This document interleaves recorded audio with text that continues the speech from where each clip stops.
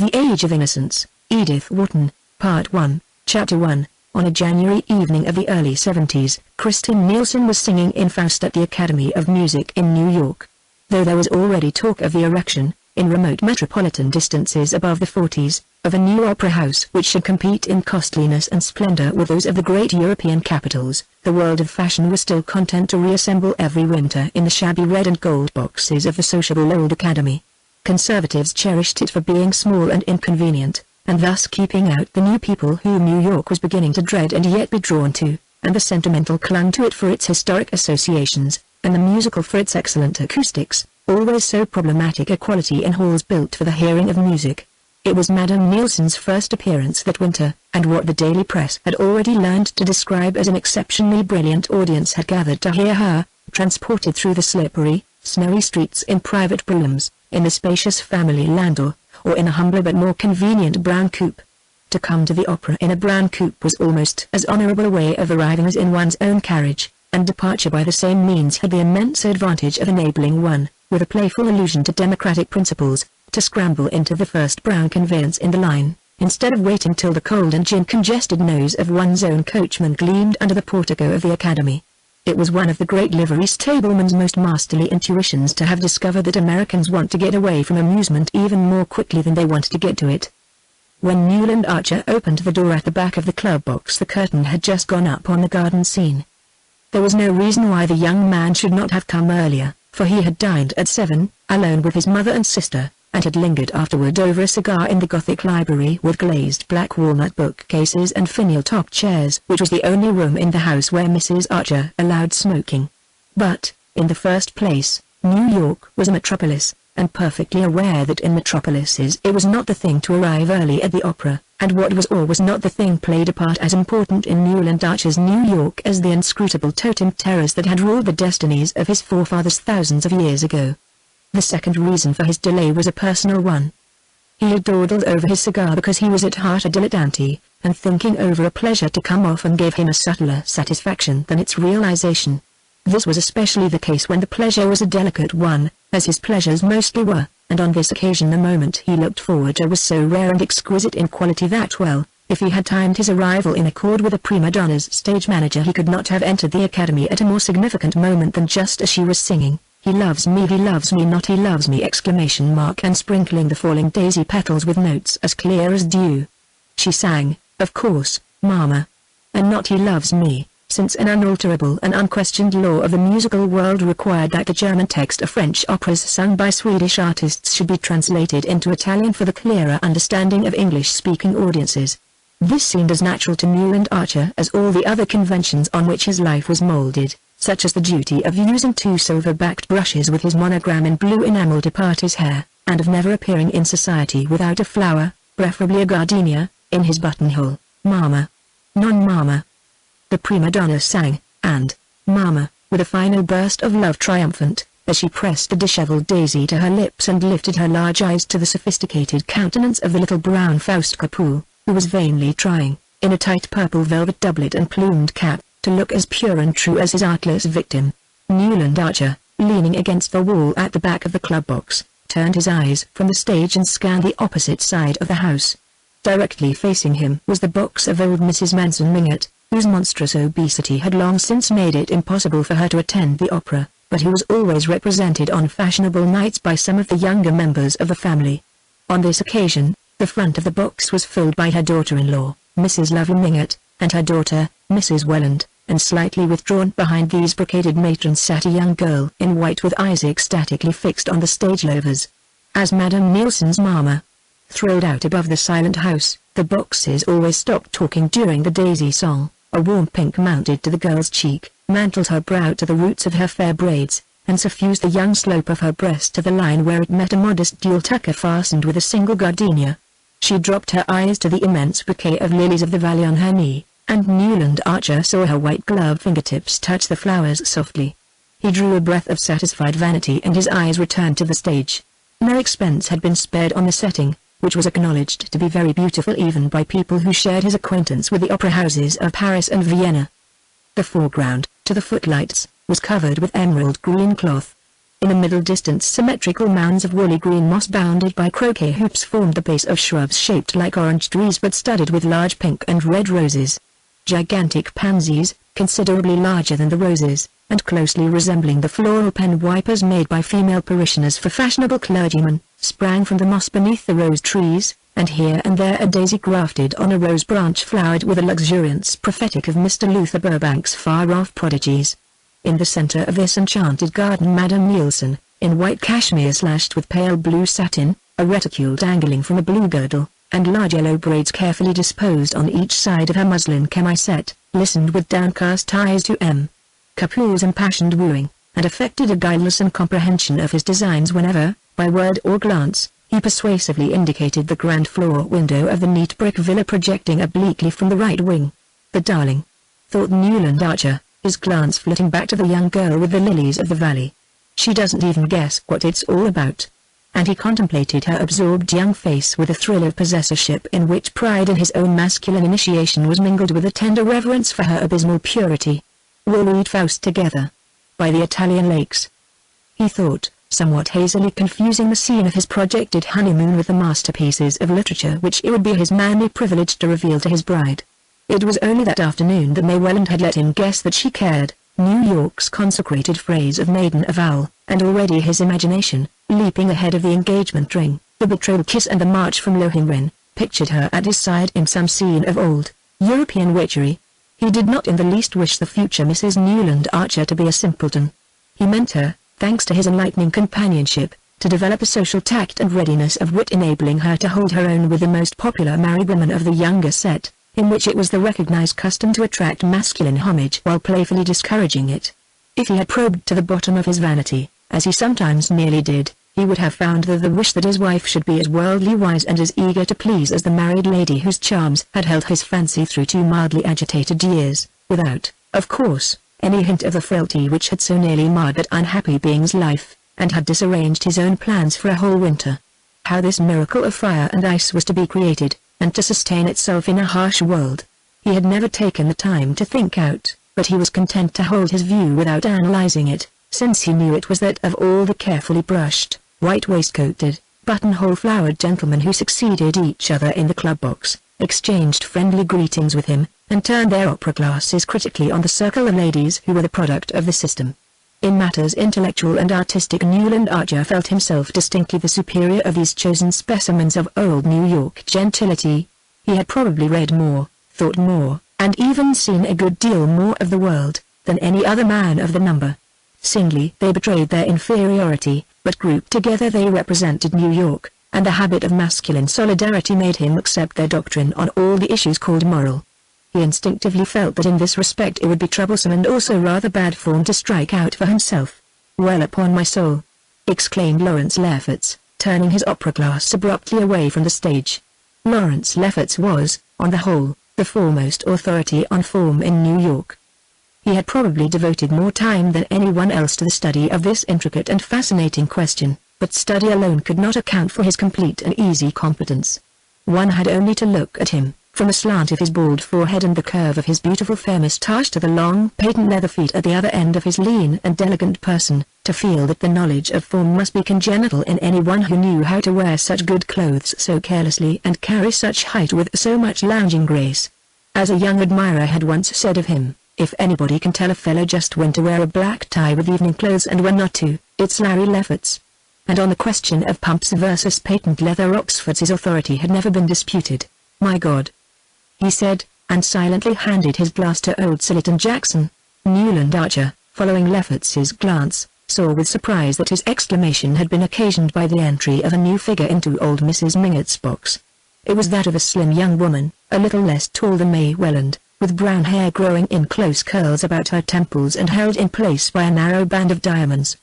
The suggestion of this headdress, which gave her what was then called a Josephine look, was carried out in a cut of the dark blue velvet gown rather theatrically caught up under her bosom by a girdle with a large old-fashioned clasp.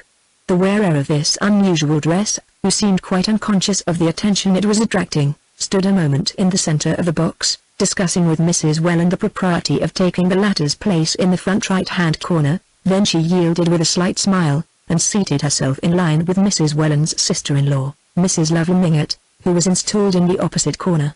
Mr. Sillerton Jackson had returned the opera glass to Lawrence Lefferts. The whole of the club turned instinctively, waiting to hear what the old man had to say, for old Mr. Jackson was as great an authority on family as Lawrence Lefferts was on form.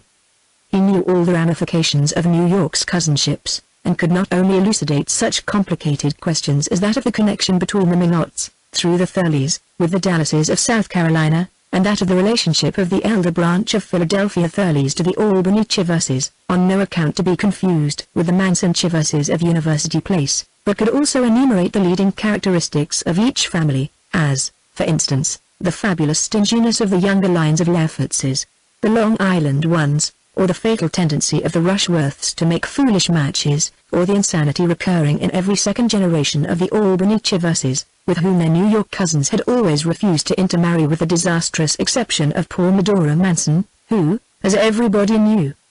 But then her mother was a Rushworth. In addition to this forest of family trees, Mr. Sillerton Jackson carried between his narrow hollow temples, and under his soft thatch of silver hair, a register of most of the scandals and mysteries that had smoldered under the unruffled surface of New York society within the last 50 years. So far indeed did his information extend, and so acutely retentive was his memory, that he was supposed to be the only man who could have told you who Julius Beaufort, the banker, really was, and what had become of handsome Bob Spicer, old Mrs. Manson Mingott's father, who had disappeared so mysteriously, with a large sum of trust money, less than a year after his marriage, on the very day that a beautiful Spanish dancer who had been delighting thronged audiences in the old opera house on the Battery had taken ship for Cuba. But these mysteries, and many others, were closely locked in Mr. Jackson's breast, for not only did his keen sense of honor forbid his repeating anything privately imparted, but he was fully aware that his reputation for discretion increased his opportunities of finding out what he wanted to know. The club box, therefore, waited in visible suspense while Mr. Sillerton Jackson handed back Lawrence Lefferts's opera glass. For a moment he silently scrutinized the attentive group out of his filmy blue eyes overhung by old vein lids, then he gave his moustache a thoughtful twist, and said simply, "I didn't think the Mingotts would have tried it on." Chapter 2, Newland Archer, during this brief episode, had been thrown into a strange state of embarrassment. It was annoying that the box which was thus attracting the undivided attention of masculine New York should be that in which his betrothed was seated between her mother and aunt, and for a moment he could not identify the lady in the Empire dress, nor imagine why her presence created such excitement among the initiated. Then light dawned on him, and with it came a momentary rush of indignation. No, indeed, no one would have thought the Mingotts would have tried it on. But they undoubtedly had, for the low-toned comments behind him left no doubt in Archer's mind that the young woman was May Welland's cousin, the cousin always referred to in the family as poor Ellen Olenska. Archer knew that she had suddenly arrived from Europe a day or two previously. He had even heard from Miss Welland, not disapprovingly, that she had been to see poor Ellen, who was staying with old Mrs. Mingott. Archer entirely approved of family solidarity, and one of the qualities he most admired in the Mingotts was their resolute championship of the few black sheep that their blameless stock had produced. There was nothing mean or ungenerous in the young man's heart, and he was glad that his future wife should not be restrained by false prudery from being kind, in private, to her unhappy cousin, but to receive Countess Olenska in the family circle was a different thing from producing her in public, at the opera of all places, and in the very box with a young girl whose engagement to him, Newland Archer, was to be announced within a few weeks. No, he felt as old Sillerton Jackson felt, he did not think the Mingotts would have tried it on. He knew, of course, that whatever man dared, within Fifth Avenue's limits, that old Mrs. Manson Mingott, the matriarch of the line, would dare. He had always admired the high and mighty old lady, who, in spite of having been only Catherine Spicer of Staten Island, with a father mysteriously discredited, and neither money nor position enough to make people forget it, had allied herself with the head of the wealthy Mingott line, married two of her daughters to foreigners, an Italian marquis and an English banker, and put the crowning touch to her audacities by building a large house of pale cream-colored stone, when brown sandstone seemed as much the only wear as a frock coat in the afternoon, in an inaccessible wilderness near the Central Park. Old Mrs. Mingott's foreign daughters had become a legend. They never came back to see their mother, and the latter being, like many persons of active mind and dominating will, sedentary and corpulent in her habit, had philosophically remained at home. But the cream-colored house, supposed to be modeled on the private hotels of the Parisian aristocracy, was there as a visible proof of her moral courage, and she throned in it, among pre-revolutionary furniture and souvenirs of the Tuileries of Louis Napoleon, where she had shone in her middle age, as placidly as if there were nothing peculiar in living above 34th Street, or in having French windows that opened like doors instead of sashes that pushed up. Everyone, including Mr. Sillerton Jackson, was agreed that old Catherine had never had beauty, a gift which, in the eyes of New York, justified every success, and excused a certain number of failings. Unkind people said that, like her imperial namesake, she had won her way to success by strength of will and hardness of heart, and a kind of haughty effrontery that was somehow justified by the extreme decency and dignity of her private life. Mr. Manson Mingott had died when she was only 28, and had tied up the money with an additional caution born of the general distrust of the Spicers, but his bold young widow went her way fearlessly, mingled freely in foreign society, married her daughters in heaven knew what corrupt and fashionable circles, hobnobbed with dukes and ambassadors, associated familiarly with papists, entertained opera singers, and was the intimate friend of Taglioni, and all the while, as Sillerton Jackson was the first to proclaim, there had never been a breath on her reputation, the only respect, he always added, in which she differed from the earlier Catherine. Mrs. Manson Mingott had long since succeeded in untying her husband's fortune, and had lived in affluence for half a century, but memories of her early straits had made her excessively thrifty, and though, when she bought a dress or a piece of furniture, she took care that it should be of the best, she could not bring herself to spend much on the transient pleasures of the table. Therefore, for totally different reasons, her food was as poor as Mrs. Archer's, and her wines did nothing to redeem it. Her relatives considered that the penury of her table discredited the Mingott name, which had always been associated with good living, but people continued to come to her in spite of the made dishes and flat champagne, and in reply to the remonstrances of her son Lovell, who tried to retrieve the family credit by having the best chef in New York, she used to say laughingly, "What's the use of two good cooks in one family? Now that I've married the girls and can't eat sauces?" Newland Archer, as he mused on these things, had once more turned his eyes toward the Mingott box. He saw that Mrs. Welland and her sister-in-law were facing their semicircle of critics with the Mingottian aplomb which old Catherine had inculcated in all her tribe, and that only May Welland betrayed, by a heightened color, perhaps due to the knowledge that he was watching her, a sense of the gravity of the situation. As for the cause of the commotion, she sat gracefully in her corner of the box, her eyes fixed on the stage, and revealing, as she leaned forward, a little more shoulder and bosom than New York was accustomed to seeing, at least in ladies who had reasons for wishing to pass unnoticed. Few things seemed to Newland Archer more awful than an offense against taste, that far-off divinity of whom form was the mere visible representative and vicegerent.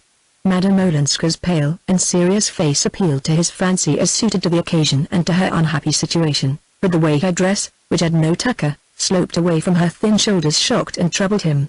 He hated to think of May Welland's being exposed to the influence of a young woman so careless of the dictates of taste. After all, he heard one of the younger men begin behind him, everybody talked through the Mephistopheles and Martha scenes. After all, just what happened? Well, she left him, nobody attempts to deny that. He's an awful brute, isn't he?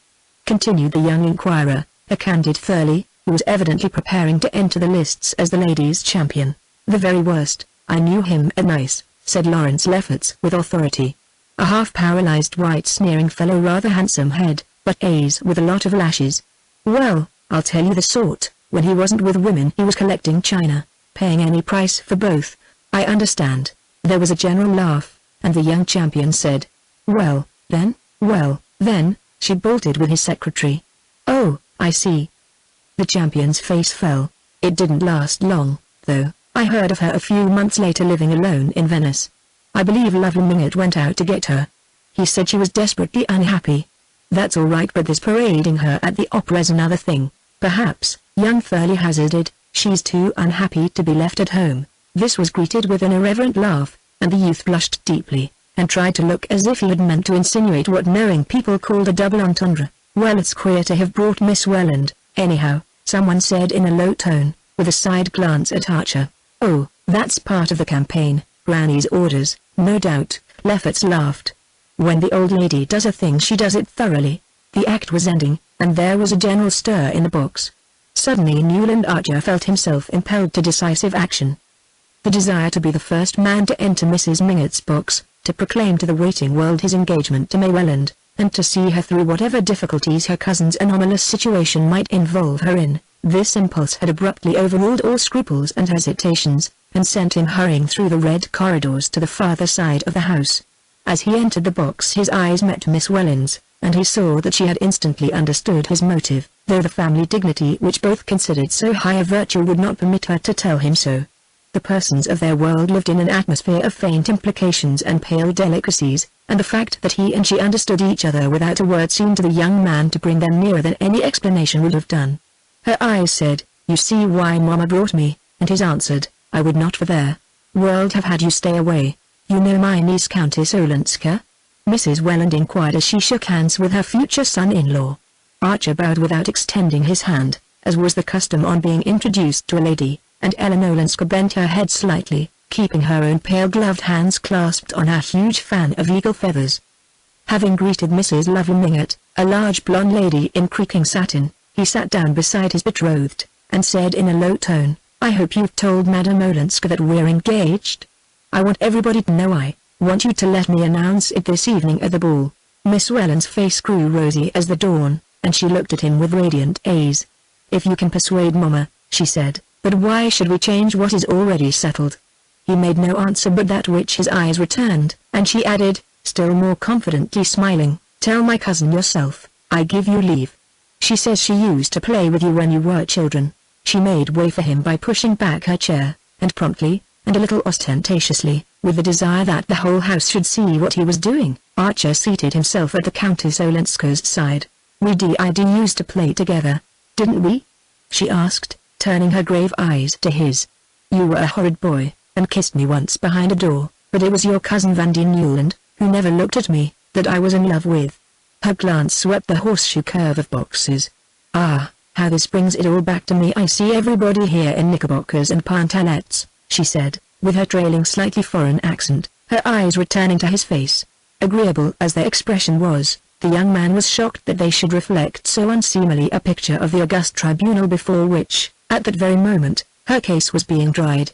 Nothing could be in worse taste than misplaced flippancy, and he answered somewhat stiffly, "Yes, you have been away a very long time." "Oh, centuries and centuries, so long," she said, "that I'm sure I'm dead and buried, and this dear old place is heaven," which, for reasons he could not define, struck Newland Archer as an even more disrespectful way of describing New York society. Chapter 3. It invariably happened in the same way. Mrs. Julia Spofford, on the night of her annual ball, never failed to appear at the opera. Indeed, she always gave her ball on an opera night in order to emphasize her complete superiority to household cares, and her possession of a staff of servants competent to organize every detail of the entertainment in her absence.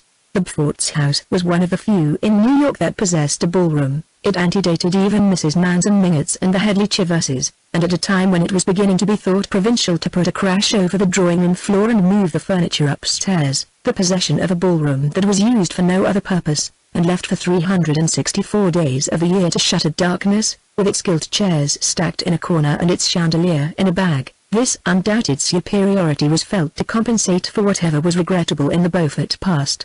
Mrs. Archer, who was fond of coining her social philosophy into axioms, had once said, "We all have our pet common people," and though the phrase was a daring one, its truth was secretly admitted in many an exclusive bosom. But the Beauforts were not exactly common, some people said they were even worse. Mrs. Beaufort belonged indeed to one of America's most honored families. She had been the lovely Regina Dallas, of the South Carolina branch, a penniless beauty introduced to New York society by her cousin, the imprudent Medora Manson, who was always doing the wrong thing from the right motive. When one was related to the Mansons and the Rushworths, one had adored a sight, as Mr. Sillerton Jackson, who had frequented the Tuileries, called it, in New York society, but did one not forfeit it in marrying Julia Spofford? The question was, who was Beaufort? He passed for an Englishman, was agreeable, handsome, ill-tempered, hospitable and witty. He had come to America with letters of recommendation from old Mrs. Manson Mingott's English son-in-law, the banker, and had speedily made himself an important position in the world of affairs, but his habits were dissipated, his tongue was bitter, his antecedents were mysterious, and when Medora Manson announced her cousin's engagement to him it was felt to be one more act of folly in poor Medora's long record of imprudences. But folly is as often justified of her children as wisdom, and 2 years after young Mrs. Beaufort's marriage it was admitted that she had the most distinguished house in New York. No one knew exactly how the miracle was accomplished. She was indolent, passive, the caustic even called her dull, but dressed like an idol, hung with pearls, growing younger and blonder and more beautiful each year. She throned in Mr. Beaufort's heavy brownstone palace, and drew all the world there without lifting her jeweled little finger. The knowing people said it was Beaufort himself who trained the servants, taught the chef new dishes, told the gardeners what hothouse flowers to grow for the dinner table and the drawing rooms, selected the guests, brewed the after-dinner punch and dictated the little notes his wife wrote to her friends. If he did, these domestic activities were privately performed, and he presented to the world the appearance of a careless and hospitable millionaire strolling into his own drawing room with the detachment of an invited guest, and saying, "My wife's glocksinias are a marvel, aren't they? I believe she gets them out from Kew."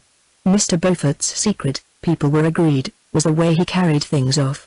It was all very well to whisper that he had been helped to leave England by the international banking house in which he had been employed. He carried off that rumor as easily as the rest, though New York's business conscience was no less sensitive than its moral standard. He carried everything before him, and all New York into his drawing rooms, and for over 20 years now people had said they were going to the Beauforts with the same tone of security as if they had said they were going to Mrs. Manson Mingott's, and with the added satisfaction of knowing they would get hot canvas-back ducks and vintage wines, instead of tepid Veuve Clicquot without a year and warmed-up croquettes from Philadelphia. Mrs. Beaufort, then, had as usual appeared in her box just before the duel song, and when, again as usual, she rose at the end of the third act, drew her opera cloak about her lovely shoulders, and disappeared, New York knew that meant that half an hour later the ball would begin.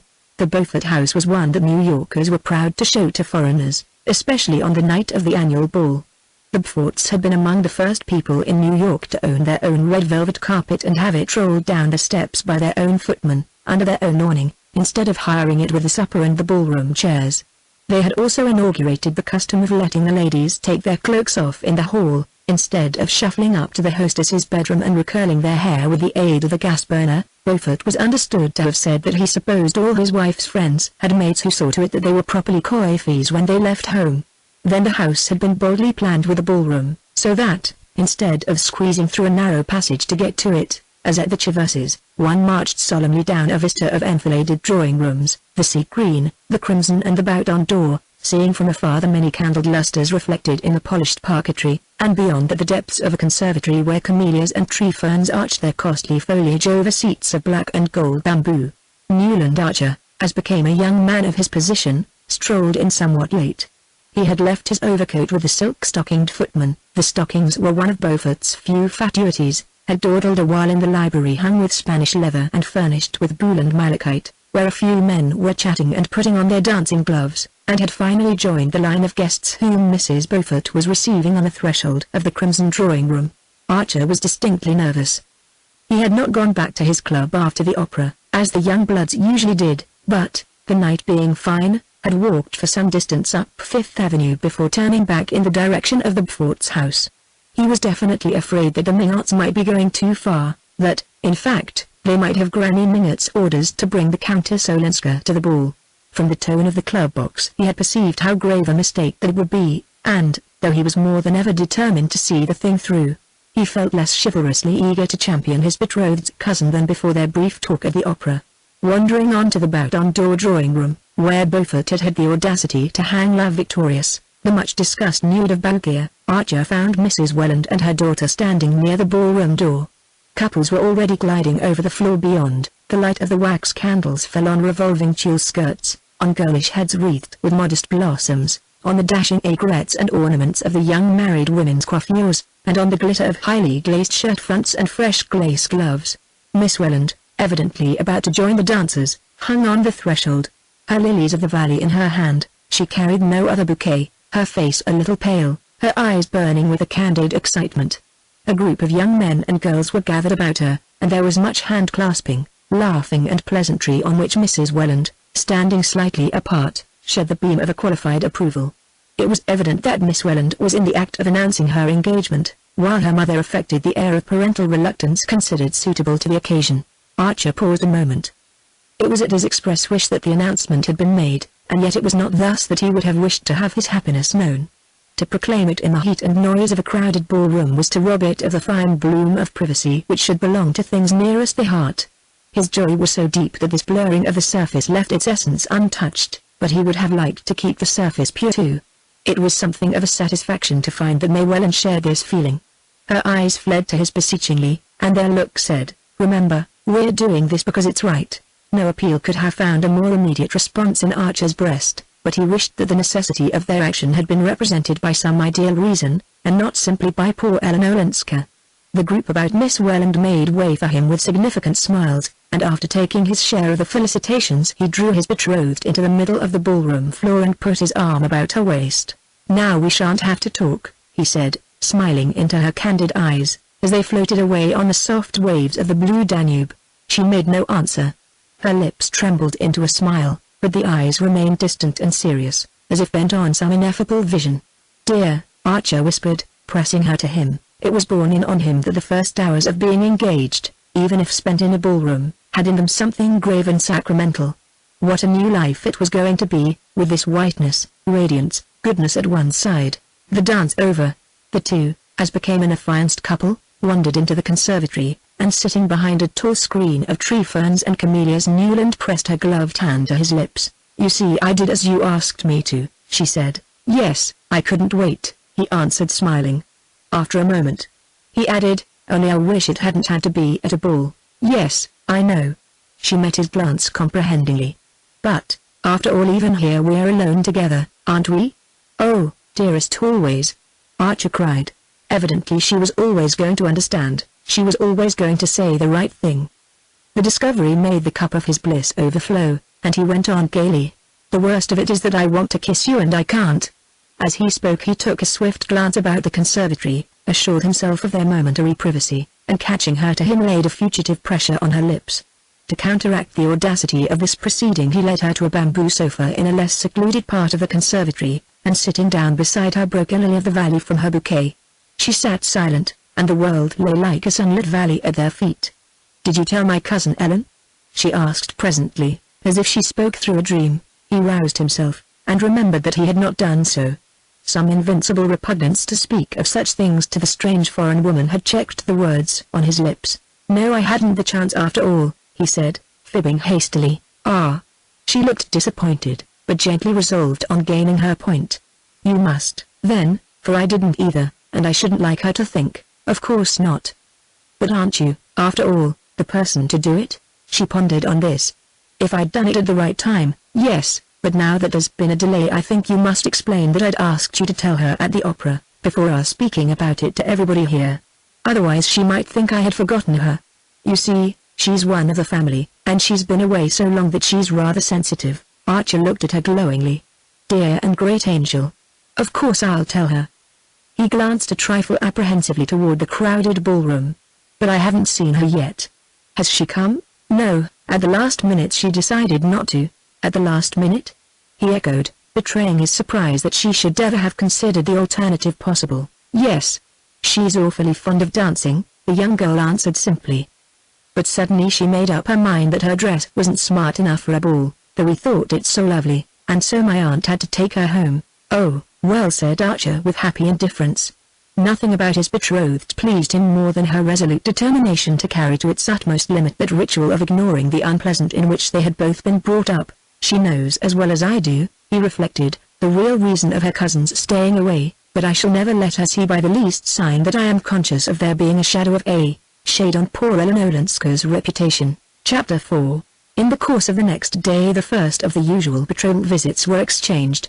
The New York ritual was precise and inflexible in such matters, and in conformity with it Newland Archer first went with his mother and sister to call on Mrs. Welland, after which he and Mrs. Welland and maid drove out to old Mrs. Manson Mingott's to receive that venerable ancestress's blessing. A visit to Mrs. Manson Mingott was always an amusing episode to the young man. The house in itself was already an historic document, though not, of course, as venerable as certain other old family houses in University Place and Lower Fifth Avenue. Those were of the purest 1830, with a grim harmony of cabbage rose garlanded carpets, rosewood consoles, round arched fireplaces with black marble mantels, and immense glazed bookcases of mahogany, whereas old Mrs. Mingott, who had built her house later, has bodily cast out the massive furniture of her prime, and mingled with the Mingott heirlooms the frivolous upholstery of the Second Empire. It was her habit to sit in a window of her sitting room on the ground floor, as if watching calmly for life and fashion to flow northward to her solitary doors. She seemed in no hurry to have them come, for her patience was equalled by her confidence. She was sure that presently the hoardings, the quarries, the once-Tory saloons, the wooden greenhouses in ragged gardens, and the rocks from which goats surveyed the scene, would vanish before the advance of residences as stately as her own perhaps, for she was an impartial woman, even statelier, and that the cobblestones over which the old clattering omnibuses bumped would be replaced by smooth asphalt, such as people reported having seen in Paris. Meanwhile, as everyone she cared to see came to her, and she could fill her rooms as easily as the Beauforts, and without adding a single item to the menu of her suppers, she did not suffer from her geographic isolation. The immense accretion of flesh which had descended on her in middle life like a flood of lava on a doomed city had changed her from a plump active little woman with a neatly turned foot and ankle into something as vast and august as a natural phenomenon. She had accepted this submergence as philosophically as all her other trials, and now, in extreme old age, was rewarded by presenting to her mirror an almost unwrinkled expanse of firm pink and white flesh, in the center of which the traces of a small face survived as if awaiting excavation. A flight of smooth double chins led down to the dizzy depths of a still snowy bosom veiled in snowy muslins that were held in place by a miniature portrait of the late Mr. Mingott, and around and below, wave after wave of black silk surged away over the edges of a capacious armchair, with two tiny white hands poised like gulls on the surface of the billows. The burden of Mrs. Manson Mingott's flesh had long since made it impossible for her to go up and down stairs, and with characteristic independence she had made her reception rooms upstairs and established herself, in flagrant violation of all the New York proprieties, on the ground floor of her house, so that, as you sat in her sitting-room window with her, you caught, through a door that was always open, and a looped-back yellow damask portiere, the unexpected vista of a bedroom with a huge low bed upholstered like a sofa, and a toiletable with frivolous lace flounces and a gilt-framed mirror. Her visitors were startled and fascinated by the foreignness of this arrangement, which recalled scenes in French fiction, and architectural incentives to immorality such as the simple American had never dreamed of. That was how women with lovers lived in the wicked old societies, in apartments with all the rooms on one floor, and all the indecent propinquities that their novels described. It amused Newland Archer, who had secretly situated the love scenes of Monsieur de Camus in Mrs. Mingott's bedroom, to picture her blameless life led in the stage setting of adultery, but he said to himself, with considerable admiration, that if a lover had been what she wanted, the intrepid woman would have had him too. To the general relief the Countess Olenska was not present in her grandmother's drawing-room during the visit of the betrothed couple. Mrs. Mingott said she had gone out, which, on a day of such glaring sunlight, and at the shopping hour, seemed in itself an indelicate thing for a compromised woman to do. But at any rate it spared them the embarrassment of her presence, and the faint shadow that her unhappy past might seem to shed on their radiant future. The visit went off successfully, as was to have been expected. Old Mrs. Mingott was delighted with the engagement, which, being long foreseen by watchful relatives, had been carefully passed upon in family council, and the engagement ring, a large thick sapphire set in invisible claws, met with her unqualified admiration. It's a new setting, of course it shows the stone beautifully, but it looks a little bare to old-fashioned eyes, Mrs. Welland had explained, with a conciliatory side glance at her future son-in-law. Old-fashioned eyes? I hope you don't mean mine, my dear. I like all the novelties, said the ancestress, lifting the stone to her small bright orbs, which no glasses had ever disfigured. Very handsome, she added, returning the jewel, very liberal. In my time a cameo set in pearls was thought sufficient. But it's the hand that sets off the ring, isn't it, my dear Mr. Archer? And she waved one of her tiny hands, with small pointed nails and rolls of aged fat encircling the wrist like ivory bracelets. Mine was modelled in Rome by the great Ferrigiani. You should have May's done, no doubt he'll have it done, my child. Her hand is large, it's these modern sports that spread the joints but the skin is white. And when's the wedding to be? She broke off, fixing her eyes on Archer's face. Oh, Mrs. Welland murmured, while the young man, smiling at his betrothed, replied, as soon as ever it can, if only you'll back me up, Mrs. Mingott. We must give them time to get to know each other a little better, Mamma, Mrs. Welland interposed, with the proper affectation of reluctance, to which the ancestress rejoined, know each other? Fiddlesticks. Everybody in New York has always known everybody. Let the young man have his way, my dear, Don't wait till the bubble's off the wine. Marry them before Lent. I may catch pneumonia any winter now, and I want to give a wedding breakfast." These successive statements were received with the proper expressions of amusement, incredulity and gratitude, and the visit was breaking up in a vein of mild pleasantry when the door opened to admit the Countess Olenska, who entered in bonnet and mantle followed by the unexpected figure of Julia Spofford. There was a cousinly murmur of pleasure between the ladies, and Mrs. Mingott held out Ferrigiani's model to the banker. "Ha! Beaufort, this is a rare favor." She had an odd foreign way of addressing men by their surnames. "Thanks. I wish it might happen oftener," said the visitor in his easy arrogant way. "I'm generally so tied down, but I met the Countess Ellen in Madison Square, and she was good enough to let me walk home with her. I hope the house will be gayer, now that Ellen's here," cried Mrs. Mingott with a glorious effrontery. Sit down, Beaufort, push up the yellow armchair. "Now I've got you, I want a good gossip. I hear your ball was magnificent, and I understand you invited Mrs. Lemuel Struthers? Well, I've a curiosity to see the woman myself." She had forgotten her relatives, who were drifting out into the hall under Ellen Olenska's guidance. Old Mrs. Mingott had always professed a great admiration for Julia Spofford, and there was a kind of kinship in their cool domineering way and their shortcuts through the conventions. Now she was eagerly curious to know what had decided the Beauforts to invite, for the first time, Mrs. Lemuel Struthers, the widow of Struthers's shoe polish, who had returned the previous year from a long initiatory sojourn in Europe to lay siege to the tight little citadel of New York. "Of course, if you and Regina invite her, the thing is settled." "Well, we need new blood and new money, and I hear she's still very good-looking," the carnivorous old lady declared. In the hall, while Mrs. Welland and May drew on their furs, Archer saw that the Countess Olenska was looking at him with a faintly questioning smile. "Of course you know already about May and me," he said, answering her look with a shy laugh. "She scolded me for not giving you the news last night at the opera. I had her orders to tell you that we were engaged, but I couldn't. In that crowd." The smile passed from Countess Olenska's eyes to her lips. She looked younger, more like the bold brown Ellen Mingott of his boyhood. "Of course I know, yes. And I'm so glad. But one doesn't tell such things first in a crowd." The ladies were on the threshold and she held out her hand. "Goodbye, come and see me someday," she said, still looking at Archer.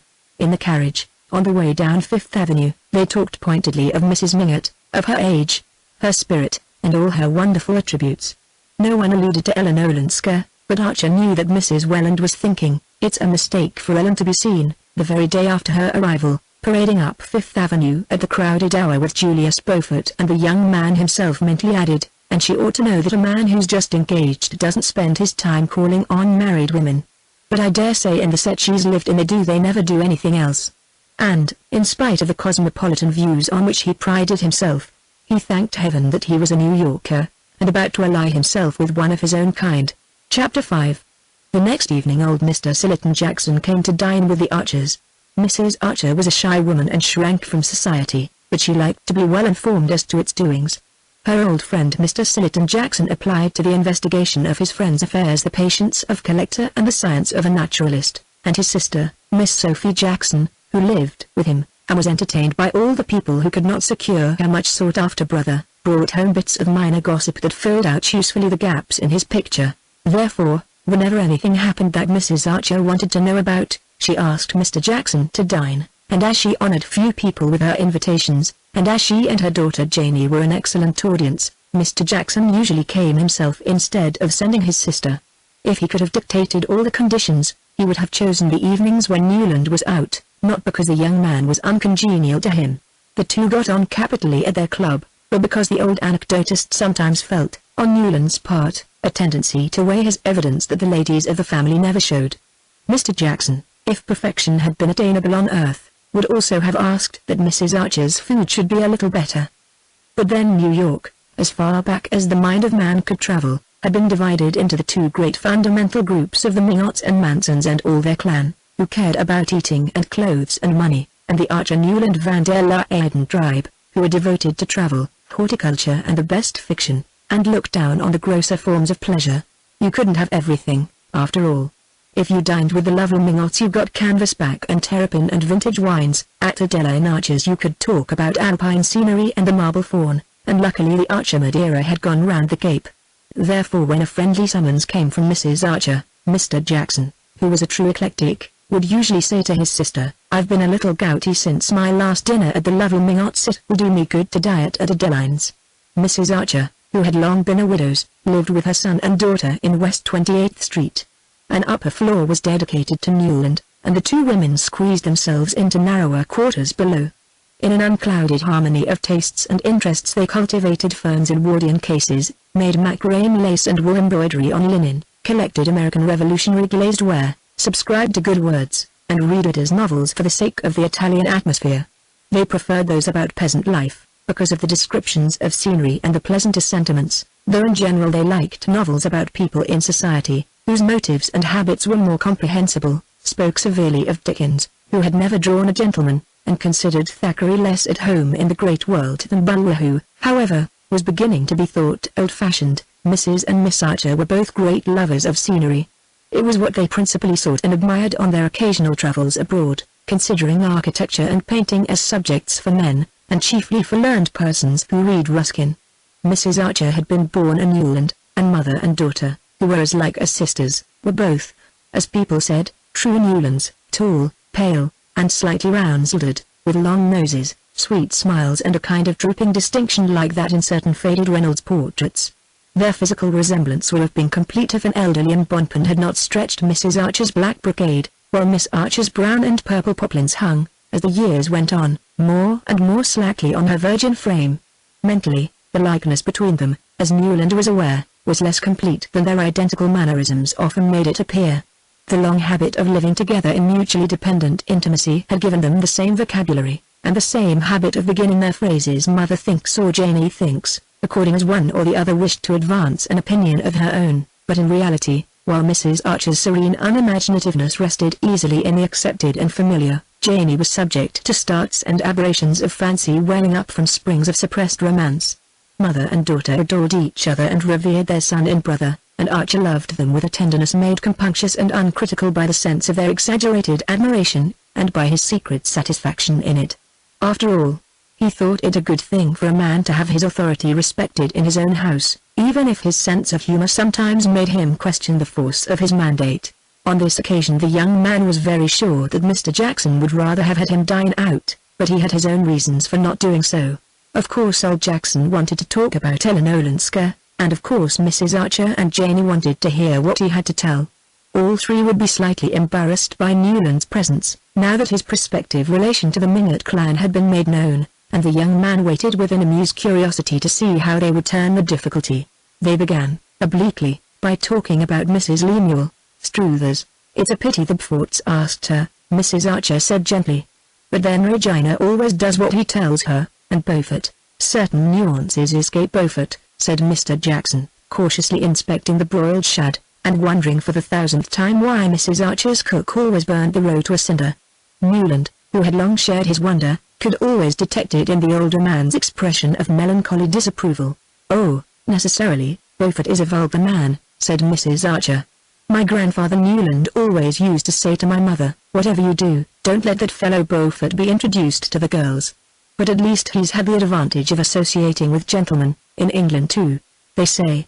It's all very mysterious." She glanced at Janie and paused. She and Janie knew every fold of the Beaufort mystery, but in public Mrs. Archer continued to assume that the subject was not one for the unmarried. "But this Mrs. Struthers," Mrs. Archer continued, "what did you say she was, Sillerton?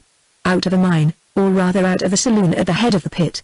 Then with living waxworks, touring New England. After the police broke that up, they say she lived." Mr. Jackson in his turn glanced at Janie, whose eyes began to bulge from under her prominent lids. There were still hiatuses for her in Mrs. Struthers's past. "Then," Mr. Jackson continued, and Archer saw he was wondering why no one had told the butler never to slice cucumbers with a steel knife, "then Lemuel Struthers came along. They say his advertiser used the girl's head for the shoe polish posters. Her hair's intensely black, you know, the Egyptian style. Anyhow, he eventually married her. There were volumes of innuendo in the way the eventually was spaced, and each syllable given its due stress. Oh, well, at the pass we've come to nowadays, it doesn't matter," said Mrs. Archer indifferently. The ladies were not really interested in Mrs. Struthers just then. The subject of Eleanor Olenska was too fresh and too absorbing to them. Indeed, Mrs. Struthers's name had been introduced by Mrs. Archer only that she might presently be able to say, And Newland's new cousin Countess Olenska? Was she at the ball too? There was a faint touch of sarcasm in the reference to her son, and Archer knew it and had expected it. Even Mrs. Archer, who was seldom unduly pleased with human events, had been altogether glad of her son's engagement. Especially after that silly business with Mrs. Rushworth, as she had remarked to Janie, alluding to what had once seemed to Newland a tragedy, of which his soul would always bear the scar. There was no better match in New York than May Welland, look at the question from whatever point you chose. Of course such a marriage was only one Newland was entitled to, but young men are so foolish and incalculable and some women so ensnaring and unscrupulous that it was nothing short of a miracle to see one's only son safe past the Siren Island in a haven of a blameless domesticity. All this Mrs. Archer felt, and her son knew she felt, but he knew also that she had been perturbed by the premature announcement of his engagement, or rather by its cause, and it was for that reason, because on the whole he was a tender and indulgent master, that he had stayed at home that evening. It's not that I don't approve of the Mignot's esprit de corps, but why Newland's engagement should be mixed up with that Olenska woman's comings and goings I don't see, Mrs. Archer grumbled to Janie, the only witness of her slight lapses from perfect sweetness. She had behaved beautifully, and in beautiful behavior she was unsurpassed during the call on Mrs. Welland, but Newland knew, and his betrothed doubtless guessed, that all through the visit she and Janie were nervously on the watch for Madame Olenska's possible intrusion, and when they left the house together she had permitted herself to say to her son, "I'm thankful that Augusta Welland received us alone." These indications of inward disturbance moved Archer the more that he too felt that the Mignots had gone a little too far. But, as it was against all the rules of their code that the mother and son should ever allude to what was uppermost in their thoughts, he simply replied, "Oh, well, there's always a phase of family parties to be gone through when one gets engaged, and the sooner it's over the better." At which his mother merely pursed her lips under the lace veil that hung down from her grey velvet bonnet trimmed with frosted grapes. Her revenge, he felt her lawful revenge, would be to draw Mr. Jackson that evening on the Countess Olenska, and, having publicly done his duty as a future member of the Mignot clan, the young man had no objection to hearing the lady discussed in private, except that the subject was already beginning to bore him. Mr. Jackson had helped himself to a slice of the tepid fillet which the mournful butler had handed him with a look as sceptical as his own, and had rejected the mushroom sauce after a scarcely perceptible sniff. He looked baffled and hungry, and Archer reflected that he would probably finish his meal on Ellen Olenska. Mr. Jackson leaned back in his chair, and glanced up at the candlelit arches, Newlands and Van der Luydens hanging in dark frames on the dark walls. "Ah, how your grandfather Archer loved a good dinner, my dear Newland," he said, his eyes on the portrait of a plump full-chested young man in a stock and a blue coat, with a view of a white-columned country house behind him. "Well, well, well. I wonder what he would have said to all these foreign marriages." Mrs. Archer ignored the allusion to the ancestral cuisine, and Mr. Jackson continued with deliberation. "No, she was not at the ball." Mrs. Archer murmured, in a tone that implied, she had that decency. "Perhaps the Beauforts don't know her," Janie suggested, with her artless malice. Mr. Jackson gave a faint sip, as if he had been tasting invisible Madeira. "Mrs. Beaufort may not, but Beaufort certainly does, for she was seen walking up Fifth Avenue this afternoon with him by the Hall of New York." "Mercy," moaned Mrs. Archer, evidently perceiving the uselessness of trying to ascribe the actions of foreigners to a sense of delicacy. "I wonder if she wears a round hat or a bonnet in the afternoon," Janie speculated. "At the opera I know she had on dark blue velvet, perfectly plain and flat like a nightgown, Janie," said her mother, and Miss Archer blushed and tried to look audacious. "It was, at any rate, in better taste not to go to the ball," Mrs. Archer continued. A spirit of perversity moved her son to rejoin, "I don't think it was a question of taste with her. May said she meant to go, and then decided that the dress in question wasn't smart enough." Mrs. Archer smiled at this confirmation of her inference. "Poor Ellen," she simply remarked, adding compassionately, "we must always bear in mind what an eccentric bringing up Medora Manson gave her. What can you expect of a girl who was allowed to wear black satin at her coming out ball?" "Don't I remember her in it?" said Mr. Jackson, adding, "Poor girl," in the tone of one who, while enjoying the memory, had fully understood at the time what the sight portended. "It's odd," Janie remarked, "that she should have kept such an ugly name as Ellen. I should have changed it to Elaine." She glanced about the table to see the effect of this. Her brother laughed. "Why Elaine? I don't know, it sounds more Polish," said Janie, blushing. "It sounds more conspicuous, and that can hardly be what she wishes," said Mrs. Archer distantly. "Why not?" broke in her son, growing suddenly argumentative. Why shouldn't she be conspicuous if she chooses? Why should she slink about as if it were she who had disgraced herself? She's poor Ellen certainly, because she had the bad luck to make a wretched marriage, but I don't see that that's arrears on for hiding her head as if she were the culprit. That, I suppose, said Mr. Jackson, speculatively, is the line the Mingots mean to take. The young man reddened. I didn't have to wait for their cue, if that's what you mean, sir. Madame Olenska has had an happy life. That doesn't make her an outcast. There are rumors, began Mr. Jackson, glancing at Janie. Oh, I know, the secretary. The young man took him up. Nonsense, mother, Janie's grown up. They say, don't they, he went on, that the secretary helped her to get away from her brute of a husband, who kept her practically a prisoner. Well, what if he did? I hope there isn't a man among us who wouldn't have done the same in such a case. Mr. Jackson glanced over his shoulder to say to the sad butler, perhaps. That's sauce. Just a little, after all. Then, having helped himself, he remarked, I'm told she's looking for a house. She means to live here. I hear she means to get a divorce, said Janie boldly. I hope she will. Archer exclaimed. The word had fallen like a bombshell in the pure and tranquil atmosphere of the Archer dining room. Mrs. Archer raised her delicate eyebrows in the particular curve that signified. The butler and the young man, himself mindful of the bad taste of discussing such intimate matters in public, hastily branched off into an account of his visit to old Mrs. Mingott.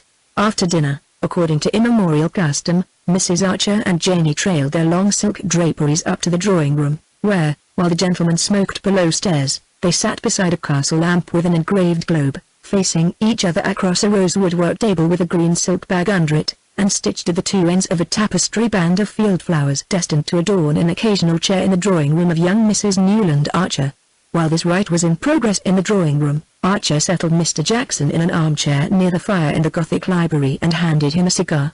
Mr. Jackson sank into the armchair with satisfaction, lit his cigar with perfect confidence. It was Newland who brought them, and stretching his thin old ankles to the coals, said, You say the secretary merely helped her to get away, my dear fellow?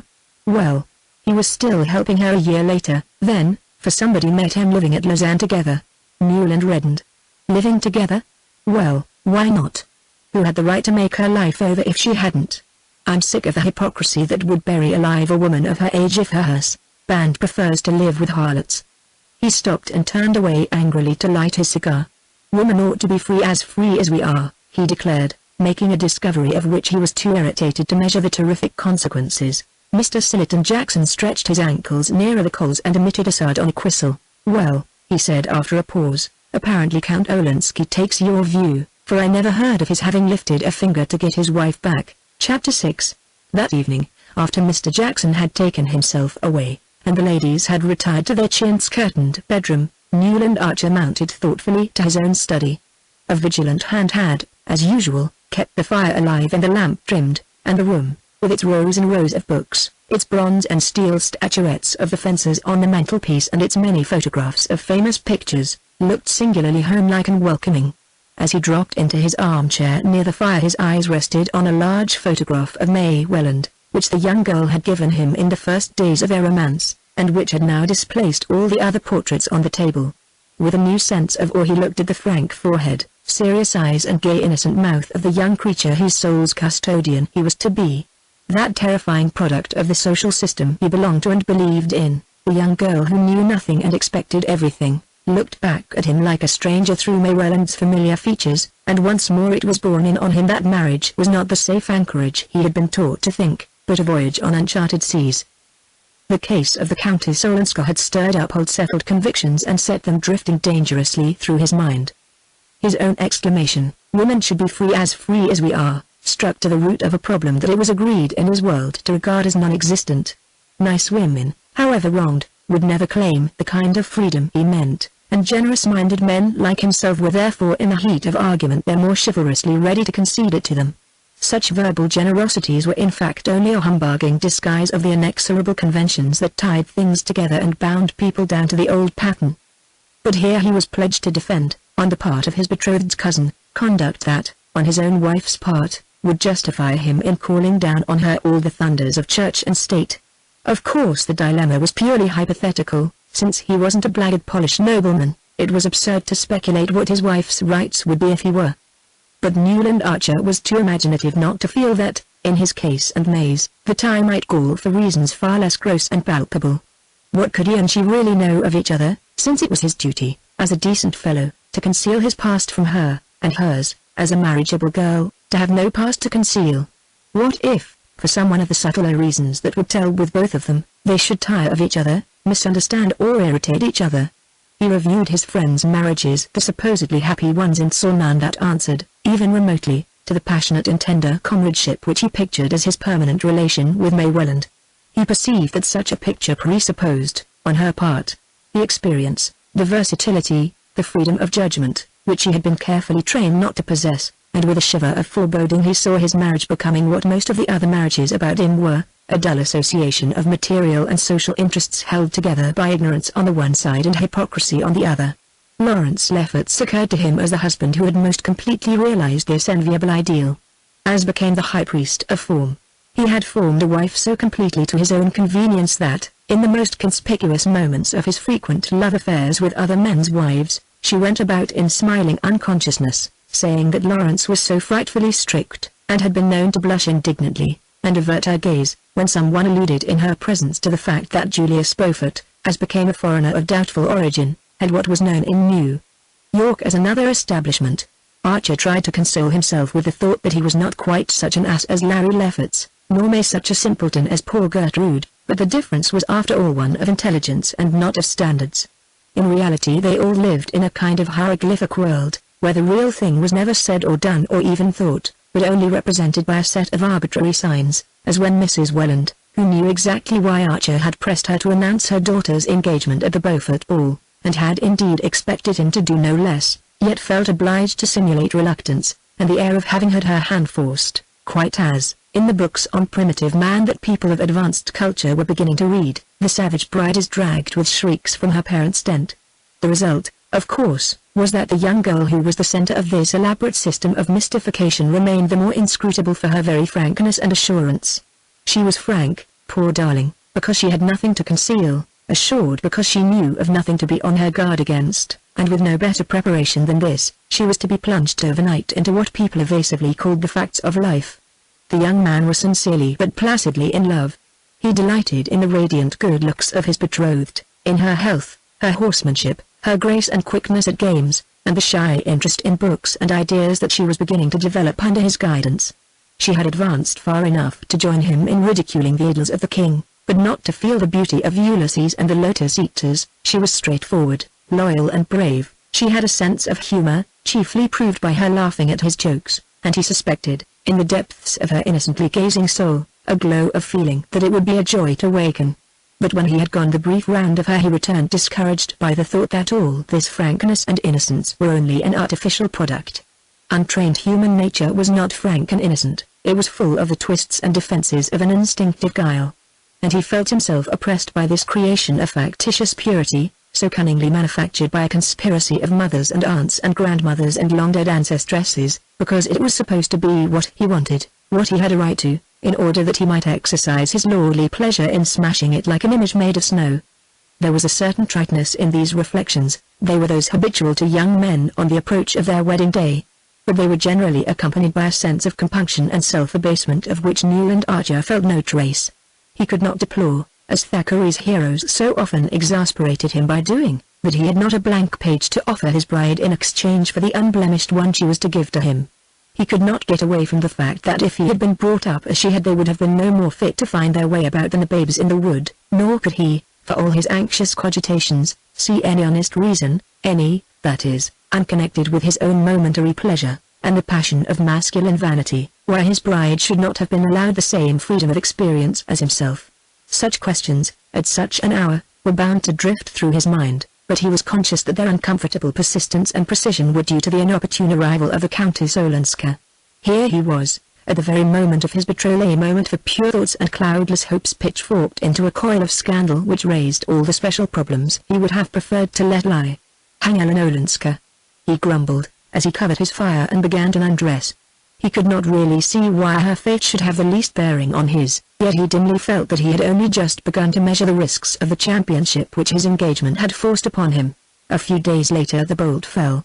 The lovely Mingots had sent out cards for what was known as a formal dinner, that is, 3 extra footmen, 2 dishes for each course, and a Roman punch in the middle, and had headed their invitations with the words to meet the Countess Olenska, in accordance with the hospitable American fashion, which treats strangers as if they were royalties, or at least as their ambassadors. The guests had been selected with a boldness and discrimination in which the initiated recognized the firm hand of Catherine the Great. Associated with such immemorial standbys as the Selfridge Marys, who were asked everywhere because they always had been, the Beauforts, on whom there was a claim of relationship, and Mr. Sillerton Jackson and his sister Sophie, who went wherever her brother told her to, were some of the most fashionable and yet most irreproachable of the dominant young married set, the Lawrence Leffertses, Mrs. Lefferts Rushworth, the lovely widow, the Harry Thurleys, the Reggie Chiverses and young Maurice Dagonet and his wife, who was a Van der Leyden. The company indeed was perfectly assorted, since all the members belonged to the little inner group of people who, during the long New York season, disported themselves together daily and nightly with apparently undiminished zest. 48 hours later the unbelievable had happened. Everyone had refused the Mingots' invitation except the Beauforts and old Mr. Jackson and his sister. The intended slight was emphasized by the fact that even the Reggie Chiverses, who were of the Mingot clan, were among those inflicting it, and by the uniform wording of the notes, in all of which the writers regretted that they were unable to accept, without the mitigating plea of a previous engagement that ordinary courtesy prescribed. New York society was, in those days, far too small, and too scant in its resources, for everyone in it, including livery stable keepers, butlers and cooks, not to know exactly on which evenings people were free, and it was thus possible for the recipients of Mrs. Lovely Mingot's invitations to make cruelly clear their determination not to meet the Countess Olenska. The blow was unexpected, but the Mingots, as their way was, met it gallantly. Mrs. Lovely Mingot confided the case to Mrs. Welland, who confided it to Newland Archer, who, aflame at the outrage, appealed passionately and authoritatively to his mother, who, after a painful period of inward resistance and outward temporizing, succumbed to his instances, as she always did, and immediately embracing his cause with an energy redoubled by her previous hesitations, put on her grey velvet bonnet and said, "I'll go and see Louisa Van der Leyden." The New York of Newland Archer's day was a small and slippery pyramid, in which, as yet, hardly a fissure had been made or a foothold gained. At its base was a firm foundation of what Mrs. Archer called plain people, an honorable but obscure majority of respectable families who, as in the case of the Spicers or the Leffertses or the Jacksons, had been raised above their level by marriage with one of the ruling clans. People, Mrs. Archer always said, were not as particular as they used to be, and with old Catherine Spicer ruling one end of Fifth Avenue, and Julia Spofford the other, you couldn't expect the old traditions to last much longer. Firmly narrowing upward from this wealthy but inconspicuous substratum was the compact and dominant group which the Mingots, Newlands, Chiverses and Mansons so actively represented. Most people imagined them to be the very apex of the pyramid, but they themselves, at least those of Mrs. Archer's generation, were aware that, in the eyes of the professional genealogist, only a still smaller number of families could lay claim to that eminence. "Don't tell me," Mrs. Archer would say to her children, "all this modern newspaper rubbish about a New York aristocracy. If there is one, neither the Mingots nor the Mansons belong to it, no, nor the Newlands or the Chiverses either. Our grandfathers and great-grandfathers were just respectable English or Dutch merchants, who came to the colonies to make their fortune, and stayed here because they did so well. One of your great-grandfathers signed the Declaration, and another was a general on Washington's staff, and received General Burgoyne's sword after the Battle of Saratoga. These are things to be proud of, but they have nothing to do with rank or class. New York has always been a commercial community, and there are not more than 3 families in it who can claim an aristocratic origin in the real sense of the word." Mrs. Archer and her son and daughter, like everyone else in New York, knew who these privileged beings were, the Dagonets of Washington Square, who came of an old English county family allied with the Pitts and Foxes, the Lannings, who had intermarried with the descendants of Count de Grasse, and the Van der Leydens, direct descendants of the first Dutch governor of Manhattan, and related by pre-revolutionary marriages to several members of the French and British aristocracy. The Lannings survived only in the person of 2 very old but lively Miss Lannings, who lived cheerfully and reminiscently among family portraits and Chippendale. The Dagonets were a considerable clan, allied to the best names in Baltimore and Philadelphia, but the Van der Leydens, who stood above all of them, had faded into a kind of superterrestrial twilight, from which only 2 figures impressively emerged, those of Mr. and Mrs. Henry Van der Leyden. Mrs. Henry van der Leyden had been Louisa Dagonet, and her mother had been the granddaughter of Colonel Dulac, of an old Channel Island family, who had fought under Cornwallis and had settled in Maryland, after the war, with his bride, Lady Angelica Trevena, fifth daughter of the Earl of Street-Ostre. The tie between the Dagonets, the Dulacs of Maryland, and their aristocratic Cornish kinsfolk, the Trevenas, had always remained close and cordial. Mr. and Mrs. van der Leyden had more than once paid long visits to the present head of the House of Trevena, the Duke of Street-Ostre, at his country seat in Cornwall and at Street-Ostre in Gloucestershire, and his Grace had frequently announced his intention of some day returning their visit, without the Duchess, who feared their Atlantic.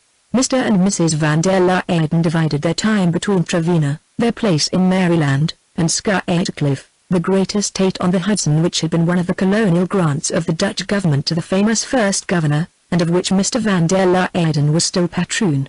Their large solemn house in Madison Avenue was seldom opened, and when they came to town they received in it only their most intimate friends. "I wish you would go with me, Newland," his mother said, suddenly pausing at the door of the brown coupe. "Louisa is fond of you, and of course it's on account of dear May that I'm taking this step, and also because, if we don't all stand together, there'll be no such thing as society left." Chapter 7. Mrs. Henry van der Leyden listened in silence to her cousin, Mrs. Archer's narrative. It was all very well to tell yourself in advance that Mrs. van der Leyden was always silent, and that, though non-committal by nature and training, she was very kind to the people she really liked. Even personal experience of these facts was not always a protection from the chill that descended on one in the high-ceilinged white-walled Madison Avenue drawing-room, with the pale brocaded armchairs so obviously uncovered for the occasion, and the gauze still veiling the ormolu mantel ornaments and the beautiful old carved frame of Gainsborough's Lady Angelica Dulac. Mrs. van der Leyden's portrait by Huntington, in black velvet and Venetian point, faced that of her lovely ancestress. It was generally considered as fine as a cabanel, and, though 20 years had elapsed since its execution, was still a perfect likeness. Indeed, the Mrs. van der Leyden who sat beneath it listening to Mrs. Archer might have been the twin sister of the fair and still youngish woman drooping against a gilt armchair before a green rep curtain. Mrs. van der Leyden still wore black velvet and Venetian point when she went into society, or rather, since she never dined out, when she threw open her own doors to receive it. Her fair hair, which had faded without turning grey, was still parted in flat overlapping points on her forehead, and the straight nose that divided her pale blue eyes was only a little more pinched about the nostrils than when the portrait had been painted. She always, indeed, struck Newland Archer as having been rather gruesomely preserved in the airless atmosphere of a perfectly irreproachable existence, as bodies caught in glaciers keep for years a rosy life in death. Like all his family, he esteemed and admired Mrs. van der Leyden, but he found her gentle bending sweetness less approachable than the grimness of some of his mother's old aunts, fierce spinsters who said no on principle before they knew what they were going to be asked. Mrs. van der Leyden's attitude said neither yes nor no, but always appeared to incline to clemency till her thin lips, wavering into the shadow of a smile, made the almost invariable reply, "I shall first have to talk this over with my husband." She and Mr. van der Leyden were so exactly alike that Archer often wondered how, after 40 years of the closest conjugality, two such merged identities ever separated themselves enough for anything as controversial as a talking over. But as neither had ever reached a decision without prefacing it by this mysterious conclave, Mrs. Archer and her son, having set forth their case, waited resignedly for the familiar phrase. Mrs. van der Leyden, however, who had seldom surprised anyone, now surprised them by reaching her long hand toward the bell rope. "I think," she said, "I should like Henry to hear what you have told me." A footman appeared, to whom she gravely added, "If Mr. van der Leyden has finished reading the newspaper, please ask him to be kind enough to come."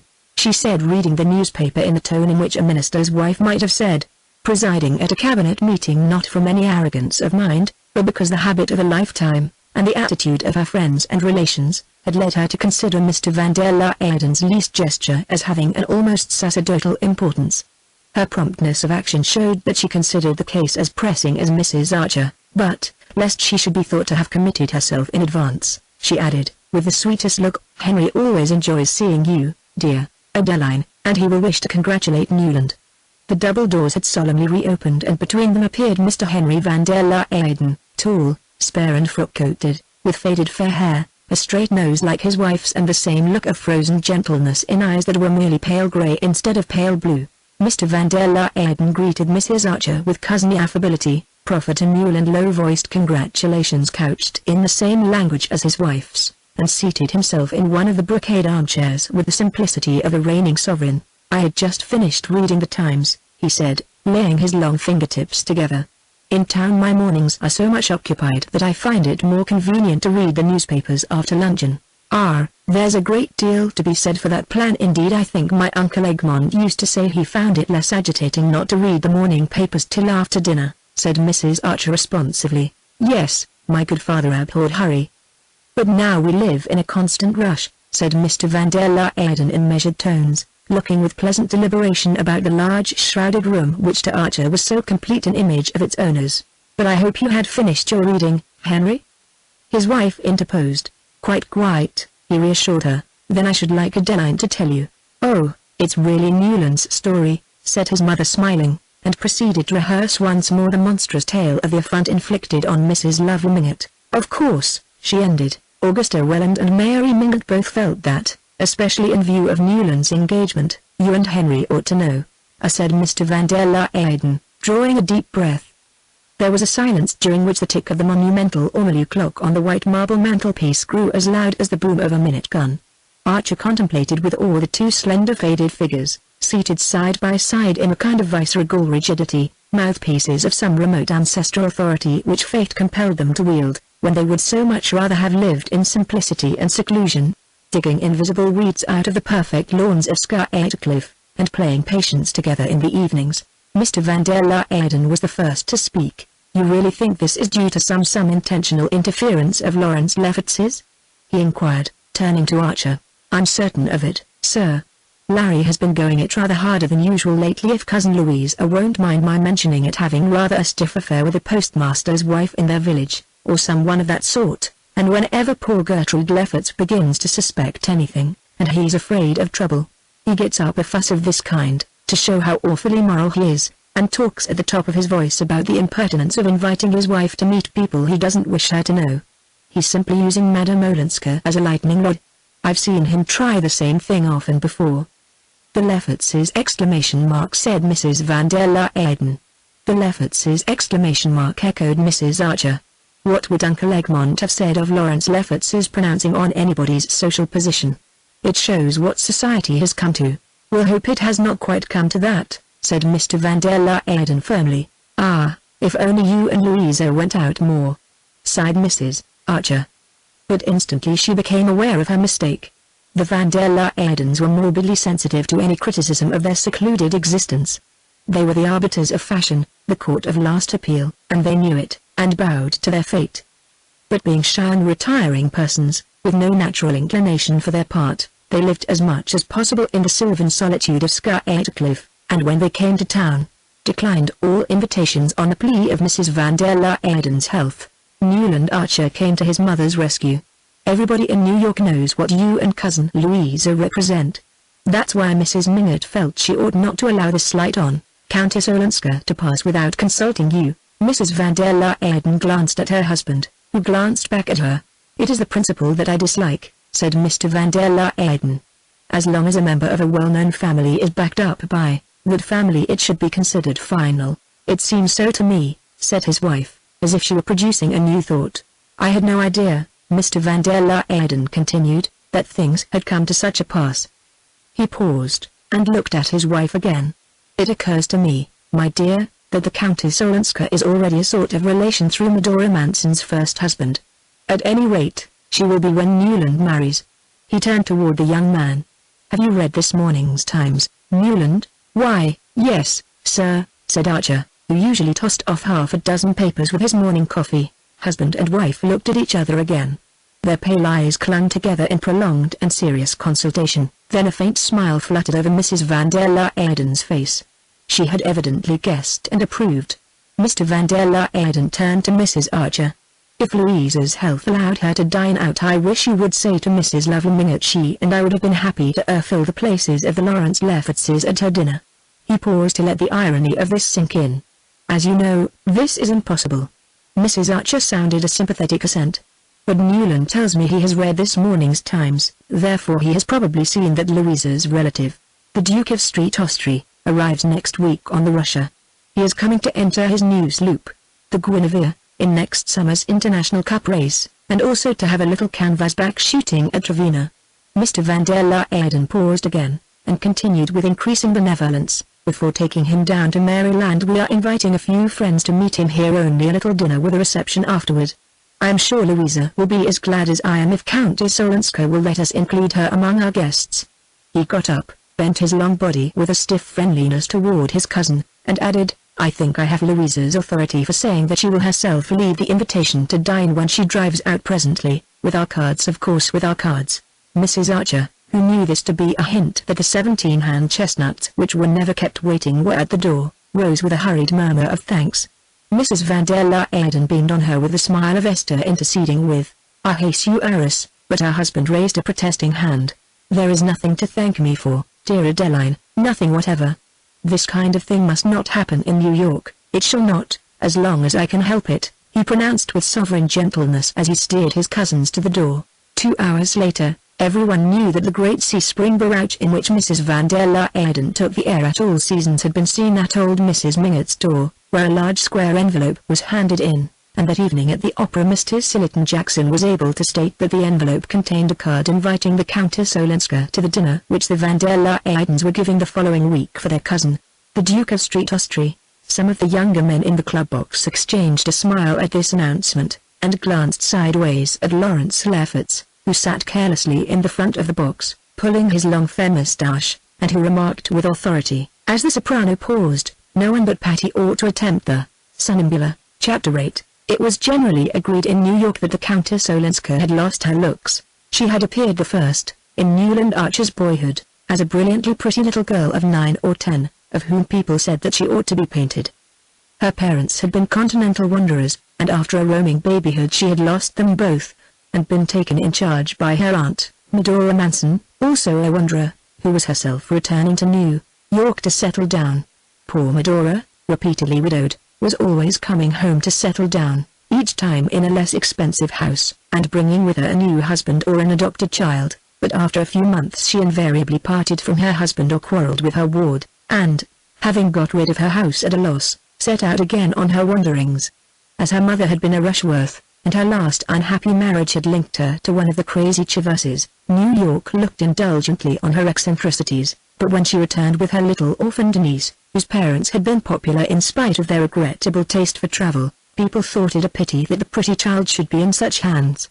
Everyone was disposed to be kind to little Ellen Mingott, though her dusky red cheeks and tight curls gave her an air of gaiety that seemed unsuitable in a child who should still have been in black for her parents. It was one of the misguided Medora's many peculiarities to flout the unalterable rules that regulated American mourning, and when she stepped from the steamer her family were scandalized to see that the crepe veil she wore for her own brother was 7 inches shorter than those of her sisters-in-law, while little Ellen was in crimson merino and amber beads, like a gypsy foundling. But New York had so long resigned itself to Medora that only a few old ladies shook their heads over Ellen's gaudy clothes, while her other relations fell under the charm of her high color and high spirits. She was a fearless and familiar little thing, who asked disconcerting questions, made precocious comments, and possessed outlandish arts, such as dancing a Spanish shawl dance and singing Neapolitan love songs to a guitar. Under the direction of her aunt, whose real name was Mrs. Thurley Chivers, but who, having received a papal title, had resumed her first husband's patronymic, and called herself the Marchioness Manson, because in Italy she could turn it into Manzoni, the little girl received an expensive but incoherent education, which included drawing from the model, a thing never dreamed of before, and playing the piano in quintets with professional musicians. Of course no good could come of this, and when, a few years later, poor Chivers finally died in a madhouse, his widows, draped in strange weeds, again pulled up stakes and departed with Ellen, who had grown into a tall bony girl with conspicuous eyes. For some time no more was heard of them. Then news came of Ellen's marriage to an immensely rich Polish nobleman of legendary fame, whom she had met at a ball at the Tuileries, and who was said to have princely establishments in Paris, Nice and Florence, a yacht at Cowes, and many square miles of shooting in Transylvania. She disappeared in a kind of sulphurous apotheosis, and when a few years later Medora again came back to New York, subdued, impoverished, mourning a third husband, and in quest of a still smaller house, people wondered that her rich niece had not been able to do something for her. Then came the news that Helen's own marriage had ended in disaster, and that she was herself returning home to seek rest and oblivion among her kinsfolk. These things passed through Newland Archer's mind a week later as he watched the Countess Olenska enter the Van der Leyden drawing room on the evening of the momentous dinner. The occasion was a solemn one, and he wondered a little nervously how she would carry it off. She came rather late, one hand still ungloved, and fastening a bracelet about her wrist, yet she entered without any appearance of haste or embarrassment the drawing room in which New York's most chosen company was somewhat awfully assembled. In the middle of the room she paused, looking about her with a grave mouth and smiling eyes, and in that instant Newland Archer rejected the general verdict on her looks. It was true that her early radiance was gone. The red cheeks had paled, she was thin, worn, a little older looking than her age, which must have been nearly 30.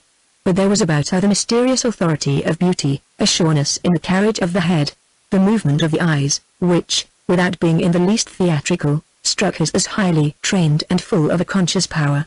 At the same time she was simpler in manner than most of the ladies present, and many people, as he heard afterward from Janey, were disappointed that her appearance was not more stylish, for stylishness was what New York most valued.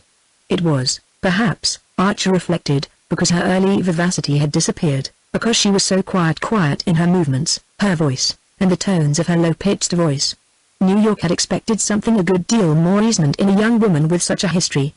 The dinner was a somewhat formidable business. Dining with the Van der Leydens was at best no light matter, and dining there with a duke who was their cousin was almost religious solemnity. It pleased Archer to think that only an old New Yorker could perceive the shade of difference, to New York, between being merely a duke and being the Van der Leydens' duke. New York took stray noblemen calmly, and even, except in the Struthers set, with a certain distrustful hauteur, but when they presented such credentials as these they were received with an old-fashioned cordiality that they would have been greatly mistaken in ascribing solely to their standing in Debrett. It was for just such distinctions that the young man cherished his old New York even while he smiled at it. The Van der Leydens had done their best to emphasize the importance of the occasion. The Dulac Sevres and the Trevena George II plate were out, so was the Van der Leyden Lowestoft, East India Company, and the Digonet Crown Derby. Mrs. Van der Leyden looked more than ever like a Cabanel, and Mrs. Archer, in her grandmother's seed pearls and emeralds, reminded her son of an Isabe miniature. All the ladies had on their handsomest jewels, but it was characteristic of the house and the occasion that these were mostly in rather heavy old-fashioned settings, and old Miss Lanning, who had been persuaded to come, actually wore her mother's cameos and a Spanish blonde shawl. The Countess Olenska was the only young woman at the dinner, yet, as Archer scanned the smooth plump elderly faces between their diamond necklaces and towering ostrich feathers, they struck him as curiously immature compared with hers. It frightened him to think what must have gone to the making of her eyes. The Duke of Street Ostry, who sat at his hostess's right, was naturally the chief figure of the evening. But if the Countess Olenska was less conspicuous than had been hoped, the Duke was almost invisible. Being a well-bred man he had not, like another recent ducal visitor, come to the dinner in a shooting jacket, but his evening clothes were so shabby and baggy, and he wore them with such an air of their being homespun, that, with his stooping way of sitting, and the vast beard spreading over his shirt front, he hardly gave the appearance of being in dinner attire. He was short, round-shouldered, sunburnt, with a thick nose, small eyes and a sociable smile, but he seldom spoke, and when he did it was in such low tones that, despite the frequent silences of expectation about the table, his remarks were lost to all but his neighbors. When the men joined the ladies after dinner the Duke went straight up to the Countess Olenska, and they sat down in a corner and plunged into animated talk. Neither seemed aware that the Duke should first have paid his respects to Mrs. Lovell Mingott and Mrs. Headley Chivers, and the Countess have conversed with that amiable hypochondriac, Mr. Urban Dagonet of Washington Square, who, in order to have the pleasure of meeting her, had broken through his fixed rule of not dining out between January and April. The two chatted together for nearly 20 minutes, then the Countess rose and, walking alone across the wide drawing-room, sat down at Newland Archer's side. It was not the custom in New York drawing-rooms for a lady to get up and walk away from one gentleman in order to seek the company of another. Etiquette required that she should wait, immovable as an idol, while the men who wished to converse with her succeeded each other at her side. But the Countess was apparently unaware of having broken any rule. She sat at perfect ease in a corner of the sofa beside Archer, and looked at him with the kindest ease. "I want you to talk to me about May," she said. Instead of answering her he asked, "You knew the Duke before?" "Oh, yes, we used to see him every winter at Nice." He's very fond of gambling. He used to come to the house a great deal." She said it in the simplest manner, as if she had said, "He's fond of wildflowers," and after a moment she added candidly, "I think he's the dullest man I ever met." This pleased her companion so much that he forgot the slight shock her previous remark had caused him. It was undeniably exciting to meet a lady who found the Van der Luydens Duke dull, and dared to utter the opinion. He longed to question her, to hear more about the life of which her careless words had given him so illuminating a glimpse, but he feared to touch on distressing memories, and before he could think of anything to say she had strayed back to her original subject. "May is a darling. I've seen no young girl in New York so handsome and so intelligent." "Are you very much in love with her?" Newland Archer reddened and laughed. "As much as a man can be." She continued to consider him thoughtfully, as if not to miss any shade of meaning in what he said. "Do you think, then, there is a limit to being in love?" "If there is, I haven't found it." She glowed with sympathy. "Ah, it's really and truly a romance?" "The most romantic of romances. How delightful. And you found it all out for yourselves? It was not in the least arranged for you?" Archer looked at her incredulously. "Have you forgotten," he asked with a smile, "that in our country we don't allow our marriages to be arranged for us?" A dusky blush rose to her cheek, and he instantly regretted his words. "Yes," she answered, "I'd forgotten. You must forgive me if I sometimes make these mistakes. I don't always remember that everything here is good that was bad where I've come from." She looked down at her Viennese fan of eagle feathers, and he saw that her lips trembled. "I'm so sorry," he said impulsively, "but you are among friends here, you know." "Yes, I know. Wherever I go I have that feeling. That's why I came home. I want to forget everything else, to become a complete American again, like the Mingots and Whalens, and you and your delightful mother, and all the other good people here tonight. Ah, here's May arriving, and you will want to hurry away to her," she added, but without moving, and her eyes turned back from the door to rest on the young man's face. The drawing rooms were beginning to fill up with after-dinner guests, and following Madame Olenska's glance Archer saw May Welland entering with her mother. In her dress of white and silver, with a wreath of silver blossoms in her hair, the tall girl looked like a Diana just alight from the chase. "Oh," said Archer, "I have so many rivals. You see, she's already surrounded. There's the Duke being introduced." "Then stay with me a little longer," Madame Olenska said in a low tone, just touching his knee with her plumed fan. It was the lightest touch, but it thrilled him like a caress. "Yes, let me stay," he answered in the same tone, hardly knowing what he said, but just then Mr. Van der Luyden came up, followed by old Mr. Urbanderganet. The Countess greeted them with her grave smile, and Archer, feeling his host's admonitory glance on him, rose and surrendered his seat. Madame Olenska held out her hand as if to bid him goodbye. "Tomorrow, then, after 5 I shall expect you," she said, and then turned back to make room for Mr. Dagonet. "Tomorrow," Archer heard himself repeating, though there had been no engagement, and during their talk she had given him no hint that she wished to see him again. As he moved away he saw Lawrence Lefferts, tall and resplendent, leading his wife up to be introduced, and heard Gertrude Lefferts say, as she beamed on the Countess with her large unperceiving smile, "But I think we used to go to dancing school together when we were children." Behind her, waiting their turn to name themselves to the Countess, Archer noticed a number of the recalcitrant couples who had declined to meet her at Mrs. Lovelmingott's. As Mrs. Archer remarked, when the Van der Luydens chose, they knew how to give a lesson. The wonder was that they chose so seldom. The young man felt a touch on his arm and saw Mrs. Van der Luyden looking down on him from the pure eminence of black velvet and the family diamonds.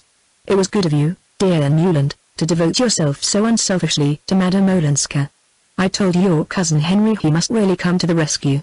He was aware of smiling at her vaguely, and she added, as if condescending to his natural shyness, "I've never seen May looking lovelier." The Duke thinks her the handsomest girl in the room. Chapter 9. The Countess Olenska had said after 5, and at half after the hour Newland Archer rang the bell of the peeling stucco house with a giant wisteria throttling its feeble cast-iron balcony, which she had hired, far down West 23rd Street, from the vagabond Medora. It was certainly a strange quarter to have settled in.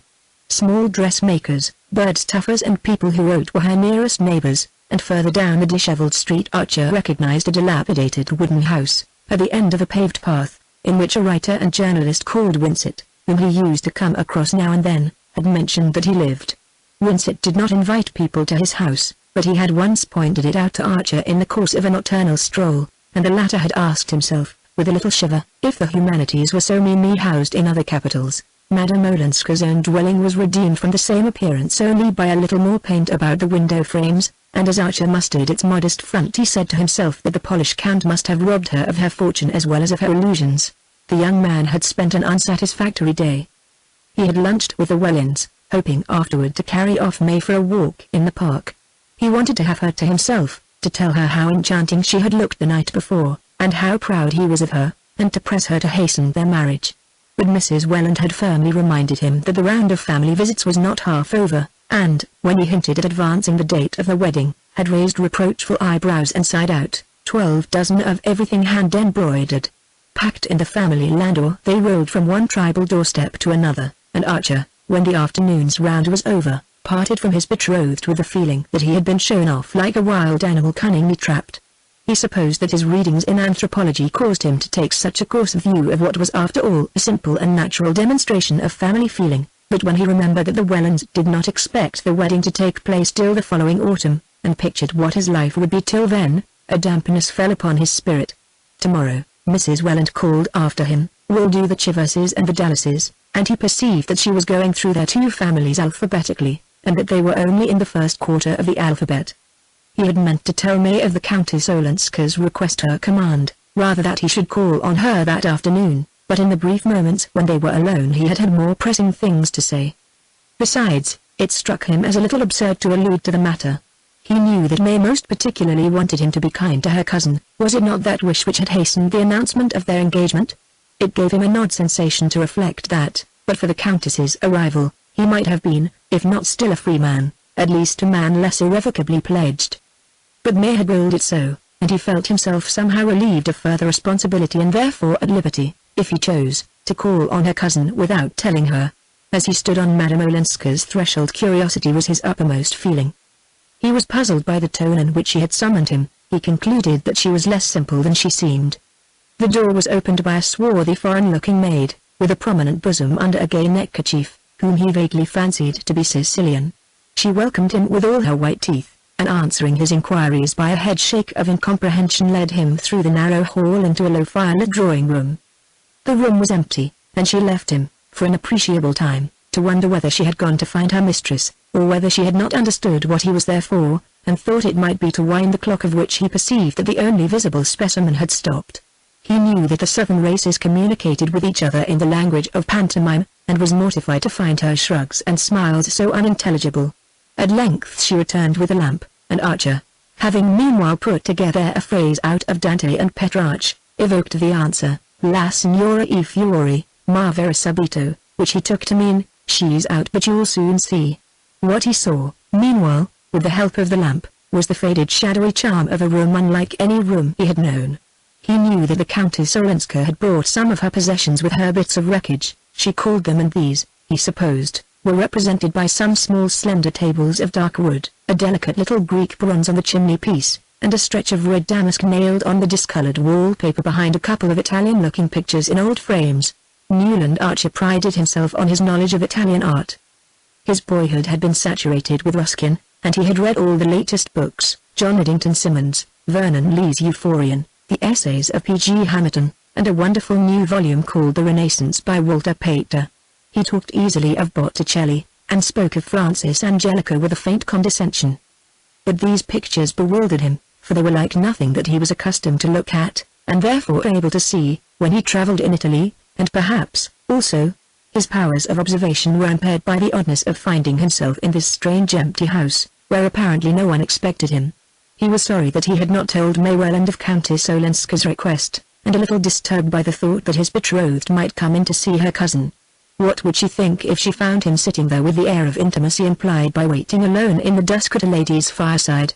But since he had come he meant to wait, and he sank into a chair and stretched his feet to the logs. It was odd to have summoned him in that way, and then forgotten him, but Archer felt more curious than mortified. The atmosphere of the room was so different from any he had ever breathed that self-consciousness vanished in the sense of adventure. He had been before in drawing-rooms hung with red damask, with pictures of the Italian school. What struck him was the way in which Medora Manson's shabby hired house, with its blighted background of pampas grass and Rogers statuettes, had, by a turn of the hand, and the skillful use of a few properties, been transformed into something intimate, foreign, subtly suggestive of old romantic scenes and sentiments. He tried to analyze the trick, to find a clue to it in the way the chairs and tables were grouped, in the fact that only 2 Jacqueminot roses, of which nobody ever bought less than a dozen, had been placed in the slender vase at his elbow, and in the vague pervading perfume that was not what one put on handkerchiefs, but rather like the scent of some far-off bazaar, a smell made up of Turkish coffee and ambergris and dried roses. His mind wandered away to the question of what May's drawing-room would look like. He knew that Mr. Welland, who was behaving very handsomely, already had his eye on a newly built house in East 39th Street. The neighborhood was thought remote, and the house was built in a ghastly greenish-yellow stone that the younger architects were beginning to employ as a protest against the brownstone of which the uniform hue coated New York like a cold chocolate sauce, but the plumbing was perfect. Archer would have liked to travel, to put off the housing question, but, though the Wellands approved of an extended European honeymoon, perhaps even a winter in Egypt, they were firm as to the need of a house for the returning couple. The young man felt that his fate was sealed. For the rest of his life he would go up every evening between the cast-iron railings of that greenish-yellow doorstep, and pass through a Pompeian vestibule into a hall with a wainscoting of varnished yellow wood. But beyond that his imagination could not travel. He knew the drawing-room above had a bay window, but he could not fancy how May would deal with it. She submitted cheerfully to the purple satin and yellow tuftings of the Welland drawing-room, to its shampoo tables and gilt vitrines full of modern sacks. He saw no reason to suppose that she would want anything different in her own house, and his only comfort was to reflect that she would probably let him arrange his library as he pleased, which would be, of course, with sincere Eastlake furniture, and the plain new bookcases without glass doors. The round-bosomed maid came in, drew the curtains, pushed back a log, and said consolingly, "Vera Vera." When she had gone Archer stood up and began to wander about. Should he wait any longer? His position was becoming rather foolish. Perhaps he had misunderstood Madame Olenska, perhaps she had not invited him after all. Down the cobblestones of the quiet street came the ring of a stepper's hoofs. They stopped before the house, and he caught the opening of a carriage door. Parting the curtains he looked out into the early dusk. A street lamp faced him, and in its light he saw Julius Beaufort's compact English brougham, drawn by a big roan, and the banker descending from it, and helping out Madame Olenska. Beaufort stood, hat in hand, saying something which his companion seemed to negative. Then they shook hands, and he jumped into his carriage while she mounted the steps. When she entered the room she showed no surprise at seeing Archer. The surprise seemed the emotion that she was least addicted to. "How do you like my funny house?" she asked. "To me it's like heaven." As she spoke she untied her little velvet bonnet and tossing it away with her long cloak stood looking at him with meditative eyes. "You've arranged it delightfully," he rejoined, alive to the flatness of the words, but imprisoned in the conventional by his consuming desire to be simple and striking. "Oh, it's a poor little place. My relations despise it. But at any rate it's less gloomy than the Van der Laerdens." The words gave him an electric shock, for few were the rebellious spirits who would have dared to call the stately home of the Van der Laerdens gloomy. Those privileged to enter it shivered there, and spoke of it as handsome. But suddenly he was glad that she had given voice to the general shiver. "It's delicious what you've done here," he repeated. "I like the little house," she admitted. "But I suppose what I like is the blessedness of its being here, in my own country and my own town, and then, of being alone in it." She spoke so low that he hardly heard the last phrase, but in his awkwardness he took it up. "You like so much to be alone?" "Yes, as long as my friends keep me from feeling lonely." She sat down near the fire, said, "Nastasia will bring the tea presently," and signed to him to return to his armchair, adding, "I see you've already chosen your corner." Leaning back, she folded her arms behind her head, and looked at the fire under drooping lids. "This is the hour I like best, don't you?" A proper sense of his dignity caused him to answer, "I was afraid you'd forgotten the hour." Beaufort must have been very engrossing.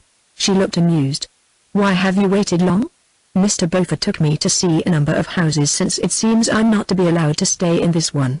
She appeared to dismiss both Beaufort and himself from her mind, and went on, "I've never been in a city where there seems to be such a feeling against living in des quartiers excentriques. What does it matter where one lives? I'm told this street is respectable.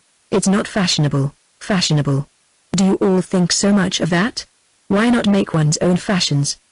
"But I suppose I've lived too independently. At any rate, I want to do what you all do. I want to feel cared for and safe." He was touched, as he had been the evening before when she spoke of her need of guidance. "That's what your friends want you to feel. New York's an awfully safe place," he added with a flash of sarcasm. "Yes, isn't it?" One feels that, she cried, missing the mockery. Being here is like being taken on a holiday when one has been a good little girl and done all one's lessons. The analogy was well meant, but did not altogether please him. He did not mind being flippant about New York, but disliked to hear anyone else take the same tone. He wondered if she did not begin to see what a powerful engine it was, and how nearly it had crushed her. The lovely Mingotstina, patched up in extremis out of all sorts of social odds and ends, ought to have taught her the narrowness of her escape, but either she had been all along unaware of having skirted disaster, or else she had lost sight of it in the triumph of the Van der Leyden evening. Archer inclined to the former theory. He fancied that her New York was still completely undifferentiated, and the conjecture nettled him. "Last night," he said, "New York laid itself out for you. The Van der Leydens do nothing by halves. Number how kind they are. It was such a nice party. Everyone seems to have such an esteem for them." The terms were hardly adequate. She might have spoken in that way of a tea party at the dear old Miss Lanning's. "The Van der Leydens," said Archer, feeling himself pompous as he spoke, "are the most powerful influence in New York society. Unfortunately owing to her health they receive very seldom." She unclasped her hands from behind her head, and looked at him meditatively. "Isn't that perhaps the reason? The reason, for their great influence, that they make themselves so rare?" He colored a little, stared at her and suddenly felt the penetration of the remark. At a stroke she had pricked the Van der Leydens and they collapsed. He laughed, and sacrificed them. Nastasia brought the tea, with handleless Japanese cups and little covered dishes, placing the tray on a low table. "But you'll explain these things to me, you'll tell me all I ought to know," Madame Olenska continued, leaning forward to hand him his cup. "It's you who are telling me, opening my eyes to things I'd looked at so long that I'd ceased to see them." She detached a small gold cigarette case from one of her bracelets, held it out to him, and took a cigarette herself. On the chimney were long spills for lighting them. "Ah, then we can both help each other." "But I want help so much more. You must tell me just what to do." It was on the tip of his tongue to reply, "Don't be seen driving about the streets with Beaufort," but he was being too deeply drawn into the atmosphere of the room, which was her atmosphere, and to give advice of that sort would have been like telling someone who was bargaining for attar of roses in Samarkand that one should always be provided with Arctics for a New York winter. New York seemed much farther off than Samarkand, and if they were indeed to help each other she was rendering what might prove the first of their mutual services by making him look at his native city objectively. Viewed thus, as through the wrong end of a telescope, it looked disconcertingly small and distant, but then from Samarkand it would. A flame darted from the logs and she bent over the fire, stretching her thin hands so close to it that a faint halo shone about the oval nails. The light touched to russet the rings of dark hair escaping from her braids, and made her pale face paler. "There are plenty more people to tell you what to do," Archer rejoined, obscurely envious of them. "Oh, all my aunts? And my dear old granny?" She considered the idea impartially. "They're all a little vexed with me for setting up for myself, poor granny especially. She wanted to keep me with her, but I had to be free." He was impressed by this light way of speaking of the formidable Catherine, and moved by the thought of what must have given Madame Olenska this thirst for even the loneliest kind of freedom. But the idea of Beaufort gnawed him. "I think I understand how you feel," he said. "Still, your family can advise you, explain differences, show you the way." She lifted her thin black eyebrows. "Is New York such a labyrinth? I thought it so straight up and down like Fifth Avenue. And with all the cross streets numbered." She seemed to guess his faint disapproval of this, and added, with a rare smile that enchanted her whole face, "If you knew how I like it for just the straight up and downness, and the big honest labels on everything." He saw his chance. "Everything may be labeled but everybody is not. Perhaps I may simplify too much, but you'll warn me if I do." She turned from the fire to look at him. "There are only two people here who make me feel as if they understood what I mean and could explain things to me, you and Mr. Beaufort." Archer winced at the joining of the names, and then, with a quick readjustment, understood, sympathized and pitied. So close to the powers of evil she must have lived that she still breathed more freely in their air. But since she felt that he understood her also, his business would be to make her see Beaufort as he really was, with all he represented, and abhor it. He answered gently, "I understand. But just at first don't let go of your old friend's hands, I mean the older women, your Granny Mingot, Mrs. Welland, Mrs. Van der Leyden. They like and admire you, they want to help you." She shook her head and sighed. "Oh, I know. But on condition that they don't hear anything unpleasant. Aunt Welland put it in those very words when I tried." Does no one want to know the truth here, Mr. Archer? The real loneliness is living among all these kind people who only ask one to pretend. She lifted her hands to her face, and he saw her thin shoulders shaken by a sob. Madame Olenska! Oh, don't, Ellen, he cried, starting up and bending over her.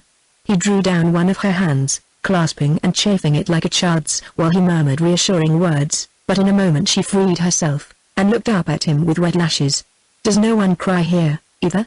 I suppose there's no need to, in heaven, she said, straightening her loosened braids with a laugh, and bending over the tea kettle.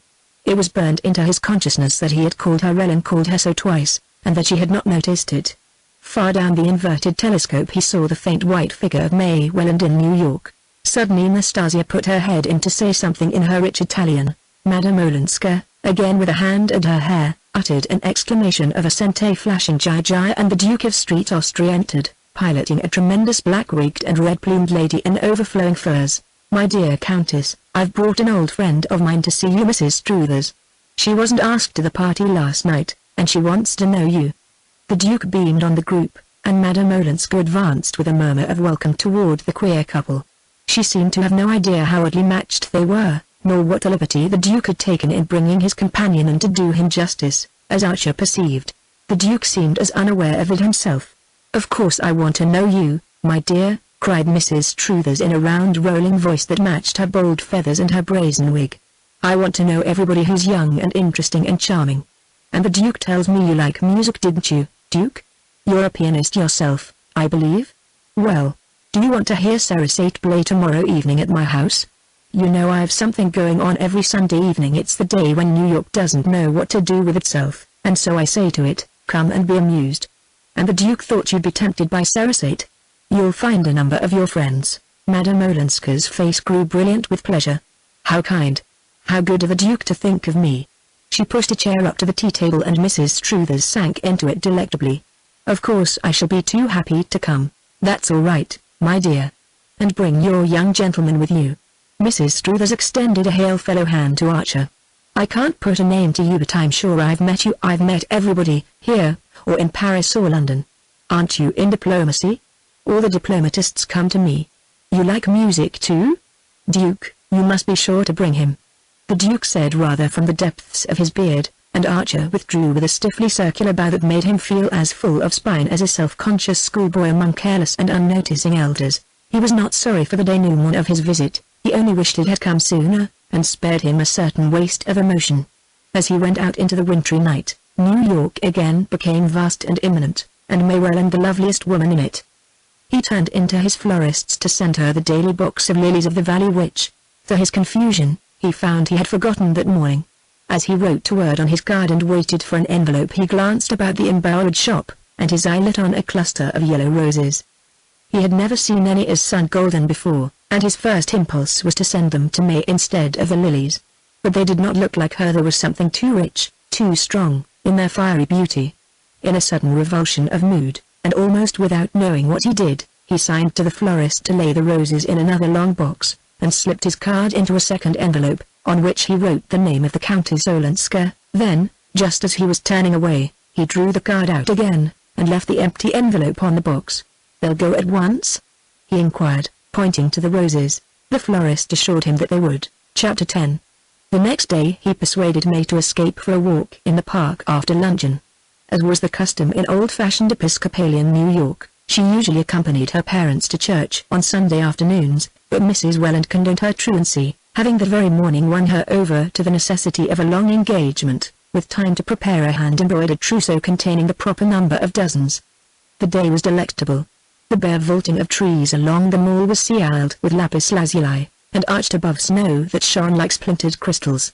It was the weather to call out May's radiance, and she burned like a young maple in the frost.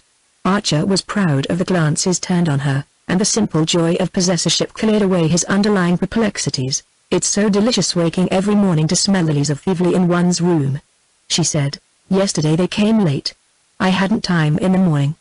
But your remembering each day to send them makes me love them so much more than if you had given a standing order, and they came every morning on the minute, like one's music teacher, as I know Gertrude Lefferts's did, for instance, when she and Lawrence were engaged. Ah, they would, laughed Archer, amused at her keenness. He looked sideways at her fruit-like cheek and felt rich and secure enough to add, "When I sent your lilies yesterday afternoon I saw some rather gorgeous yellow roses and packed them off to Madame Olenska. Was that right? How dear of you. Anything of that kind delights her. It's odd she didn't mention it. She lunched with us today, and spoke of Mr. Beaufort's having sent her wonderful orchids, and cousin Henry van der Leyden a whole hamper of carnations from Skye-to-Cliff. She seems so surprised to receive flowers.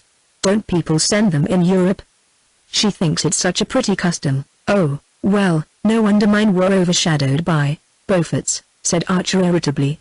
Then he remembered that he had not put a card with the roses, and was vexed at having spoken of them. He wanted to say, "I called on your cousin yesterday," but hesitated. If Madame Olenska had not spoken of his visit it might seem awkward that he should.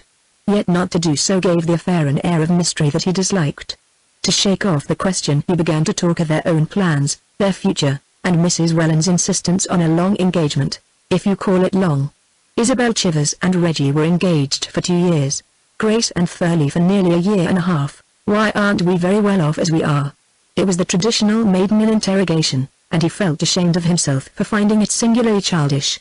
No doubt she simply echoed what was said for her, but she was nearing her 22nd birthday, and he wondered at what age nice women began to speak for themselves. "Never, if we won't let them, I suppose," he mused, and recalled his mad outburst to Mr. Sillerton Jackson. "Women ought to be as free as we are." It would presently be his task to take the bandage from this young woman's eyes, and bid her look forth on the world. But how many generations of the women who had gone to her making had descended bandaged to the family vault? He shivered a little, remembering some of the new ideas in his scientific books, and the much-cited instance of the Kentucky cave fish, which had ceased to develop eyes because they had no use for them. What if, when he had bidden May Welland to open hers, they could only look out blankly at blankness? We might be much better off. We might be all together, we might travel. Her face lit up. That would be lovely, she owned. She would love to travel. But her mother would not understand their wanting to do things so differently, as if the mere differently didn't account for it. The wooer insisted, "Newland, you're so original." She exulted. His heart sank, for he saw that he was saying all the things that young men in the same situation were expected to say, and that she was making the answers that instinct and tradition taught her to make, even to the point of calling him original. Original. We're all as like each other as those dolls cut out of the same folded paper. We're like patterns stenciled on a wall.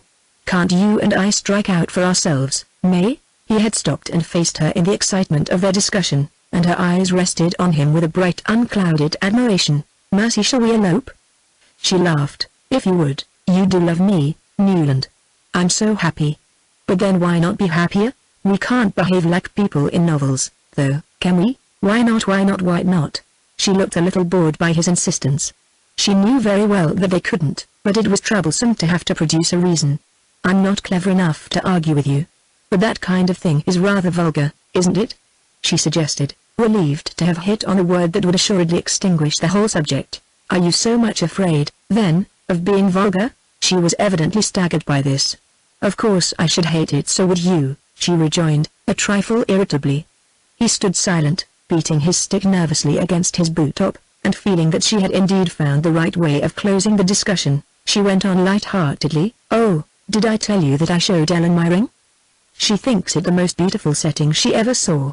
There's nothing much like it in the Rue de la Paix," she said. "I do love you, Newland, for being so artistic."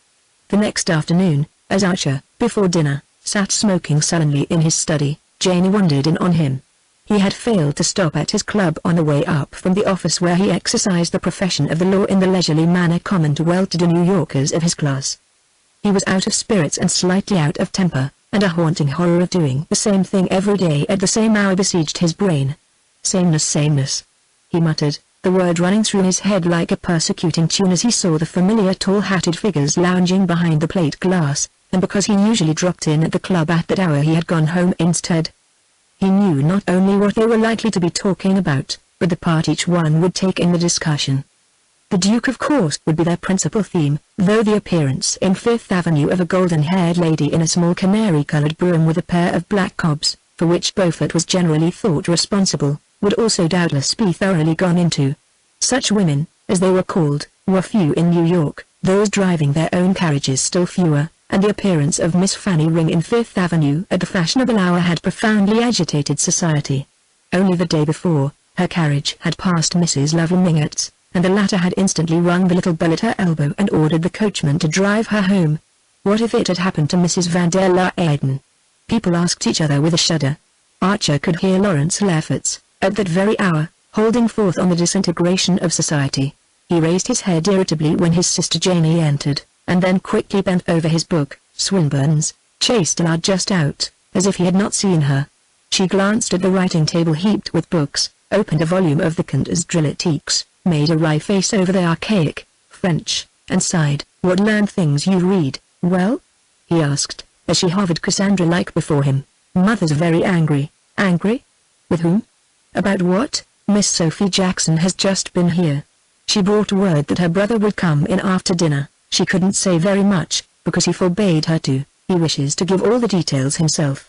He's with cousin Louisa van der Luyden now. For heaven's sake, my dear girl, try a fresh start. It would take an omniscient deity to know what you're talking about.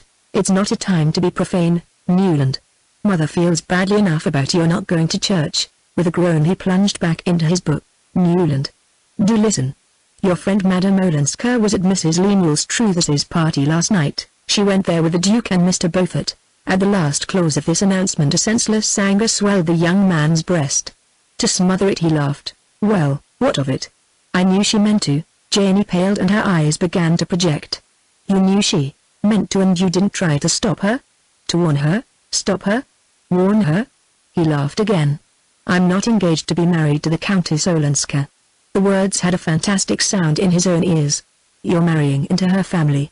"Oh, family. He jeered. "Newland, don't you care about family? Not a brass farthing, nor about what cousin Louisa van der Luyden will think? Not the half of one if she thinks such old maids rubbish." "Mother is not an old maid," said his virgin sister with pinched lips. He felt like shouting back, "Yes, she is, and so are the van der Luydens, and so we all are, when it comes to being so much as brushed by the wingtip of reality." But he saw her long gentle face puckering into tears, and felt ashamed of the useless pain he was inflicting. "Hang Countess Olenska.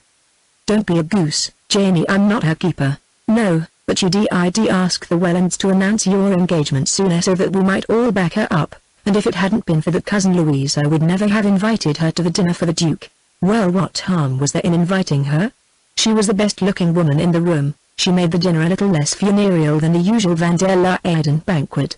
You know cousin Henry asked her to please you. He persuaded cousin Louisa. And now they're so upset that they're going back to Cliff tomorrow. I think, Newland, you'd better calm down. You don't seem to understand how mother feels." In the drawing room Newland found his mother. She raised a troubled brow from her needlework to ask, "Has Janie told you?" "Yes." He tried to keep his tone as measured as her own. "But I can't take it very seriously. Not the fact of having offended cousin Louisa and cousin Henry. The fact that they can be offended by such a trifle as Countess Olenska's going to the house of a woman they consider common. Well, who is, but who has good music, and amuses people on Sunday evenings, when the whole of New York is dying of inanition. Good music? All I know is, there was a woman who got up on a table and sang the things they sing at the places you go to in Paris. There was smoking and champagne. Well, that kind of thing happens in other places, and the world still goes on. I don't suppose, dear, you're really defending the French Sunday. I've heard you often enough, mother, grumble at the English Sunday when we've been in London. New York is neither Paris nor London." "Oh, no, it's not." Her son groaned. "You mean, I suppose, that society here is not as brilliant?" "You're right, I dare say. But we belong here, and people should respect our ways when they come among us. Ellen Olenska especially. She came back to get away from the kind of life people lead in brilliant societies." Newland made no answer, and after a moment his mother ventured, "I was going to put on my bonnet and ask you to take me to see cousin Louisa for a moment before dinner." He frowned, and she continued, "I thought you might explain to her what you've just said, that society abroad is different.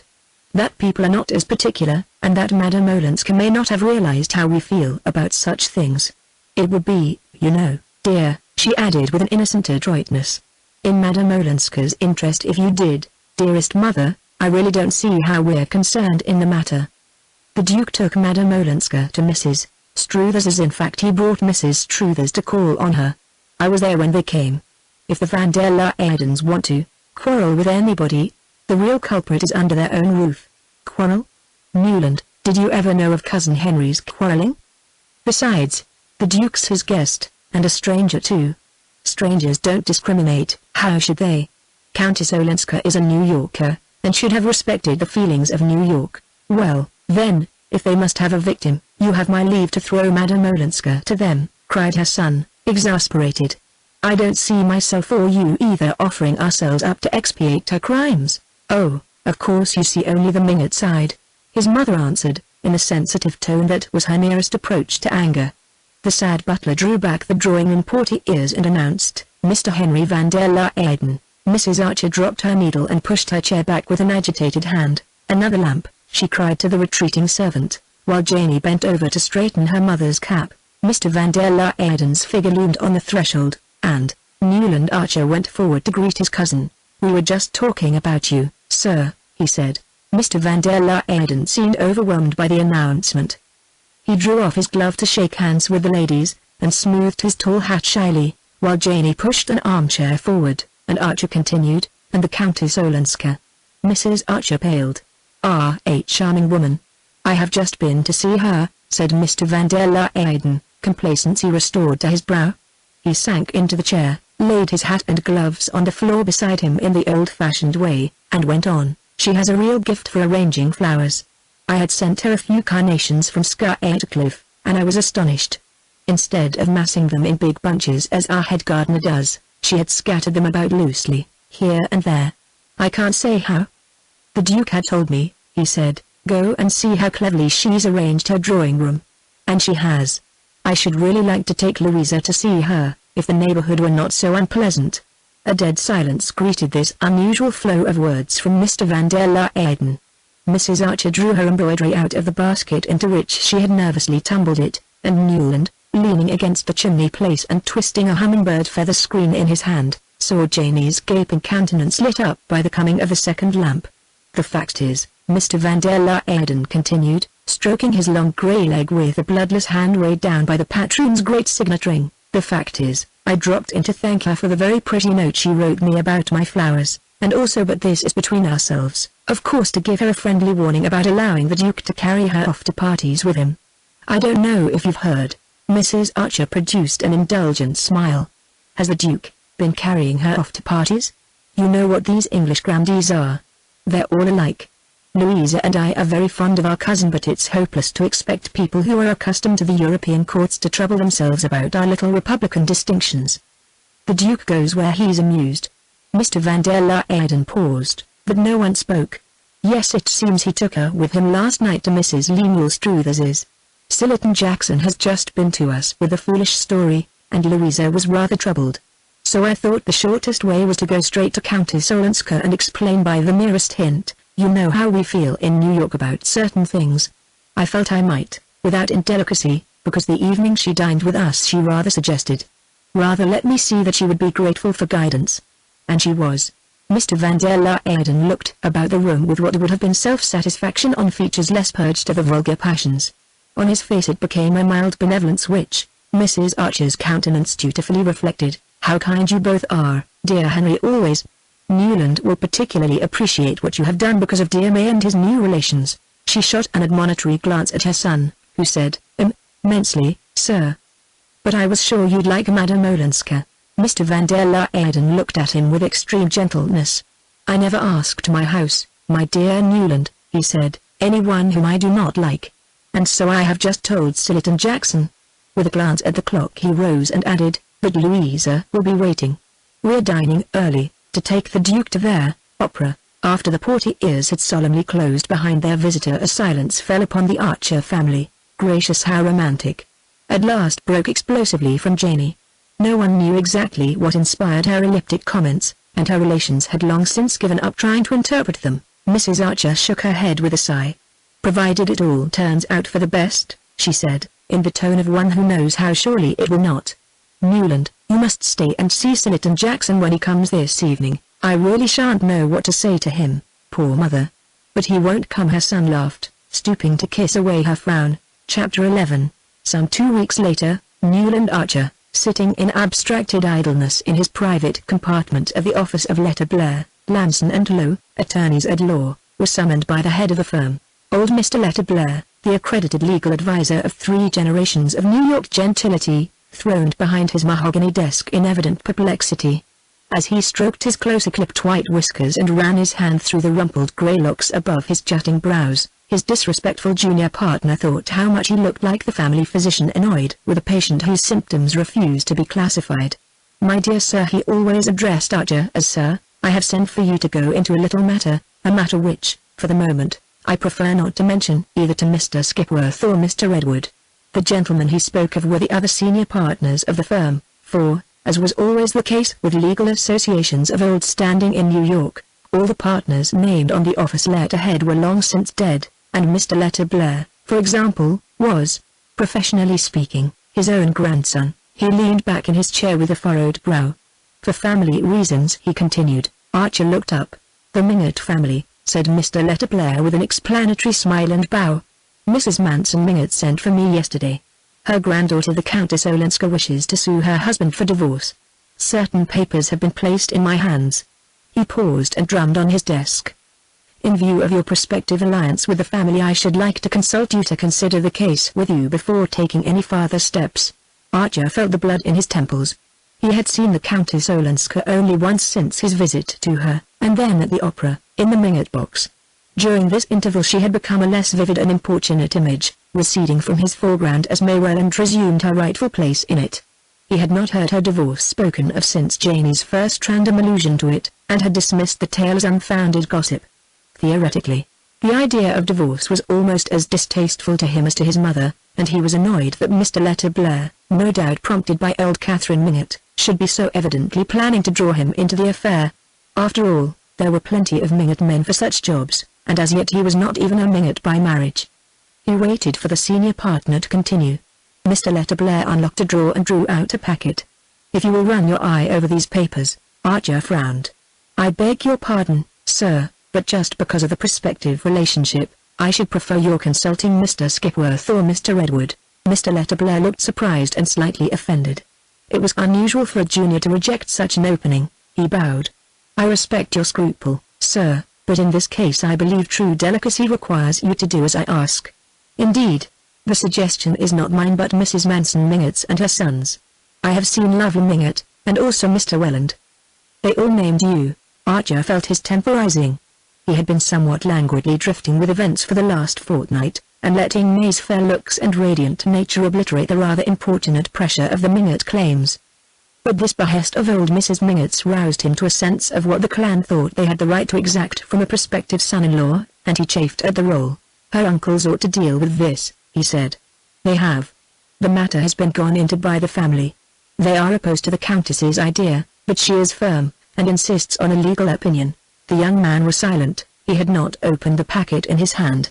"Does she want to marry again?" "I believe it is suggested, but she denies it." "Then, will you oblige me, Mr. Archer, by first looking through these papers? Afterward, when we have talked the case over, I will give you my opinion." Archer withdrew reluctantly with the unwelcome documents. Since their last meeting he had half unconsciously collaborated with events in ridding himself of the burden of Madame Olenska. His hour alone with her by the firelight had drawn them into a momentary intimacy on which the Duke of Street Austrey's intrusion with Mrs. Lemuel Struthers, and the Countess's joyous greeting of them, had rather providentially broken. 2 days later Archer had assisted at the comedy of her reinstatement in the Van der Luyden's favor, and had said to himself, with a touch of tartness, that a lady who knew how to thank all-powerful elderly gentlemen to such good purpose for a bunch of flowers did not need either the private consolations or the public championship of a young man of his small compass. To look at the matter in this light simplified his own case and surprisingly furbished up all the dim domestic virtues. He could not picture May Welland, in whatever conceivable emergency, hawking about her private difficulties and lavishing her confidences on strange men, and she had never seemed to him finer or fairer than in the week that followed. He had even yielded to her wish for a long engagement, since she had found the one disarming answer to his plea for haste. "You know, when it comes to the point, your parents have always let you have your way ever since you were a little girl," he argued, and she had answered, with her clearest look, "Yes, and that's what makes it so hard to refuse the very last thing they'll ever ask of me as a little girl." That was the old New York note, That was the kind of answer he would like always to be sure of his wife's making. If one had habitually breathed the New York air, there were times when anything less crystalline seemed stifling. The papers he had retired to read did not tell him much in fact, but they plunged him into an atmosphere in which he choked and spluttered. They consisted mainly of an exchange of letters between Count Olenski's solicitors and a French legal firm to whom the Countess had applied for the settlement of her financial situation. There was also a short letter from the Count to his wife. After reading it, Newland Archer rose, jammed the papers back into their envelope, and re-entered Mr. Letterblair's office. "Here are the letters, sir. If you wish, I'll see Madame Olenska," he said in a constrained voice. Thank you, Mr. Archer. Come and dine with me tonight if you're free, and we'll go into the matter afterward, in case you wish to call on our client tomorrow." Newland Archer walked straight home again that afternoon.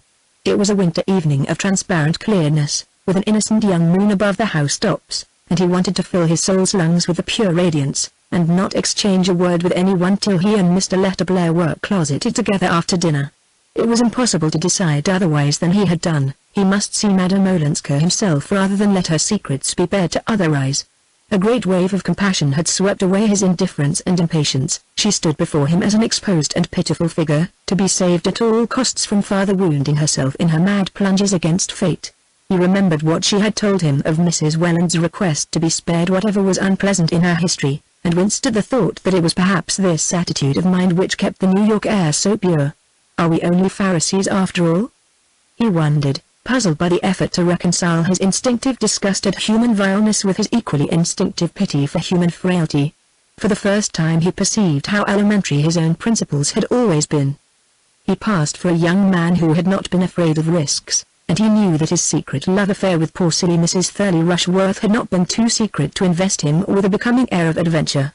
But Mrs. Rushworth was that kind of woman, foolish, vain, clandestine by nature, and far more attracted by the secrecy and peril of the affair than by such charms and qualities as he possessed. When the fact dawned on him it nearly broke his heart, but now it seemed the redeeming feature of the case.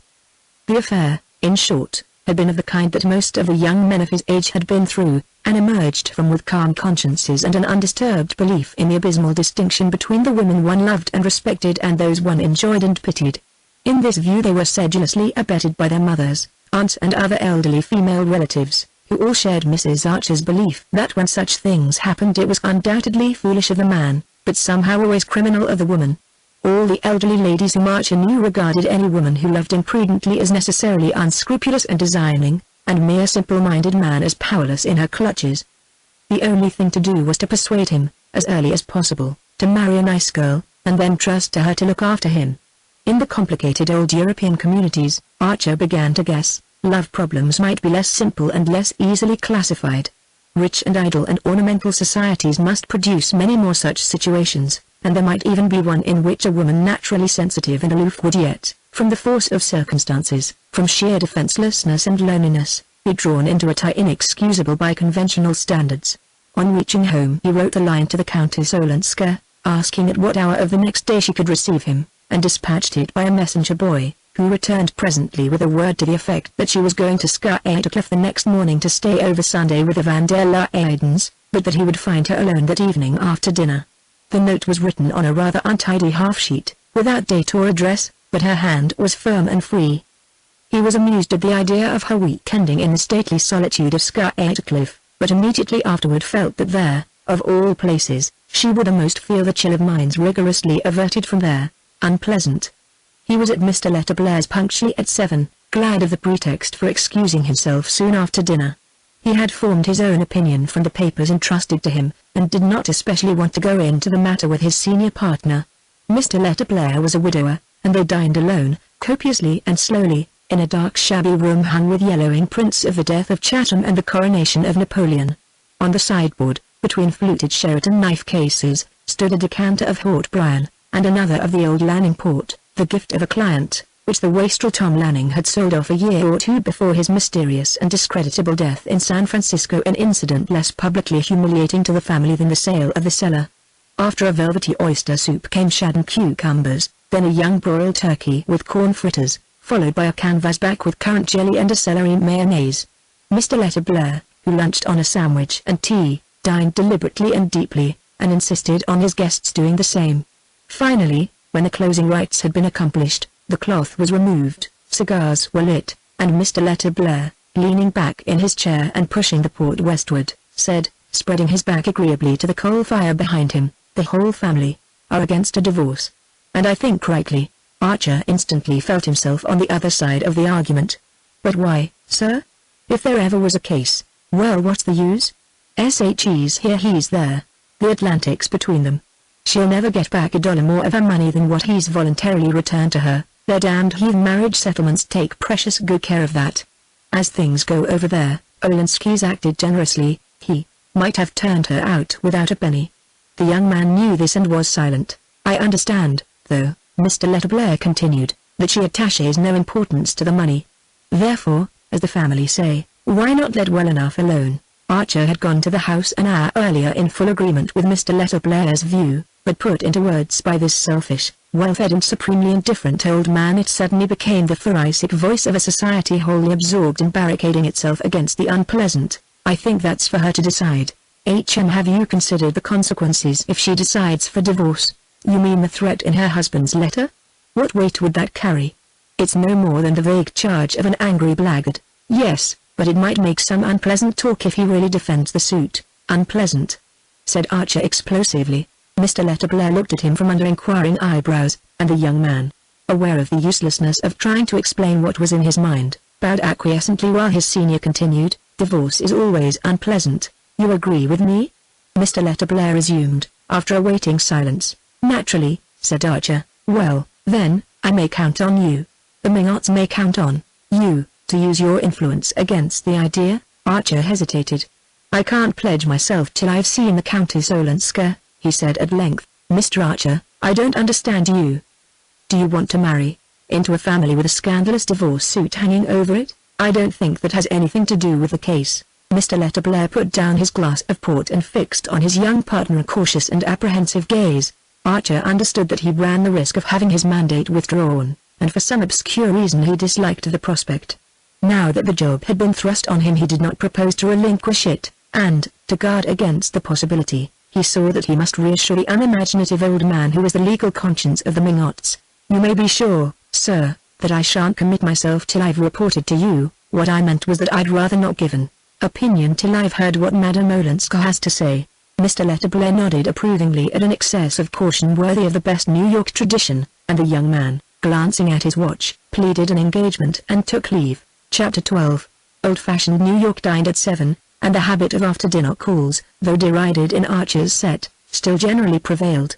As the young man strolled up Fifth Avenue from Waverly Place, the long thoroughfare was deserted but for a group of carriages standing before the Reggie Chiverses, where there was a dinner for the Duke, and the occasional figure of an elderly gentleman in heavy overcoat and muffler ascending a brownstone doorstep and disappearing into a gaslit hall. Thus, as Archer crossed Washington Square, he remarked that old Mr. Dulac was calling on his cousins the Dagonets, and turning down the corner of West 10th Street he saw Mr. Skipworth, of his own firm, obviously bound on a visit to the Miss Lannings. A little farther up Fifth Avenue, Beaufort appeared on his doorstep, darkly projected against a blaze of light, descended to his private brougham, and rolled away to a mysterious and probably unmentionable destination. It was not an opera night, and no one was giving a party, so that Beaufort's outing was undoubtedly of a clandestine nature. Archer connected it in his mind with a little house beyond Lexington Avenue in which beribboned window curtains and flower boxes had recently appeared, and before whose newly painted door the canary-colored brougham of Miss Fanny Ring was frequently seen to wait. Beyond the small and slippery pyramid which composed Mrs. Archer's world lay the almost unmapped quarter inhabited by artists, musicians and people who wrote. These scattered fragments of humanity had never shown any desire to be amalgamated with the social structure. In spite of what ways they were said to be, for the most part, quite respectable, but they preferred to keep to themselves. Medora Manson, in her prosperous days, had inaugurated a literary salon, but it had soon died out owing to the reluctance of the literary to frequent it. Others has made the same attempt, and there was a household of Blenkers, an intense and voluble mother, and 3 blousy daughters who imitated her where one met Edwin Booth and Patty and William Winter, and the new Shakespearean actor George Reginald, and some of the magazine editors and musical and literary critics. Mrs. Archer and her group felt a certain timidity concerning these persons. They were odd, They were uncertain, they had things one didn't know about in the background of their lives and minds. Literature and art were deeply respected in the Archer set, and Mrs. Archer was always at pains to tell her children how much more agreeable and cultivated society had been when it included such figures as Washington Irving, Fitz-Greene Halleck and the poet of The Culprit Fay. The most celebrated authors of that generation had been gentlemen, perhaps the unknown persons who succeeded them had gentlemanly sentiments, but their origin, their appearance, their hair, their intimacy with the stage and the opera, made any old New York criterion inapplicable to them. When I was a girl, Mrs. Archer used to say, we knew everybody between the Battery and Canal Street, and only the people one knew had carriages. It was perfectly easy to place anyone then, now one can't tell, and I prefer not to try. Only old Catherine Mingott, with her absence of moral prejudices and almost parvenu indifference to the subtler distinctions, might have bridged the abyss, but she had never opened a book or looked at a picture, and cared for music only because it reminded her of gala nights at the Italians, in the days of her triumph at the Tuileries. Possibly Beaufort, who was her match in daring, would have succeeded in bringing about a fusion, but his grand house and silk-stockinged footman were an obstacle to informal sociability.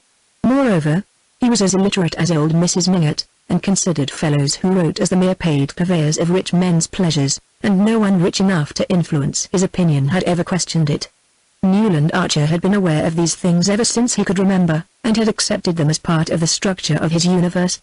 He knew that there were societies where painters and poets and novelists and men of science, and even great actors, were sought after as dukes. He had often pictured to himself what it would have been to live in the intimacy of drawing-rooms dominated by the talk of Merriamy, whose Lettre en Inca was one of his inseparables, of Thackeray, Browning or William Morris. But such things were inconceivable in New York, and unsettling to think of. Archer knew most of the fellows who wrote, the musicians and the painters. He met them at the Century, or at the little musical and theatrical clubs that were beginning to come into existence. He enjoyed them there, and was bored with them at the Blenkers, where they were mingled with fervid and dowdy women who passed them about like captured curiosities, and even after his most exciting talks with Ned Winsett he always came away with the feeling that if his world was small, so was theirs, and that the only way to enlarge either was to reach a stage of manners where they would naturally merge. He was reminded of this by trying to picture the society in which the Countess Olenska had lived and suffered, and also perhaps tasted mysterious joys. He remembered with what amusement she had told him that her grandmother Mingott and the Wellands objected to her living in a bohemian quarter given over to people who wrote. It was not the peril but the poverty that her family disliked, but that shade escaped her, and she supposed they considered literature compromising. She herself had no fears of it, and the books scattered about her drawing-room, a part of the house in which books were usually supposed to be out of place, though chiefly works of fiction, had whetted Archer's interest with such new names as those of Paul Bigot, Huysmans, and the Goncourt brothers. Ruminating on these things as he approached her door, he was once more conscious of the curious way in which she reversed his values, and of the need of thinking himself into conditions incredibly different from any that he knew if he were to be of use in her present difficulty. Nastasia opened the door, smiling mysteriously. On the bench in the hall lay a sable-lined overcoat, a folded opera hat of dull silk with a gold J.B. on the lining, and a white silk muffler. There was no mistaking the fact that these costly articles were the property of Julius Beaufort. Archer was angry, so angry that he came near scribbling a word on his card and going away. Then he remembered that in writing to Madame Olenska he had been kept by excess of discretion from saying that he wished to see her privately.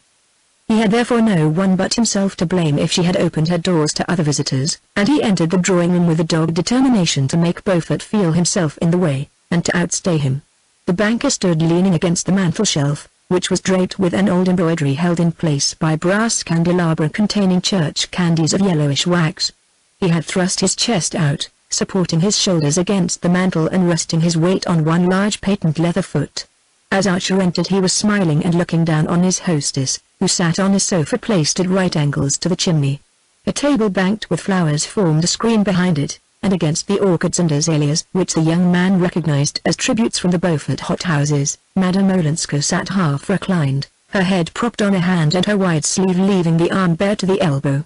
It was usual for ladies who received in the evenings to wear what were called simple dinner dresses, a close-fitting armor of whalebone silk, slightly open in the neck, with lace ruffles filling in the crack, and tight sleeves with a flounce uncovering just enough wrist to show an Etruscan gold bracelet or a velvet band. But Madame Olenska, heedless of tradition, was attired in a long robe of red velvet bordered about the chin and down the front with glossy black fur. Archer remembered, on his last visit to Paris, seeing a portrait by the new painter, Carolus Duran, whose pictures were the sensation of the salon, in which the lady wore one of these bold sheath-like robes with her chin nestling in fur. There was something perverse and provocative in the notion of fur worn in the evening in a heated drawing-room, and in the combination of a muffled throat and bare arms, but the effect was undeniably pleasing. "Lord love us 3 whole days at Scarecliff," Beaufort was saying in his loud sneering voice as Archer entered. "You'd better take all your furs, and a hot water bottle." "Why? Is the house so cold?" she asked, holding out her left hand to Archer in a way mysteriously suggesting that she expected him to kiss it. "No, but the missus is," said Beaufort, nodding carelessly to the young man, "but I thought her so kind. She came herself to invite me. Granny says I must certainly go." "Granny would, of course. And I say it's a shame you're going to miss the little Easter supper I'd planned for you at Delmonico's next Sunday, with Company 9 Skalka and a lot of jolly people." She looked doubtfully from the banker to Archer. "Ah, that does tempt me. Except the other evening at Mrs. Struthers's I've not met a single artist since I've been here." "What kind of artists?" "I know 1 or 2 painters, very good fellows, that I could bring to see you if you'd allow me," said Archer boldly. "Painters? Are there painters in New York?" asked Beaufort, in a tone implying that there could be none since he did not buy their pictures, and Madame Olenska said to Archer, with her grave smile, "That would be charming. But I was really thinking of dramatic artists, singers, actors, musicians. My husband's house was always full of them." She said the words "my husband" as if no sinister associations were connected with them, and in a tone that seemed almost to sigh over the lost delights of her married life.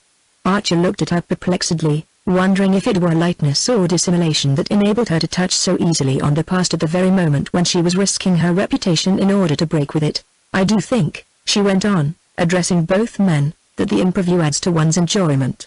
It's perhaps a mistake to see the same people every day. It's confoundedly dull, anyhow." "New York is dying of dullness," Beaufort grumbled. "And when I try to liven it up for you, you go back on me. Come think better of it.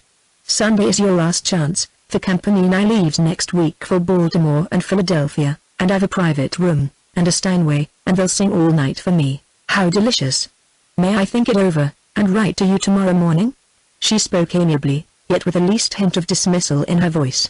Beaufort evidently felt it, and being unused to dismissals, stood staring at her with an obstinate line between his eyes. "Why not now? It's too serious a question to decide at this late hour." "Do you call it late?" She returned his glance coolly. "Yes, because I have still to talk business with Mr. Archer for a little while." "Ah," Beaufort snapped. There was no appeal from her tone, and with a slight shrug he recovered his composure, took her hand, which he kissed with a practiced air, and calling out from the threshold, "I say, Newland, if you can persuade the Countess to stop in town of course you're included in the supper," left the room with his heavy important step. For a moment Archer fancied that Mr. Letterblair must have told her of his coming, but the irrelevance of her next remark made him change his mind. "You know painters, then? You live in the milieu?" she asked, her eyes full of interest. "Oh, not exactly. I don't know that the arts have a milieu here, any of them. They're more like a very thinly settled outskirt. But you care for such things?" "Immensely. When I'm in Paris or London I never miss an exhibition. I try to keep up." She looked down at the tip of the little satin boot that peeped from her long draperies. "I used to care immensely too, my life was full of such things. But now I want to try not to." "You want to try not to?" "Yes, I want to cast off all my old life, to become just like everybody else here." Archer reddened. "You'll never be like everybody else," he said. She raised her straight eyebrows a little. "Ah, don't say that. If you knew how I hate to be different." Her face had grown as somber as a tragic mask. She leaned forward, clasping her knee in her thin hands, and looking away from him into remote dark distances. "I want to get away from it all," she insisted. He waited a moment and cleared his throat. "I know. Mr. Letterblair has told me." "Ah? That's the reason I've come?" "He asked me to. You see I'm in the firm." She looked slightly surprised, and then her eyes brightened. "You mean you can manage it for me? I can talk to you instead of Mr. Letterblair?" "Oh, that will be so much easier." Her tone touched him, and his confidence grew with his self-satisfaction. He perceived that she had spoken of business to Beaufort simply to get rid of him, and to have routed Beaufort was something of a triumph. "I am here to talk about it," he repeated. She sat silent, her head still propped by the arm that rested on the back of the sofa. Her face looked pale and extinguished, as if dimmed by the rich red of her dress. She struck Archer, of a sudden, as a pathetic and even pitiful figure. Now we're coming to hard facts, he thought, conscious in himself of the same instinctive recoil that he had so often criticized in his mother and her contemporaries. How little practice he had had in dealing with unusual situations. Their very vocabulary was unfamiliar to him, and seemed to belong to fiction and the stage. In face of what was coming he felt as awkward and embarrassed as a boy. After a pause Madame Olenska broke out with unexpected vehemence, "I want to be free, I want to wipe out all the past, I understand that." Her face warmed. "Then you'll help me?" First he hesitated. "Perhaps I ought to know a little more." She seemed surprised. "You know about my husband, my life with him?" He made a sign of assent. "Well then, what more is there? In this country are such things tolerated? I'm a Protestant. Our church does not forbid divorce in such cases." "Certainly not." They were both silent again, and Archer felt the spectre of Count Olenski's letter grimacing hideously between them. The letter filled only half a page, and was just what he had described it to be in speaking of it to Mr. Letterblair, the vague charge of an angry blackguard. But how much truth was behind it? Only Count Olenski's wife could tell. "I've looked through the papers you gave to Mr. Letterblair," he said at length. "Well, can there be anything more abominable?" "No." She changed her position slightly, screening her eyes with her lifted hand. "Of course you know," Archer continued, "that if your husband chooses to fight the case as he threatens to, yes, he can say things that might be disagreeable to you, say them publicly, so that they would get about, and harm you even if, no matter how unfounded they were."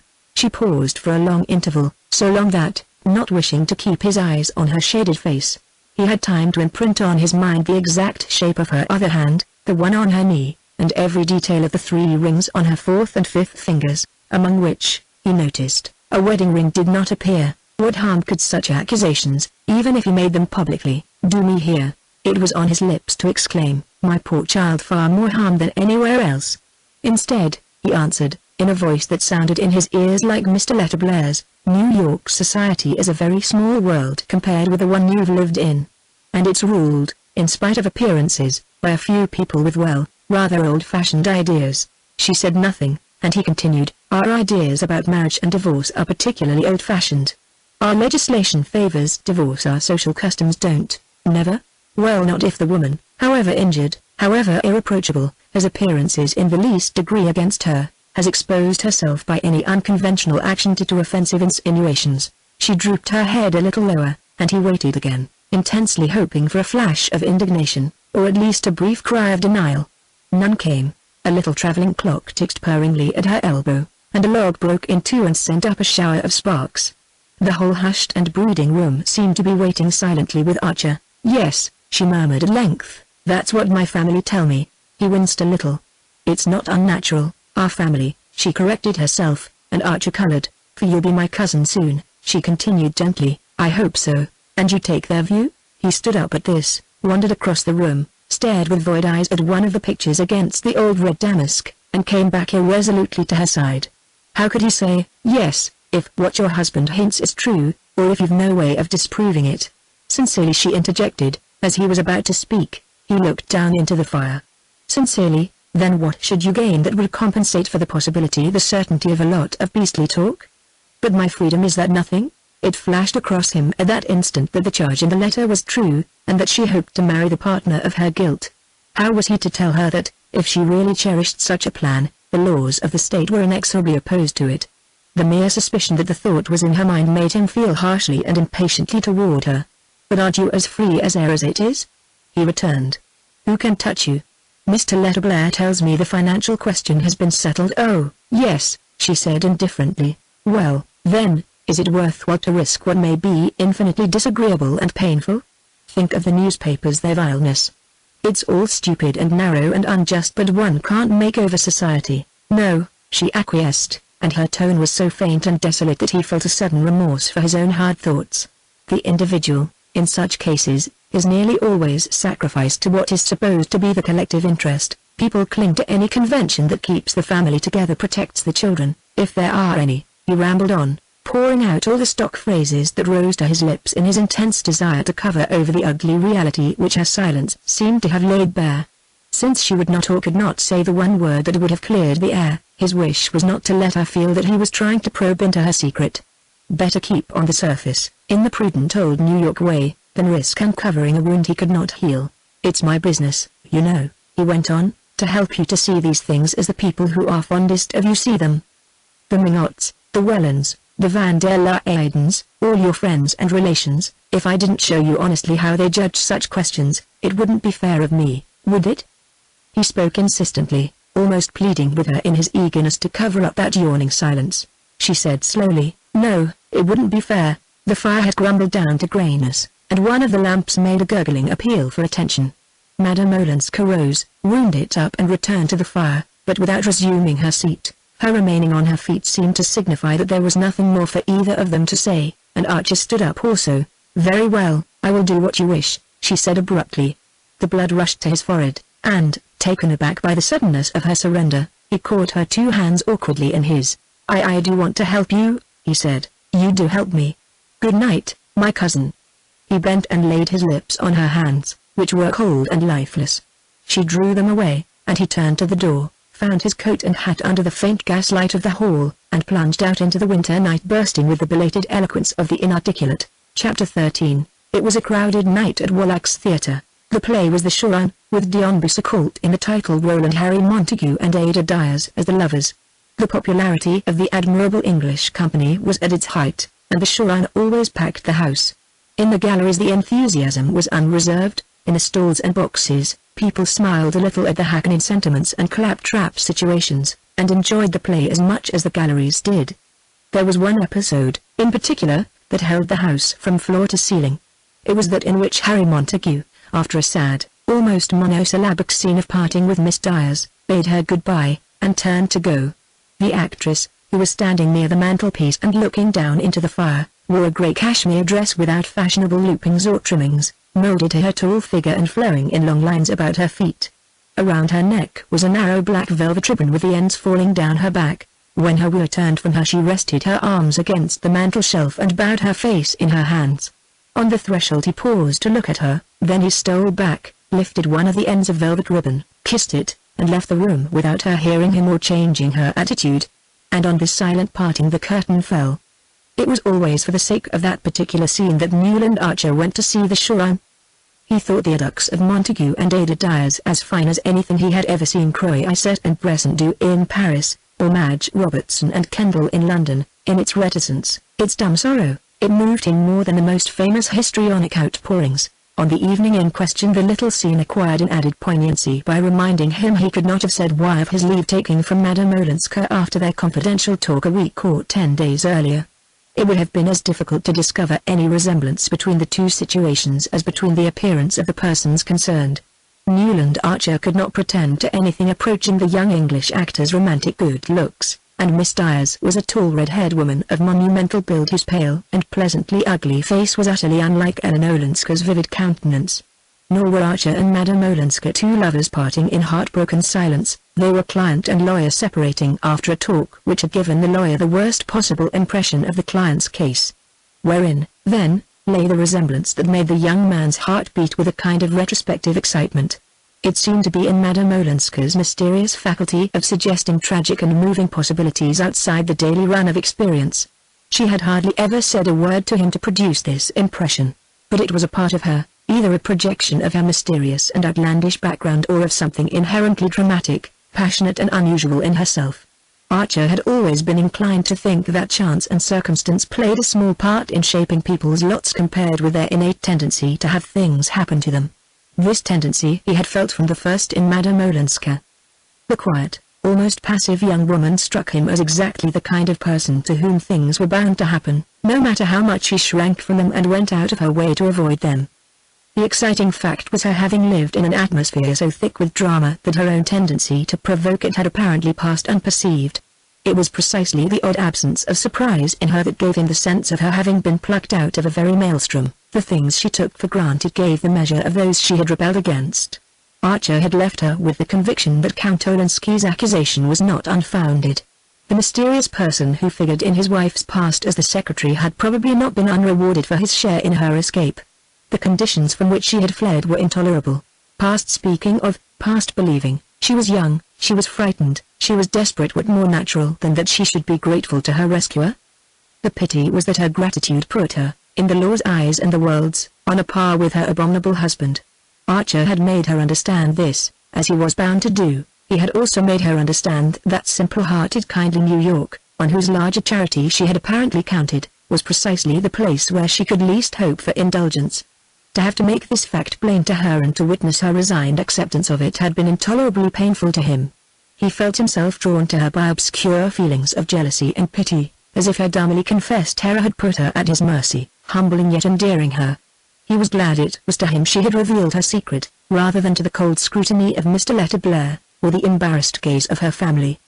He immediately took it upon himself to assure them both that she had given up her idea of seeking a divorce, basing her decision on the fact that she had understood the uselessness of the proceeding, and with infinite relief they had all turned their eyes from the unpleasantness she had spared them. "I was sure Newland would manage it," Mrs. Welland had said proudly of her future son-in-law, and old Mrs. Mingott, who had summoned him for a confidential interview, had congratulated him on his cleverness, and added impatiently, "Silly goose. I told her myself what nonsense it was. Wanting to pass herself off as Ellen Mingott and an old maid, when she has the luck to be a married woman and a countess." These incidents had made the memory of his last talk with Madame Olenska so vivid to the young man that as the curtain fell on the parting of the two actors his eyes filled with tears, and he stood up to leave the theatre. In doing so, he turned to the side of the house behind him, and saw the lady of whom he was thinking seated in a box with the Beauforts, Lawrence Lefferts and one or two other men. He had not spoken with her alone since their evening together, and had tried to avoid being with her in company. But now their eyes met, and as Mrs. Beaufort recognized him at the same time, and made her languid little gesture of invitation, it was impossible not to go into the box. Beaufort and Lefferts made way for him, and after a few words with Mrs. Beaufort, who always preferred to look beautiful and not have to talk, Archer seated himself behind Madame Olenska. There was no one else in the box but Mr. Sillerton Jackson, who was telling Mrs. Beaufort in a confidential undertone about Mrs. Lemuel Struthers's last Sunday reception, where some people reported that there had been dancing.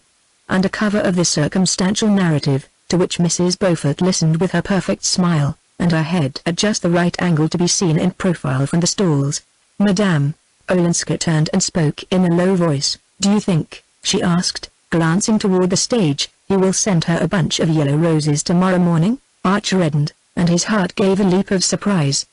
He had called only twice on Madame Olenska, and each time he had sent her a box of yellow roses, and each time without a card. She had never before made any allusion to the flowers, and he supposed she had never thought of him as the sender. Now her sudden recognition of the gift, and her associating it with the tender leave-taking on the stage, filled him with an agitated pleasure. "I was thinking of that too. I was going to leave the theatre in order to take the picture away with me," he said. To his surprise her color rose, reluctantly and duskily. She looked down at the mother-of-pearl opera glass in her smoothly gloved hands, and said, after a pause, "What do you do while May is away?" "I stick to my work," he answered, faintly annoyed by the question. In obedience to a long-established habit, the Wellands had left the previous week for St. Augustine, where, out of regard for the supposed susceptibility of Mr. Welland's bronchial tubes, they always spent the latter part of the winter. Mr. Welland was a mild and silent man, with no opinions but with many habits. With these habits none might interfere, and one of them demanded that his wife and daughter should always go with him on his annual journey to the south.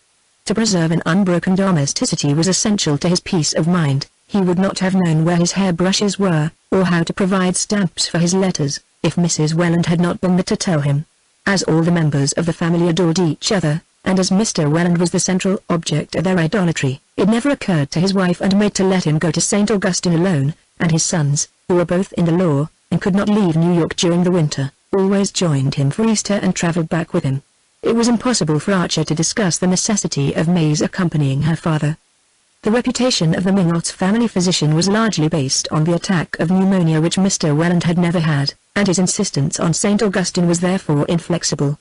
Originally, it had been intended that May's engagement should not be announced till her return from Florida, and the fact that it had been made known sooner could not be expected to alter Mr. Welland's plans. Archer would have liked to join the travelers and have a few weeks of sunshine and boating with his betrothed, but he too was bound by custom and conventions. Little arduous as his professional duties were, He would have been convicted of frivolity by the whole Mingott clan if he had suggested asking for a holiday in midwinter, and he accepted May's departure with a resignation which he perceived would have to be one of the principal constituents of married life. He was conscious that Madame Olenska was looking at him under lowered lids. "I have done what you wished, what you advised," she said abruptly. "I'm glad," he returned, embarrassed by her broaching the subject at such a moment. "I understand that you were right," she went on a little breathlessly, "but sometimes life is difficult. Perplexing, I know.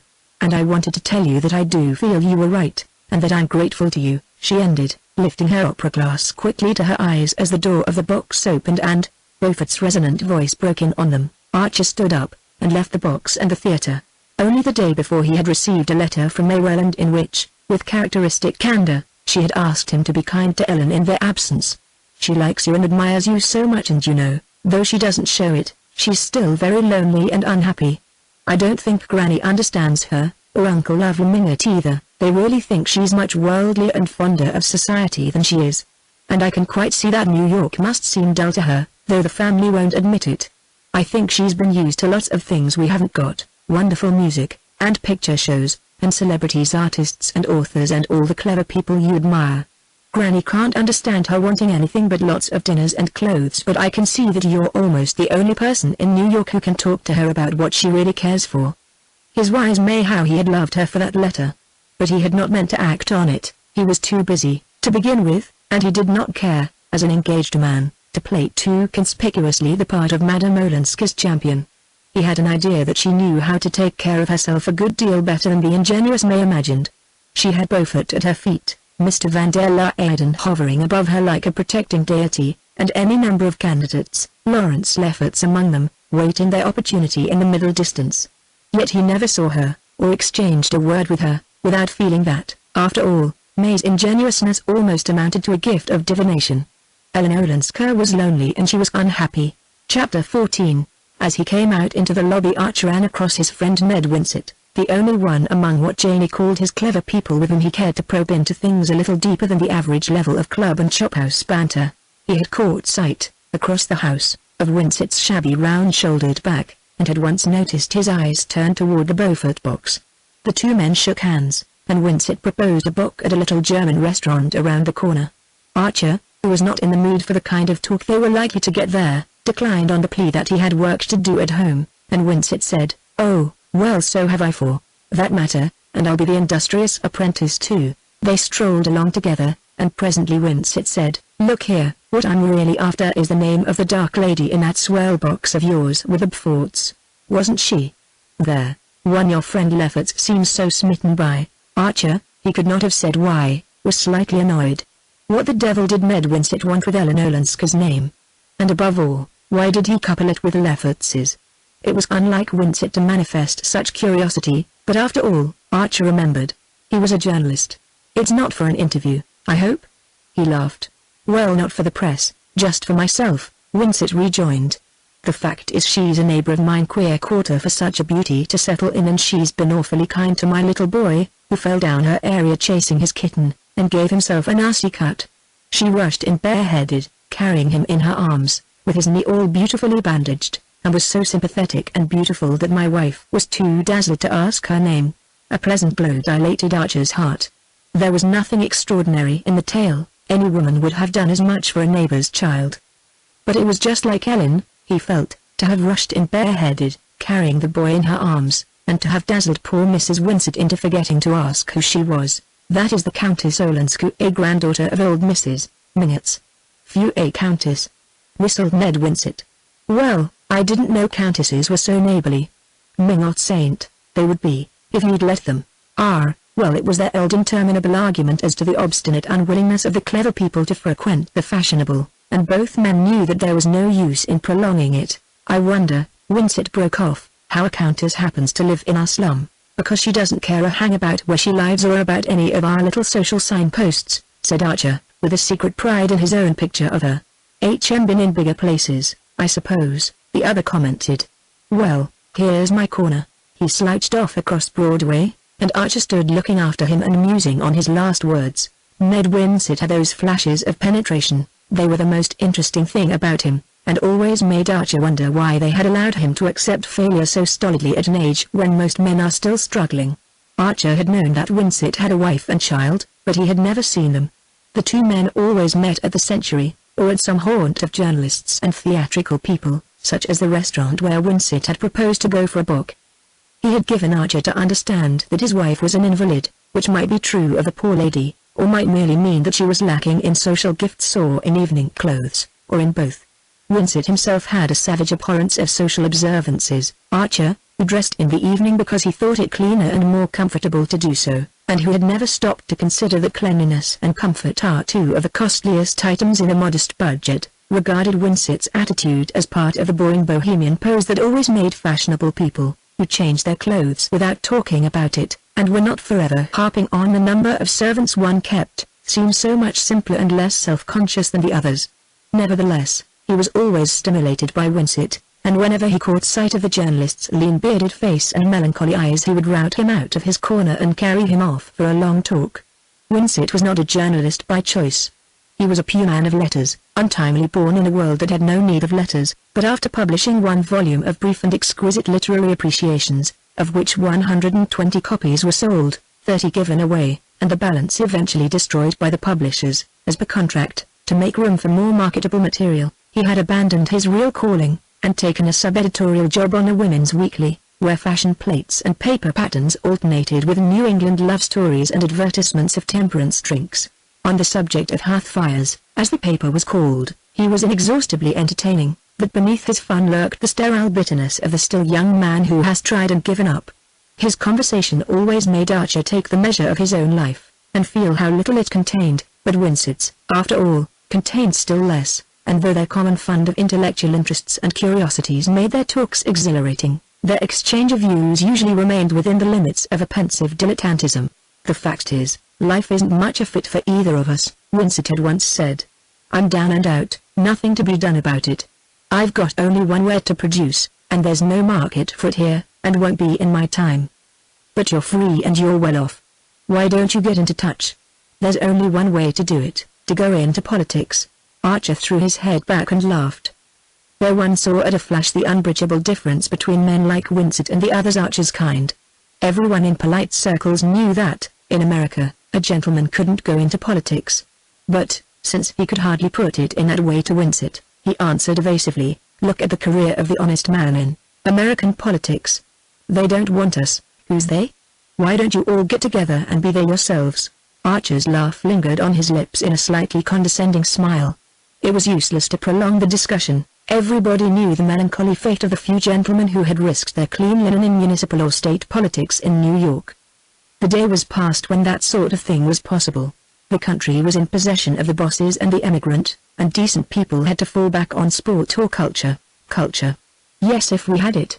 But there are just a few little local patches, dying out here and there for lack of hoeing and cross-fertilizing, the last remnants of the old European tradition that your forebears brought with them. But you're in a pitiful little minority. You've got no center, no competition, no audience. You're like the pictures on the walls of a deserted house, the portrait of a gentleman. You'll never amount to anything, any of you, till you roll up your sleeves and get right down into the muck. That, or emigrate. God. If I could emigrate. Archer mentally shrugged his shoulders and turned the conversation back to books, where Winsett, if uncertain, was always interesting. Emigrate. As if a gentleman could abandon his own country. One could no more do that than one could roll up one's sleeves and go down into the muck. A gentleman simply stayed at home and abstained. But you couldn't make a man like Winsett see that, and that was why the New York of literary clubs and exotic restaurants, though a first shake made it seem more of a kaleidoscope, turned out, in the end, to be a smaller box, with a more monotonous pattern, than the assembled atoms of Fifth Avenue. The next morning Archer scoured the town in vain for more yellow roses. In consequence of this search he arrived late at the office, perceived that his doing so made no difference whatever to anyone, and was filled with sudden exasperation at the elaborate futility of his life. Why should he not be, at that moment, on the sands of St. Augustine with May Welland? No one was deceived by his pretense of professional activity. In old-fashioned legal firms like that of which Mr. Letterplair was the head, and which were mainly engaged in the management of large estates and conservative investments, there were always 2 or 3 young men, fairly well off, and without professional ambition, who, for a certain number of hours of each day, sat at their desks accomplishing trivial tasks, or simply reading the newspapers. Though it was supposed to be proper for them to have an occupation, the crude fact of money-making was still regarded as derogatory, and the law, being a profession, was accounted a more gentlemanly pursuit than business. But none of these young men had much hope of really advancing in his profession, or any earnest desire to do so, and over many of them the green mold of the perfunctory was already perceptibly spreading. It made Archer shiver to think that it might be spreading over him too. He had, to be sure, other tastes and interests. He spent his vacations in European travel, cultivated the clever people May spoke of, and generally tried to keep up, as he had somewhat wistfully put it to Madame Olenska. But once he was married, what would become of this narrow margin of life in which his real experiences were lived? He had seen enough of other young men who had dreamed his dream, though perhaps less ardently, and who had gradually sunk into the placid and luxurious routine of their elders. From the office he sent a note by messenger to Madame Olenska, asking if he might call that afternoon, and begging her to let him find a reply at his club, but at the club he found nothing, nor did he receive any letter the following day. This unexpected silence mortified him beyond reason, and though the next morning he saw a glorious cluster of yellow roses behind a florist's window pane, he left it there. It was only on the third morning that he received a line by post from the Countess Olenska. To his surprise it was dated from Skye-Cliff, whither the van der Luydens had promptly retreated after putting the Duke on board his steamer. "I ran away," the writer began abruptly, "without the usual preliminaries, the day after I saw you at the play, and these kind friends have taken me in. I wanted to be quiet, and think things over. You were right in telling me how kind they were. I feel myself so safe here.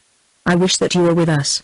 She ended with a conventional "yours sincerely," and without any allusion to the date of her return. The tone of the note surprised the young man. What was Madame Olenska running away from, and why did she feel the need to be safe?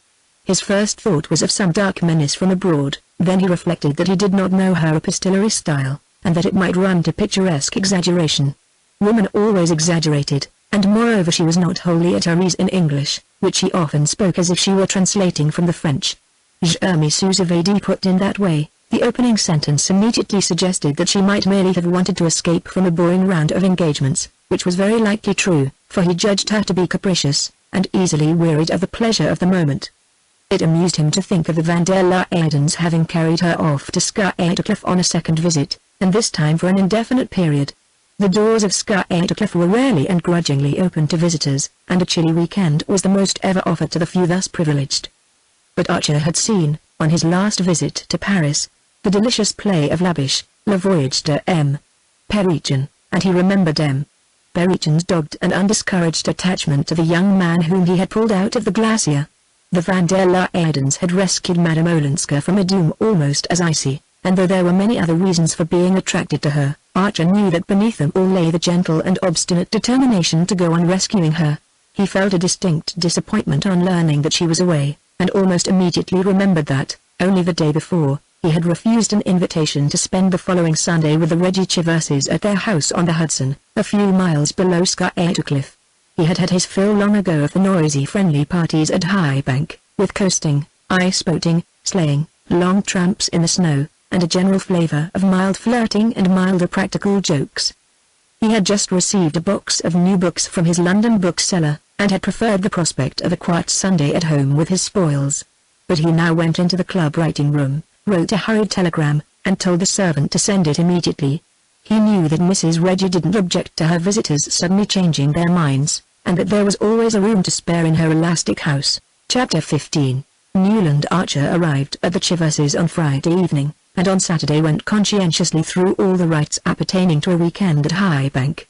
In the morning he had a spin in the ice boat with his hostess and a few of the hardier guests. In the afternoon he went over the farm with Reggie, and listened, in an elaborately appointed stables, to long and impressive disquisitions on the horse. After tea he talked in a corner of the Violet Hall with a young lady who had professed herself broken-hearted when his engagement was announced, but was now eager to tell him of her own matrimonial hopes, and finally, about midnight, he assisted in putting a goldfish in one visitor's bed, dressed up a burglar in the bathroom of a nervous aunt, and saw in the small hours by joining in a pillow fight that ranged from the nurseries to the basement.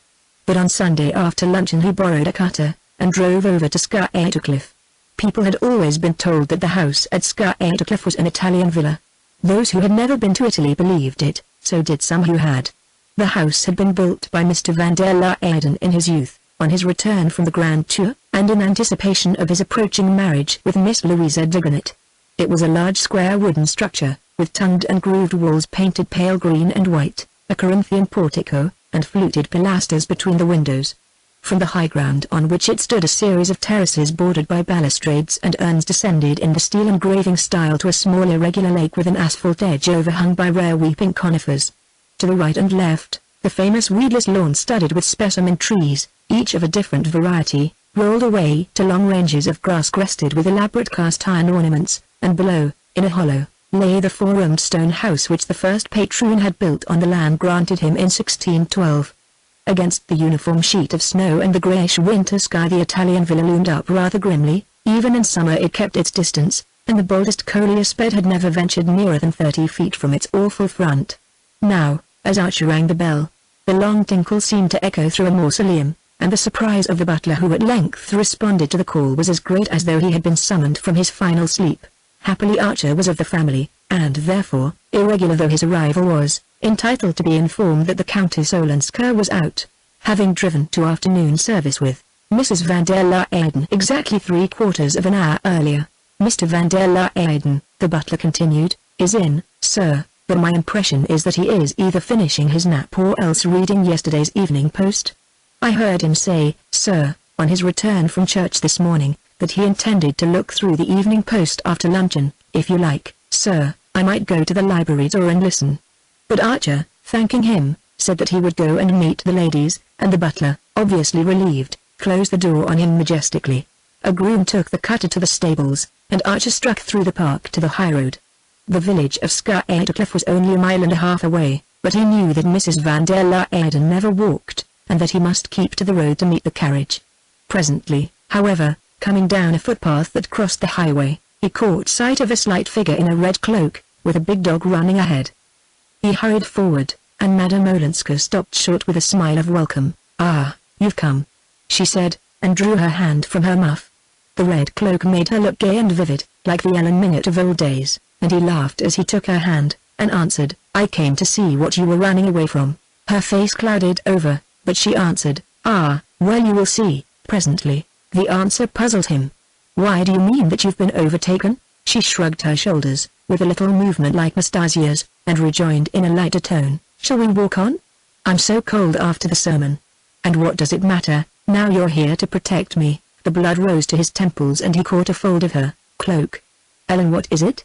You must tell me. Oh, presently, let's run a race first. My feet are freezing to the ground, she cried, and gathering up the cloak she fled away across the snow, the dog leaping about her with challenging barks. For a moment Archer stood watching, his gaze delighted by the flash of the red meteor against the snow. Then he started after her, and they met, panting and laughing, at a wicket that led into the park. She looked up at him and smiled. I knew you'd come. That shows you wanted me to, he returned, with a disproportionate joy in their nonsense. The white glitter of the trees filled the air with its own mysterious brightness, and as they walked on over the snow the ground seemed to sing under their feet. Where did you come from? Madame Olenska asked. He told her, and added, it was because I got your note. After a pause she said, with a just perceptible chill in her voice, May I ask you to take care of me? I didn't need any asking. You mean I'm so evidently helpless and defenseless? What a poor thing you must all think me. But women here seem never to feel the need, any more than the blessed in heaven. He lowered his voice to ask, what sort of a need? Ah, don't ask me. I don't speak your language, she retorted petulantly. The answer smote him like a blow, and he stood still in the path, looking down at her. What did I come for, if I don't speak yours? Oh, my friend. She laid her hand lightly on his arm, and he pleaded earnestly, Ellen, why won't you tell me what's happened? She shrugged again. Does anything ever happen in heaven? He was silent, and they walked on a few yards without exchanging a word. Finally she said, I will tell you, but where? One can't be alone for a minute in that great seminary of a house, with all the doors wide open, and always a servant bringing tea, or a log for the fire, or a newspaper. Is there nowhere in an American house where one may be by oneself? You're so shy, and yet you're so public. I always feel as if I were in the convent again or on the stage, before a dreadfully polite audience that never applauds. "Ah, you don't like us?" Archer exclaimed. They were walking past the house of the old patroon, with its squat walls and small square windows compactly grouped about a central chimney. The shutters stood wide, and through one of the newly washed windows Archer caught the light of a fire. "Why, the house is open," he said. She stood still. "No, only for today, at least. I wanted to see it, and Mr. van der Luyden had the fire lit and the windows opened, so that we might stop there on the way back from church this morning." She ran up the steps and tried the door. "It's still unlocked. What luck. Come in and we can have a quiet talk. Mrs. van der Luyden has driven over to see her old aunts at Rumbeck and we shan't be missed at the house for another hour." He followed her into the narrow passage. His spirits, which had dropped at her last words, rose with an irrational leap. The homely little house stood there, its panels and brasses shining in the firelight, as if magically created to receive them. A big bed of embers still gleamed in the kitchen chimney, under an iron pot hung from an ancient crane. Rush-bottomed armchairs faced each other across the tiled hearth, and rows of Delft plates stood on shelves against the walls. Archer stooped over and threw a log upon the embers. Madame Olenska, dropping her cloak, sat down in one of the chairs. Archer leaned against the chimney and looked at her. "You're laughing now, but when you wrote me you were unhappy," he said. "Yes." She paused. "But I can't feel unhappy when you're here." "I shan't be here long," he rejoined, his lips stiffening with the effort to say just so much and no more. "No, I know. But I'm improvident. I live in the moment when I'm happy." The words stole through him like a temptation, and to close his senses to it he moved away from the hearth and stood gazing out at the black tree boles against the snow.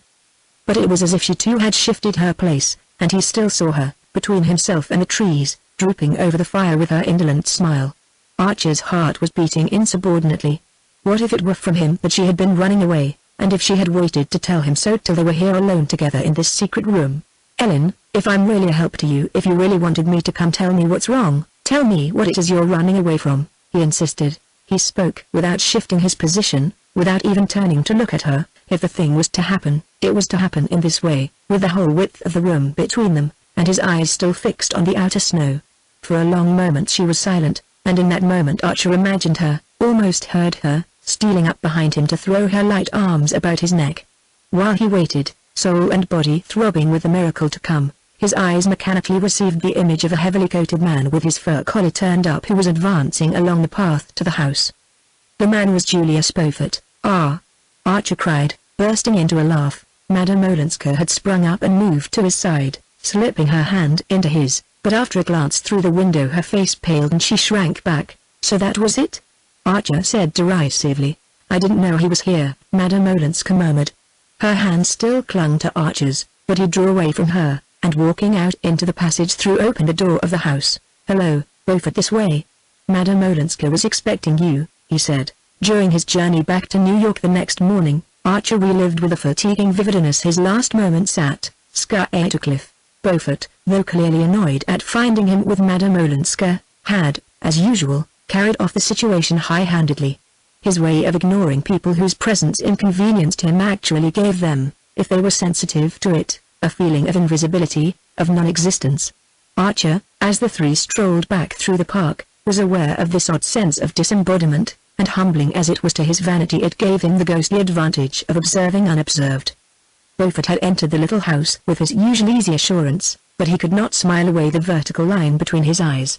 It was fairly clear that Madame Olenska had not known that he was coming, though her words to Archer had hinted at the possibility. At any rate, she had evidently not told him where she was going when she left New York, and her unexplained departure had exasperated him. The ostensible reason of his appearance was the discovery, the very night before, of a perfect little house, not in the market, which was really just the thing for her, but would be snapped up instantly if she didn't take it, and he was loud in mock reproaches for the dance she had led him in running away just as he had found it. If only this new dodge for talking along a wire had been a little bit nearer perfection, I might have told you all this from town, and been toasting my toes before the club fire at this minute, instead of tramping after you through the snow, he grumbled, disguising a real irritation under the pretense of it. And at this opening Madame Olenska twisted the talk away to the fantastic possibility that they might one day actually converse with each other from street to street, or even incredible dream exclamation mark from one town to another. This struck from all three allusions to Edgar Poe and Jules Verne, and such platitudes as naturally rise to the lips of the most intelligent when they are talking against time, and dealing with a new invention in which it would seem ingenuous to believe too soon, and the question of the telephone carried them safely back to the big house. Mrs. van der Luyden had not yet returned, and Archer took his leave and walked off to fetch the cutter, while Beaufort followed the Countess Olenska indoors. It was probable that, little as the van der Luydens encouraged unannounced visits, he could count on being asked to dine, and sent back to the station to catch the 9 o'clock train, but more than that he would certainly not get, for it would be inconceivable to his hosts that a gentleman travelling without luggage should wish to spend the night, and distasteful to them to propose it to a person with whom they were on terms of such limited cordiality as Beaufort. Beaufort knew all this, and must have foreseen it, and his taking the long journey for so small a reward gave the measure of his impatience. He was undeniably in pursuit of the Countess Olenska, and Beaufort had only one object in view in his pursuit of pretty women. His dull and childless home had long since palled on him, and in addition to more permanent consolations he was always in quest of amorous adventures in his own set. This was the man from whom Madame Olenska was avowedly flying. The question was whether she had fled because his importunities displeased her, or because she did not wholly trust herself to resist them, unless, indeed, all her talk of flight had been a blind, and her departure no more than a maneuver. Archer did not really believe this. Little as he had actually seen of Madame Olenska, he was beginning to think that he could read her face, and if not her face, her voice, and both had betrayed annoyance, and even dismay, at Beaufort's sudden appearance. But, after all, if this were the case, was it not worse than if she had left New York for the express purpose of meeting him? If she had done that, she ceased to be an object of interest. She threw in her lot with the vulgarest of dissemblers. A woman engaged in a love affair with Beaufort classed herself irretrievably. No, it was worse 1,000 times if, judging Beaufort, and probably despising him, she was yet drawn to him by all that gave him an advantage over the other men about her, his habit of 2 continents and 2 societies, his familiar association with artists and actors and people generally in the world's eye, and his careless contempt for local prejudices. Beaufort was vulgar, he was uneducated, he was purse-proud, but the circumstances of his life, and a certain native shrewdness, made him better worth talking to than many men, morally and socially his betters, whose horizon was bounded by the Battery and the Central Park. How should anyone coming from a wider world not feel the difference and be attracted by it? Madame Olenska, in a burst of irritation, had said to Archer that he and she did not talk the same language, and the young man knew that in some respects this was true. But Beaufort understood every turn of her dialect, and spoke it fluently. His view of life, his tone, his attitude, were merely a coarser reflection of those revealed in Count Olenski's letter. This might seem to be to his disadvantage with Count Olenski's wife, but Archer was too intelligent to think that a young woman like Ellen Olenska would necessarily recoil from everything that reminded her of her past. She might believe herself wholly in revolt against it, but what had charmed her in it would still charm her, even though it were against her will. Thus, with a painful impartiality, did the young man make out the case for Beaufort, and for Beaufort's victim. A longing to enlighten her was strong in him, and there were moments when he imagined that all she asked was to be enlightened. That evening he unpacked his books from London. The box was full of things he had been waiting for impatiently: a new volume of Herbert Spencer, another collection of the prolific Alphonse Daudet's brilliant tales, and a novel called Middlemarch, as to which there had lately been interesting things said in the reviews. He had declined 3 dinner invitations in favor of this feast, for though he turned the pages with the sensuous joy of the book lover, he did not know what he was reading, and one book after another dropped from his hand. Suddenly, among them, he lit on a small volume of verse which he had ordered because the name had attracted him, The House of Life. He took it up, and found himself plunged in an atmosphere unlike any he had ever breathed in books, so warm, so rich, and yet so ineffably tender, that it gave a new and haunting beauty to the most elementary of human passions. All through the night he pursued through those enchanted pages the vision of a woman who had the face of Ellen Olenska, but when he woke the next morning, and looked out at the brownstone houses across the street, and thought of his desk in Mr. Letterblair's office, and the family pew in Grace Church, his hour in the park of Skytcliffe became as far outside the pale of probability as the visions of the night. "Mercy, how pale you look, Newland," Janie commented over the coffee cups at breakfast, and his mother added, "Newland, dear, I've noticed lately that you've been coughing. I do hope you're not letting yourself be overworked." For it was the conviction of both ladies that, under the iron despotism of his senior partners, the young man's life was spent in the most exhausting professional labors, and he had never thought it necessary to undeceive them. The next 2 or 3 days dragged by heavily. The taste of the usual was like cinders in his mouth, and there were moments when he felt as if he were being buried alive under his future. He heard nothing of the Countess Olenska, or of the perfect little house, and though he met Beaufort at the club they merely nodded at each other across the whist tables. It was not till the fourth evening that he found a note awaiting him on his return home. "Come late tomorrow, I must explain to you. Ellen." These were the only words it contained. The young man, who was dining out, thrust the note into his pocket, smiling a little at the Frenchness of the to you. After dinner he went to a play, and it was not until his return home, after midnight, that he drew Madame Olenska's missive out again and reread it slowly a number of times. There were several ways of answering it, and he gave considerable thought to each one during the watches of an agitated night. That on which, when morning came, he finally decided was to pitch some clothes into a portmanteau and jump on board a boat that was leaving that very afternoon for St. Augustine. Chapter 16. When Archer walked down the sandy main street of St. Augustine to the house which had been pointed out to him as Mr. Welland's, and saw May Welland standing under a magnolia with the sun in her hair, he wondered why he had waited so long to come. Here was the truth, here was reality, here was the life that belonged to him, and he, who fancied himself so scornful of arbitrary restraints, had been afraid to break away from his desk because of what people might think of his stealing a holiday. Her first exclamation was, "Newland, has anything happened?" And it occurred to him that it would have been more feminine if she had instantly read in his eyes why he had come. But when he answered, "Yes, I found I had to see you," her happy blushes took the chill from her surprise, and he saw how easily he would be forgiven, and how soon even Mr. Letterblair's mild disapproval would be smiled away by a tolerant family. Early as it was, the main street was no place for any but formal greetings, and Archer longed to be alone with May, and to pour out all his tenderness and his impatience. It still lacked an hour to the late Welland breakfast time, and instead of asking him to come in she proposed that they should walk out to an old orange garden beyond the town. She had just been for a row on the river, and the sun that netted the little waves with gold seemed to have caught her in its meshes. Across the warm brown of her cheek her blown hair glittered like silver wire, and her eyes too looked lighter, almost pale in their youthful limpidity. As she walked beside Archer with her long swinging gait her face wore the vacant serenity of a young marble athlete. To Archer's strained nerves the vision was as soothing as the sight of the blue sky and the lazy river. They sat down on a bench under the orange trees and he put his arm about her and kissed her. It was like drinking at a cold spring with the sun on it, but his pressure may have been more vehement than he had intended, for the blood rose to her face and she drew back as if he had startled her. "What is it?" he asked, smiling, and she looked at him with surprise, and answered, "Nothing." A slight embarrassment fell on them, and her hand slipped out of his. It was the only time that he had kissed her on the lips except for their fugitive embrace in the Beaufort Conservatory, and he saw that she was disturbed, and shaken out of her cool boyish composure. "Tell me what you do all day," he said, crossing his arms under his tilted back head, and pushing his hat forward to screen the sun-dazzle. To let her talk about familiar and simple things was the easiest way of carrying on his own independent train of thought, and he sat listening to her simple chronicle of swimming, sailing and riding, varied by an occasional dance at the Primitive Inn when a man-of-war came in.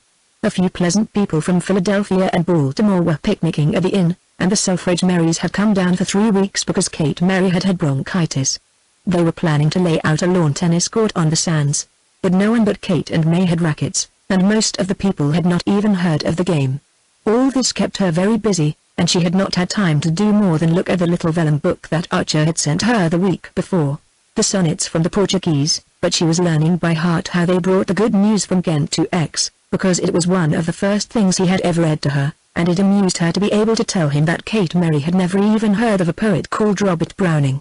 Presently she started up, exclaiming that they would be late for breakfast, and they hurried back to the tumble-down house with its pointless porch and unpruned hedge of plumbago and pink geraniums where the Wellands were installed for the winter. Mr. Welland's sensitive domesticity shrank from the discomforts of the slovenly Southern hotel, and at immense expense, and in face of almost insuperable difficulties, Mrs. Welland was obliged, year after year, to improvise an establishment partly made up of discontented New York servants and partly drawn from the local African supply. "The doctors want my husband to feel that he is in his own home, otherwise he would be so wretched that the climate would not do him any good," she explained, winter after winter, to the sympathizing Philadelphians and Baltimoreans, and Mr. Welland, beaming across a breakfast table miraculously supplied with the most varied delicacies, was presently saying to Archer, "You see, my dear fellow, we literally camp. I tell my wife and May that I want to teach them how to rough it. Mr. and Mrs. Welland had been as much surprised as their daughter by the young man's sudden arrival, but it had occurred to him to explain that he had felt himself on the verge of a nasty cold, and this seemed to Mr. Welland an all-sufficient reason for abandoning any duty. "You can't be too careful, especially toward spring," he said, heaping his plate with straw-colored griddle cakes and drowning them in golden syrup. "If I'd only been as prudent at your age, May would have been dancing at the assemblies now, instead of spending her winters in a wilderness with an old invalid. Oh, but I love it here, Papa, you know I do. If only Newland could stay, I should like it 1,000 times better than New York." "Newland must stay till he has quite thrown off his cold," said Mrs. Welland indulgently, and the young man laughed, and said he supposed there was such a thing as one's profession. He managed, however, after an exchange of telegrams with the firm, to make his cold last a week, and it shed an ironic light on the situation to know that Mr. Letterblair's indulgence was partly due to the satisfactory way in which his brilliant young junior partner had settled the troublesome matter of the Olansky divorce. Mr. Letterblair had let Mrs. Welland know that Mr. Archer had rendered an invaluable service to the whole family, and that old Mrs. Manson Mingott had been particularly pleased, and one day when May had gone for a drive with her father in the only vehicle the place produced, Mrs. Welland took occasion to touch on a topic which she always avoided in her daughter's presence. "I'm afraid Ellen's ideas are not at all like ours. She was barely 18 when Medora Manson took her back to Europe. You remember the excitement when she appeared in black at our coming-out ball? Another of Medora's fads, really. This time it was almost prophetic. That must have been at least 12 years ago, and since then Ellen has never been to America. No wonder she is completely Europeanized. But European society is not given to divorce." Countess Olenska thought she would be conforming to American ideas in asking for her freedom. It was the first time that the young man had pronounced her name since he had left Scarecliff, and he felt the color rise to his cheek. Mrs. Welland smiled compassionately. "That is just like the extraordinary things that foreigners invent about us. They think we dine at 2 o'clock and countenance divorce. That is why it seems to me so foolish to entertain them when they come to New York. They accept our hospitality, and then they go home and repeat the same stupid stories." Archer made no comment on this, and Mrs. Welland continued, "But we do most thoroughly appreciate your persuading Ellen to give up the idea. Her grandmother and her Uncle Lovell could do nothing with her. Both of them have written that her changing her mind was entirely due to your influence. In fact, she said so to her grandmother. She has an unbounded admiration for you. Poor Ellen, she was always a wayward child. I wonder what her fate will be, what we've all contrived to make it." He felt like answering, "If you'd all you rather she should be Beaufort's mistress than some decent fellow's wife, you've certainly gone the right way about it." He wondered what Mrs. Welland would have said if he had uttered the words instead of merely thinking them. He could picture the sudden decomposure of her firm, placid features, to which a lifelong mastery over trifles had given an air of factitious authority. Traces still lingered on them of a fresh beauty like her daughter's, and he asked himself if May's face was doomed to thicken into the same middle-aged image of invincible innocence. Ah, no. He did not want May to have that kind of innocence, the innocence that seals the mind against imagination and the heart against experience. "I verily believe," Mrs. Welland continued, "that if the horrible business had come out in the newspapers it would have been my husband's death blow. I don't know any of the details, I only ask not to, as I told poor Ellen when she tried to talk to me about it. Having an invalid to care for, I have to keep my mind bright and happy." But Mr. Welland was terribly upset. He had a slight temperature every morning while we were waiting to hear what had been decided. It was the horror of his girls learning that such things were possible. "But of course, dear Newland, you felt that too. We all knew that you were thinking of May." "I'm always thinking of May," the young man rejoined, rising to cut short the conversation. He had meant to seize the opportunity of his private talk with Mrs. Welland to urge her to advance the date of his marriage. But he could think of no arguments that would move her, and with a sense of relief he saw Mr. Welland and May driving up to the door. His only hope was to plead again with May, and on the day before his departure he walked with her to the ruinous garden of a Spanish mission. The background lent itself to allusions to European scenes, and May, who was looking her loveliest under a wide-brimmed hat that cast a shadow of mystery over her two clear eyes, kindled into eagerness as he spoke of Granada and the Alhambra. "We might be seeing it all this spring, even the Easter ceremonies at Seville," he urged, exaggerating his demands in the hope of a larger concession. "Easter in Seville. And it will be Lent next week." She laughed. "Why shouldn't we be married in Lent?" he rejoined, but she looked so shocked that he saw his mistake. "Of course I didn't mean that, dearest, but soon after Easter so that we could sail at the end of April. I know I could arrange it at the office." She smiled dreamily upon the possibility, but he perceived that to dream of it sufficed her. It was like hearing him read aloud out of his poetry books the beautiful things that could not possibly happen in real life. "Oh, do go on, Newland, I do love your descriptions. But why should they be only descriptions? Why shouldn't we make them real?" "We shall, dearest, of course, next year." Her voice lingered over it. "Don't you want them to be real sooner? Can't I persuade you to break away now?" She bowed her head, vanishing from him under her conniving hat brim. "Why should we dream away another year? Look at me, dear, don't you understand how I want you for my wife?" For a moment she remained motionless, then she raised on him eyes of such despairing earnestness that he half released her waist from his hold. But suddenly her look changed and deepened inscrutably. "I'm not sure if I do understand," she said. Is it because you're not certain of continuing to care for me?" Archer sprang up from his seat. "My God, perhaps I don't know," he broke out angrily. May Welland rose also. As they faced each other she seemed to grow in womanly stature and dignity. Both were silent for a moment, as if dismayed by the unforeseen trend of their words. Then she said in a low voice, "If that is it, is there someone else? Someone else between you and me?" He echoed her words slowly, as though they were only half intelligible, and he wanted time to repeat the question to himself. She seemed to catch the uncertainty of his voice, for she went on in a deepening tone, "Let us talk frankly, Newland. Sometimes I've felt a difference in you, especially since our engagement has been announced. Dear, what madness!" He recovered himself to exclaim. She met his protest with a faint smile. "If it is, it won't hurt us to talk about it." She paused, and added, lifting her head with one of her noble movements, "Or even if it's true, why shouldn't we speak of it? You might so easily have made a mistake." He lowered his head, staring at the black leaf pattern on the sunny path at their feet. "Mistakes are always easy to make, but if I had made one of the kind you suggest, is it likely that I should be imploring you to hasten our marriage?" She looked downward too, disturbing the pattern with the point of her sunshade while she struggled for expression. "Yes," she said at length. "You might want once for all to settle the question. It's one way." Her quiet lucidity startled him, but did not mislead him into thinking her insensible. Under her hat brim he saw the pallor of her profile, and a slight tremor of the nostril above her resolutely steadied lips. "Well?" he questioned, sitting down on the bench, and looking up at her with a frown that he tried to make playful. She dropped back into her seat and went on, "You mustn't think that a girl knows as little as her parents imagine. One hears and one notices, one has one's feelings and ideas. And of course, long before you told me that you cared for me, I'd known that there was someone else you were interested in. Everyone was talking about it 2 years ago at Newport. And once I saw you sitting together on the veranda at a dance, and when she came back into the house her face was sad, and I felt sorry for her. I remembered it afterward, when we were engaged." Her voice had sunk almost to a whisper, and she sat clasping and unclasping her hands about the handle of her sunshade. The young man laid his upon them with a gentle pressure, his heart dilated with an inexpressible relief. "My dear child, was that it? If you only knew the truth." She raised her head quickly. "Then there is a truth I don't know?" He kept his hand over hers. "I meant, the truth about the old story you speak of. But that's what I want to know, Newland, what I ought to know.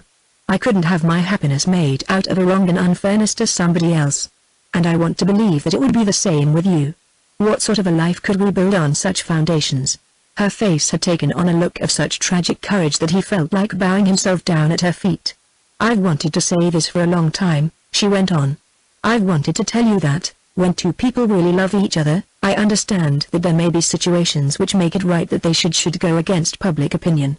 And if you feel yourself in any way pledged to the person we've spoken of, and if there is any way in which you can fulfill your pledge, even by her getting a divorce, Newland, don't give her up because of me." His surprise at discovering that her fears had fastened upon an episode so remote and so completely of the past as his lovely affair with Mrs. Thurley Rushworth gave way to wonder at the generosity of her view. There was something superhuman in an attitude so recklessly unorthodox, and if other problems had not pressed on him he would have been lost in wonder at the prodigy of the Wellands' daughter urging him to marry his former mistress. But he was still dizzy with the glimpse of the precipice they had skirted, and full of a new awe at the mystery of young girlhood. For a moment he could not speak. Then he said, "There is no pledge, no obligation whatever of the kind you think. Such cases don't always present themselves quite as simply as. But that's no matter. I love your generosity, because I feel as you do about those things. I feel that each case must be judged individually, on its own merits, irrespective of stupid conventionalities. I mean, each woman's right to her liberty. He pulled himself up, startled by the turn his thoughts had taken, and went on, looking at her with a smile. Since you understand so many things, dearest, can't you go a little farther, and understand the uselessness of our submitting to another form of the same foolish conventionalities? If there's no one and nothing between us, isn't that an argument for marrying quickly, rather than for more delay? She flushed with joy and lifted her face to his. As he bent to it, he saw that her eyes were full of happy tears. But in another moment she seemed to have descended from her womanly eminence to helpless and timorous girlhood, and he understood that her courage and initiative were all for others, and that she had none for herself. It was evident that the effort of speaking had been much greater than her studied composure betrayed, and that at his first word of reassurance she had dropped back into the usual, as a too adventurous child takes refuge in its mother's arms. Archer had no heart to go on pleading with her. He was too much disappointed at the vanishing of the new being who had cast that one deep look at him from her transparent eyes. May seemed to be aware of his disappointment, but without knowing how to alleviate it, and they stood up and walked silently home. Chapter 17. Your cousin the Countess called on Mother while you were away, Janie, Archer announced to her brother on the evening of his return. The young man, who was dining alone with his mother and sister, glanced up in surprise and saw Mrs. Archer's gaze demurely bent on her plate. Mrs. Archer did not regard her seclusion from the world as a reason for being forgotten by it, and Newland guessed that she was slightly annoyed that he should be surprised by Madame Olenska's visit. She had on a black velvet polonaise with jet buttons, and a tiny green monkey muff. I never saw her so stylishly dressed, Janie continued. She came alone, early on Sunday afternoon. Luckily the fire was lit in the drawing room. She had one of those new card cases. She said she wanted to know us cause you'd been so good to her. Newland laughed. Madame Olenska always takes that tone about her friends. She's very happy at being among her own people again. Yes, so she told us, said Mrs. Archer. I must say she seems thankful to be here. I hope you liked her, Mother. Mrs. Archer drew her lips together.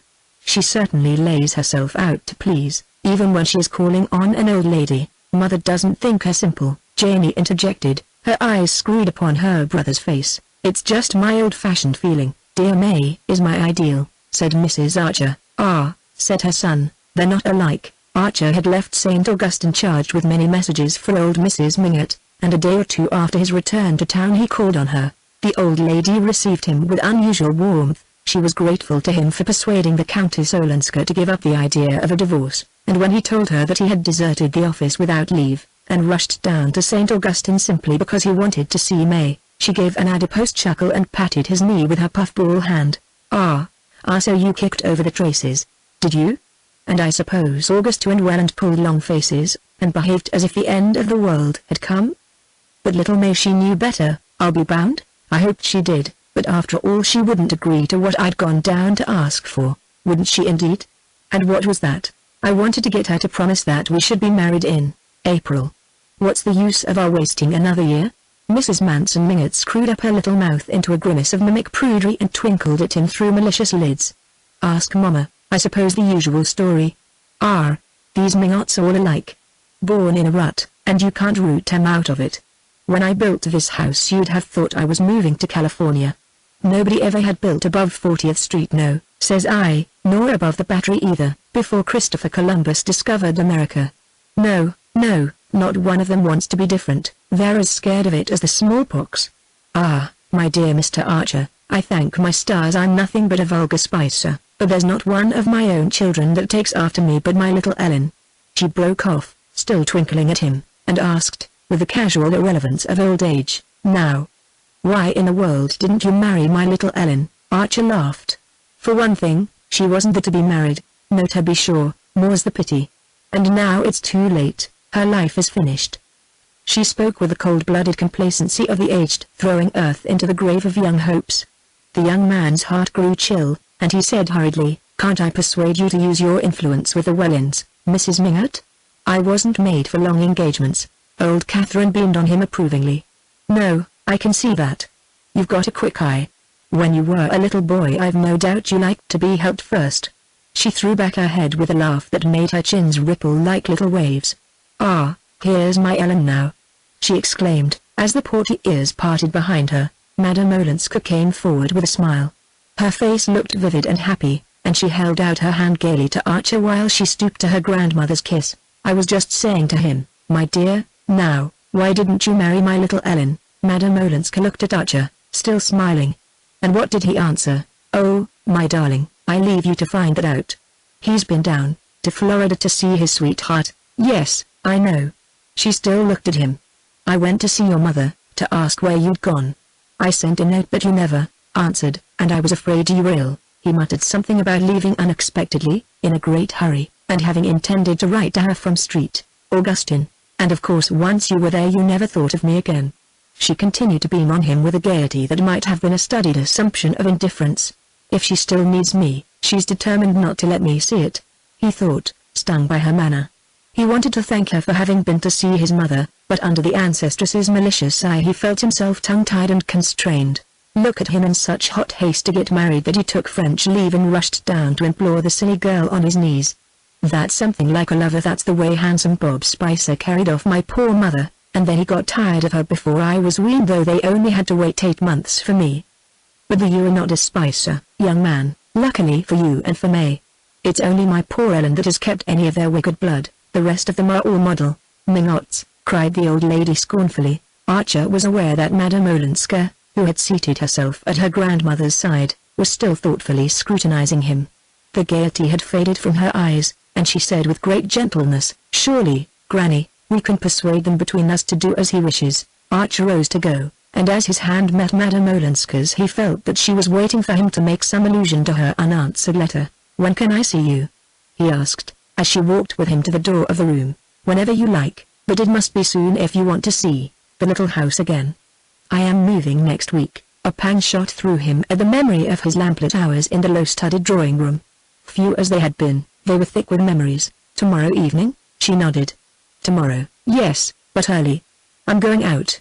The next day was a Sunday, and if she were going out on a Sunday evening it could, of course, be only to Mrs. Lemuel Struthers's. He felt a slight movement of annoyance, not so much at her going there, for he rather liked her going where she pleased in spite of the Van der Luydens, but because it was the kind of house at which she was sure to meet Beaufort, where she must have known beforehand that she would meet him and where she was probably going for that purpose. "Very well, tomorrow evening," he repeated, inwardly resolved that he would not go early, and that by reaching her door late he would either prevent her from going to Mrs. Struthers's, or else arrive after she had started, which, all things considered, would no doubt be the simplest solution. It was only 8:30, after all, when he rang the bell under the wisteria, not as late as he had intended by half an hour, but a singular restlessness had driven him to her door. He reflected, however, that Mrs. Struthers's Sunday evenings were not like a ball, and that her guests, as if to minimize their delinquency, usually went early. The one thing he had not counted on, in entering Madame Olenska's hall, was to find hats and overcoats there. Why had she bidden him to come early if she was having people to dine? On a closer inspection of the garments besides which Nastasia was laying his own, his resentment gave way to curiosity. The overcoats were in fact the very strangest he had ever seen under a polite roof, and it took but a glance to assure himself that neither of them belonged to Julius Beaufort. One was a shaggy yellow ulster of reach-me-down cut, the other a very old and rusty cloak with a cap something like what the French called a McFarlane. This garment, which appeared to be made for a person of prodigious size, had evidently seen long and hard wear, and its greenish-black folds gave out a moist sawdusty smell suggestive of prolonged sessions against barroom walls. On it lay a ragged grey scarf and an odd felt hat of semi-clerical shape. Archer raised his eyebrows inquiringly at Nastasia, who raised hers in return with a fatalistic gyre. As she threw open the drawing-room door, the young man saw at once that his hostess was not in the room. Then, with surprise, he discovered another lady standing by the fire. This lady, who was long, lean and loosely put together, was clad in raiment intricately looped and fringed, with plaids and stripes and bands of plain color disposed in a design to which the clues seemed missing. Her hair, which had tried to turn white and only succeeded in fading, was surmounted by a Spanish comb, and black lace scarf, and silk mittens, visibly darned, covered her rheumatic hands. Beside her, in a cloud of cigar smoke, stood the owners of the 2 overcoats, both in morning clothes that they had evidently not taken off since morning. In one of the 2, Archer, to his surprise, recognized Ned Winsett, the other and older, who was unknown to him, and whose gigantic frame declared him to be the wearer of the McFarlane, had a feebly leonine head with crumpled grey hair, and moved his arms with large pawing gestures, as though he were distributing lay blessings to a kneeling multitude. These three persons stood together on the hearthrug, their eyes fixed on an extraordinarily large bouquet of crimson roses, with a knot of purple pansies at their base, that lay on the sofa where Madame Olenska usually sat. What they must have cost at this season, though of course it's the sentiment one cares about. The lady was saying in a sighing staccato as Archer came in. The three turned with surprise at his appearance, and the lady, advancing, held out her hand. "Dear Mr. Archer, almost my cousin Newland," she said. "I am the Marchioness Manson." Archer bowed, and she continued, "My Ellen has taken me in for a few days. I came from Cuba, where I have been spending the winter with Spanish friends, such delightful distinguished people, the highest nobility of old Castile. How I wish you could know them. But I was called away by our dear great friend here, Dr. Carver. You don't know Dr. Agathon Carver, founder of the Valley of Love community?" Dr. Carver inclined his leonine head, and the Marchioness continued, "Ah, New York, New York, how little the life of the spirit has reached it. But I see you do know Mr. Winsett." "Oh, yes, I reached him some time ago, but not by that route," Winsett said with his dry smile. The Marchioness shook her head reprovingly. "How do you know, Mr. Winsett? The spirit bloweth where it listeth." "List," interjected Dr. Carver in a stentorian murmur, "but do sit down, Mr. Archer. We four have been having a delightful little dinner together, and my child has gone up to dress. She expects you. She will be down in a moment. We were just admiring these marvelous flowers, which will surprise her when she reappears." Winsett remained on his feet. "I'm afraid I must be off. Please tell Madame Olenska that we shall all feel lost when she abandons our street. This house has been an oasis." "Ah, but she won't abandon you. Poetry and art are the breath of life to her." "It is poetry you write, Mr. Winsett?" "Well, no, but I sometimes read it," said Winsett, including the group in a general nod and slipping out of the room. "A caustic spirit unpersolvage. But so witty, Dr. Carver. You do think him witty?" "I never think of wit," said Dr. Carver severely. "Ah, you never think of wit? How merciless he is to us weak mortals, Mr. Archer. But he lives only in the life of the spirit, and tonight he is mentally preparing the lecture he is to deliver presently at Mrs. Blenker's. Dr. Carver, would there be time, before you start for the Blenkers, to explain to Mr. Archer your illuminating discovery of the direct contact? But no, I see it is nearly 9 o'clock, and we have no right to detain you while so many are waiting for your message." Dr. Carver looked slightly disappointed at this conclusion, but, having compared his ponderous gold timepiece with Madame Olenska's little traveling clock, he reluctantly gathered up his mighty limbs for departure. "I shall see you later, dear friend," he suggested to the Marchioness, who replied with a smile, "As soon as Ellen's carriage comes I will join you. I do hope the lecture won't have begun." Dr. Carver looked thoughtfully at Archer. "Perhaps, if this young gentleman is interested in my experiences, Mrs. Blenker might allow you to bring him with you?" "Oh, dear friend, if it were possible I am sure she would be too happy. But I fear my Ellen counts on Mr. Archer herself." "That," said Dr. Carver, "is unfortunate, but here is my card." He handed it to Archer, who read on it, in Gothic characters, vertical bar, Agathon Carver, The Valley of Love, Kittasquatomy, N.Y. Vertical bar. Dr. Carver bowed himself out, and Mrs. Manson, with a sigh that might have been either of regret or relief, again waved Archer to a seat. "Ellen will be down in a moment, and before she comes, I am so glad of this quiet moment with you." Archer murmured his pleasure at their meeting, and the Marchioness continued, in her low sighing accents, "I know everything, dear Mr. Archer. My child has told me all you have done for her. Your wise advice, your courageous firmness. Thank heaven it was not too late." The young man listened with considerable embarrassment. Was there anyone, he wondered, to whom Madame Olenska had not proclaimed his intervention in her private affairs? "Madame Olenska exaggerates. I simply gave her a legal opinion, as she asked me to." "Ah, but in doing it you were the unconscious instrument of what word have we moderns for providence, Mr. Archer?" cried the lady, tilting her head on one side and drooping her lids mysteriously. "Little did you know that at that very moment I was being appealed to, being approached, in fact from the other side of the Atlantic." She glanced over her shoulder, as though fearful of being overheard, and then, drawing her chair nearer, and raising a tiny ivory fan to her lips, breathed behind it, "By the Count himself, my poor, mad, foolish Olenski, who asks only to take her back on her own terms. Good God!" Archer exclaimed, springing up, "You are horrified." "Yes, of course, I understand. I don't defend poor Stanislas, though he has always called me his best friend. He does not defend himself, he casts himself at her feet, in my person. She tapped her emaciated bosom. I have his letter here. A letter ? Has Madame Olenska seen it? Archer stammered, his brain whirling with the shock of the announcement. The Marchioness Manson shook her head softly. Time, I must have time.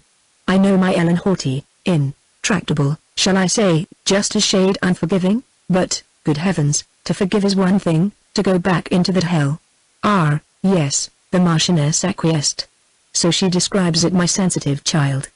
But on the material side, Mr. Archer, if one may stoop to consider such things, do you know what she is giving up? Those roses there on the sofa, acres like them, under glass and in the open, in his matchless terraced gardens at Nice. Jewels, historic pearls, the soberest emeralds, sables, but she cares nothing for all these. Art and beauty, those she does care for, she lives for, as I always have, and those also surrounded her. Pictures, priceless furniture, music, brilliant conversation that, my dear young man, if you'll excuse me, is what you've no conception of here. And she had it all, and the homage of the greatest. She tells me she is not thought handsome in New York, good heavens. Her portrait has been painted 9 times, the greatest artists in Europe have begged for the privilege. Are these things nothing? And the remorse of an adoring husband? As the Marchioness Manson rose to her climax, her face assumed an expression of ecstatic retrospection which would have moved Archer's mirth had he not been numb with amazement. He would have laughed if anyone had foretold to him that his first sight of poor Medora Manson would have been in the guise of a messenger of Satan, but he was in no mood for laughing now, and she seemed to him to come straight out of the hell from which Ellen Olenska had just escaped. She knows nothing yet of all this? He asked abruptly. Mrs. Manson laid a purple finger on her lips. Nothing directly, but does she suspect? Who can tell? The truth is, Mr. Archer, I have been waiting to see you.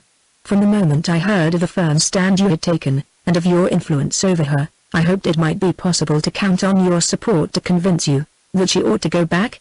I would rather see her dead, cried the young man violently. Ah, the Marchioness murmured, without visible resentment. For a while she sat in her armchair, opening and shutting the absurd ivory fan between her mittened fingers. But suddenly she lifted her head and listened. Here she comes, she said in a rapid whisper, and then, pointing to the bouquet on the sofa, am I to understand that you prefer that, Mr. Archer? After all, marriage is marriage. And my niece is still a wife. Chapter 18. What are you two plotting together, Aunt Medora? Madame Olenska cried as she came into the room. She was dressed as if for a ball. Everything about her shimmered and glimmered softly, as if her dress has been woven out of candle beams, and she carried her head high, like a pretty woman challenging a roomful of rivals. We were saying, my dear, that here was something beautiful to surprise you with, Mrs. Manson rejoined, rising to her feet and pointing archly to the flowers. Madame Olenska stopped short and looked at the bouquet. Her color did not change, but a sort of white radiance of anger ran over her like summer lightning. She exclaimed, in a shrill voice that the young man had never heard, was ridiculous enough to send me a bouquet. Why a bouquet? And why tonight of all nights? I am not going to a ball. I'm not a girl engaged to be married. But some people are always ridiculous. She turned back to the door, opened it, and called out, Nastasia. The ubiquitous handmaiden promptly appeared, and Archer heard Madame Olenska say, in an Italian that she seemed to pronounce with intentional deliberateness in order that he might follow it, here, throw this into the dustbin. And then, as Nastasia stared protestingly, but no, it's not the fault of the poor flowers. Tell the boy to carry them to the house 3 doors away, the house of Mr. Winsett, the dark gentleman who dined here. His wife is ill, they may give her pleasure. The boy is out, you say? Then, my dear one, run yourself. Here, put my cloak over you and fly. I want the thing out of the house immediately. And, as you live, don't say they come from me. She flung her velvet opera cloak over the maid's shoulders and turned back into the drawing room, shutting the door sharply. Her bosom was rising high under its lace, and for a moment Archer thought she was about to cry, but she burst into a laugh instead, and looking from the Marchioness to Archer, asked abruptly, and you two, have you made friends? It's for Mr. Archer to say, darling. He has waited patiently while you were dressing. Yes, I gave you time enough. My hair wouldn't go, Madame Olenska said, raising her hand to the heaped-up curls of her chignon. But that reminds me, I see Dr. Carver is gone, and you'll be late at the Blenkers. Mr. Archer, will you put my aunt in the carriage? She followed the Marchioness into the hall, saw her fitted into a miscellaneous heap of overshoes, shawls and tippets, and called from the doorstep, "Mind. The carriage is to be back for me at 10. Then she returned to the drawing room, where Archer, on re-entering it, found her standing by the mantelpiece, examining herself in the mirror. It was not usual, in New York society, for a lady to address her parlour-maid as "my dear one," and send her out on an errand wrapped in her own opera cloak, and Archer, through all his deeper feelings, tasted the pleasurable excitement of being in a world where action followed on emotion with such Olympian speed. Madame Olenska did not move when he came up behind her, and for a second their eyes met in the mirror. Then she turned, threw herself into her sofa corner, and sighed out, "There's time for a cigarette." He handed her the box and lit a spill for her, and as the flame flashed up into her face she glanced at him with laughing eyes and said, "What do you think of me in a temper?" Archer paused a moment, then he answered with sudden resolution, "It makes me understand what your aunt has been saying about you. I knew she'd been talking about me." "Well?" "She said you were used to all kinds of things, splendors and amusements and excitements that we could never hope to give you here." Madame Olenska smiled faintly into the circle of smoke about her lips. "Medora is incorrigibly romantic. It has made up to her for so many things." Archer hesitated again, and again took his risk. "Is your aunt's romanticism always consistent with accuracy? You mean, does she speak the truth?" Her niece considered. "Well, I'll tell you. In almost everything she says, there's something true and something untrue." "But why do you ask? What has she been telling you?" He looked away into the fire, and then back at her shining presence. His heart tightened with the thought that this was their last evening by that fireside, and that in a moment the carriage would come to carry her away. "She says she pretends that Count Olensky has asked her to persuade you to go back to him." Madame Olenska made no answer. She sat motionless, holding her cigarette in her half-lifted hand. The expression of her face had not changed, and Archer remembered that he had before noticed her apparent incapacity for surprise. "You knew, then?" he broke out. She was silent for so long that the ash dropped from her cigarette. She brushed it to the floor. "She has hinted about a letter, poor darling." "Medora's hints. Is it at your husband's request that she has arrived here suddenly?" Madame Olenska seemed to consider this question also. "There again, one can't tell. She told me she had had a spiritual summons, whatever that is, from Dr. Carver. I'm afraid she's going to marry Dr. Carver. Poor Medora, there's always someone she wants to marry. But perhaps the people in Cuba just got tired of her. I think she was with them as a sort of paid companion. Really, I don't know why she came, but you do believe she has a letter from your husband?" Again Madame Olenska brooded silently, then she said, "After all, it was to be expected." The young man rose and went to lean against the fireplace. A sudden restlessness possessed him, and he was tongue-tied by the sense that their minutes were numbered, and that at any moment he might hear the wheels of the returning carriage. "You know that your aunt believes you will go back?" Madame Olenska raised her head quickly. A deep blush rose to her face and spread over her neck and shoulders. She blushed seldom and painfully, as if it hurt her like a burn. "Many cruel things have been believed of me," she said. "Oh, Ellen, forgive me, I'm a fool and a brute." She smiled a little. "You are horribly nervous, you have your own troubles. I know you think the Wellens are unreasonable about your marriage, and of course I agree with you. In Europe people don't understand our long American engagements. I suppose they are not as calm as we are." She pronounced the "we" with a faint emphasis that gave it an ironic sound. Archer felt the irony but did not dare to take it up. After all, she had perhaps purposely deflected the conversation from her own affairs, and after the pain his last words had evidently caused her he felt that all he could do was to follow her lead. But the sense of the waning hour made him desperate. He could not bear the thought that a barrier of words should drop between them again. "Yes," he said abruptly, "I went south to ask May to marry me after Easter. There's no reason why we shouldn't be married then, and May adores you and yet you couldn't convince her? I thought her too intelligent to be the slave of such absurd superstitions." "She is too intelligent, she's not their slave." Madame Olenska looked at him. "Well, then I don't understand." Archer reddened, and hurried on with a rush. "We had a frank talk almost the first. She thinks my impatience a bad sign." "Merciful heavens, a bad sign?" "She thinks it means that I can't trust myself to go on caring for her.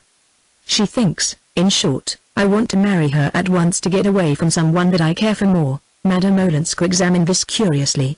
"But if she thinks that, why isn't she in a hurry too?" "Because she's not like that, she's so much nobler. She insists all the more on the long engagement, to give me time to give her up for the other woman, if I want to." Madame Olenska leaned toward the fire and gazed into it with fixed gaze. Down the quiet street Archer heard the approaching trot of her horses. "That is noble," she said, with a slight break in her voice. "Yes. But it's ridiculous." "Ridiculous? Because you don't care for anyone else?" "Because I don't mean to marry anyone else." "Ah." There was another long interval. At length she looked up at him and asked, "This other woman, does she love you?" "Oh, there's no other woman. I mean, the person that May was thinking of was never." "Then, why, after all, are you in such haste?" "There's your carriage," said Archer. She half rose and looked about her with absent gaze. Her fan and gloves lay on the sofa beside her and she picked them up mechanically. "Yes, I suppose I must be going." "You're going to Mrs. Truthers'?" "Yes." She smiled and added, "I must go where I am invited, or I should be too lonely." "Why not come with me?" Archer felt that at any cost he must keep her beside him, must make her give him the rest of her evening. Ignoring her question, he continued to lean against the chimney-piece, his eyes fixed on the hand in which she held her gloves and fan, as if watching to see if he had the power to make her drop them. "May guessed the truth," he said. "There is another man, but not the one she thinks." Ellen Olenska made no answer, and did not move. After a moment he sat down beside her, and, taking her hand, softly unclasped it, so that the gloves and fan fell on the sofa between them. She started up, and freeing herself from him moved away to the other side of the hearth. "Ah, don't make love to me. Too many people have done that," she said, frowning. Archer, changing color, stood up also. It was the bitterest rebuke she could have given him.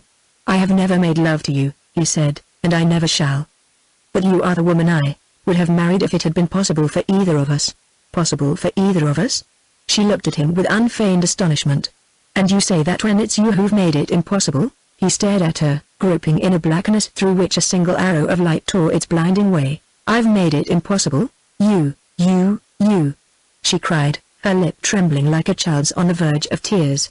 "Isn't it you who made me give up divorcing? Give it up because you showed me how selfish and wicked it was, how one must sacrifice oneself to preserve the dignity of marriage, and to spare one's family the publicity, the scandal?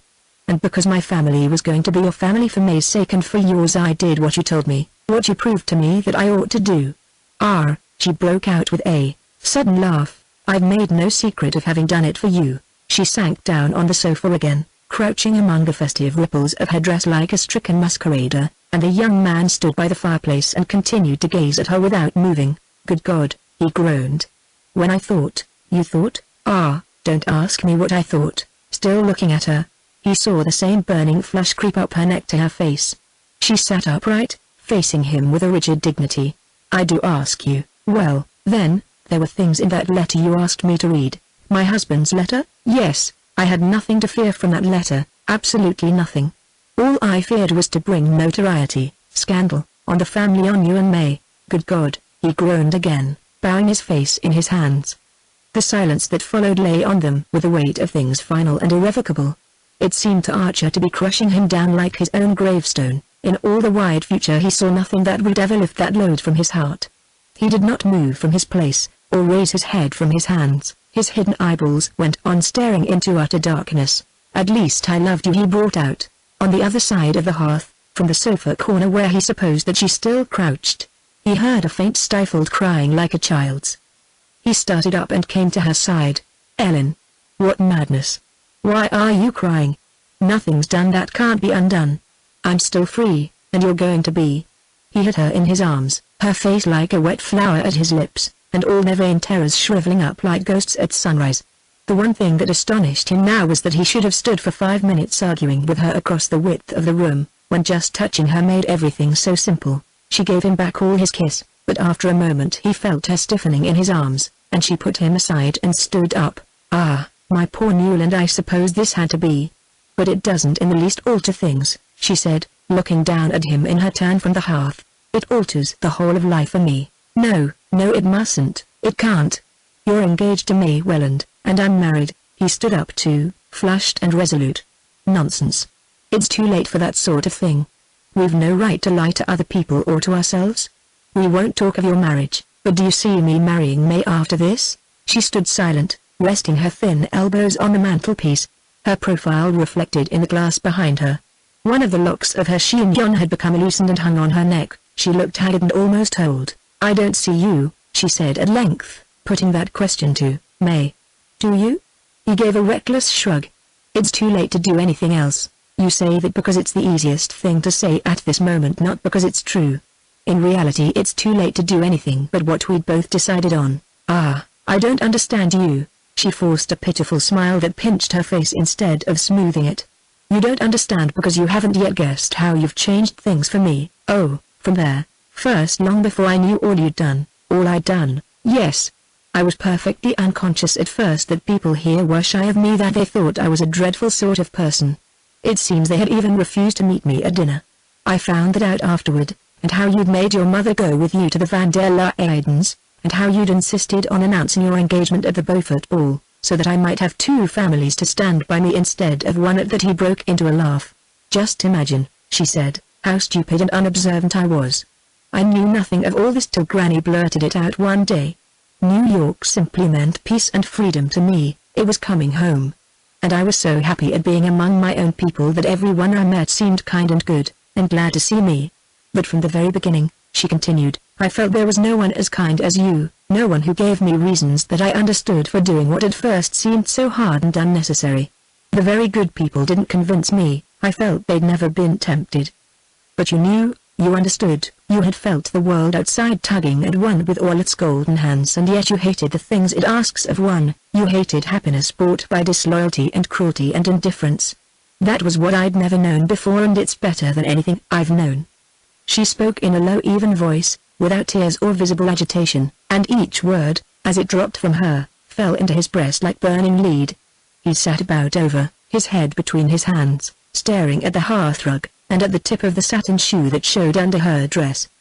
Suddenly he knelt down and kissed the shoe. She bent over him, laying her hands on his shoulders, and looking at him with eyes so deep that he remained motionless under her gaze. Ah, don't let us undo what you've done, she cried.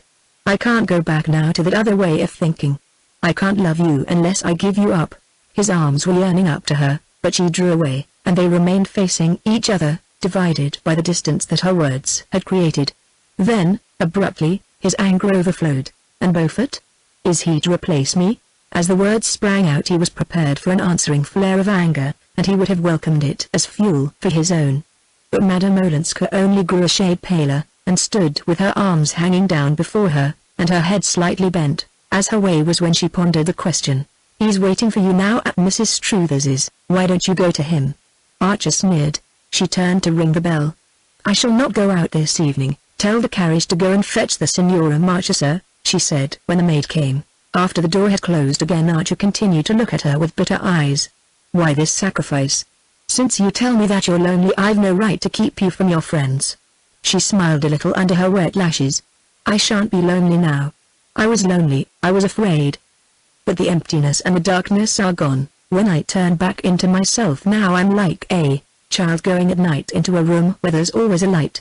Her tone and her look still enveloped her in a soft inaccessibility, and Archer groaned out again. I don't understand you, yet you understand May. He reddened under the retort, but kept his eyes on her. May is ready to give me up. What? 3 days after you've entreated her on your knees to hasten your marriage? She's refused. That gives me the right. Ah, you've taught me what an ugly word that is, she said. He turned away with a sense of utter weariness. He felt as though he had been struggling for hours up the face of a steep precipice, and now, just as he had fought his way to the top, his hold had given way and he was pitching down headlong into darkness. If he could have got her in his arms again, he might have swept away her arguments. But she still held him at a distance by something inscrutably aloof in her look and attitude, and by his own odd sense of her sincerity. At length he began to plead again. If we do this now, it will be worse afterward, worse for everyone. No, no, no. She almost screamed, as if he frightened her. At that moment the bell sent a long tinkle through the house. They had heard no carriage stopping at the door, and they stood motionless, looking at each other with startled eyes. Outside, Nastasia's step crossed the hall.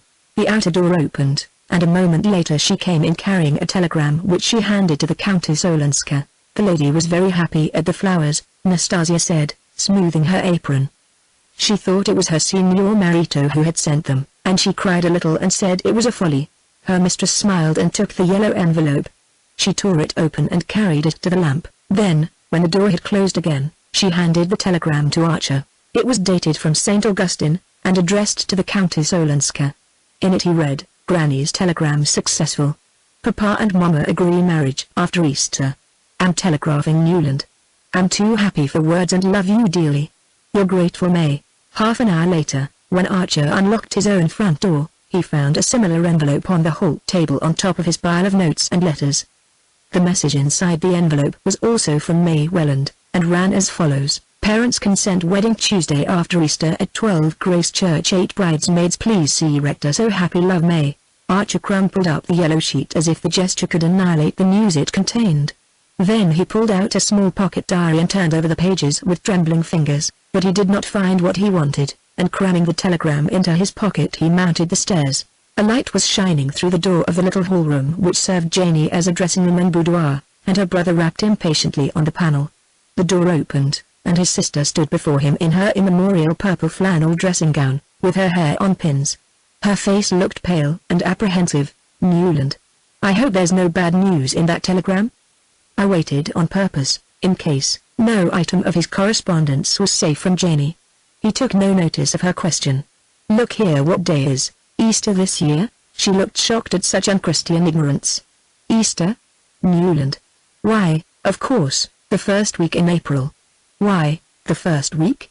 He turned again to the pages of his diary, calculating rapidly under his breath. The first week, did you say? He threw back his head with a long laugh. For mercy's sake, what's the matter? Nothing's the matter, except that I'm going to be married in a month. Janie fell upon his neck and pressed him to her purple flannel breast. Oh Newland, how wonderful. I'm so glad. But, dearest, why do you keep on laughing? Do hush, or you'll wake Mama. Part 2, Chapter 1. The day was fresh, with a lively spring wind full of dust.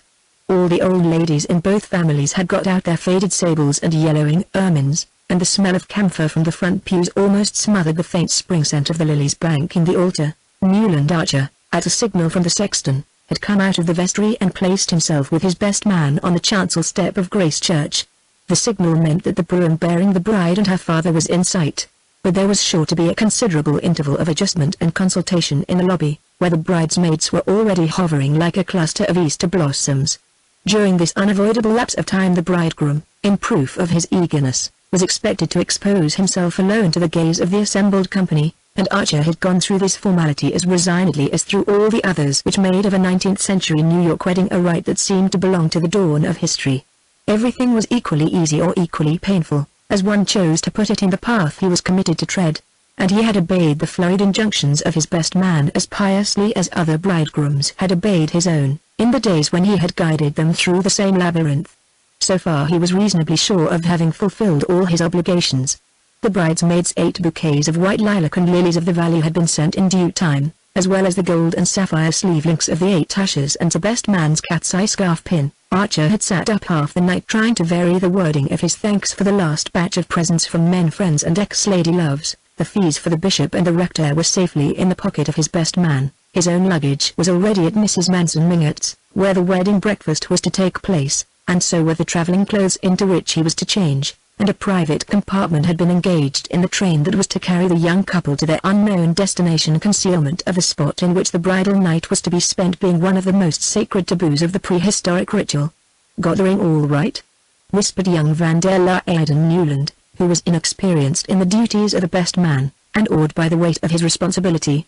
Archer made the gesture which he had seen so many bridegrooms make. With his ungloved right hand he felt in the pocket of his dark grey waistcoat, and assured himself that the little gold circlet, engraved inside, Newland to May, April, 187, was in its place. Then, resuming his former attitude, his tall hat and pearl grey gloves with black stitchings grasped in his left hand, he stood looking at the door of the church. Overhead, Handel's march swelled pompously through the imitation stone vaulting, carrying on its waves the faded drift of the many weddings at which, with cheerful indifference, he had stood on the same chancel step watching other brides float up the nave toward other bridegrooms. How like a first night at the opera, he thought, recognizing all the same faces in the same boxes, no, pews, and wondering if, when the last trump sounded, Mrs. Selfridge Merry would be there with the same towering ostrich feathers in her bonnet, and Mrs. Beaufort with the same diamond earrings and the same smile, and whether suitable proscenium seats were already prepared for them in another world. After that there was still time to review, one by one, the familiar countenances in the first rows, the women sharp with curiosity and excitement, The men's sulky with the obligation of having to put on their frock coats before luncheon, and fight for food at the wedding breakfast. Too bad the breakfast is at old Catherine's, the bridegroom could fancy Reggie Chivers saying. But I'm told that lovely Mingott insisted on its being cooked by his own chef, so it ought to be good if one can only get at it.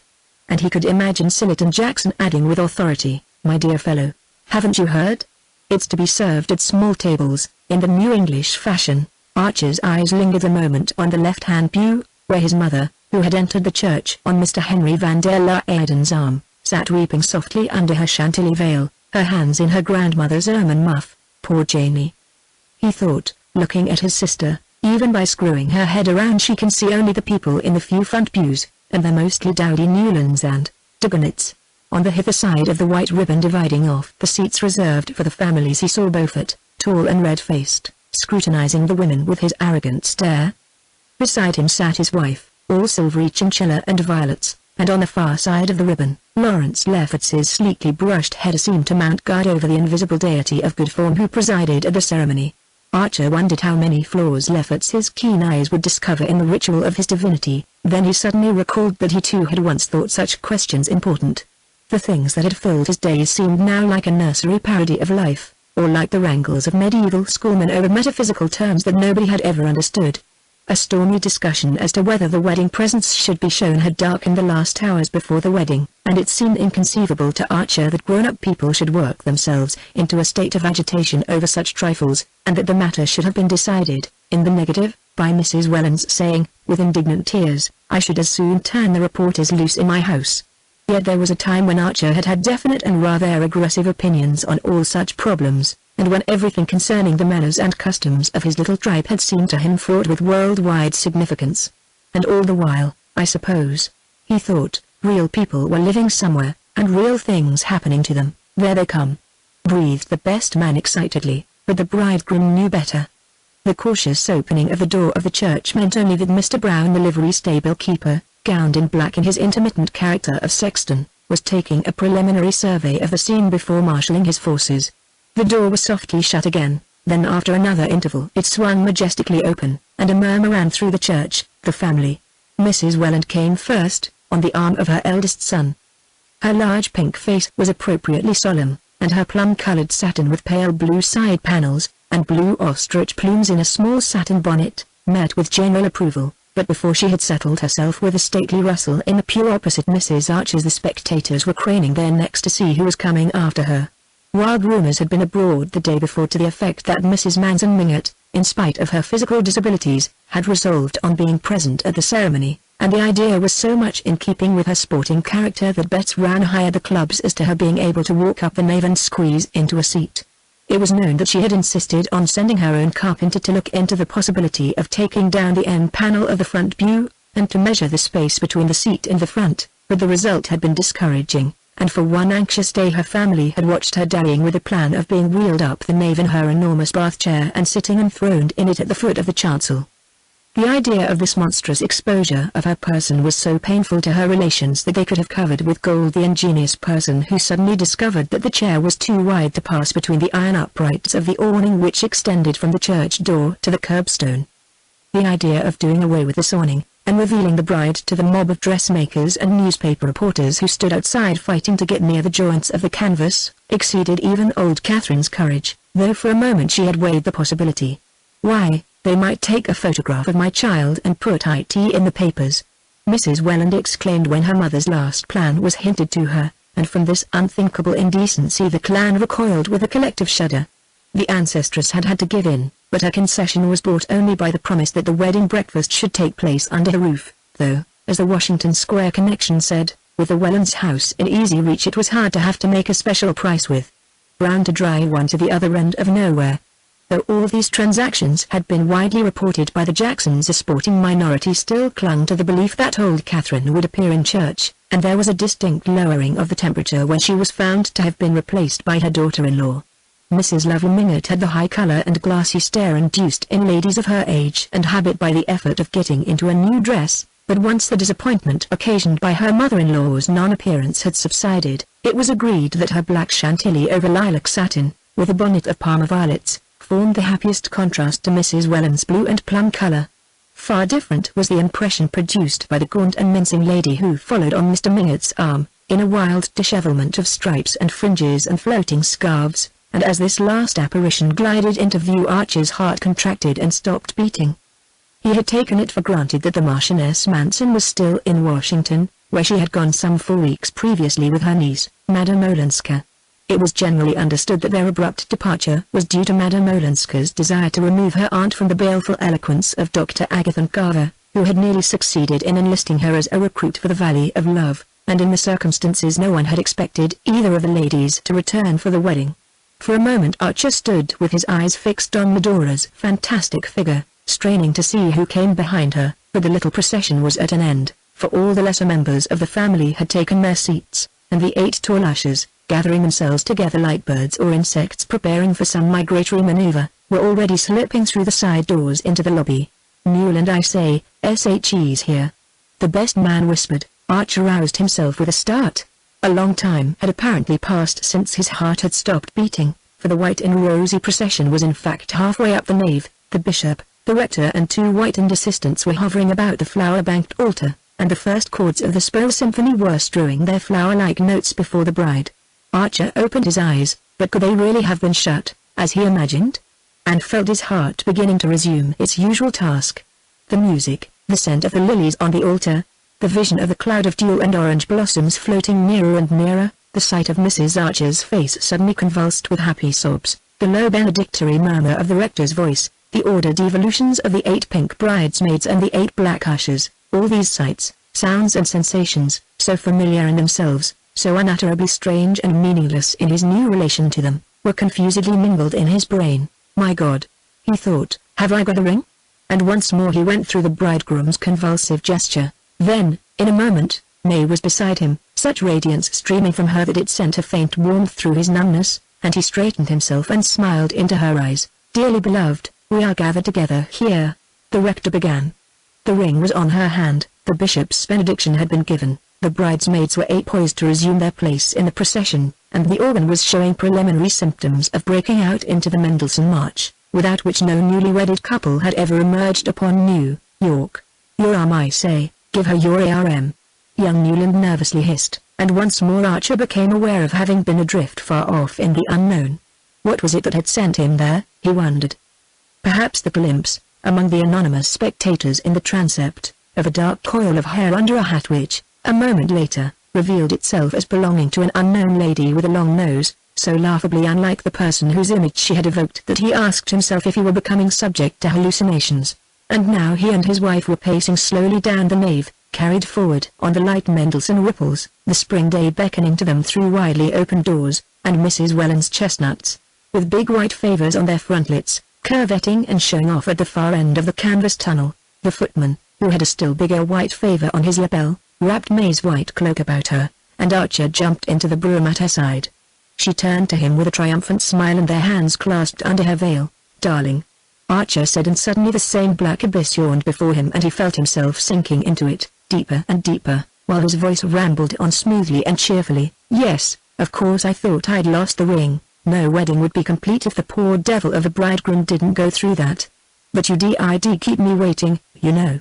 "I had time to think of every horror that might possibly happen." She surprised him by turning, in full Fifth Avenue, and flinging her arms about his neck. "But none ever can happen now. Can it, Newland, as long as we 2 are together?" Every detail of the day had been so carefully thought out that the young couple, after the wedding breakfast, had ample time to put on their traveling clothes, descend the wide Mingott stairs between laughing bridesmaids and weeping parents, and get into the brougham under the traditional shower of rice and satin slippers, and there was still half an hour left in which to drive to the station, buy the last weeklies at the bookstall with the air of seasoned travelers, and settle themselves in the reserved compartment in which May's maid had already placed her dove-colored traveling cloak and glaringly new dressing bag from London. The old Dulac aunts at Rinbeck had put their house at the disposal of the bridal couple, with a readiness inspired by the prospect of spending a week in New York with Mrs. Archer, and Archer, glad to escape the usual bridal suite in a Philadelphia or Baltimore hotel, had accepted with an equal alacrity.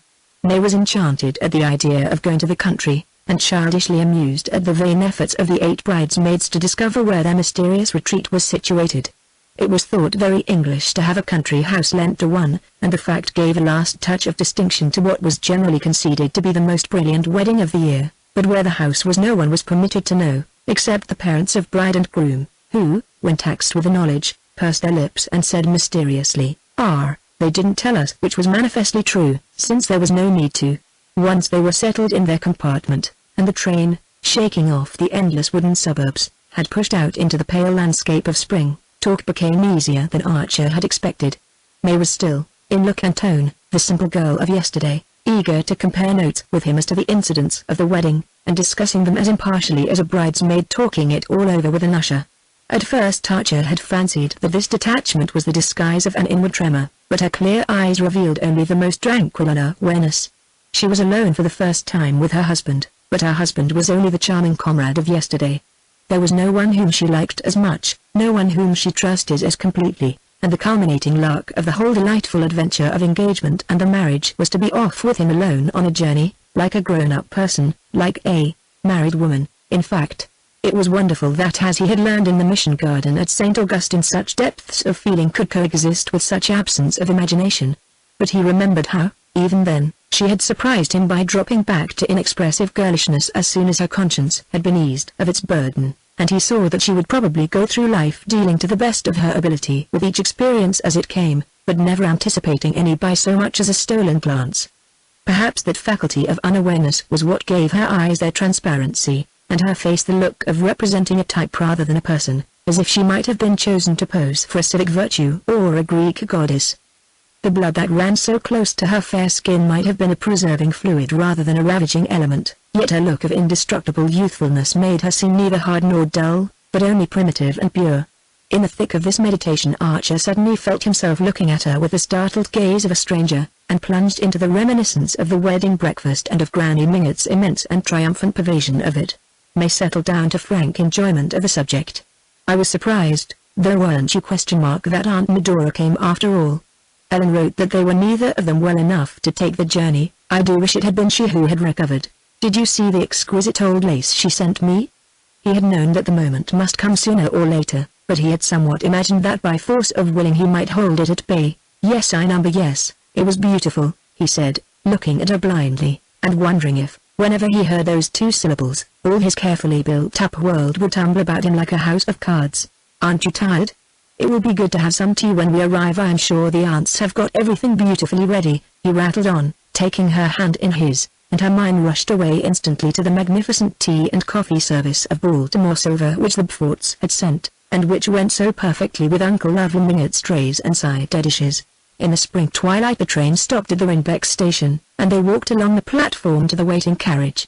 Ah, how awfully kind of the Van der Luydens. They've sent their man over from Scotland to meet us, Archer exclaimed, as a sedate person out of livery approached them and relieved the maid of her bags. I'm extremely sorry, sir, said this emissary, that a little accident has occurred at the Miss Dulacs, a leak in the water tank. It happened yesterday, and Mr. Van der Luyden, who heard of it this morning, sent a housemaid up by the early train to get the patron's house ready. It will be quite comfortable, I think you'll find, sir, and the Miss Dulacs have sent their cook over, so that it will be exactly the same as if you'd been at Rhinebeck. Archer stared at the speaker so blankly that he repeated in still more apologetic accents, it'll be exactly the same, sir, I do assure you. And May's eager voice broke out, covering the embarrassed silence, the same as Rhinebeck? The patron's house?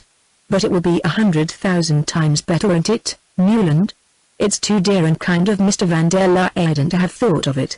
And as they drove off, with the maid beside the coachman, and their shining bridal bags on the seat before them, she went on excitedly, only fancy, I've never been inside it, have you?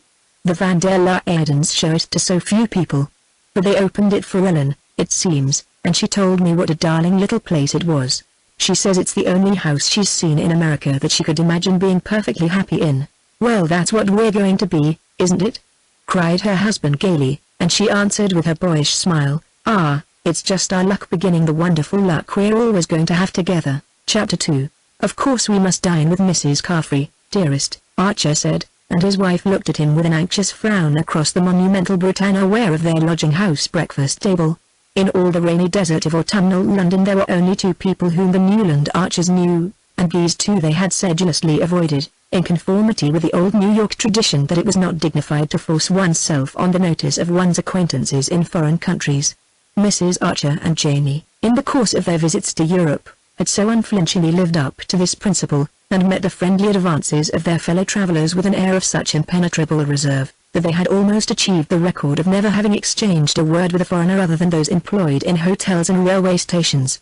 Their own compatriots, save those previously known or properly accredited, they treated with an even more pronounced disdain, so that, unless they ran across a Chivers, a Dignat or a Mingott, their months abroad were spent in an unbroken tete-a-tete. But the utmost precautions are sometimes unavailing, and one night at Wharton one of the two English ladies in the room across the passage, whose names, dress and social situation were already intimately known to Janie, had knocked on the door and asked if Mrs. Archer had a bottle of liniment. The other lady, the intruder's sister, Mrs. Caffrey, had been seized with a sudden attack of bronchitis, and Mrs. Archer, who never travelled without a complete family pharmacy, was fortunately able to produce the required remedy. Mrs. Caffrey was very ill, and as she and her sister Miss Hyle were travelling alone, they were profoundly grateful to the Archer ladies, who supplied them with ingenious comforts and whose efficient maid helped to nurse the invalid back to health. When the Archers left Wharton, they had no idea of ever seeing Mrs. Caffrey and Miss Hyle again. Nothing, to Mrs. Archer's mind, would have been more undignified than to force oneself on the notice of a foreigner to whom one had happened to render an accidental service. But Mrs. Caffrey and her sister, to whom this point of view was unknown, and who would have found it utterly incomprehensible, felt themselves linked by an eternal gratitude to the delightful Americans who had been so kind at Wharton. With touching fidelity they seized every chance of meeting Mrs. Archer and Janie in the course of their continental travels, and displayed a supernatural acuteness in finding out when they were to pass through London on their way to or from the States. The intimacy became indissoluble, and Mrs. Archer and Janie, whenever they alighted at Brown's Hotel, found themselves awaited by two affectionate friends who, like themselves, cultivated firms in Wharton cases, made macrame lace, read the memoirs of the Baroness Bunsen, and had views about the occupants of the leading London pulpits. As Mrs. Archer said, it made another thing of London to know Mrs. Caffrey and Miss Hyle, and by the time that Newland became engaged the tie between the families was so firmly established that it was thought only right to send a wedding invitation to the two English ladies, who sent, in return, a pretty bouquet of pressed alpine flowers underglass. And on the dock, when Newland and his wife sailed for England, Mrs. Archer's last word had been, "You must take mate to see Mrs. Caffrey." Newland and his wife had had no idea of obeying this injunction, but Mrs. Caffrey, with her usual acuteness, had run them down and sent them an invitation to dine, and it was over this invitation that May Archer was wrinkling her brows across the tea and muffins. "It's all very well for you, Newland, you know them. But I shall feel so shy among a lot of people I've never met. And what shall I wear?" Newland leaned back in his chair and smiled at her. She looked handsomer and more Diana-like than ever. The moist English air seemed to have deepened the bloom of her cheeks and softened the slight hardness of her virginal features, or else it was simply the inner glow of happiness, shining through like a light under ice. "Where, dearest? I thought a trunk full of things had come from Paris last week." "Yes, of course. I meant to say that I shan't know which to wear." She pouted a little. "I've never dined out in London, and I don't want to be ridiculous." He tried to enter into her perplexity. "But don't English women dress just like everybody else in the evening, Newland? How can you ask such funny questions? When they go to the theatre in old ball dresses and bare heads, well, perhaps they wear new ball dresses at home, but at any rate Mrs. Caffrey and Miss Hyle won't. They'll wear caps like my mother's and shawls, very soft shawls." "Yes, but how will the other women be dressed?" "Not as well as you, dear," he rejoined, wondering what had suddenly developed in her Janie's morbid interest in clothes. She pushed back her chair with a sigh. "That's dear of you, Newland, but it doesn't help me much." He had an inspiration. "Why not wear your wedding dress? That can't be wrong, can it?" "Oh, dearest. If I only had it here. But it's gone to Paris to be made over for next winter, and Worth hasn't sent it back." "Oh, well," said Archer, getting up. "Look here, the fog's lifting. If we made a dash for the National Gallery we might manage to catch a glimpse of the pictures." The Newland Archers were on their way home, after a 3 months wedding tour which May, in writing to her girl friends, vaguely summarized as blissful. They had not gone to the Italian lakes. On reflection, Archer had not been able to picture his wife in that particular setting. Her own inclination, after a month with the Paris dressmakers, was for mountaineering in July and swimming in August. This plan they punctually fulfilled, spending July at Interlaken and Grindelwald, and August at a little place called Etretat, on the Normandy coast, which someone had recommended as quaint and quiet. Once or twice, in the mountains, Archer had pointed southward and said, "There's Italy," and May, her feet in a gentian bed, had smiled cheerfully, and replied, "It would be lovely to go the next winter, if only you didn't have to be in New York." But in reality traveling interested her even less than he had expected. She regarded it, once her clothes were ordered, as merely an enlarged opportunity for walking, riding, swimming, and trying her hand at the fascinating new game of lawn tennis, and when they finally got back to London, where they were to spend a fortnight while he ordered his clothes, she no longer concealed the eagerness with which she looked forward to sailing. In London nothing interested her but the theatres and the shops, and she found the theatres less exciting than the Paris cafes chant and swear. Under the blossoming horse-chestnuts of the Champs-Élysées, she had had the novel experience of looking down from the restaurant terrace on an audience of cocottes, and having her husband interpret to her as much of the songs as he thought suitable for bridal ears. Archer had reverted to all his old inherited ideas about marriage. It was less trouble to conform with the tradition and treat May exactly as all his friends treated their wives than to try to put into practice the theories with which his untrammeled bachelorhood had dallied. There was no use in trying to emancipate a wife who had not the dimmest notion that she was not free, and he had long since discovered that May's only use of the liberty she supposed herself to possess would be to lay it on the altar of her wifely adoration. Her innate dignity would always keep her from making the gift abjectly, and a day might even come, as it once had, when she would find strength to take it altogether back if she thought she were doing it for his own good. But with a conception of marriage so uncomplicated and incurious as hers, such a crisis could be brought about only by something visibly outrageous in his own conduct, and the fineness of her feeling for him made that unthinkable. Whatever happened, he knew, she would always be loyal, gallant and unresentful, and that pledged him to the practice of the same virtues. All this tended to draw him back into his old habits of mind. If her simplicity had been the simplicity or pettiness he would have chafed and rebelled. But since the lines of her character, though so few, were on the same fine mold as her face, she became the tutelary divinity of all his old traditions and reverences. Such qualities were scarcely of the kind to enliven foreign travel, though they made her so easy and pleasant a companion, but he saw at once how they would fall into place in their proper setting. He had no fear of being oppressed by them, for his artistic and intellectual life would go on, as it always had, outside the domestic circle, and within it there would be nothing small and stifling. Coming back to his wife would never be like entering a stuffy room after a tramp in the open. And when they had children the vacant corners in both their lives would be filled. All these things went through his mind during their long slow drive from Mayfair to South Kensington, where Mrs. Carfrey and her sister lived. Archer too would have preferred to escape their friends' hospitality, in conformity with the family tradition. He had always travelled as a sightseer and looker-on, affecting a haughty unconsciousness of the presence of his fellow beings. Once only, just after Harvard, he had spent a few gay weeks at Florence with a band of queer Europeanized Americans, dancing all night with titled ladies in palaces, and gambling half the day with the rakes and dandies of the fashionable club, but it had all seemed to him, though the greatest fun in the world, as unreal as a carnival. These queer cosmopolitan women, deep in complicated love affairs which they appeared to feel the need of retailing to everyone they met, and the magnificent young officers and elderly dyed wits who were the subjects or the recipients of their confidences, were too different from the people Archer had grown up among, too much like expensive and rather malodorous hothouse exotics, to detain his imagination long. To introduce his wife into such a society was out of the question, and in the course of his travels no other had shown any marked eagerness for his company. Not long after their arrival in London he had run across the Duke of Street Ostry, and the Duke, instantly and cordially recognizing him, had said, "Look me up, won't you?" But no proper-spirited American would have considered that a suggestion to be acted on, and the meeting was without a sequel. They had even managed to avoid May's English aunt, the banker's wife, who was still in Yorkshire. In fact, they had purposely postponed going to London till the autumn in order that their arrival during the season might not appear pushing and snobbish to these unknown relatives. "Probably there'll be nobody at Mrs. Carfrey's. London's a desert at this season, and you've made yourself much too beautiful," Archer said to May, who sat at his side in a hansom so spotlessly splendid in her sky-blue cloak edged with swan's down that it seemed wicked to expose her to the London grime.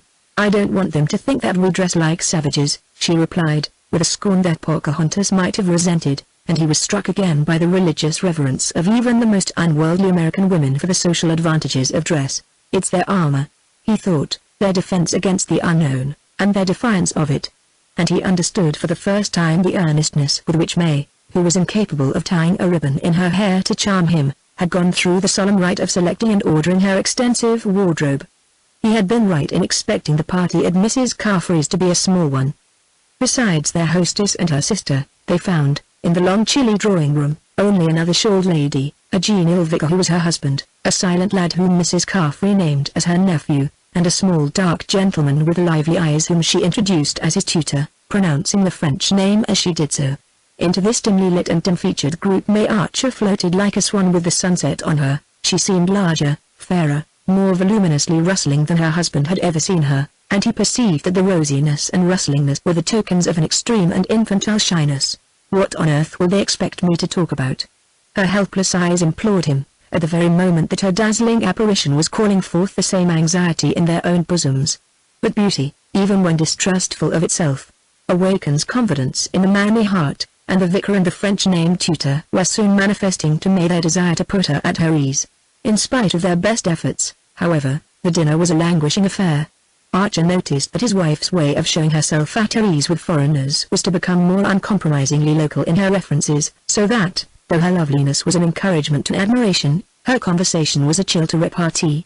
The vicar soon abandoned the struggle, but the tutor, who spoke the most fluent and accomplished English, gallantly continued to pour it out to her until the ladies, to the manifest relief of all concerned, went up to the drawing-room. The vicar, after a glass of port, was obliged to hurry away to a meeting, and the shy nephew, who appeared to be an invalid, was packed off to bed. But Archer and the tutor continued to sit over their wine, and suddenly Archer found himself talking as he had not done since his last symposium with Ned Winsett. The Carfrey nephew, it turned out, had been threatened with consumption, and had had to leave Harrow for Switzerland, where he had spent 2 years in the milder air of Lake Leman. Being a bookish youth, he had been entrusted to M. Revere, who had brought him back to England, and was to remain with him till he went up to Oxford the following spring, and M. Revere added with simplicity that he should then have to look out for another job. It seemed impossible, Archer thought, that he should be long without one, so varied were his interests and so many his gifts. He was a man of about 30, with a thin ugly face. May would certainly have called him common-looking, to which the play of his ideas gave an intense expressiveness, but there was nothing frivolous or cheap in his animation. His father, who had died young, had filled a small diplomatic post, and it had been intended that the son should follow the same career, but an insatiable taste for letters had thrown the young man into journalism, then into authorship, apparently unsuccessful, and at length after other experiments and vicissitudes which he spared his listener into tutoring English youths in Switzerland. Before that, however, he had lived much in Paris, frequented the Goncourt Grenier, been advised by Maupassant not to attempt to write, even that seemed to Archer a dazzling honor, and had often talked with Meremy in his mother's house. He had obviously always been desperately poor and anxious, having a mother and an unmarried sister to provide for, and it was apparent that his literary ambitions had failed. His situation, in fact, seemed, materially speaking, no more brilliant than Ned Winsett's, but he had lived in a world in which, as he said, no one who loved ideas need hunger mentally. As it was precisely of that love that poor Winsett was starving to death, Archer looked with a sort of vicarious envy at this eager impecunious young man who had fared so richly in his poverty. You see, monsieur, it's worth everything, isn't it, to keep one's intellectual liberty, not to enslave one's powers of appreciation, one's critical independence?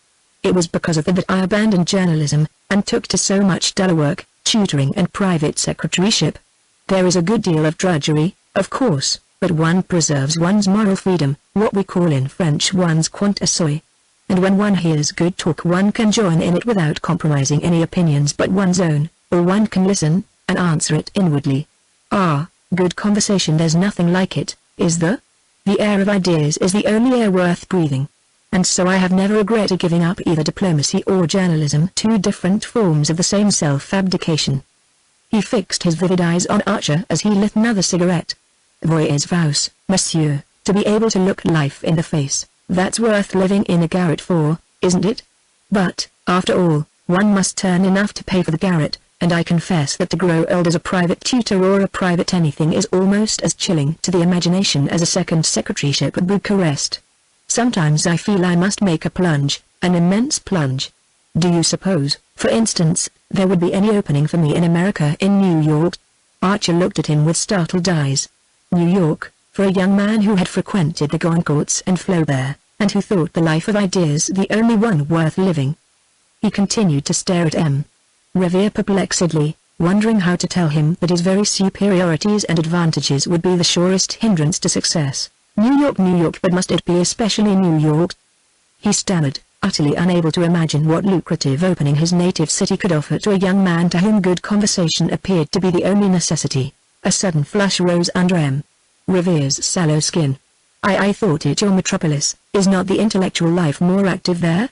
He rejoined. Then, as if fearing to give his hearer the impression of having asked a favor, he went on hastily, one throws out random suggestions more to oneself than to others. In reality, I see no immediate prospect, and rising from his seat he added, without a trace of constraint, but Mrs. Carfrey will think that I ought to be taking you upstairs. During the homeward drive Archer pondered deeply on this episode. His hour with M. Revere had put new air into his lungs, and his first impulse had been to invite him to dine the next day, but he was beginning to understand why married men did not always immediately yield to their first impulses. That young tutor is an interesting fellow. We had some awfully good talk after dinner about books and things, he threw out tentatively, in the hansom. May roused herself from one of the dreamy silences into which he had read so many meanings before 6 months of marriage had given him the key to them. The little Frenchman? Wasn't he dreadfully common? She questioned coldly, and he guessed that she nursed a secret disappointment at having been invited out in London to meet a clergyman and a French tutor. The disappointment was not occasioned by the sentiment ordinarily defined as snobbishness, but by old New York's sense of what was due to it when it risked its dignity in foreign lands. If May's parents had entertained the Carfreys in Fifth Avenue, they would have offered them something more substantial than a parson and a schoolmaster. But Archer was on edge, and took her up. Common where? He queried, and she returned with unusual readiness. Why, I should say anywhere but in his schoolroom. Those people are always awkward in society. But then, she added disarmingly, I suppose I shouldn't have known if he was clever. Archer disliked her use of the word clever almost as much as her use of the word common, but he was beginning to fear his tendency to dwell on the things he disliked in her. After all, her point of view had always been the same. It was that of all the people he had grown up among, and he had always regarded it as necessary but negligible. Until a few months ago he had never known a nice woman who looked at life differently, and if a man married it must necessarily be among the nice. Then I won't ask him to dine. He concluded with a laugh, and May echoed, bewildered, goodness, ask the Carfreys' tutor? Well, not on the same day with the Carfreys, if you prefer I shouldn't. But I did rather want another talk with him. He's looking for a job in New York. Her surprise increased with her indifference. He almost fancied that she suspected him of being tainted with foreignness. A job in New York? What sort of a job? People don't have French tutors. What does he want to do? Chiefly to enjoy good conversation. I understand, her husband retorted perversely, and she broke into an appreciative laugh. Oh, Newland, how funny. Isn't that French? On the whole, he was glad to have the matter settled for him by her refusing to take seriously his wish to invite M. Revere. Another after-dinner talk would have made it difficult to avoid the question of New York, and the more Archer considered it the less he was able to fit M. Revere into any conceivable picture of New York as he knew it.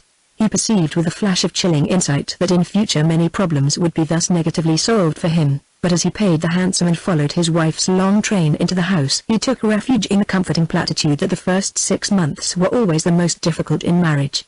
After that I suppose we shall have pretty nearly finished rubbing off each other's angles, he reflected, but the worst of it was that May's pressure was already bearing on the very angles whose sharpness he most wanted to keep. Chapter 3. The small bright lawn stretched away smoothly to the big bright sea. The turf was hemmed with an edge of scarlet geranium and coleus, and cast-iron vases painted in chocolate color, standing at intervals along the winding path that led to the sea, looped their garlands of petunia and ivy geranium above the neatly raked gravel. Halfway between the edge of the cliff and the square wooden house, which was also chocolate-colored, but with the tin roof of the veranda striped in yellow and brown to represent an awning, 2 large targets had been placed against a background of shrubbery. On the other side of the lawn, facing the targets, was pitched a real tent, with benches and garden seats about it. A number of ladies in summer dresses and gentlemen in grey frock coats and tall hats stood on the lawn or sat upon the benches, and every now and then a slender girl in starched muslin would step from the tent, bow in hand, and speed her shaft at one of the targets, while the spectators interrupted their talk to watch the result. Newland Archer, standing on the veranda of the house, looked curiously down upon this scene. On each side of the shiny painted steps was a large blue china flower pot on a bright yellow china stand.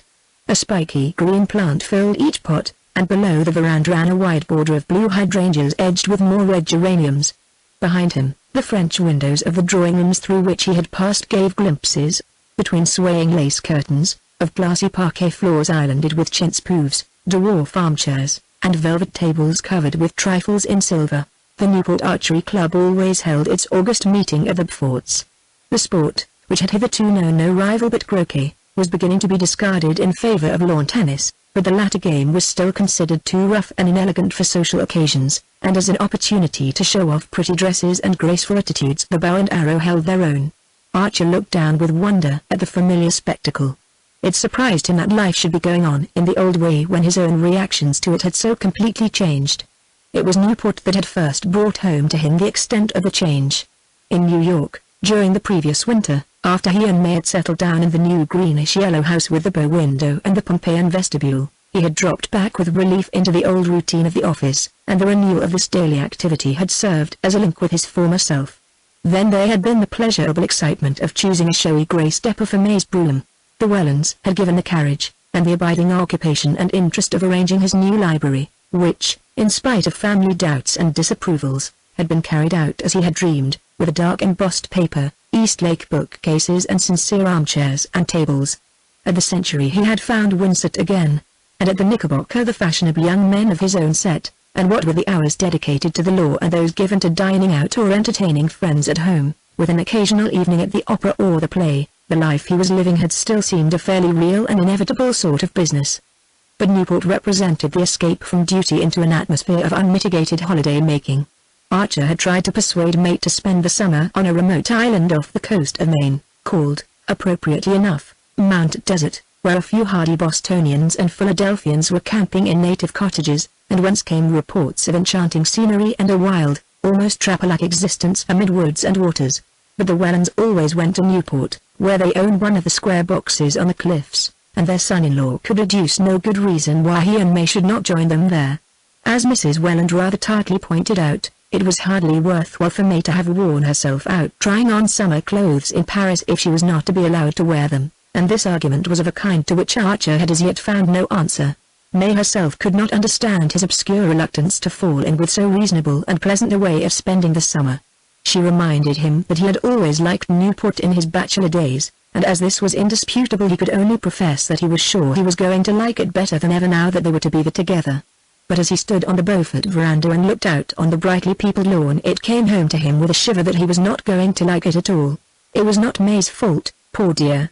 If, now and then, during their travels, they had fallen slightly out of step, harmony had been restored by their return to the conditions she was used to. He had always foreseen that she would not disappoint him, and he had been right. He had married, as most young men did, because he had met a perfectly charming girl at the moment when a series of rather aimless sentimental adventures were ending in premature disgust, and she had represented peace, stability, comradeship, and the steadying sense of an unescapable duty. He could not say that he had been mistaken in his choice, for she had fulfilled all that he had expected.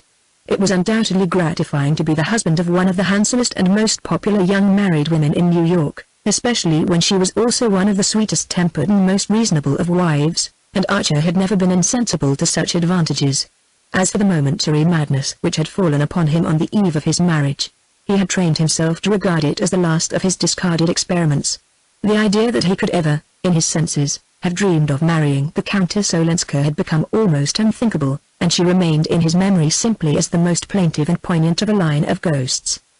But all these abstractions and eliminations made of his mind rather empty and echoing place, and he supposed that was one of the reasons why the busy animated people on the Beaufort lawn shocked him as if they had been children playing in a graveyard.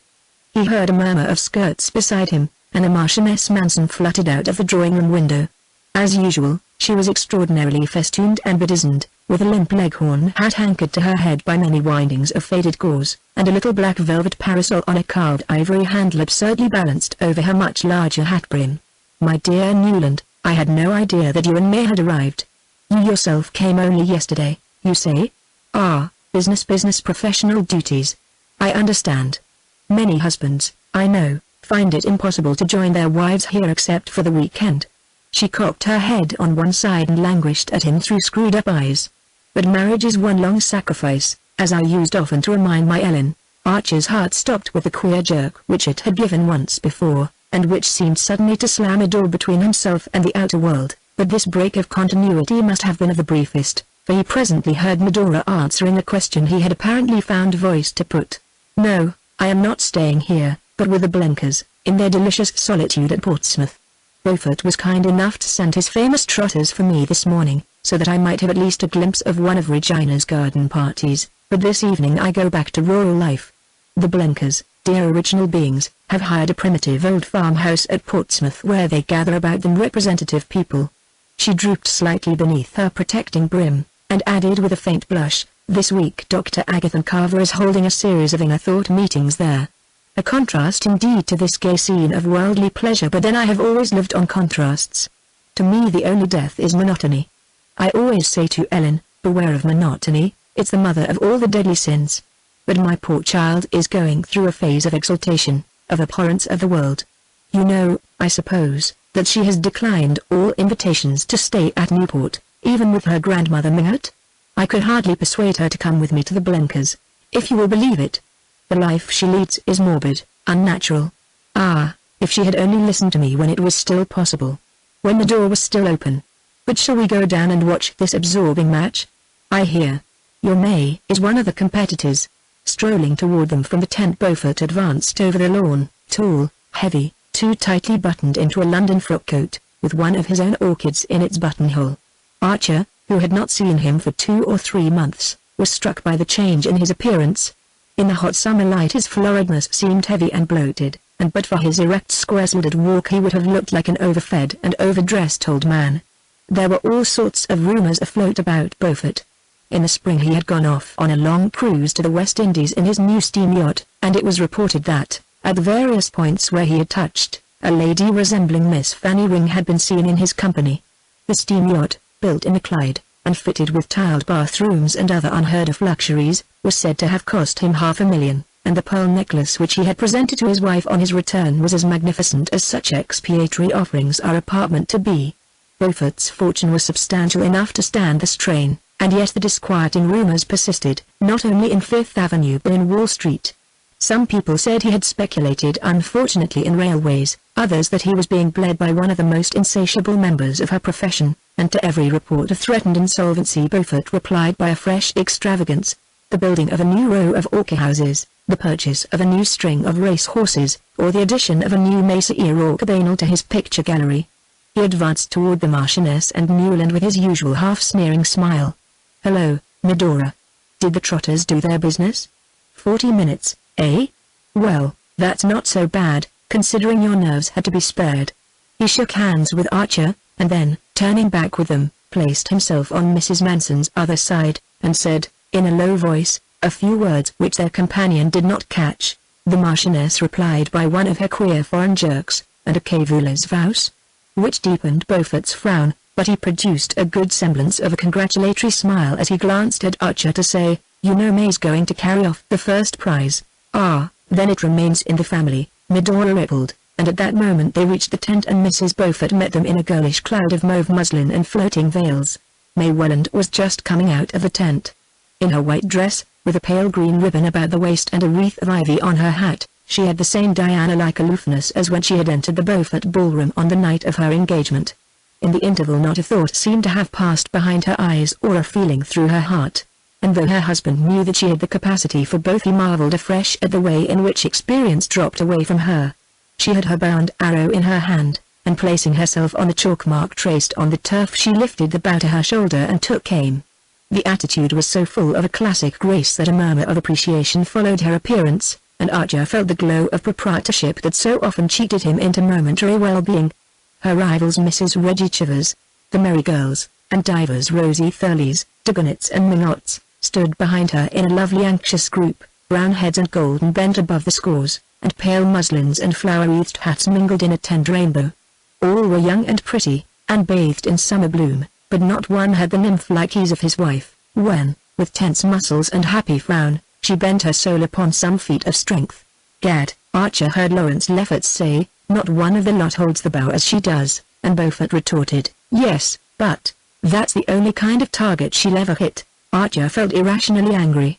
His host's contemptuous tribute to May's niceness was just what a husband should have wished to hear said of his wife. The fact that a coarser-minded man found her lacking in attraction was simply another proof of her quality, yet the words sent a faint shiver through his heart. What if niceness carried to that supreme degree were only a negation? The curtain dropped before an emptiness. As he looked at May, returning flushed and calm from her final bullseye, he had the feeling that he had never yet lifted that curtain. She took the congratulations of her rivals and of the rest of the company with the simplicity that was her crowning grace. No one could ever be jealous of her triumphs because she managed to give the feeling that she would have been just as serene if she had missed them. But when her eyes met her husband's, her face glowed with the pleasure she saw in his. Mrs. Welland's basketwork pony carriage was waiting for them, and they drove off among the dispersing carriages, May handling the reins and Archer sitting at her side.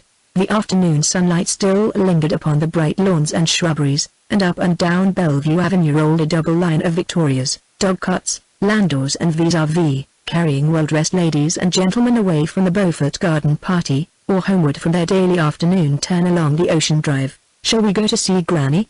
May suddenly proposed. I should like to tell her myself that I've won the prize. There's lots of time before dinner. Archer acquiesced, and she turned the ponies down Narragansett Avenue, crossed Spring Street and drove out toward the rocky moorland beyond. In this unfashionable region Catherine the Great, always indifferent to precedent and thrifty of purse, had built herself in her youth a many-peaked and cross-beamed cottage on a bit of cheap land overlooking the bay. Here, in a thicket of stunted oaks, her verandas spread themselves above the island-dotted waters. A winding drive led up between iron stags and blue glass balls embedded in mounds of geraniums to a front door of highly varnished walnut under a striped veranda roof, and behind it ran a narrow hall with a black and yellow star-patterned parquet floor, upon which opened 4 small square rooms with heavy flock papers under ceilings on which an Italian house painter had lavished all the divinities of Olympus. One of these rooms had been turned into a bedroom by Mrs. Mingott when the burden of flesh descended on her, and in the adjoining one she spent her days, enthroned in a large armchair between the open door and window, and perpetually waving a palm leaf fan which the prodigious projection of her bosom kept so far from the rest of her person that the air it set in motion stirred only the fringe of the antimacassars on the chair arms. Since she had been the means of hastening his marriage, old Catherine had shown to Archer the cordiality which a service rendered excites toward the person served. She was persuaded that irrepressible passion was the cause of his impatience, and being an ardent admirer of impulsiveness, when it did not lead to the spending of money, she always received him with a genial twinkle of complicity and a play of allusion to which May seemed fortunately impervious. She examined and appraised with much interest the diamond-tipped arrow which had been pinned on May's bosom at the conclusion of the match, remarking that in her day a filigree brooch would have been thought enough, but that there was no denying that Beaufort did things handsomely. Quite an heirloom, in fact, my dear, the old lady chuckled. You must leave it in feet to your eldest girl. She pinched May's white arm and watched the color flood her face. Well, well, what have I said to make you shake out the red flag? Ain't there going to be any daughters, only boys, eh? Good gracious, look at her blushing again all over her blushes. What can't I say that either? Mercy me, when my children beg me to have all those gods and goddesses painted out overhead, I always say I'm too thankful to have somebody about me that nothing can shock. Archer burst into a laugh, and May echoed it, crimson to the eyes. Well, now tell me all about the party, please, my dears, for I shall never get a straight word about it out of that silly Medora, the ancestress continued, and, as May exclaimed, Cousin Medora? But I thought she was going back to Portsmouth. She answered placidly, so she is, but she's got to come here first to pick up Ellen. You didn't know Ellen had come to spend the day with me? Such folderol, her not coming for the summer, but I gave up arguing with young people about 50 years ago. Ellen, Ellen, she cried in her shrill old voice, trying to bend forward far enough to catch a glimpse of the lawn beyond the veranda. There was no answer, and Mrs. Mingott rapped impatiently with her stick on the shiny floor. A mulatto maidservant in a bright turban, replying to the summons, informed her mistress that she had seen Miss Ellen going down the path to the shore, and Mrs. Mingott turned to Archer. Run down and fetch her, like a good grandson. This pretty lady will describe the party to me, she said, and Archer stood up as if in a dream. He had heard the Countess Olenska's name pronounced often enough during the year and a half since they had last met, and was even familiar with the main incidents of her life in the interval. He knew that she had spent the previous summer at Newport, where she appeared to have gone a great deal into society, but that in the autumn she had suddenly sublet the perfect house which Beaufort had been at such pains to find for her, and decided to establish herself in Washington. There, during the winter, he had heard of her, as one always heard of pretty women in Washington, as shining in the brilliant diplomatic society that was supposed to make up for the social shortcomings of the administration. He had listened to these accounts, and to various contradictory reports on her appearance, her conversation, her point of view and her choice of friends, with the detachment with which one listens to reminiscences of someone long since dead. Not till Medora suddenly spoke her name at the archery match had Ellen Olenska become a living presence to him again. The Marchioness's foolish lisp had called up a vision of the little firelit drawing-room and the sound of the carriage wheels returning down the deserted street. He thought of the story he had read, of some peasant children in Tuscany lighting a bunch of straw in a wayside cavern, and revealing old silent images in their painted tomb. The way to the shore descended from the bank on which the house was perched to a walk above the water planted with weeping willows. Through their veil Archer caught the glint of the Lion Rock, with its whitewashed turret and the tiny house in which the heroic lighthouse keeper, Ida Lewis, was living her last venerable years. Beyond it lay the flat reaches and ugly government chimneys of Goat Island, the bay spreading northward in a shimmer of gold to Prudence Island with its low growth of oaks, and the shores of Conanicut faint in the sunset haze. From the Willow Walk projected a slight wooden pier ending in a sort of pagoda-like summer house, and in the pagoda a lady stood, leaning against the rail, her back to the shore. Archer stopped at the sight as if he had waked from sleep. The vision of the past was a dream, and the reality was what awaited him in the house on the bank overhead. Was Mrs. Welland's pony carriage circling around and around the oval at the door? Was May sitting under the shameless Olympians and glowing with secret hopes? Was the Welland villa at the far end of Bellevue Avenue, and Mr. Welland, already dressed for dinner, and pacing the drawing-room floor, watch in hand, with dyspeptic impatience, for it was one of the houses in which one always knew exactly what is happening at a given hour? What am I? A son-in-law, Archer thought. The figure at the end of the pier had not moved. For a long moment the young man stood halfway down the bank, gazing at the bay furrowed with the coming and going of sailboats, yacht launches, fishing craft and the trailing black coal barges hauled by noisy tugs. The lady in the summer house seemed to be held by the same sight. Beyond the grey bastions of Fort Adams a long-drawn sunset was splintering up into 1,000 fires, and the radiance caught the sail of a catboat as it beat out through the channel between the Lime Rock and the shore. Archer, as he watched, remembered the scene in the shore, and Montague lifting Ada Dyer's ribbon to his lips without her knowing that he was in the room. She doesn't know, she hasn't guessed. Shouldn't I know if she came up behind me, I wonder? He mused, and suddenly he said to himself, if she doesn't turn before that sail crosses the Lime Rock light, I'll go back. The boat was gliding out on the receding tide.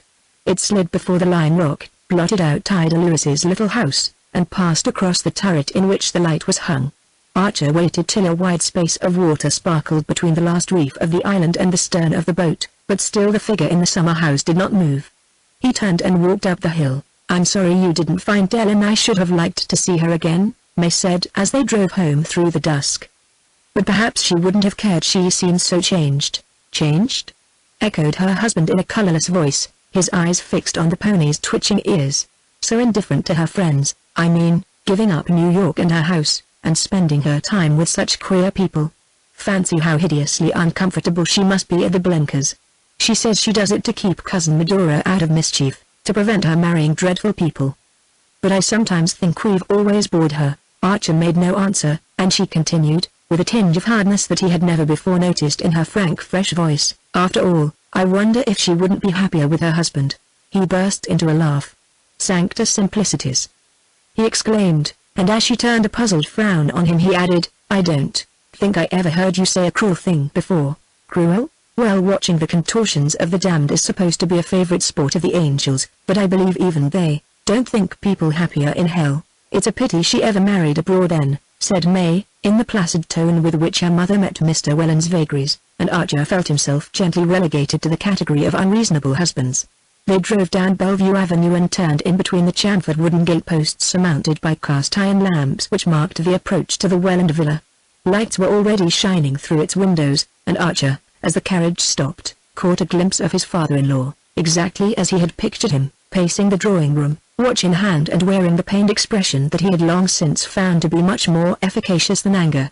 The young man, as he followed his wife into the hall, was conscious of a curious reversal of mood. There was something about the luxury of the Welland house and the density of the Welland atmosphere, so charged with minute observances and exactions, that always stole into his system like a narcotic.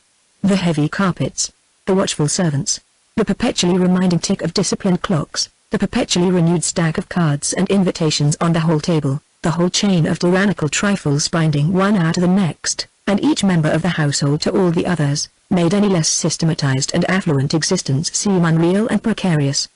But now it was the Welland house, and the life he was expected to lead in it, that had become unreal and irrelevant, and the brief scene on the shore, when he had stood irresolute, halfway down the bank, was as close to him as the blood in his veins. All night he lay awake in the big chintz bedroom at May's side, watching the moonlight slant along the carpet, and thinking of Ellen Olenska driving home across the gleaming beaches behind Beaufort's Trotters. Chapter 4, A Party for the Blenkers. The Blenkers? Mr. Welland laid down his knife and fork and looked anxiously and incredulously across the luncheon table at his wife, who, adjusting her gold eyeglasses, read aloud, in the tone of high comedy, Professor and Mrs. Emerson Sillerton request the pleasure of Mr. and Mrs. Welland's company at the meeting of the Wednesday Afternoon Club on August 25th at 3 o'clock punctually. To meet Mrs. and the Mrs. Blenker. Red Gables, Catherine Street. R. S. V. P. Good gracious, Mr. Welland gasped, as if a second reading had been necessary to bring the monstrous absurdity of the thing home to him. Poor Amy Sillerton, you never can tell what her husband will do next. Mrs. Welland sighed. I suppose he's just discovered the Blenkers. Professor Emerson Sillerton was a thorn in the side of Newport society, and a thorn that could not be plucked out, for it grew on a venerable and venerated family tree. He was, as people said, a man who had had every advantage. His father was Sillerton Jackson's uncle. His mother a Pennilow of Boston. On each side there was wealth and position, and mutual suitability. Nothing, as Mrs. Welland had often remarked, nothing on earth obliged Emerson Sillerton to be an archaeologist, or indeed a professor of any sort, or to live in Newport in winter, or do any of the other revolutionary things that he did. But at least, if he was going to break with tradition and flout society in the face, he need not have married poor Amy Dagonet, who had a right to expect something different, and money enough to keep her own carriage. No one in the Mingott set could understand why Amy Sillerton had submitted so tamely to the eccentricities of a husband who filled the house with long-haired men and short-haired women, and, when he travelled, took her to explore tombs in Yucatan instead of going to Paris or Italy. But there they were, set in their ways, and apparently unaware that they were different from other people, and when they gave one of their dreary annual garden parties, every family on the cliffs, because of the Sillerton-Pennilow Dagonet connection, had to draw lots and send an unwilling representative. It's a wonder, Mrs. Welland remarked, that they didn't choose the cup race day. Do you remember, 2 years ago, they're giving a party for a black man on the day of Julia Mingott's the dancend? Luckily this time there's nothing else going on that I know of, for of course some of us will have to go. Mr. Welland sighed nervously. Some of us, my dear, more than one? 3 o'clock is such a very awkward hour. I have to be here at 3:30 to take my drops. It's really no use trying to follow Bencomb's new treatment if I don't do it systematically, and if I join you later, of course I shall miss my drive. At the thought he laid down his knife and fork again, and a flush of anxiety rose to his finely wrinkled cheek.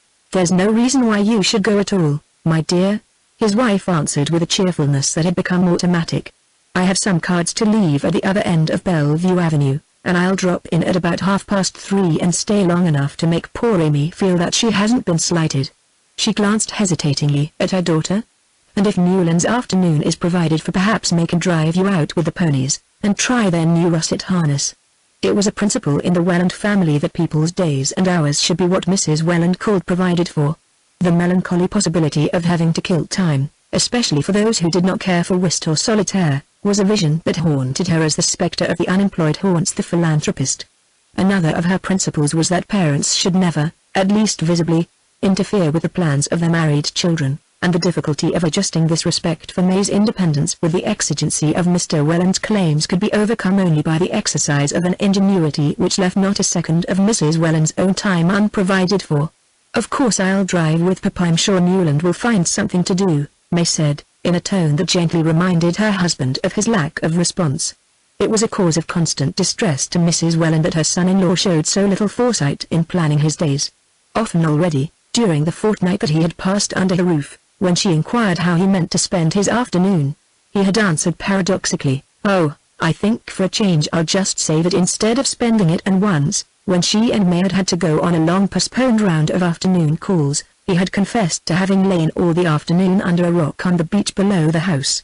"Newland never seems to look ahead," Mrs. Welland once ventured to complain to her daughter, and May answered serenely, "No.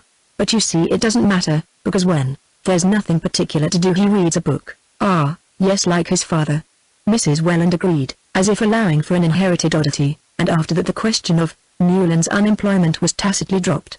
Nevertheless, as the day for the Sillerton reception approached, May began to show a natural solicitude for his welfare, and to suggest a tennis match at the Chiverses, or a sail on Julius Beaufort's cutter, as a means of atoning for her temporary desertion. "I shall be back by 6, you know, dear. Papa never drives later than that." And she was not reassured till Archer said that he thought of hiring a runabout and driving up the island to a stud farm to look at a second horse for her broom. They had been looking for this horse for some time, and the suggestion was so acceptable that May glanced at her mother as if to say, "You see, he knows how to plan out his time as well as any of us." The idea of the stud farm and the broom horse had germinated in Archer's mind on the very day when the Emerson Sillerton invitation had first been mentioned, but he had kept it to himself as if there was something clandestine in the plan, and discovery might prevent its execution. He had, however, taken the precaution to engage in advance a runabout with a pair of old livery stable trotters that could still do their 18 miles on level roads, and at 2 o'clock, hastily deserting the luncheon table, he sprang into the light carriage and drove off. The day was perfect. A breeze from the north drove little puffs of white cloud across an ultramarine sky, with a bright sea running under it. Bellevue Avenue was empty at that hour, and after dropping the stable lad at the corner of Mill Street, Archer turned down the old beach road and drove across Eastman's Beach. He had the feeling of unexplained excitement with which, on half-holidays at school, he used to start off into the unknown. Taking his pair at an easy gait, he counted on reaching the stud farm, which was not far beyond Paradise Rocks, before 3 o'clock, so that, after looking over the horse, and trying him if he seemed promising, he would still have 4 golden hours to dispose of. As soon as he heard of the Sillerton's party, he had said to himself that the Marchioness Manson would certainly come to Newport with the Blenkers, and that Madame Olenska might again take the opportunity of spending the day with her grandmother. At any rate, the Blenker habitation would probably be deserted, and he would be able, without indiscretion, to satisfy a vague curiosity concerning it. He was not sure that he wanted to see the Countess Olenska again, but ever since he had looked at her from the path above the bay he had wanted, irrationally and indescribably, to see the place she was living in, and to follow the movements of her imagined figure as he had watched the real one in the summer house. The longing was within day and night, an incessant undefinable craving, like the sudden whim of a sick man for food or drink once tasted and long since forgotten. He could not see beyond the craving, or picture what it might lead to, for he was not conscious of any wish to speak to Madame Olenska or to hear her voice. He simply felt that if he could carry away the vision of the spot of earth she walked on, and the way the sky and sea enclosed it, the rest of the world might seem less empty. When he reached the stud farm, a glance showed him that the horse was not what he wanted. Nevertheless, he took a turn behind it in order to prove to himself that he was not in a hurry. But at 3 o'clock he shook out the reins over the trotters and turned into the byroads leading to Portsmouth. The wind had dropped and a faint haze on the horizon showed that a fog was waiting to steal up the Saquet on the turn of the tide, but all about him fields and woods were steeped in golden light. He drove past grey-shingled farmhouses in orchards, past hayfields and groves of oak, past villages with white steeples rising sharply into the fading sky, and at last, after stopping to ask the way of some men at work in a field, he turned down a lane between high banks of goldenrod and brambles. At the end of the lane was the blue glimmer of the river. To the left, standing in front of a clump of oaks and maples, he saw a long tumble-down house with white paint peeling from its clapboards. On the roadside facing the gateway stood one of the open sheds in which the New Englander shelters his farming implements and visitors hitch their teams. Archer, jumping down, led his pair into the shed, and after tying them to a post turned toward the house. The patch of lawn before it had relapsed into a hayfield, but to the left an overgrown box garden full of dahlias and rusty rose bushes encircled a ghostly summer house of trellis work that had once been white, surmounted by a wooden cupid who had lost his bow and arrow but continued to take ineffectual aim. Archer leaned for a while against the gate. No one was in sight, and not a sound came from the open windows of the house. A grizzled Newfoundland dozing before the door seemed as ineffectual a guardian as the arrowless cupid. It was strange to think that this place of silence and decay was the home of the turbulent Blenkers, yet Archer was sure that he was not mistaken. For a long time he stood there, content to take in the scene, and gradually falling under its drowsy spell. But at length he roused himself to the sense of the passing time. Should he look his fill and then drive away? He stood irresolute, wishing suddenly to see the inside of the house, so that he might picture the room that Madame Olenska sat in. There was nothing to prevent his walking up to the door and ringing the bell. If, as he supposed, she was away with the rest of the party, he could easily give his name, and ask permission to go into the sitting room to write a message. But instead, he crossed the lawn and turned toward the box garden. As he entered it he caught sight of something bright-colored in the summer house, and presently made it out to be a pink parasol. The parasol drew him like a magnet. He was sure it was hers. He went into the summer house, and sitting down on the rickety seat picked up the silken thing and looked at its carved handle, which was made of some rare wood that gave out an aromatic scent. Archer lifted the handle to his lips.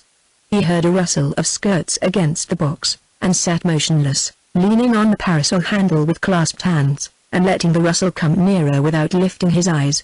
He had always known that this must happen. "Oh, Mr. Archer!" exclaimed a loud young voice, and looking up he saw before him the youngest and largest of the Blenker girls, blonde and blousy, in bedraggled muslin. A red blotch on one of her cheeks seemed to show that it had recently been pressed against a pillow, and her half-awakened eyes stared at him hospitably but confusedly. "Gracious, where did you drop from? I must have been sound asleep in the hammock. Everybody else has gone to Newport. Did you ring?" she incoherently inquired. Archer's confusion was greater than hers. "I know that is, I was just going to. I had to come up the island to see about a horse, and I drove over on a chance of finding Mrs. Blenker and your visitors. But the house seemed empty so I sat down to wait." Miss Blenker, shaking off the fumes of sleep, looked at him with increasing interest. "The house is empty. Mother's not here, or the Marchioness or anybody but me." Her glance became faintly reproachful. "Didn't you know that Professor and Mrs. Sillerton are giving a garden party for Mother and all this afternoon? It was too unlucky that I couldn't go, but I've had a sore throat, and Mother was afraid of the drive home this evening. Did you ever know anything so disappointing? Of course," she added gaily, "I shouldn't have minded half as much if I'd known you were coming." Symptoms of a lumbering coquetry became visible in her, and Archer found the strength to break in. "But Madame Olenska, has she gone to Newport too?" Miss Blenker looked at him with surprise. "Madame Olenska, didn't you know she'd been called away? Called away? ? Oh, my best parasol. I lent it to the goose of a Katie, because it matched her ribbons, and the careless thing must have dropped it here. We Blenkers are all like that. Real bohemians." Recovering the sunshade with a powerful hand she unfurled it and suspended its rosy dome above her head. "Yes, Ellen was called away yesterday. She lets us call her Ellen, you know. A telegram came from Boston. She said she might be gone for 2 days. I do love the way she does her hair, don't you?" Miss Blenker rambled on. Archer continued to stare through her as though she had been transparent. All he saw was the trumpery parasol that arched its pinkness above her giggling head. After a moment he ventured, "You don't happen to know why Madame Olenska went to Boston?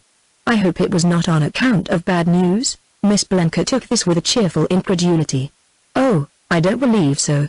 She didn't tell us what was in the telegram. I think she didn't want the Marchioness to know. She's so romantic looking, isn't she? Doesn't she remind you of Mrs. Scott Siddons when she reads Lady Geraldine's Courtship? Did you never hear her?" Archer was dealing hurriedly with crowding thoughts.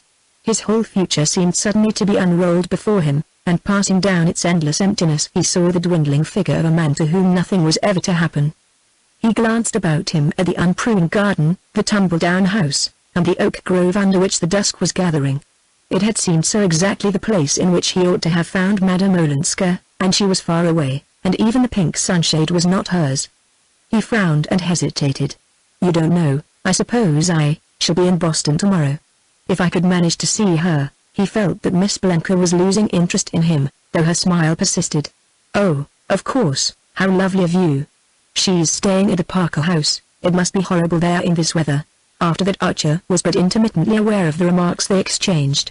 He could only remember stoutly resisting her entreaty that he should await the returning family and have high tea with them before he drove home. At length, with his hostess still at his side, he passed out of range of the wooden Cupid, unfastened his horses and drove off. At the turn of the lane he saw Miss Blenker standing at the gate and waving the pink parasol. Chapter 5. The next morning, when Archer got out of the Fall River train, he emerged upon a steaming midsummer Boston. The streets near the station were full of the smell of beer and coffee and decaying fruit, and a shirt-sleeved populace moved through them with the intimate abandon of boarders going down the passage to the bathroom. Archer found a cab and drove to the Somerset Club for breakfast. Even the fashionable quarters had the air of untidy domesticity to which no excess of heat ever degrades the European cities. Caretakers in calico lounged on the doorsteps of the wealthy, and the common looked like a pleasure ground on the morrow of a Masonic picnic. If Archer had tried to imagine Ellen Olenska in improbable scenes, he could not have called up any into which it was more difficult to fit her than this heat-prostrated and deserted Boston. He breakfasted with appetite and method, beginning with a slice of melon, and studying a morning paper while he waited for his toast and scrambled eggs. A new sense of energy and activity had possessed him ever since he had announced to May the night before that he had business in Boston, and should take the Fall River boat that night and go on to New York the following evening. It had always been understood that he would return to town early in the week, and when he got back from his expedition to Portsmouth, a letter from the office, which fate had conspicuously placed on a corner of the hall table, sufficed to justify his sudden change of plan. He was even ashamed of the ease with which the whole thing had been done. It reminded him, for an uncomfortable moment, of Lawrence Lefferts's masterly contrivances for securing his freedom. But this did not long trouble him, for he was not in an analytic mood. After breakfast he smoked a cigarette and glanced over the commercial advertiser. While he was thus engaged, 2 or 3 men he knew came in, and the usual greetings were exchanged. It was the same world after all, though he had such a queer sense of having slipped through the meshes of time and space. He looked at his watch, and finding that it was 9:30 got up and went into the writing room. There he wrote a few lines, and ordered a messenger to take a cab to the Parker House and wait for the answer. He then sat down behind another newspaper and tried to calculate how long it would take a cab to get to the Parker House. The lady was out, sir. He suddenly heard a waiter's voice at his elbow, and he stammered, out ? As if it were a word in a strange language. He got up and went into the hall. It must be a mistake, she could not be out at that hour. He flushed with anger at his own stupidity. Why had he not sent the note as soon as he arrived? He found his hat and stick and went forth into the street. The city had suddenly become as strange and vast and empty as if he were a traveler from distant lands. For a moment he stood on the doorstep hesitating, then he decided to go to the Parker House. What if the messenger had been misinformed, and she was still there? He started to walk across the common, and on the first bench, under a tree, he saw her sitting. She had a grey silk sunshade over her head. How could he ever have imagined her with a pink one? As he approached he was struck by her listless attitude. She sat there as if she had nothing else to do.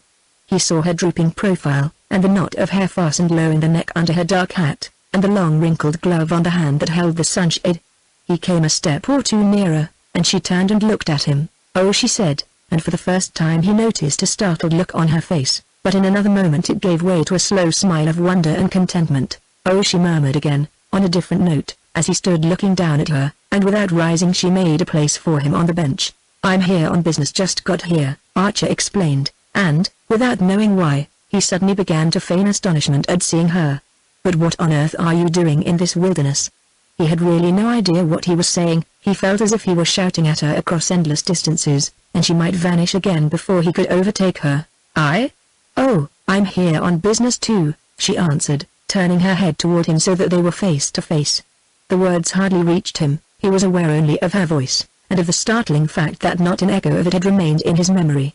He had not even remembered that it was low-pitched, with a faint roughness on the consonants. "You do your hair differently," he said, his heart beating as if he had uttered something irrevocable. "Differently? No, it's only that I do it as best I can when I'm without Nastasia." "Nastasia? But isn't she with you?" "No, I'm alone. For 2 days it was not worthwhile to bring her." "You're alone at the Parker House?" She looked at him with a flash of her old malice. "Does it strike you as dangerous?" "No, not dangerous. But unconventional?" "I see, I suppose it is." She considered a moment. "I hadn't thought of it, because I've just done something so much more unconventional." The faint tinge of irony lingered in her eyes. "I've just refused to take back a sum of money that belonged to me." Archer sprang up and moved a step or two away. She had filled her parasol and sat absently drawing patterns on the gravel. Presently he came back and stood before her. "Someone has come here to meet you?" "Yes, with this offer?" She nodded. "And you refused because of the conditions?" "I refused," she said after a moment. He sat down by her again. "What were the conditions?" "Oh, they were not onerous, just to sit at the head of his table now and then. There was another interval of silence. Archer's heart had slammed itself shut in the queer way it had, and he sat vainly groping for a word. "He wants you back at any price." "Well, a considerable price. At least the sum is considerable for me." He paused again, beating about the question he felt he must put. "It was to meet him here that you came?" She stared, and then burst into a laugh. "Meet him, my husband? Here? At this season he's always at Castle Barden." "He sent someone?" "Yes, with a letter?" She shook her head. "No, just a message. He never writes. I don't think I've had more than one letter from him." The allusion brought the color to her cheek, and it reflected itself in Archer's vivid blush. "Why does he never write? Why should he? What does one have secretaries for?" The young man's blush deepened. She had pronounced the word as if it had no more significance than any other in her vocabulary. For a moment it was on the tip of his tongue to ask, did he send his secretary, then? But the remembrance of Count Olenski's only letter to his wife was too present to him. He paused again, and then took another plunge. "And the person? The emissary?" "The emissary," Madame Olenska rejoined, still smiling, "might, for all I care, have left already, but he has insisted on waiting till this evening. In case. On a chance. And you came out here to think the chance over?" "I came out to get a breath of air. The hotel's too stifling. I'm taking the afternoon train back to Portsmouth." They sat silent, not looking at each other, but straight ahead at the people passing along the path. Finally she turned her eyes again to his face and said, "You're not changed." He felt like answering, "I was, till I saw you again," but instead he stood up abruptly and glanced about him at the untidy sweltering park. "This is horrible. Why shouldn't we go out a little on the bay? There's a breeze, and it will be cooler. We might take the steamboat down to Point Arley." She glanced up at him hesitatingly and he went on a Monday morning there won't be anybody on the boat. My train doesn't leave till evening. I'm going back to New York." "Why shouldn't we?" he insisted, looking down at her, and suddenly he broke out, "Haven't we done all we could?" "Oh," she murmured again. She stood up and reopened her sunshade, glancing about her as if to take counsel of the scene, and assure herself of the impossibility of remaining in it. Then her eyes returned to his face. "You mustn't say things like that to me," she said. "I'll say anything you like, or nothing. I won't open my mouth unless you tell me to. What harm can it do to anybody? All I want is to listen to you," he stammered. She drew out a little gold-faced watch on an enamel chain. "Oh, don't calculate," he broke out, "give me the day. I want to get you away from that man." "At what time was he coming?" Her color rose again. "At 11. "Then you must come at once. You needn't be afraid if I don't come, nor you either if you do. I swear I only want to hear about you, to know what you've been doing. It's 100 years since we've met, it may be another 100 before we meet again." She still wavered, her anxious eyes on his face. "Why didn't you come down to the beach to fetch me, the day I was at Granny's?" she asked. "Because you didn't look round, because you didn't know I was there." "I swore I wouldn't unless you looked round."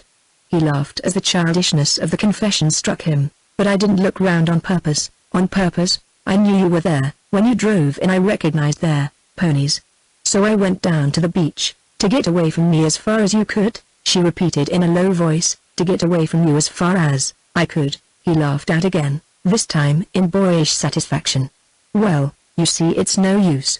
I may as well tell you," he added, "that the business I came here for was just to find you. But, look here. We must start or we shall miss our boat." "Our boat?"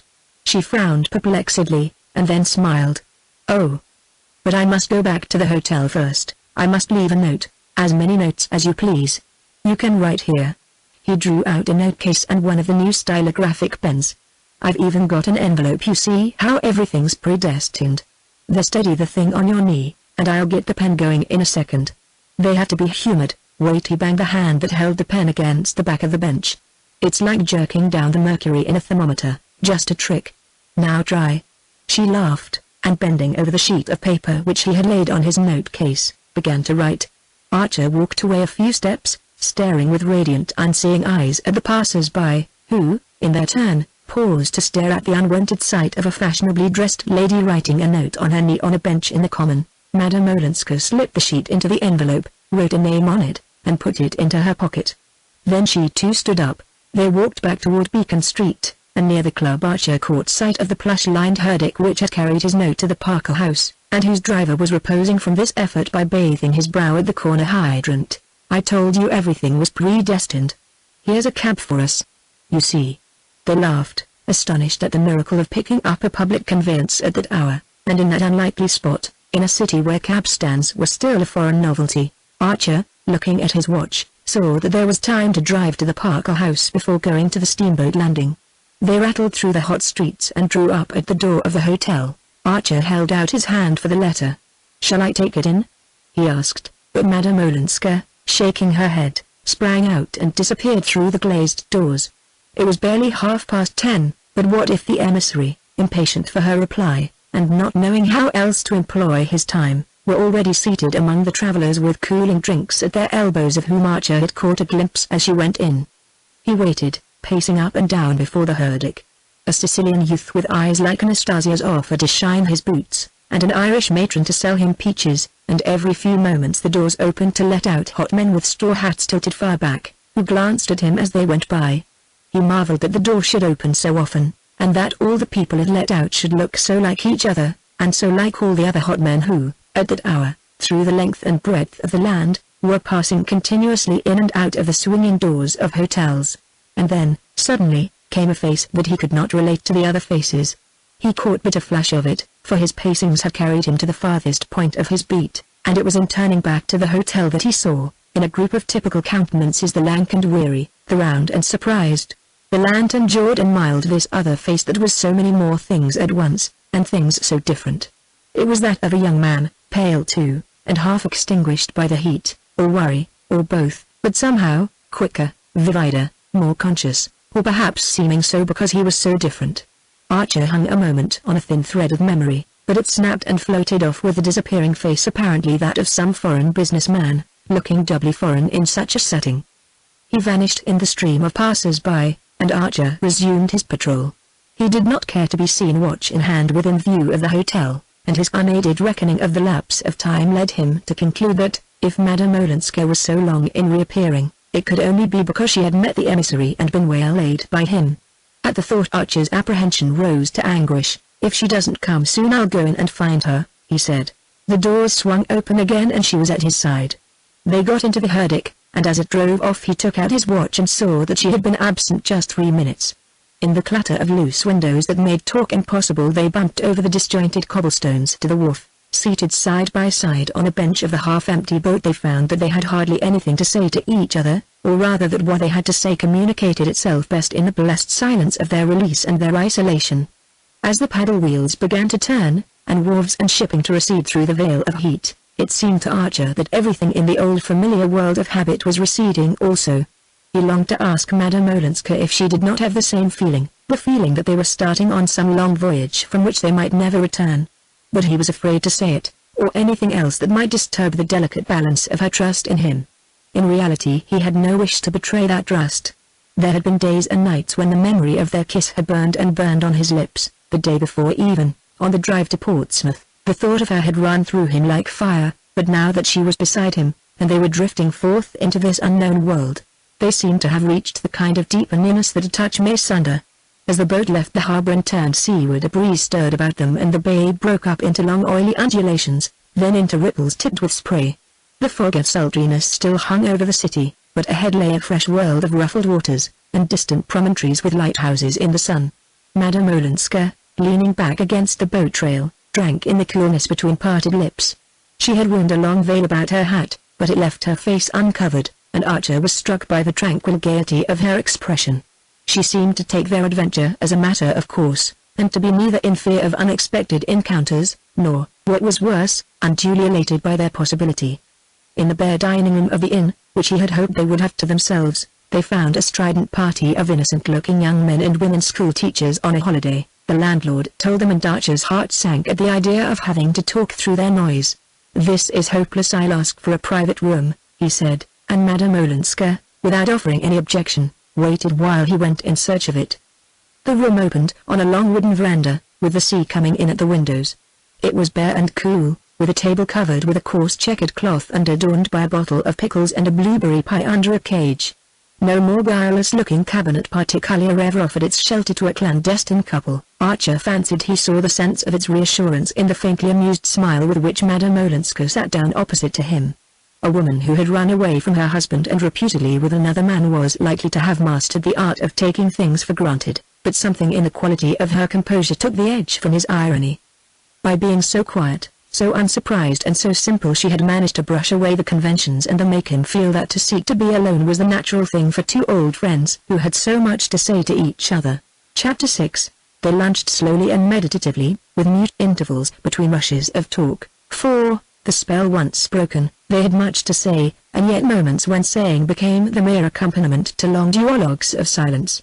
Archer kept the talk from his own affairs, not with conscious intention but because he did not want to miss a word of her history, and leaning on the table, her chin resting on her clasped hands, she talked to him of the year and a half since they had met. She had grown tired of what people called society. New York was kind, it was almost oppressively hospitable, she should never forget the way in which it had welcomed her back, but after the first flush of novelty she had found herself, as she phrased it, too different to care for the things it cared about, and so she had decided to try Washington, where one was supposed to meet more varieties of people and of opinion. And on the whole she should probably settle down in Washington, and make a home there for poor Medora, who had worn out the patience of all her other relations just at the time when she most needed looking after and protecting from matrimonial perils. But Dr. Carver, aren't you afraid of Dr. Carver? I hear he's been staying with you at the Blenkers. She smiled. Oh, the Carver danger is over. Dr. Carver is a very clever man. He wants a rich wife to finance his plans, and Medora is simply a good advertisement as a convert. A convert to what? To all sorts of new and crazy social schemes. But, do you know, they interest me more than the blind conformity to tradition, somebody else's tradition, that I see among our own friends. It seems stupid to have discovered America only to make it into a copy of another country. She smiled across the table.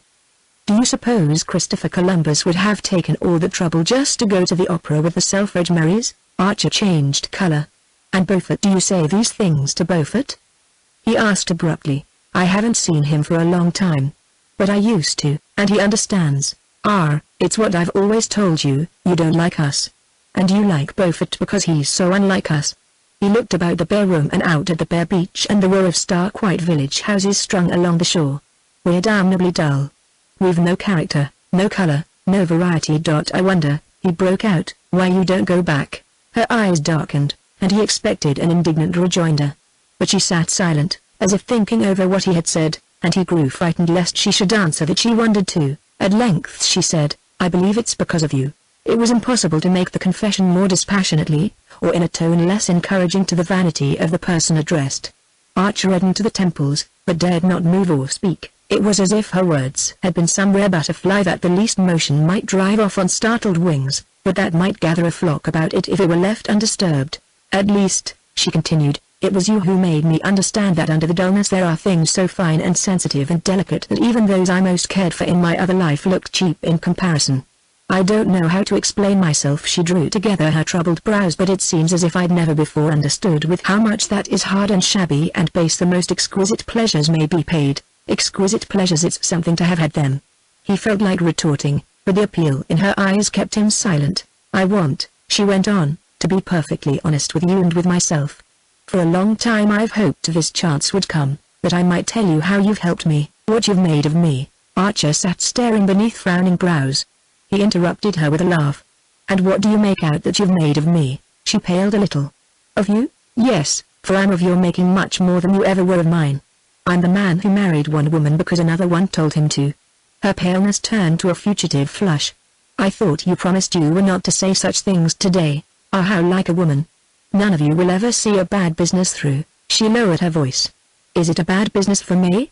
He stood in the window, drumming against the raised sash, and feeling in every fiber the wistful tenderness with which she had spoken her cousin's name. For that's the thing we've always got to think of, haven't we? By your own showing? She insisted. My own showing?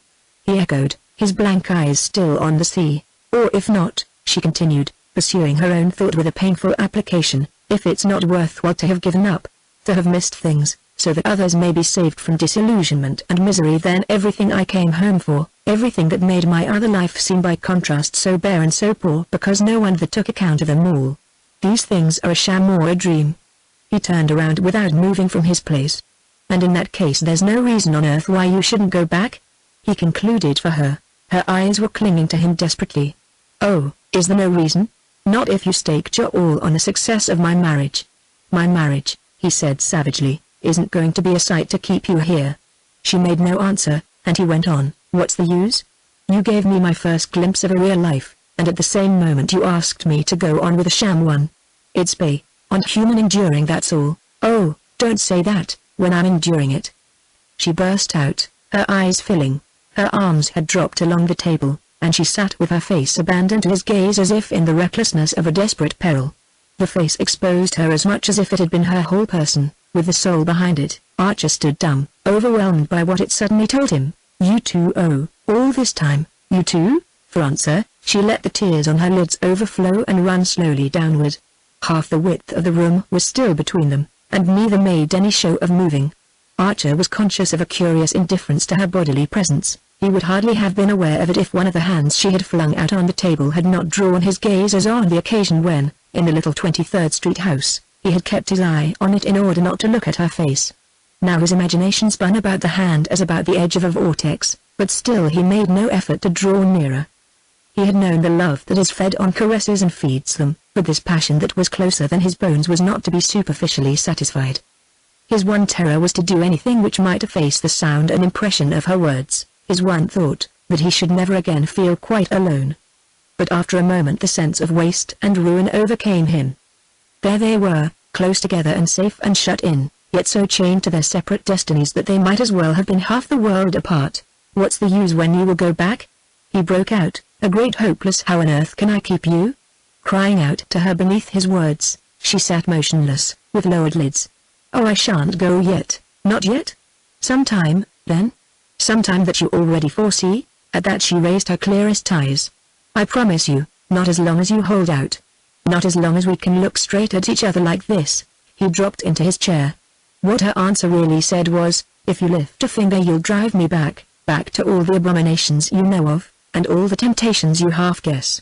He understood it as clearly as if she had uttered the words, and the thought kept him anchored to his side of the table in a kind of moved and sacred submission. What a life for you! He groaned. Oh, as long as it's a part of yours. And mine a part of yours? She nodded. And that's to be all for either of us? Well, it is all, isn't it? At that he sprang up, forgetting everything but the sweetness of her face. She rose too, not as if to meet him or to flee from him, but quietly, as though the worst of the task were done and she had only to wait, so quietly that, as he came close, her outstretched hands acted not as a check but as a guide to him. They fell into his, while her arms, extended but not rigid, kept him far enough off to let her surrendered face say the rest. They may have stood in that way for a long time, or only for a few moments, but it was long enough for her silence to communicate all she had to say, and for him to feel that only one thing mattered. He must do nothing to make this meeting their last. He must leave their future in her care, asking only that she should keep fast hold of it. Don't be unhappy, she said, with a break in her voice, as she drew her hands away, and he answered, you won't go back? As if it were the one possibility he could not bear. I won't go back, she said, and turning away she opened the door and led the way into the public dining room. The strident school teachers were gathering up their possessions preparatory to a straggling flight to the wharf. Across the beach lay the white steamboat at the pier, and over the sunlit waters Boston loomed in a line of haze. Chapter 7. Once more on the boat, and in the presence of others, Archer felt a tranquility of spirit that surprised as much as it sustained him. The day, according to any current valuation, had been a rather ridiculous failure. He had not so much as touched Madame Olenska's hand with his lips, or extracted one word from her that gave promise of farther opportunities. Nevertheless, for a man sick with unsatisfied love, and parting for an indefinite period from the object of his passion, he felt himself almost humiliatingly calm and comforted. It was the perfect balance she had held between their loyalty to others and their honesty to themselves that had so stirred and yet tranquilized him, a balance not artfully calculated, as her tears and her falterings showed, but resulting naturally from her unabashed sincerity. It filled him with a tender awe, now the danger was over, and made him thank the fates that no personal vanity, no sense of playing a part before sophisticated witnesses, had tempted him to tempt her. Even after they had clasped hands for goodbye at the Fall River station, and he had turned away alone, the conviction remained with him of having saved out of their meeting much more than he had sacrificed. He wandered back to the club, and went and sat alone in the deserted library, turning over in his thoughts every separate second of their hours together. It was clear to him, and it grew more clear under closer scrutiny, that if she should finally decide on returning to Europe, returning to her husband, it would not be because her old life tempted her, even on the new terms offered. She would go only if she felt herself becoming a temptation to Archer, a temptation to fall away from the standard they had both set up. Her choice would be to stay near him as long as he did not ask her to come nearer, and it depended on himself to keep her just there, safe but secluded. In the train these thoughts were still with him. They enclosed him in a kind of golden haze, through which the faces about him looked remote and indistinct. He had a feeling that if he spoke to his fellow travelers they would not understand what he was saying. In this state of abstraction he found himself, the following morning, waking to the reality of a stifling September day in New York. The heat-withered faces in the long train streamed past him, and he continued to stare at them through the same golden blur. But suddenly, as he left the station, one of the faces detached itself, came closer and forced itself upon his consciousness. It was, as he instantly recalled, the face of the young man he had seen, the day before, passing out of the Parker house, and had noted as not conforming to type, as not having an American hotel face. The same thing struck him now, and again he became aware of a dim stir of former associations. The young man stood looking about him with a dazed air of the foreigner flung upon the harsh masses of American travel. Then he advanced toward Archer, lifted his hat, and said in English, "Surely, monsieur, we met in London?" To be sure, in London." Archer grasped his hand with curiosity and sympathy. "So you did get here, after all?" he exclaimed, casting a wondering eye on the astute and haggard little countenance of young Caffrey's French tutor. "Oh, I got here, yes." M. Revere smiled with drawn lips. "But not for long, I return the day after tomorrow." He stood grasping his light valise in one neatly gloved hand, and gazing anxiously, perplexedly, almost appealingly, into Archer's face. "I wonder, monsieur, since I've had the good luck to run across you, if I might, I was just going to suggest it, come to luncheon, won't you? Downtown, I mean, if you'll look me up in my office I'll take you to a very decent restaurant in that quarter." M. Revere was visibly touched and surprised. "You're too kind. But I was only going to ask if you would tell me how to reach some sort of conveyance. There are no porters, and no one here seems to listen. I know, our American stations must surprise you. When you ask for a porter they give you chewing gum. But if you'll come along I'll extricate you, and you must really lunch with me, you know." The young man, after a just perceptible hesitation, replied, with profuse thanks, and in a tone that did not carry complete conviction, that he was already engaged. But when they had reached the comparative reassurance of the street he asked if he might call that afternoon. Archer, at ease in the midsummer leisure of the office, fixed an hour and scribbled his address, which the Frenchman pocketed with reiterated thanks and a wide flourish of his hat. A horse car received him, and Archer walked away, punctually at the hour. M. Revere appeared, shaved, smoothed out, but still unmistakably drawn and serious. Archer was alone in his office, and the young man, before accepting the seat he proffered, began abruptly, "I believe I saw you, sir, yesterday in Boston." The statement was insignificant enough, and Archer was about to frame an assent when his words were checked by something mysterious yet illuminating in his visitor's insistent gaze. "It is extraordinary, very extraordinary," M. Revere continued, "that we should have met in the circumstances in which I find myself." "What circumstances?" Archer asked, wondering a little cruelly if he needed money. M. Revere continued to study him with tentative eyes. "I have come, not to look for employment, as I spoke of doing, when we last met, but on a special mission." "Ah!" Archer exclaimed. In a flash the two meetings had connected themselves in his mind. He paused to take in the situation thus suddenly lighted up for him, and M. Revere also remained silent, as if aware that what he had said was enough. "A special mission," Archer at length repeated.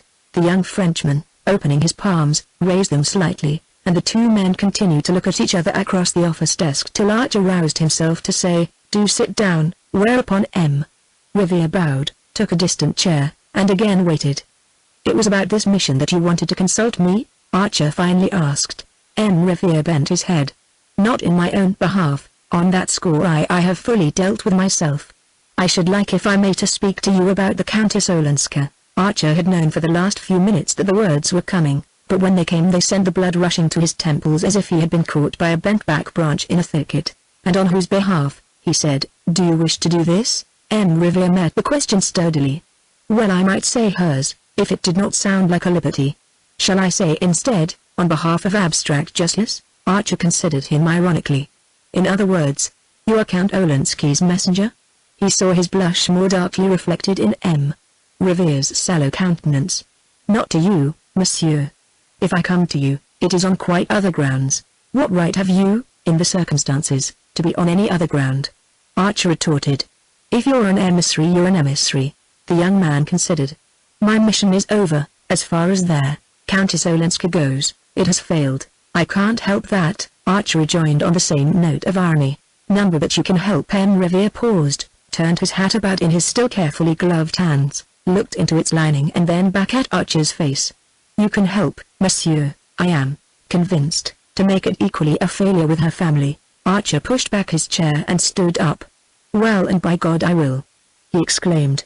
He stood with his hands in his pockets, staring down wrathfully at the little Frenchman, whose face, though he too had risen, was still an inch or two below the line of Archer's eyes. M. Revere paled to his normal hue, paler than that his complexion could hardly turn. Why the devil, Archer explosively continued, should you have thought, since I suppose you're appealing to me on the ground of my relationship to Madame Olenska, that I should take a view contrary to the rest of her family? The change of expression in M. Revere's face was for a time his only answer. His look passed from timidity to absolute distress. For a young man of his usually resourceful mien it would have been difficult to appear more disarmed and defenseless. Oh, monsieur, I can't imagine, Archer continued, why you should have come to me when there are others so much nearer to the Countess, still less why you thought I should be more accessible to the arguments I suppose you were sent over with. M. Revere took this onslaught with a disconcerting humility. The arguments I want to present to you, monsieur, are my own and not those I was sent over with. Then I see still less reason for listening to them. M. Revere again looked into his hat, as if considering whether these last words were not a sufficiently broad hint to put it on and be gone. Then he spoke with sudden decision. Monsieur, will you tell me one thing? Is it my right to be here that you question? Or do you perhaps believe the whole matter to be already closed? His quiet insistence made Archer feel the clumsiness of his own bluster. M. Revere had succeeded in imposing himself. Archer, reddening slightly, dropped into his chair again, and signed to the young man to be seated. I beg your pardon, but why isn't the matter closed? M. Revere gazed back at him with anguish. You do, then, agree with the rest of the family that, in face of the new proposals I have brought, it is hardly possible for Madame Olenska not to return to her husband? Good God! Archer exclaimed, and his visitor gave out a low murmur of confirmation. Before seeing her, I saw at Count Olenski's request Mr. Lovell Mingott, with whom I had several talks before going to Boston. I understand that he represents his mother's view, and that Mrs. Manson Mingott's influence is great throughout her family. Archer sat silent, with a sense of clinging to the edge of a sliding precipice. The discovery that he had been excluded from a share in these negotiations, and even from the knowledge that they were on foot, caused him a surprise hardly dulled by the acuter wonder of what he was learning. He saw in a flash that if the family had ceased to consult him it was because some deep tribal instinct warned them that he was no longer on their side, and he recalled, with a start of comprehension, a remark of May's during their drive home from Mrs. Manson Mingott's on the day of the archery meeting.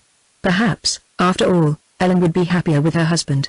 Even in the tumult of new discoveries Archer remembered his indignant exclamation, and the fact that since then his wife had never named Madame Olenska to him. Her careless allusion had no doubt been the straw held up to see which way the wind blew. The result had been reported to the family, and thereafter Archer had been tacitly omitted from their councils. He admired the tribal discipline which made May bow to this decision.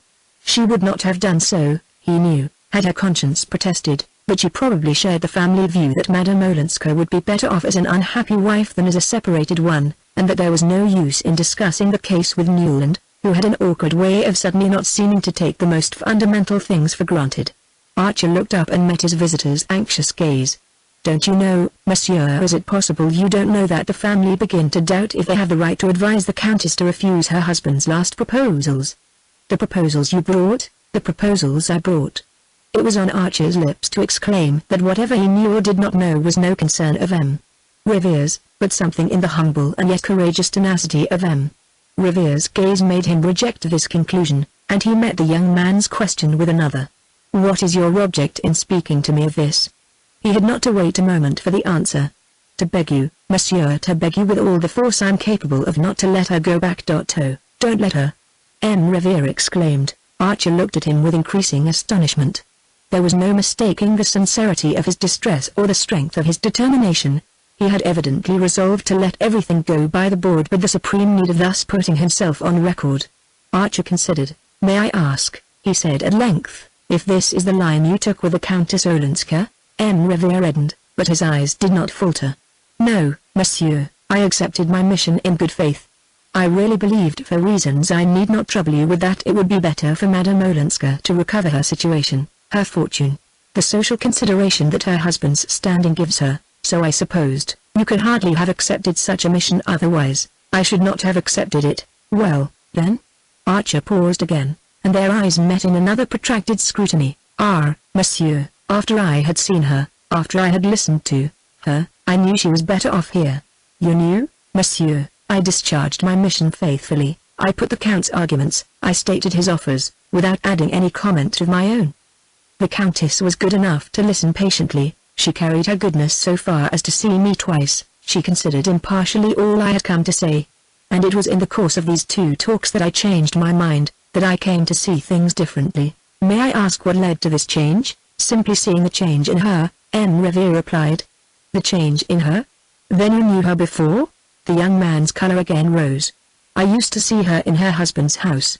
I have known Count Olensky for many years. You can imagine that he would not have sent a stranger on such a mission." Archer's gaze, wandering away to the blank walls of the office, rested on a hanging calendar surmounted by the rugged features of the President of the United States. That such a conversation should be going on anywhere within the millions of square miles subject to his rule seemed as strange as anything that the imagination could invent. "The change? What sort of a change?" Monsieur, if I could tell you." M. Revere paused. "There's the discovery, I suppose, of what I'd never thought of before, that she's an American. And that if you're an American of her kind, of your kind, things that are accepted in certain other societies, or at least put up with as part of a general convenient give and take, become unthinkable, simply unthinkable. If Madame Olenska's relations understood what these things were, their opposition to her returning would no doubt be as unconditional as her own, but they seemed to regard her husband's wish to have her back as proof of an irresistible longing for domestic life." M. Revere paused, and then added, "Whereas it's far from being as simple as that." Archer looked back to the President of the United States, and then down at his desk and at the papers scattered on it. For a second or two he could not trust himself to speak. During this interval he heard M. Revere's chair pushed back, and was aware that the young man had risen. When he glanced up again he saw that his visitor was as moved as himself. "Thank you," Archer said simply.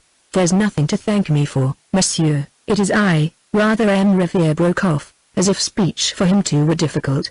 "I should like, though," he continued in a firmer voice, "to add one thing. You asked me if I was in Count Olensky's employ. I am at this moment. I returned to him, a few months ago, for reasons of private necessity such as may happen to anyone who has persons, ill and older persons, dependent on him. But from the moment that I have taken the step of coming here to say these things to you, I consider myself discharged, and I shall tell him so on my return, and give him the reasons. That's all, monsieur." M. Revere bowed and drew back a step. "Thank you," Archer said again, as their hands met. Chapter 8. Every year on the 15th of October, Fifth Avenue opened its shutters, unrolled its carpets and hung up its triple layer of window curtains.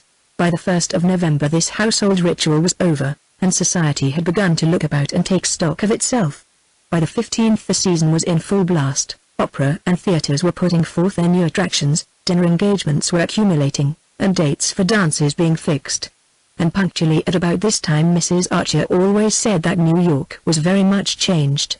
Observing it from the lofty standpoint of a non-participant, she was able, with the help of Mr. Sillerton Jackson and Miss Sophie, to trace each new crack in its surface, and all the strange weeds pushing up between the ordered rows of social vegetables. It had been one of the amusements of Archer's youth to wait for this annual pronouncement of his mother's, and to hear her enumerate the minute signs of disintegration that his careless gaze had overlooked. For New York, to Mrs. Archer's mind, never changed without changing for the worse, and in this view Miss Sophie Jackson heartily concurred. Mr. Sillerton Jackson, as became a man of the world, suspended his judgment and listened with an amused impartiality to the lamentations of the ladies. But even he never denied that New York had changed, and Newland Archer, in the winter of the second year of his marriage, was himself obliged to admit that if it had not actually changed it was certainly changing. These points had been raised, as usual, at Mrs. Archer's Thanksgiving dinner, At the date when she was officially enjoined to give thanks for the blessings of the year, it was her habit to take a mournful though not embittered stock of her world, and wonder what there was to be thankful for. At any rate, not the state of society. Society, if it could be said to exist, was rather a spectacle on which to call down biblical imprecations, and in fact, everyone knew what the Reverend Dr. Ashmore meant when he chose a text from Jeremiah, chapter 2, verse 25, for his Thanksgiving sermon. Dr. Ashmore, the new rector of St. Matthew's, had been chosen because he was very advanced. His sermons were considered bold in thought and novel in language. When he fulminated against fashionable society, he always spoke of its trend, and to Mrs. Archer it was terrifying and yet fascinating to feel herself part of a community that was trending. "There's no doubt that Dr. Ashmore is right, there is a marked trend," she said, as if it were something visible and measurable, like a crack in a house. It was odd, though, to preach about it on Thanksgiving, Miss Jackson opined, and her hostess dryly rejoined, "Oh, he means us to give thanks for what's left." Archer had been wont to smile at these annual vaticinations of his mother's, but this year even he was obliged to acknowledge, as he listened to an enumeration of the changes, that the trend was visible. "The extravagance in dress," Miss Jackson began. "Sillerton took me to the first night of the opera, and I can only tell you that Jane Mary's dress was the only one I recognized from last year, and even that had had the front panel changed. Yet I know she got it out from Worth only 2 years ago, because my seamstress always goes in to make over her Paris dresses before she wears them." "Ah, Jane Mary is one of the United States," said Mrs. Archer sighing, as if it were not such an enviable thing to be in an age when ladies were beginning to flaunt abroad their Paris dresses as soon as they were out of the custom house, instead of letting them mellow under lock and key, in the manner of Mrs. Archer's contemporaries. "Yes, she's one of the few. In my youth," Miss Jackson rejoined, "it was considered vulgar to dress in the newest fashions, and Amy Sillerton has always told me that in Boston the rule was to put away one's Paris dresses for 2 years. Old Mrs. Baxter Pennilow, who did everything handsomely, used to import 12 a year, 2 velvet, 2 satin, 2 silk, and the other 6 of poplin and the finest cashmere. It was a standing order, and as she was ill for 2 years before she died they found 48 Worth dresses that had never been taken out of tissue paper, and when the girls left off their mourning they were able to wear the first lot at the symphony concerts, without looking in advance of the fashion. Well, Boston is more conservative than New York, but I always think it's a safe rule for a lady to lay aside her French dresses for 1 season," Mrs. Archer conceded. "It was Beaufort who started the new fashion by making his wife clap her new clothes on her back as soon as they arrived. I must say at times it takes all Regina's distinction not to look like.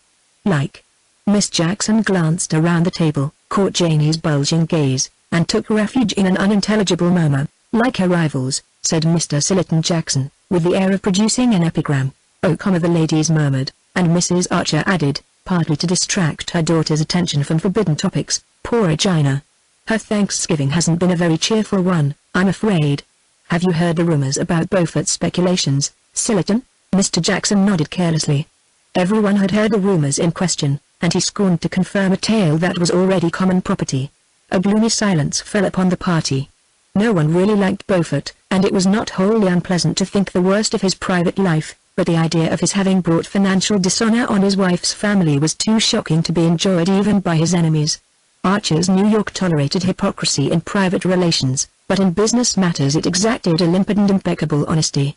It was a long time since any well-known banker had failed discreditably, but everyone remembered the social extinction visited on the heads of the firm when the last event of the kind had happened. It would be the same with the Beauforts. In spite of his power and her popularity, not all the leagued strength of the Dallas connection would save poor Regina if there were any truth in the reports of her husband's unlawful speculations. The talk took refuge in less ominous topics, but everything they touched on seemed to confirm Mrs. Archer's sense of an accelerated trend. "Of course, Newland, I know you let dear May go to Mrs. Struthers's Sunday evenings," she began, and May interposed gaily, "Oh, you know, everybody goes to Mrs. Struthers's now, and she was invited to Granny's last reception." It was thus, Archer reflected, that New York managed its transitions, conspiring to ignore them till they were well over, and then, in all good faith, imagining that they had taken place in a preceding age. There was always a traitor in the citadel, and after he, or generally she, had surrendered the keys, what was the use of pretending that it was impregnable? Once people had tasted of Mrs. Struthers's easy Sunday hospitality they were not likely to sit at home remembering that her champagne was transmuted shoe polish. "I know, dear, I know," Mrs. Archer sighed. "Such things have to be, I suppose, as long as amusement is what people go out for. But I've never quite forgiven your cousin Madame Olenska for being the first person to countenance Mrs. Struthers."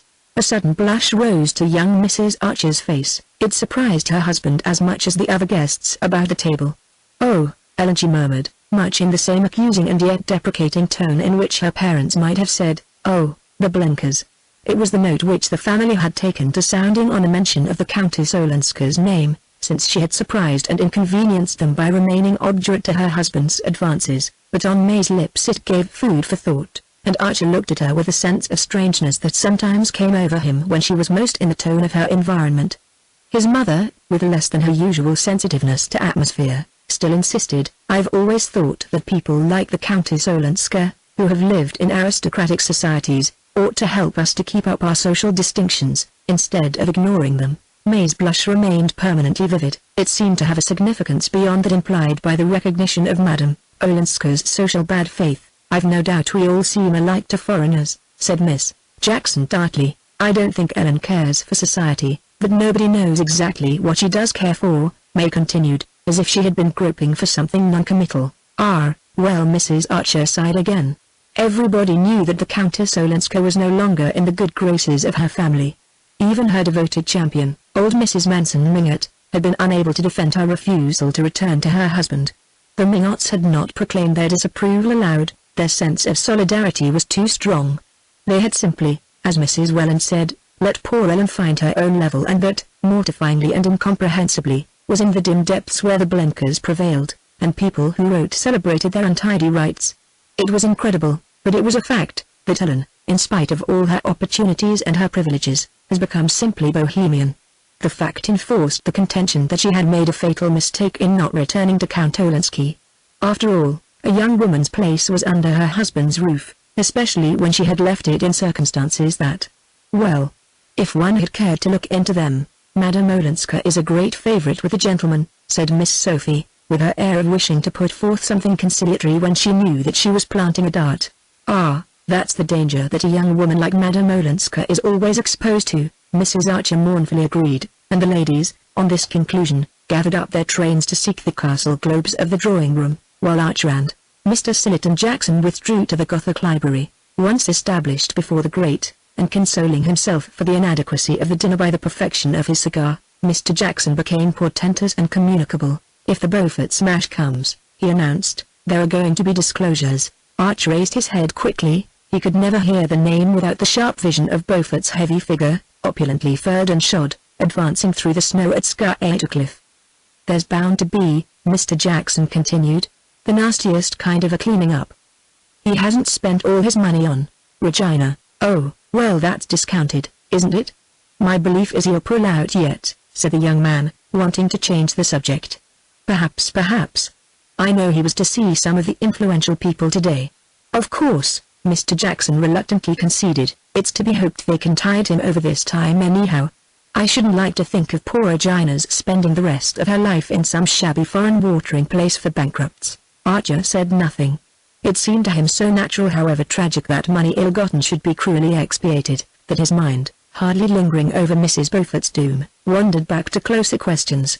What was the meaning of May's blush when the Countess Olenska had been mentioned? 4 months had passed since the midsummer day that he and Madame Olenska had spent together, and since then he had not seen her. He knew that she had returned to Washington, to the little house which she and Medora Manson had taken there. He had written to her once a few words, asking when they were to meet again, and she had even more briefly replied, "Not yet." Since then there had been no further communication between them, and he had built up within himself a kind of sanctuary in which he throned among his secret thoughts and longings. Little by little it became the scene of his real life, of his only rational activities. Thither he brought the books he read, the ideas and feelings which nourished him, his judgments and his visions. Outside it, in the scene of his actual life, he moved with a growing sense of unreality and insufficiency, blundering against familiar prejudices and traditional points of view as an absent-minded man goes on bumping into the furniture of his own room. Absent, that was what he was, so absent from everything most densely real and near to those about him that it sometimes startled him to find they still imagined he was there. He became aware that Mr. Jackson was clearing his throat preparatory to farther revelations. "I don't know, of course, how far your wife's family are aware of what people say about Madame Olenska's refusal to accept her husband's latest offer. Archer was silent, and Mr. Jackson obliquely continued, it's a pity, it's certainly a pity that she refused it, a pity. In God's name, why? Mr. Jackson looked down his leg to the unwrinkled sock that joined it to a glossy pump. Well, to put it on the lowest ground, what's she going to live on now? Now, if Beaufort. Archer sprang up, his fist banging down on the black ornage of a writing table. The whirls of the brass double inkstand danced in their sockets. What the devil do you mean, sir? Mr. Jackson, shifting himself slightly in his chair, turned a tranquil gaze on the young man's burning face. Well, I have it on pretty good authority, in fact, on old Catherine's herself, that the family reduced Countess Olenska's allowance considerably when she definitely refused to go back to her husband, and by this refusal, she also forfeits the money settled on her when she married, which Olensky was ready to make over to her if she returned. Why, what the devil do you mean, my dear boy, by asking me what I mean? Mr. Jackson good-humoredly retorted. Archer moved toward the mantelpiece and bent over to knock his ashes into the grate. I don't know anything of Madame Olenska's private affairs, but I don't need to be certain that what you insinuate. Oh, I don't, it's Lefferts, for one, Mr. Jackson interposed. Lefferts, who made love to her and got snubbed for it, Archer broke out contemptuously. RDID he? Snapped the other, as if this were exactly the fact he had been laying a trap for. He still sat sideways from the fire, so that his hard-old gaze held Archer's face as if in a spring of steel. Well, it's a pity she didn't go back before Beaufort's cropper, he repeated. If she goes now, and if he fails, it will only confirm the general impression, which isn't by any means peculiar to Lefferts, by the way. Oh, she won't go back now, less than ever. Archer had no sooner said it than he had once more the feeling that it was exactly what Mr. Jackson had been waiting for. The old gentleman considered him attentively. That's your opinion, eh? Well, no doubt you know. But everybody will tell you that the few pennies Medora Manson has left are all in Beaufort's hands, and how the two women are to keep their heads above water unless he does, I can't imagine.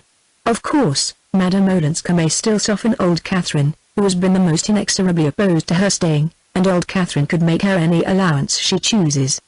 But we all know that she hates parting with good money, and the rest of the family have no particular interest in keeping Madame Olenska here. Archer was burning with unavailing wrath. He was exactly in the state when a man is sure to do something stupid, knowing all the while that he is doing it. He saw that Mr. Jackson had been instantly struck by the fact that Madame Olenska's differences with her grandmother and her other relations were not known to him, and that the old gentleman had drawn his own conclusions as to the reasons for Archer's exclusion from the family councils. This fact warned Archer to go warily, but the insinuations about Beaufort made him reckless. He was mindful, however, if not of his own danger, at least of the fact that Mr. Jack Swain was under his mother's roof, and consequently his guest. Old New York scrupulously observed the etiquette of hospitality, and no discussion with a guest was ever allowed to degenerate into a disagreement. "Shall we go up and join my mother?" he suggested curtly, as Mr. Jackson's last cone of ashes dropped into the brass ashtray at his elbow. On the drive homeward May remained oddly silent. Through the darkness, he still felt her enveloped in her menacing blush. What its menace meant he could not guess, but he was sufficiently warned by the fact that Madame Olenska's name had evoked it. They went upstairs, and he turned into the library. She usually followed him, but he heard her passing down the passage to her bedroom. "May!" he called out impatiently, and she came back, with a slight glance of surprise at his tone. "This lamp is smoking again. I should think the servants might see that it's kept properly trimmed," he grumbled nervously. "I'm so sorry, it shan't happen again," she answered, in the firm bright tone she had learned from her mother, and it exasperated Archer to feel that she was already beginning to humor him like a younger Mr. Welland. She bent over to lower the wick, and as the light struck up on her white shoulders and the clear curves of her face he thought, how young she is. For what endless years this life will have to go on, he felt, with a kind of horror, his own strong youth and the bounding blood in his veins. "Look here," he said suddenly, "I may have to go to Washington for a few days soon, next week perhaps." Her hand remained on the key of the lamp as she turned to him slowly. The heat from its flame had brought back a glow to her face, but it paled as she looked up. "On business?" she asked, in a tone which implied that there could be no other conceivable reason, and that she had put the question automatically, as if merely to finish his own sentence. "On business, naturally.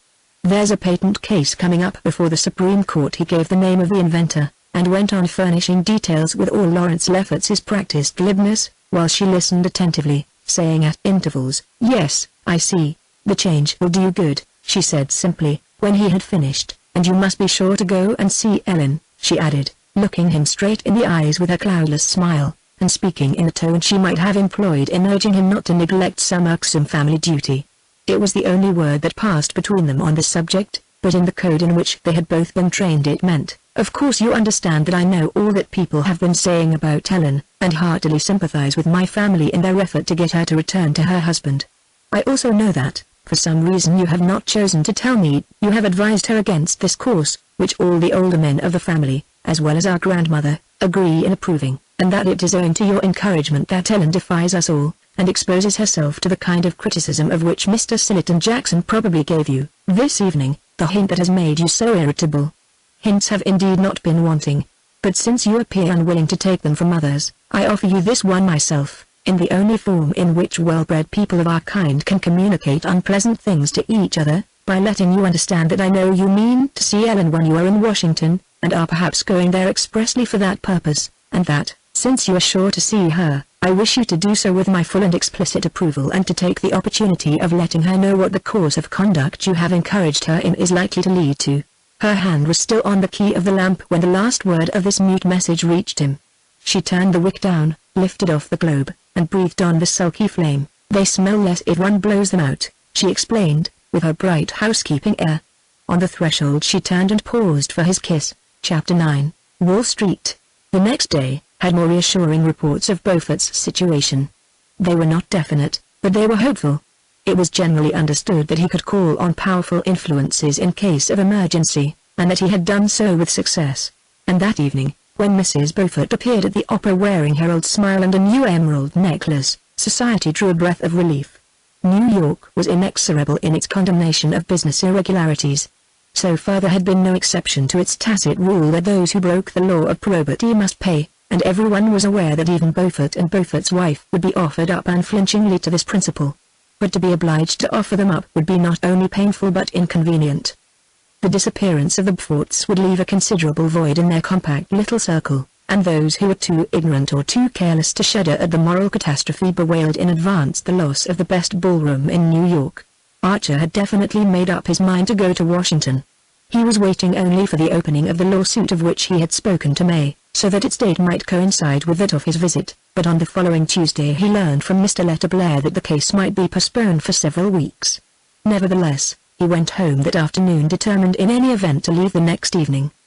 The chances were that May, who knew nothing of his professional life, and had never shown any interest in it, would not learn of the postponement, should it take place, nor remember the names of the litigants if they were mentioned before her, and at any rate he could no longer put off seeing Madame Olenska. There were too many things that he must say to her. On the Wednesday morning, when he reached his office, Mr. Letterblair met him with a troubled face. Beaufort, after all, had not managed to tide over, but by setting afloat the rumor that he had done so he had reassured his depositors, and heavy payments had poured into the bank till the previous evening, when disturbing reports again began to predominate. In consequence, a run on the bank had begun, and its doors were likely to close before the day was over. The ugliest things were being said of Beaufort's dastardly maneuver, and his failure promised to be one of the most discreditable in the history of Wall Street. The extent of the calamity left Mr. Letterblair white and incapacitated. "I've seen bad things in my time, but nothing as bad as this. Everybody we know will be hit, one way or another. And what will be done about Mrs. Beaufort? What can be done about her? I pity Mrs. Manson Mingott as much as anybody, coming at her age. There's no knowing what effect this affair may have on her. She always believed in Beaufort. She made a friend of him. And there's the whole Dallas connection. Poor Mrs. Beaufort is related to every one of you. Her only chance would be to leave her husband, yet how can anyone tell her so? Her duty is at his side, and luckily she seems always to have been blind to his private weaknesses." There was a knock, and Mr. Letterblair turned his head, sharply. "What is it?" "I can't be disturbed." A clerk brought in a letter for Archer and withdrew.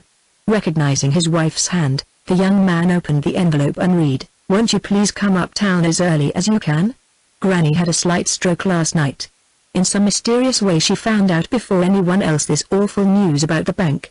Uncle Lovely's away shooting, and the idea of the disgrace has made poor Papa so nervous that he has a temperature and can't leave his room. Mama needs you dreadfully, and I do hope you can get away at once and go straight to Granny's." Archer handed the note to his senior partner, and a few minutes later was crawling northward in a crowded horse car, which he exchanged at 14th Street for one of the high-staggering omnibuses of the Fifth Avenue line. It was after 12 o'clock when this laborious vehicle dropped him at Old Catherine's. The sitting-room window on the ground floor, where she usually throned, was tenanted by the inadequate figure of her daughter, Mrs. Welland, who signed a haggard welcome as she caught sight of Archer, and at the door he was met by May. The hall wore the unnatural appearance peculiar to well-kept houses suddenly invaded by illness. Wraps and furs lay in heaps on the chairs, a doctor's bag and overcoat were on the table, and beside them letters and cards had already piled up unheeded. May looked pale but smiling. Dr. Bencomb, who had just come for the second time, took a more hopeful view, and Mrs. Mingott's dauntless determination to live and get well was already having an effect on her family. May led Archer into the old lady's sitting room, where the sliding doors opening into the bedroom had been drawn shut, and the heavy yellow damask portieres dropped over them, and here Mrs. Welland communicated to him in horrified undertones the details of the catastrophe. It appeared that the evening before something dreadful and mysterious had happened. At about 8 o'clock, just after Mrs. Mingott had finished the game of solitaire that she always played after dinner, the doorbell had rung, and a lady so thickly veiled that the servants did not immediately recognize her had asked to be received. The butler, hearing a familiar voice, had thrown open the sitting-room door, announcing Mrs. Julius Beaufort, and had then closed it again on the two ladies.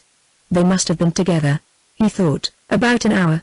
When Mrs. Mingott's bell rang, Mrs. Beaufort had already slipped away unseen, and the old lady, white and vast and terrible, sat alone in her great chair, and signed to the butler to help her into her room. She seemed, at that time, though obviously distressed, in complete control of her body and brain.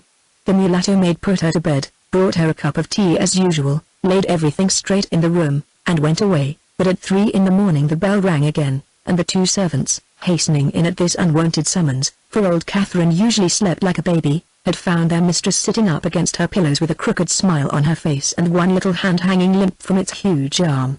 The stroke had clearly been a slight one, for she was able to articulate and to make her wishes known, and soon after the doctor's first visit she had begun to regain control of her facial muscles. But the alarm had been great, and proportionately great was the indignation when it was gathered from Mrs. Mingott's fragmentary phrases that Regina Beaufort had come to ask her incredible effrontery exclamation mark to back up her husband, see them through, not to desert them, as she called it, in fact to induce the whole family to cover and condone their monstrous dishonor. I said to her, honor's always been honor, and honesty, in Manson Mingott's house, and will be till I'm carried out of it feet first, the old woman had stammered into her daughter's ear, in the thick voice of the partly paralyzed. And when she said, "Oh, my name, Auntie, my name's Regina Dallas," I said, "It was Beaufort when he covered you with jewels, and it's got to stay Beaufort now that he's covered you with shame, so much." With tears and gasps of horror, Mrs. Welland imparted, blanched and demolished by the unwonted obligation of having at last to fix her eyes on the unpleasant and the discreditable. "If only I could keep it from your father-in-law, he always says, Augusta, for pity's sake, don't destroy my last illusions, and how am I to prevent his knowing these horrors?" The poor lady wailed. "After all, Mama, he won't have seen them," her daughter suggested, and Mrs. Welland sighed, "Ah, no, thank heaven he's safe in bed.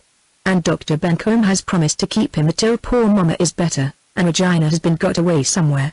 Archer had seated himself near the window and was gazing out blankly at the deserted thoroughfare. It was evident that he had been summoned rather for the moral support of the stricken ladies than because of any specific aid that he could render.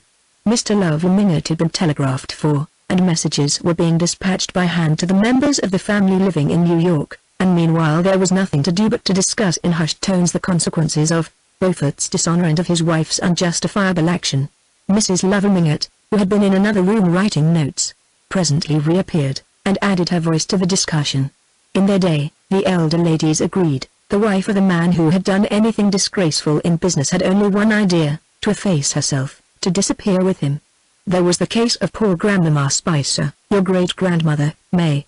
Of course, Mrs. Welland hastened to add, your great-grandfather's money difficulties were private losses at cards, or signing a note for somebody I never quite knew, because Mama would never speak of it. But she was brought up in the country because her mother had to leave New York after the disgrace. Whatever it was, they lived up the Hudson alone, winter and summer, till Mama was 16. It would never have occurred to Grandmama Spicer to ask the family to countenance her, as I understand Regina calls it, though a private disgrace is nothing compared to the scandal of ruining hundreds of innocent people. Yes, it would be more becoming in Regina to hide her own countenance than to talk about other people's, Mrs. Lovell-Mingott agreed. I understand that the emerald necklace she wore at the opera last Friday had been sent on approval from Ball and Blacks in the afternoon. I wonder if they'll ever get it back? Archer listened unmoved to the relentless chorus. The idea of absolute financial probity as the first law of a gentleman's code was too deeply ingrained in him for sentimental considerations to weaken it. An adventurer like Lemuel's truths might build up the millions of his shoe polish on any number of shady dealings, but unblemished honesty was the noblesse oblige of old financial New York. Nor did Mrs. Beaufort's fate greatly move Archer. He felt, no doubt, more sorry for her than her indignant relatives, but it seemed to him that the tie between husband and wife, even if breakable in prosperity, should be indissoluble in misfortune.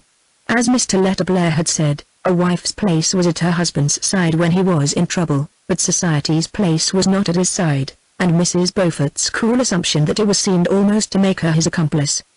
The mere idea of a woman's appealing to her family to screen her husband's business dishonor was inadmissible, since it was the one thing that the family, as an institution, could not do. The mulatto maid called Mrs. Lovell-Mingott into the hall, and the latter came back in a moment with a frowning brow. She wants me to telegraph for Ellen Olenska. I had written to Ellen, of course, and to Medora, but now it seems that's not enough. I'm to telegraph to her immediately, and to tell her that she's to come alone. The announcement was received in silence. Mrs. Welland sighed resignedly, and May rose from her seat and went to gather up some newspapers that had been scattered on the floor. I suppose it must be done, Mrs. Lovell-Mingott continued, as if hoping to be contradicted, and May turned back toward the middle of the room. Of course it must be done, she said. Granny knows what she wants, and we must carry out all her wishes. Shall I write the telegram for you, Auntie? If it goes at once, Ellen can probably catch tomorrow morning's train. She pronounced the syllables of the name with a peculiar clearness, as if she had tapped on two silver bells. Well, it can't go at once. Jasper and the pantry boy are both out with notes and telegrams. May turned to her husband with a smile. But here's Newland, ready to do anything. Will you take the telegram, Newland? There'll be just time before luncheon. Archer rose with a murmur of readiness, and she seated herself at old Catherine's rosewood bonheur du jour, and wrote out the message in her large and mature hand. When it was written she blotted it neatly and handed it to Archer. What a pity, she said, that you and Ellen will cross each other on the way! Newland, she added, turning to her mother and aunt, is obliged to go to Washington about a patent lawsuit that is coming up before the Supreme Court. I suppose Uncle Lovell will be back by tomorrow night, and with Granny improving so much it doesn't seem right to ask Newland to give up an important engagement for the firm, does it? She paused, as if for an answer, and Mrs. Welland hastily declared, "Oh, of course not, darling. Your Granny would be the last person to wish it." As Archer left the room with the telegram, he heard his mother-in-law add, presumably to Mrs. Lovell-Mingott, "But why on earth she should make you telegraph for Ellen Olenska?" And May's clear-voiced rejoin, "Perhaps it's to urge on her again that after all her duty is with her husband." The outer door closed on Archer and he walked hastily away toward the telegraph office. Chapter 10. "Oh, how'd you spell it, anyhow?"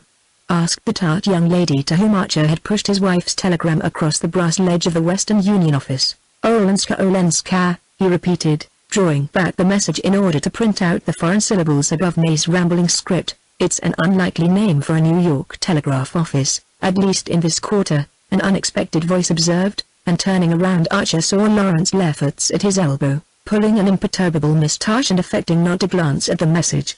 "Hello, Newland, thought I'd catch you here. I've just heard of old Mrs. Mingott's stroke, and as I was on my way to the house I saw you turning down this street and nipped after you. I suppose you've come from there?" Archer nodded, and pushed his telegram under the lattice. "Very bad, eh?" Lefferts continued. "Wiring to the family, I suppose. I gather it is bad, if you're including Countess Olenska." Archer's lips stiffened. He felt a savage impulse to dash his fist into the long vain handsome face at his side. "Why?" he questioned. Lefferts, who was known to shrink from discussion, raised his eyebrows with an ironic grimace that warned the other of the watching damsel behind the lattice. Nothing could be worse, form the look reminded Archer, than any display of temper in a public place. Archer had never been more indifferent to the requirements of form, but his impulse to do Lawrence Lefferts a physical injury was only momentary. The idea of bandying Ellen Olenska's name with him at such a time, and on whatsoever provocation, was unthinkable. He paid for his telegram, and the two young men went out together into the street. Their Archer, having regained his self-control, went on, "Mrs. Mingott is much better, the doctor feels no anxiety whatever," and Lefferts, with profuse expressions of relief, asked him if he had heard that there were beastly bad rumors again about Beaufort. That afternoon the announcement of the Beaufort failure was in all the papers.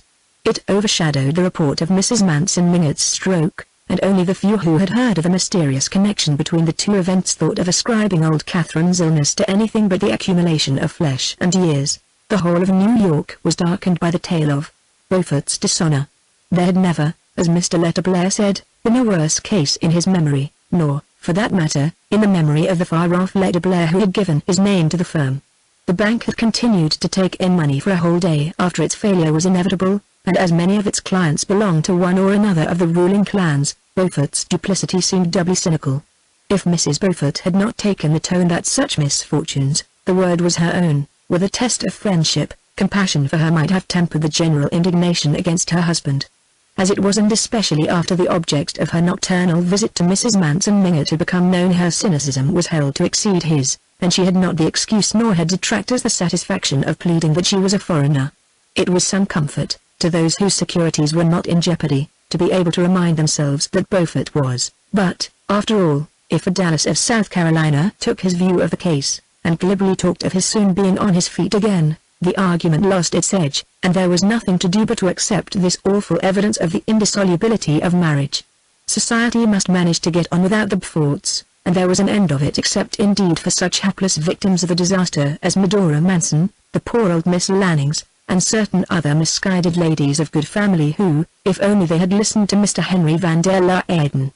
"The best thing the Beauforts can do," said Mrs. Archer, summing it up as if she were pronouncing a diagnosis and prescribing a course of treatment, "is to go and live at Regina's little place in North Carolina. Beaufort has always kept a racing stable, and he had better breed trotting horses. I should say he had all the qualities of a successful horsey dealer." Everyone agreed with her, but no one condescended to inquire what the Beauforts really meant to do. The next day Mrs. Manson Mingott was much better. She recovered her voice sufficiently to give orders that no one should mention the Beauforts to her again, and asked when Dr. Bencomb appeared what in the world her family meant by making such a fuss about her health. "If people of my age will eat chicken salad in the evening, what are they to expect?" she inquired, and, the doctor having opportunely modified her dietary, the stroke was transformed into an attack of indigestion. But in spite of her firm tone, old Catherine did not wholly recover her former attitude toward life. The growing remoteness of old age, though it had not diminished her curiosity about her neighbors, had blunted her never very lively compassion for their troubles, and she seemed to have no difficulty in putting the Beaufort disaster out of her mind. But for the first time she became absorbed in her own symptoms, and began to take a sentimental interest in certain members of her family to whom she had hitherto been contemptuously indifferent. Mr. Welland, in particular, had the privilege of attracting her notice. Of her sons-in-law he was the one she had most consistently ignored, and all his wife's efforts to represent him as a man of forceful character and marked intellectual ability, if he had only chosen, had been met with a derisive chuckle. But his eminence as a valetudinarian now made him an object of engrossing interest, and Mrs. Mingott issued an imperial summons to him to come and compare diets as soon as his temperature permitted, for old Catherine was now the first to recognize that one could not be too careful about temperatures. 24 hours after Madame Olenska's summons, a telegram announced that she would arrive from Washington on the evening of the following day. At the Wellens, where the Newland Archers chanced to be lunching, the question as to who should meet her at Jersey City was immediately raised, and the material difficulties amid which the Welland household struggled as if it had been a frontier outpost, lent animation to the debate. It was agreed that Mrs. Welland could not possibly go to Jersey City because she was to accompany her husband to old Catherine's that afternoon, and the brougham could not be spared, since, if Mr. Welland were upset by seeing his mother-in-law for the first time after her attack, he might have to be taken home at a moment's notice. The Welland sons would of course be downtown, Mr. Lovely Mingott would be just hurrying back from his shooting, and the Mingott carriage engaged in meeting him, and one could not ask May, at the close of a winter afternoon, to go alone across the ferry to Jersey City, even in her own carriage. Nevertheless, it might appear inhospitable and contrary to old Catherine's express wishes if Madame Olenska were allowed to arrive without any of the family being at the station to receive her. It was just like Ellen, Mrs. Welland's tired voice implied, to place the family in such a dilemma.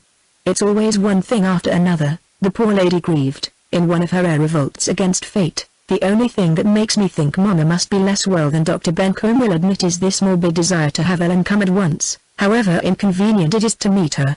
The words had been thoughtless, as the utterances of impatience often are, and Mr. Welland was upon them with a pounce. "Augusta," he said, turning pale and laying down his fork, "have you any other reason for thinking that Bencomb is less to be relied on than he was? Have you noticed that he has been less conscientious than usual in following up my case or your mother's?" It was Mrs. Welland's turn to grow pale as the endless consequences of her blunder unrolled themselves before her, but she managed to laugh, and take a second helping of scalloped oysters, before she said, struggling back into her old armor of cheerfulness, "My dear, how could you imagine such a thing? I only meant that, after the decided stand Mama took about its being Ellen's duty to go back to her husband, it seems strange that she should be seized with this sudden whim to see her, when there are half a dozen other grandchildren that she might have asked for. But we must never forget that Mama, in spite of her wonderful vitality, is a very old woman." Mr. Welland's brow remained clouded, and it was evident that his perturbed imagination had fastened at once on this last remark. "Yes, your mother's a very old woman, and for all we know Bencomb may not be as successful with very old people. As you say, my dear, it's always one thing after another, and in another 10 or 15 years I suppose I shall have the pleasing duty of looking about for a new doctor. It's always better to make such a change before it's absolutely necessary." And having arrived at this Spartan decision, Mr. Welland firmly took up his fork. But all the while, Mrs. Welland began again, as she rose from the luncheon table, and led the way into the wilderness of purple satin and malachite known as the back drawing-room. "I don't see how Ellen's to be got here tomorrow evening, and I do like to have things settled for at least 24 hours ahead." Archer turned from the fascinated contemplation of a small painting representing two cardinals carousing, in an octagonal ebony frame set with medallions of onyx. "Shall I fetch her?" he proposed. "I can easily get away from the office in time to meet the brougham at the ferry, if May will send it there." His heart was beating excitedly as he spoke. Mrs. Welland heaved a sigh of gratitude, and May, who had moved away to the window, turned to shed on him a beam of approval. "So you see, Mama, everything will be settled 24 hours in advance," she said, stooping over to kiss her mother's troubled forehead. May's brougham awaited her at the door, and she was to drive Archer to Union Square, where he could pick up a Broadway car to carry him to the office. As she settled herself in her corner she said, "I didn't want to worry Mama by raising fresh obstacles. But how can you meet Ellen tomorrow, and bring her back to New York, when you're going to Washington?" "Oh, I'm not going," Archer answered. "Not going? Why, what's happened?" Her voice was as clear as a bell, and full of wifely solicitude. "The case is postponed." "Postponed? How odd. I saw a note this morning from Mr. Letterblair to Mama saying that he was going to Washington tomorrow for the big patent case that he was to argue before the Supreme Court. You said it was a patent case, didn't you? Well, that's it, the whole office can't go. Letterblair decided to go this morning. Then it's not postponed?" she continued, with an insistence so unlike her that he felt the blood rising to his face, as if he were blushing for her unwonted lapse from all the traditional delicacies.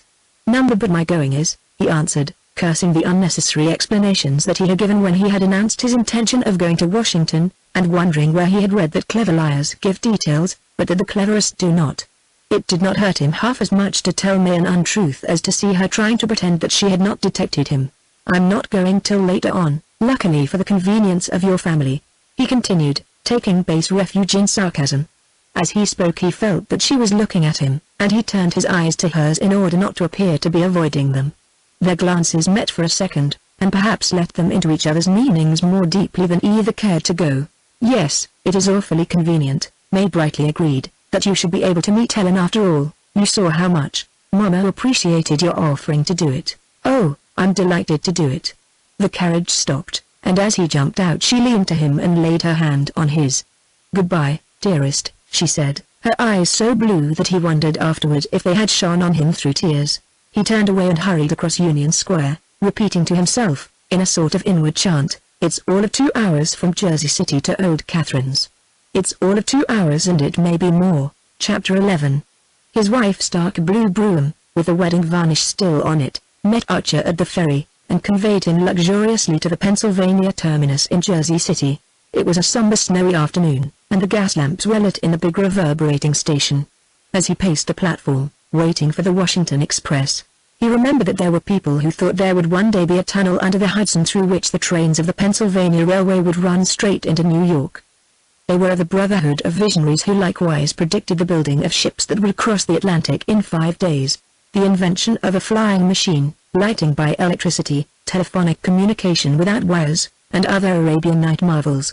"I don't care which of their visions comes true," Archer mused, "as long as the tunnel isn't built yet." In his senseless schoolboy happiness he pictured Madame Olenska's descent from the train, his discovery of her a long way off, among the throngs of meaningless faces, her clinging to his arm as he guided her to the carriage, their slow approach to the wharf among slipping horses, laden carts, vociferating teamsters, and then the startling quiet of the ferryboat, where they would sit side by side under the snow, in the motionless carriage, while the earth seemed to glide away under them, rolling to the other side of the sun. It was incredible, the number of things he had to say to her, and in what eloquent order they were forming themselves on his lips. The clanging and groaning of the train came nearer, and it staggered slowly into the station like a prey-laden monster into its lair. Archer pushed forward, elbowing through the crowd, and staring blindly into window after window of the high-hung carriages. And then, suddenly, he saw Madame Olenska's pale and surprised face close at hand, and had again the mortified sensation of having forgotten what she looked like. They reached each other, their hands met, and he drew her arm through his. "This way, I have the carriage," he said. After that it all happened as he had dreamed.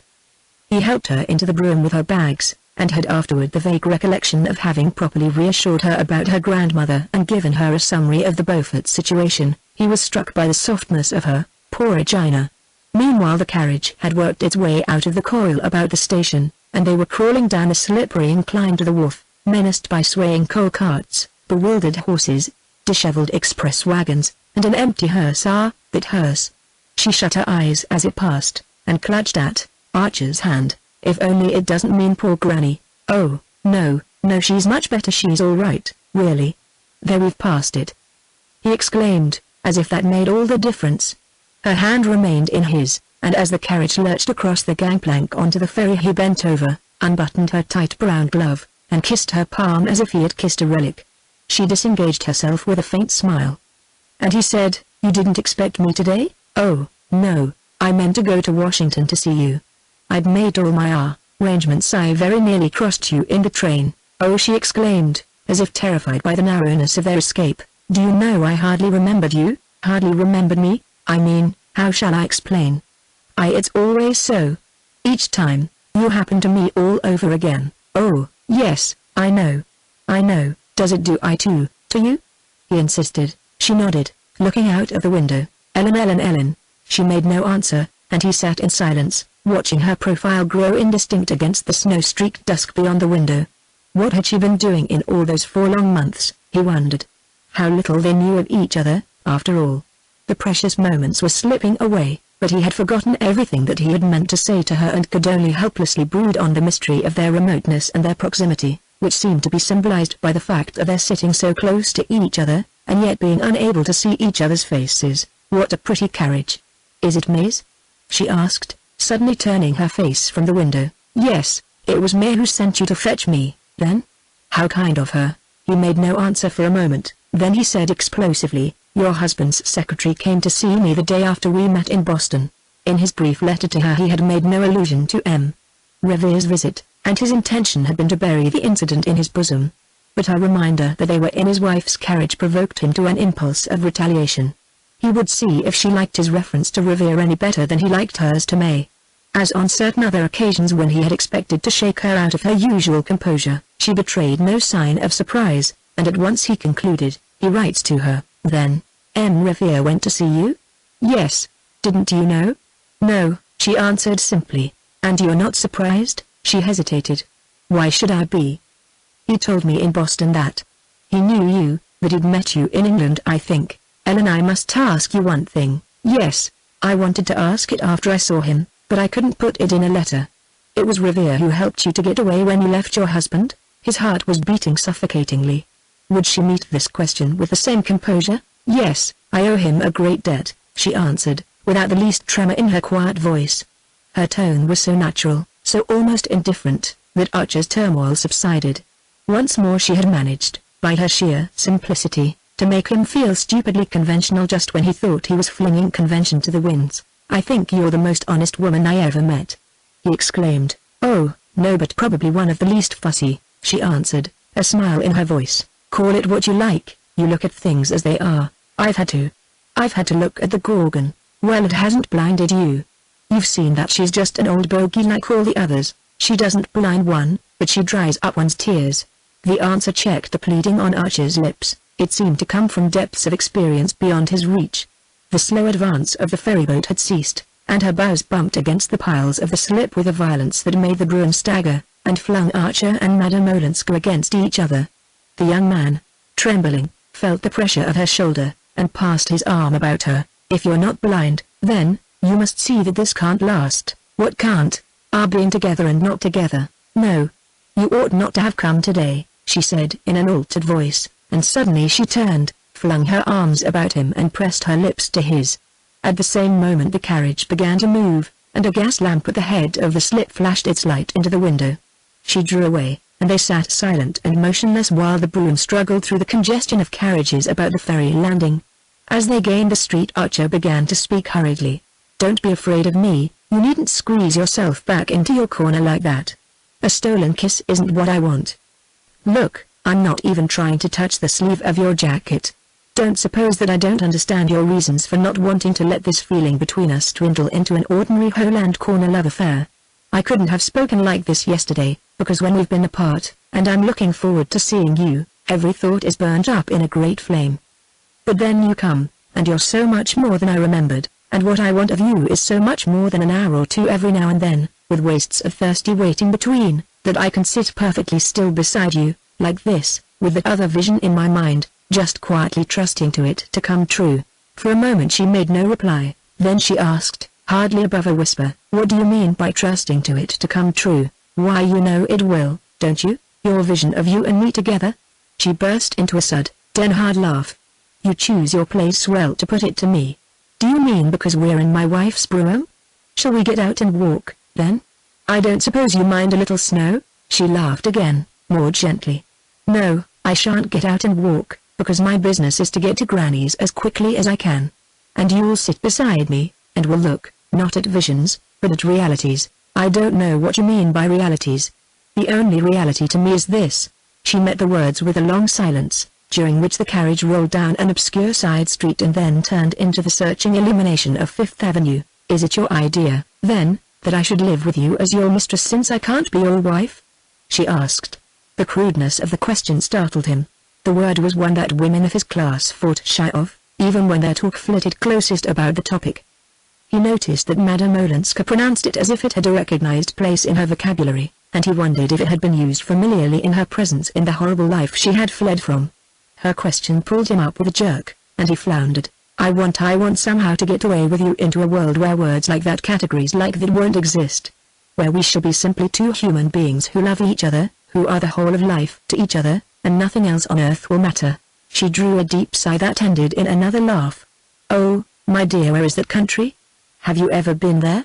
she asked, and as he remained sullenly dumb she went on, "I know so many who've tried to find it, and, believe me, they all got out by mistake at wayside stations, at places like Boulogne, or Pisa, or Monte Carlo, and it wasn't at all different from the old world they'd left, but only rather smaller and dingier and more promiscuous."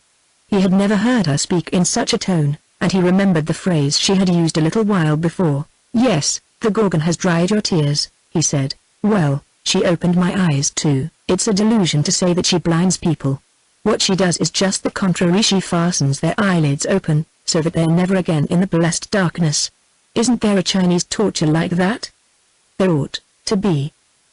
Believe me, it's a miserable little country. The carriage had crossed 42nd Street. May's sturdy broom horse was carrying them northward as if he had been a Kentucky trotter. Archer choked with the sense of wasted minutes and vain words. "Then what, exactly, is your plan for us?" he asked. "For the United States? But there's no the United States in that sense. We're near each other only if we stay far from each other. Then we can be ourselves. Otherwise we're only Newland Archer, the husband of Ellen Olenska's cousin, and Ellen Olenska, the cousin of Newland Archer's wife, trying to be happy behind the backs of the people who trust them." "I'm beyond that," he groaned. "No, you're not. You've never been beyond. And I have, she said, in a strange voice, and I know what it looks like there. He sat silent, dazed with inarticulate pain. Then he groped in the darkness of the carriage for the little bell that signaled orders to the coachman. He remembered that May rang twice when she wished to stop. He pressed the bell, and the carriage drew up beside the curbstone. Why are we stopping? This is not Granny's. Madame, Olenska exclaimed. Number I shall get out here. He stammered, opening the door and jumping to the pavement. By the light of a street lamp he saw her startled face, and the instinctive motion she made to detain him. He closed the door, and leaned for a moment in the window. You're right, I ought not to have come today, he said, lowering his voice so that the coachman should not hear. She bent forward, and seemed about to speak, but he had already called out the order to drive on, and the carriage rolled away while he stood on the corner. The snow was over, and a tingling wind had sprung up, that lashed his face as he stood gazing. Suddenly he felt something stiff and cold on his lashes, and perceived that he had been crying, and that the wind had frozen his tears. He thrust his hands in his pockets, and walked at a sharp pace down Fifth Avenue to his own house. Chapter 12. That evening when Archer came down before dinner he found the drawing room empty. He and May were dining alone, all the family engagements having been postponed since Mrs. Manson Mingott's illness, and as May was the more punctual of the two he was surprised that she had not preceded him. He knew that she was at home, for while he dressed he had heard her moving about in the room, and he wondered what had delayed her. He had fallen into the way of dwelling on such conjectures as a means of tying his thoughts fast to reality. Sometimes he felt as if he had found the clue to his father-in-law's absorption in trifles. Perhaps even Mr. Welland, long ago, had had escapes and visions, and had conjured up all the hosts of domesticity to defend himself against them. When May appeared he thought she looked tired. She had put on the low-necked and tightly laced dinner dress which the Mingott ceremonial exacted on the most informal occasions, and had built her fair hair into its usual accumulated coils, and her face, in contrast, was wan and almost faded. But she shone on him with her usual tenderness, and her eyes had kept the blue dazzle of the day before. What became of you, dear? She asked. I was waiting at Granny's, and Ellen came alone, and said she had dropped you on the way because you had to rush off on business.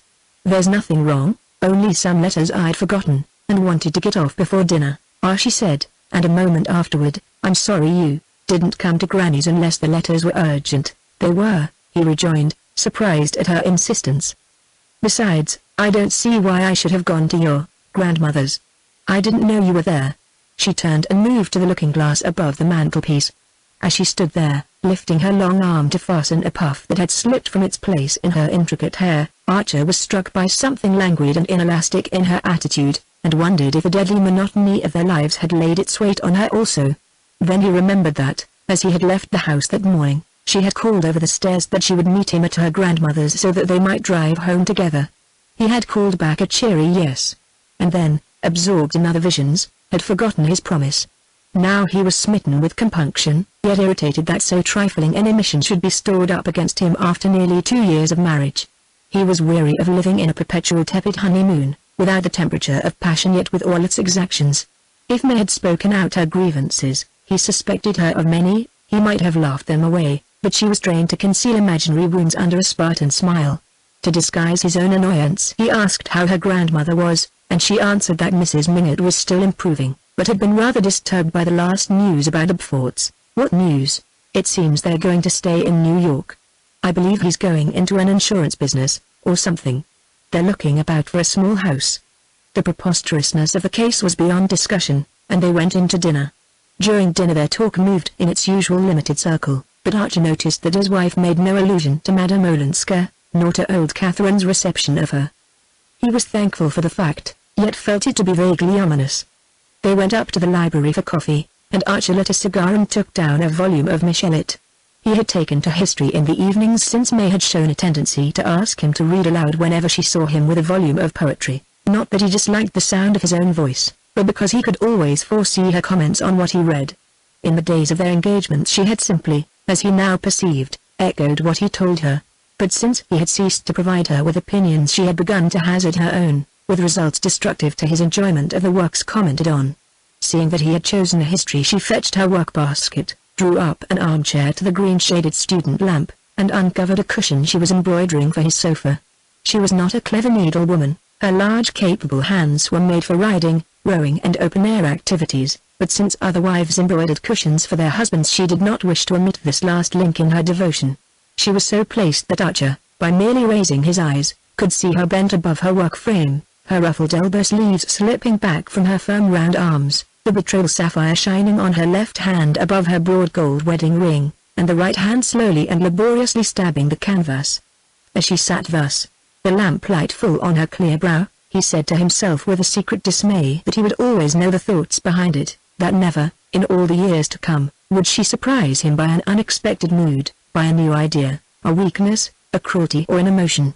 She had spent her poetry and romance on their short courting, the function was exhausted because the need was past.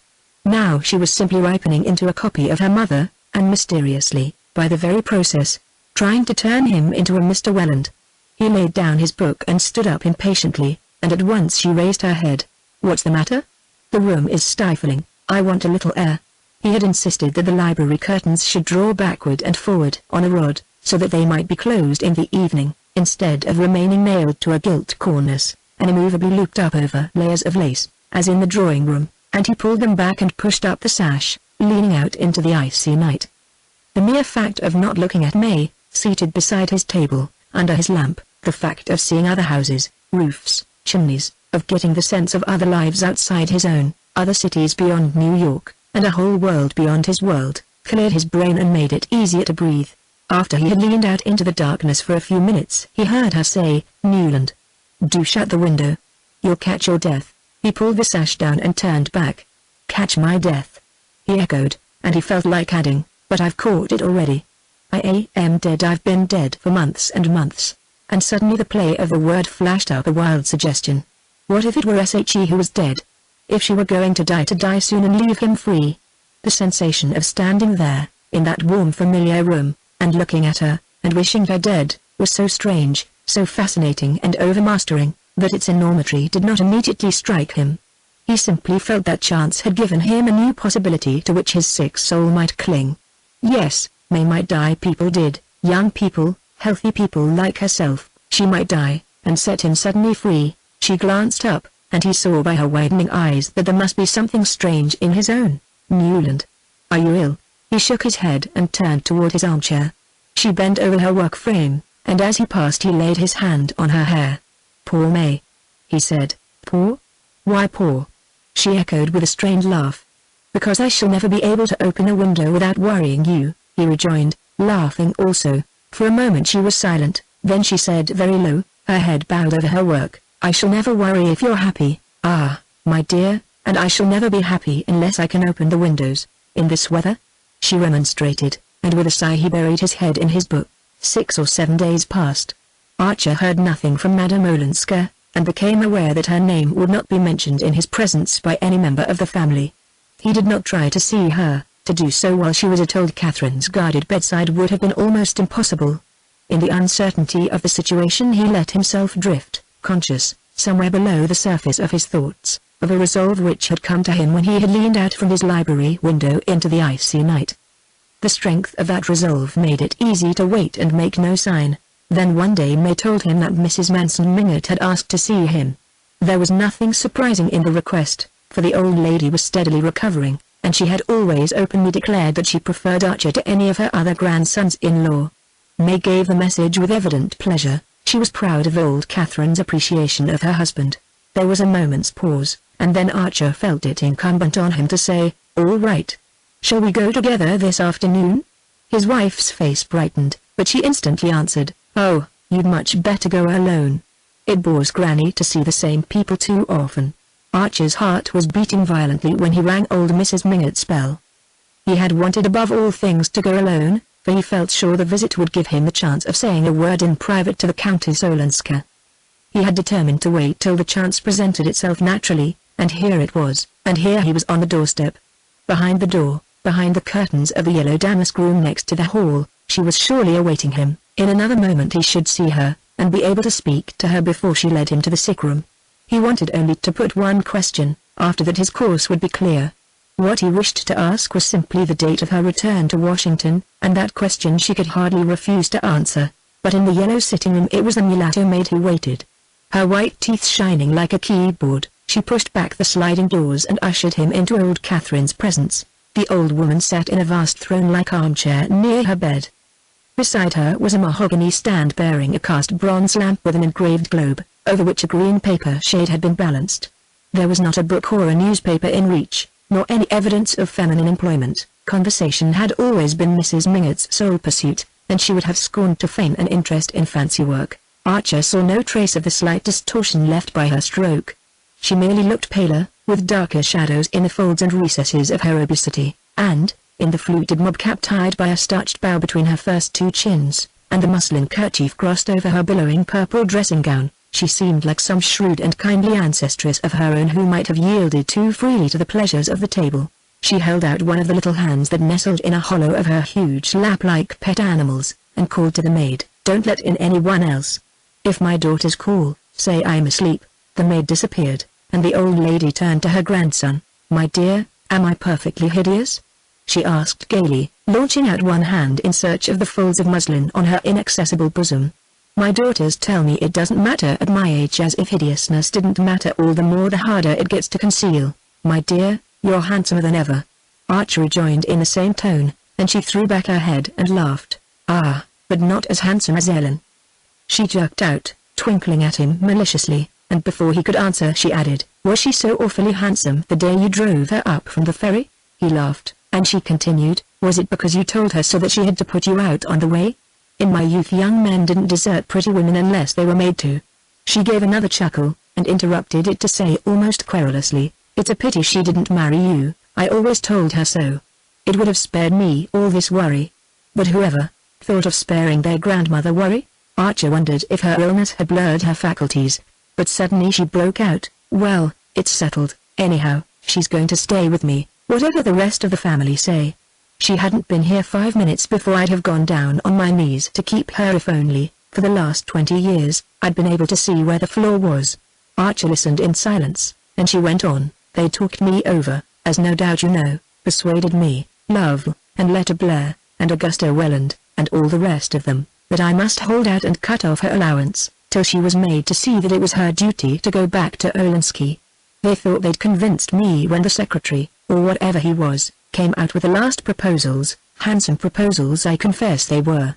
After all, marriage is marriage, and money's money, both useful things in their way. And I didn't know what to answer." She broke off and drew a long breath, as if speaking had become an effort. "But the minute I laid eyes on her, I said, 'You sweet bird, you. Shut you up in that cage again? Never.' And now it's settled that she's to stay here and nurse her granny as long as there's a granny to nurse. It's not a gay prospect, but she doesn't mind, and of course I've told Letta Blair that she's to be given her proper allowance." The young man heard her with veins aglow, but in his confusion of mind he hardly knew whether her news brought joy or pain. He had so definitely decided on the course he meant to pursue that for the moment he could not readjust his thoughts.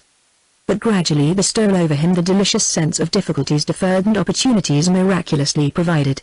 If Ellen had consented to come and live with her grandmother, it must surely be because she had recognized the impossibility of giving him up.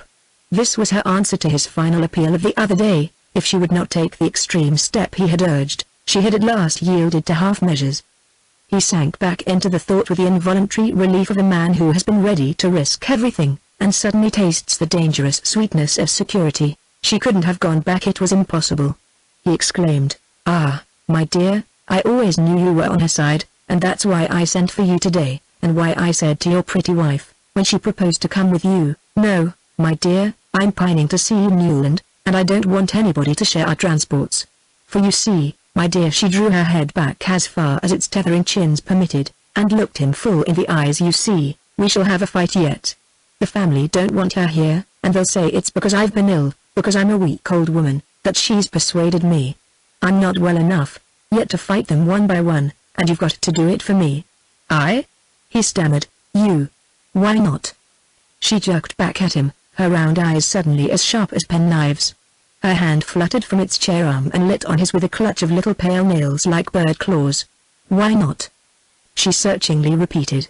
Archer, under the exposure of her gaze, had recovered his self-possession. "Oh, I don't count, I'm too insignificant." "Well, you're Letta Blair's partner, ain't you? You've got to get at them through Letta Blair. Unless you've got a reason," she insisted. "Oh, my dear, I back you to hold your own against them all without my help. But you shall have it if you need it, he reassured her. Then we're safe. She sighed, and smiling on him with all her ancient cunning she added, as she settled her head among the cushions, I always knew you'd back us up, because they never quote you when they talk about its being her duty to go home. He winced a little at her terrifying perspicacity, and longed to ask, and may do they quote her? But he judged it safer to turn the question. And Madame Olenska? When am I to see her? He said. The old lady chuckled, crumpled her lids, and went through the pantomime of archness. Not today. One at a time, please. Madame Olenska's gone out. He flushed with disappointment, and she went on, she's gone out, my child, gone in my carriage to see Regina, Beaufort. She paused for this announcement to produce its effect. That's what she's reduced me to already. The day after she got here she put on her best bonnet, and told me, as cool as a cucumber, that she was going to call on Regina Beaufort. I don't know her, who is she? Says I. She's your grandniece, and a most unhappy woman, she says. She's the wife of a scoundrel, I answered. Well, she says, and so am I, and yet all my family want me to go back to him. Well, that floored me, and I let her go, and finally one day she said it was raining too hard to go out on foot, and she wanted me to lend her my carriage. What for? I asked her, and she said, to go and see Cousin Regina. Cousin. Now, my dear, I looked out of the window, and saw it wasn't raining a drop, but I understood her, and I let her have the carriage. After all, Regina's a brave woman, and so is she, and I've always liked courage above everything. Archer bent down and pressed his lips on the little hand that still lay on his. Whose hand did you think you were kissing, young man? Your wife's, I hope. The old lady snapped out with her mocking cackle, and as he rose to go she called out after him, give her granny's love, but you'd better not say anything about our talk. Chapter 13. Archer had been stunned by old Catherine's news.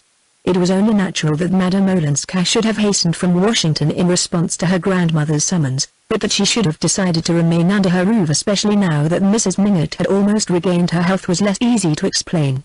Archer was sure that Madame Olenska's decision had not been influenced by the change in her financial situation. He knew the exact figure of the small income which her husband had allowed her at their separation. Without the addition of her grandmother's allowance it was hardly enough to live on, in any sense known to the Mingott vocabulary, and now that Medora Manson, who shared her life, had been ruined, such a pittance would barely keep the two women clothed and fed. Yet Archer was convinced that Madame Olenska had not accepted her grandmother's offer from interested motives. She had the heedless generosity and the spasmodic extravagance of persons used to large fortunes, and indifferent to money, but she could go without many things which her relations considered indispensable, and Mrs. Lovell Mingott and Mrs. Welland had often been heard to deplore that anyone who had enjoyed the cosmopolitan luxuries of Count Olenski's establishments should care so little about how things were done. Moreover, as Archer knew, several months had passed since her allowance had been cut off, yet in the interval she had made no effort to regain her grandmother's favor. Therefore if she had changed her course it must be for a different reason. He did not have far to seek for that reason. On the way from the ferry she had told him that he and she must remain apart, but she had said it with her head on his breast. He knew that there was no calculated coquetry in her words. She was fighting her fate as he had fought his, and clinging desperately to her resolve that they should not break faith with the people who trusted them. But during the 10 days which had elapsed since her return to New York she had perhaps guessed from his silence, and from the fact of his making no attempt to see her, that he was meditating a decisive step, a step from which there was no turning back. At the thought, a sudden fear of her own weakness might have seized her, and she might have felt that, after all, it was better to accept the compromise usual in such cases, and follow the line of least resistance. An hour earlier, when he had rung Mrs. Mingott's bell, Archer had fancied that his path was clear before him. He had meant to have a word alone with Madame Olenska, and failing that, to learn from her grandmother on what day, and by which train, she was returning to Washington. In that train he intended to join her, and travel with her to Washington, or as much farther as she was willing to go. His own fancy inclined to Japan. At any rate she would understand at once that, wherever she went, he was going. He meant to leave a note for May that should cut off any other alternative. He had fancied himself not only nerved for this plunge but eager to take it, yet his first feeling on hearing that the course of events was changed had been one of relief. Now, however, as he walked home from Mrs. Mingott's, he was conscious of a growing distaste for what lay before him.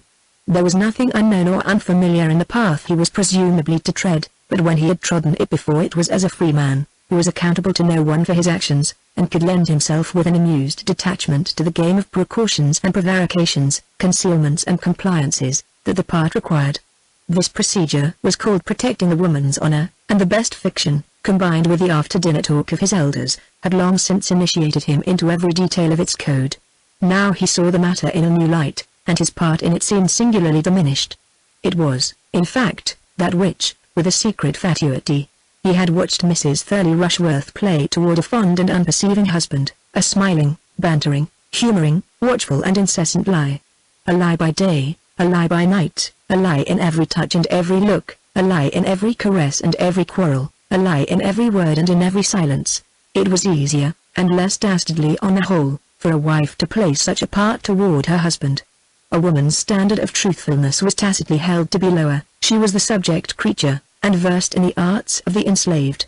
Then she could always plead moods and nerves, and the right not to be held too strictly to account, and even in the most straight-laced societies the laugh was always against the husband.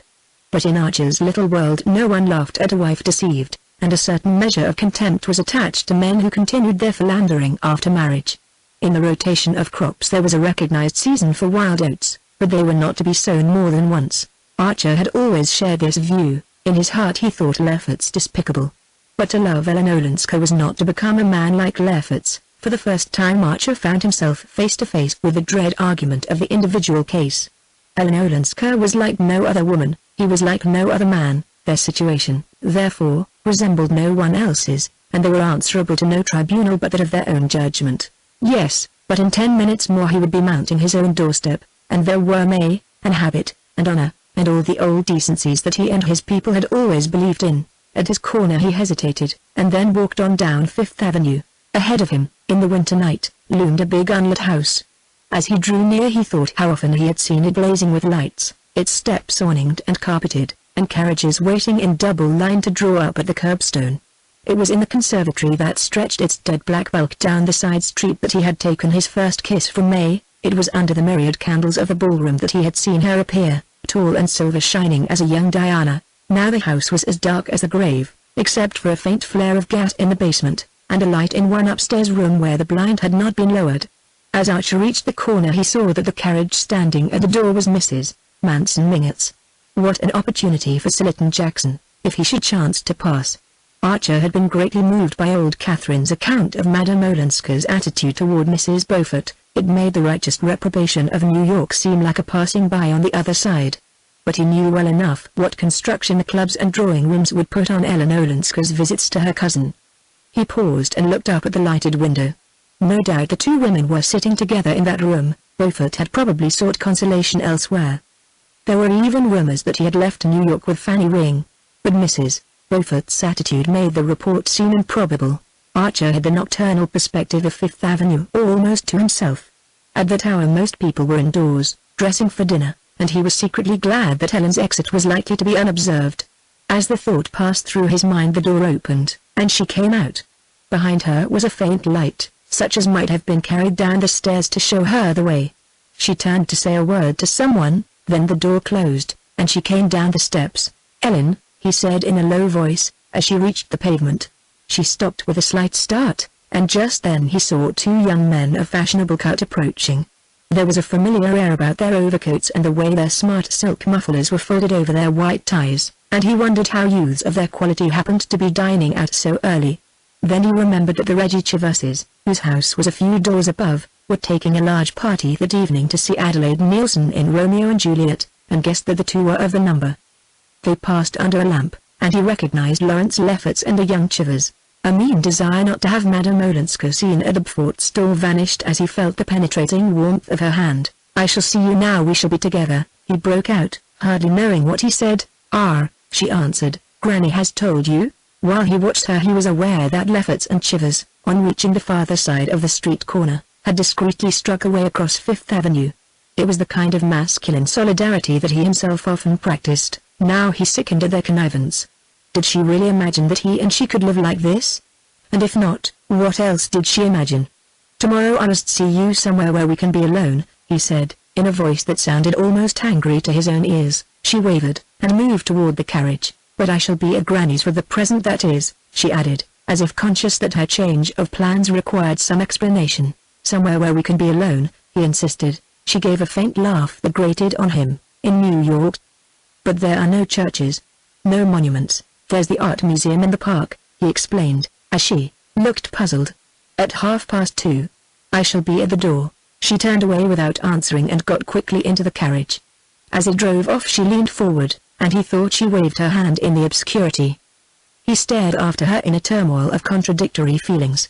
It seemed to him that he had been speaking not to the woman he loved but to another, a woman he was indebted to for pleasures already wearied of. It was hateful to find himself the prisoner of this hackneyed vocabulary. "She'll come," he said to himself, almost contemptuously, avoiding the popular Wolf collection, whose anecdotic canvases filled one of the main galleries of the queer wilderness of cast iron and encaustic tiles known as the Metropolitan Museum. They had wandered down a passage to the room where the Sesson-era antiquities molded in unvisited loneliness. They had this melancholy retreat to themselves, and seated on the divan enclosing the central steam radiator, they were staring silently at the glass cabinets mounted in ebonized wood which contained the recovered fragments of Ilium. "It's odd," Madame Olenska said. "I never came here before." "Ah, well. Someday, I suppose, it will be a great museum." "Yes," she assented absently. She stood up and wandered across the room. Archer, remaining seated, watched the light movements of her figure, so girlish even under its heavy furs, the cleverly planted heron wing in her fur cap, and the way a dark curl lay like a flattened vine spiral on each cheek above the ear. His mind, as always when they first met, was wholly absorbed in the delicious details that made her herself and no other. Presently he rose and approached the case before which she stood. Its glass shelves were crowded with small broken objects, hardly recognizable domestic utensils, ornaments and personal trifles made of glass, of clay, of discolored bronze and other time-blurred substances. "It seems cruel," she said, "that after a while nothing matters.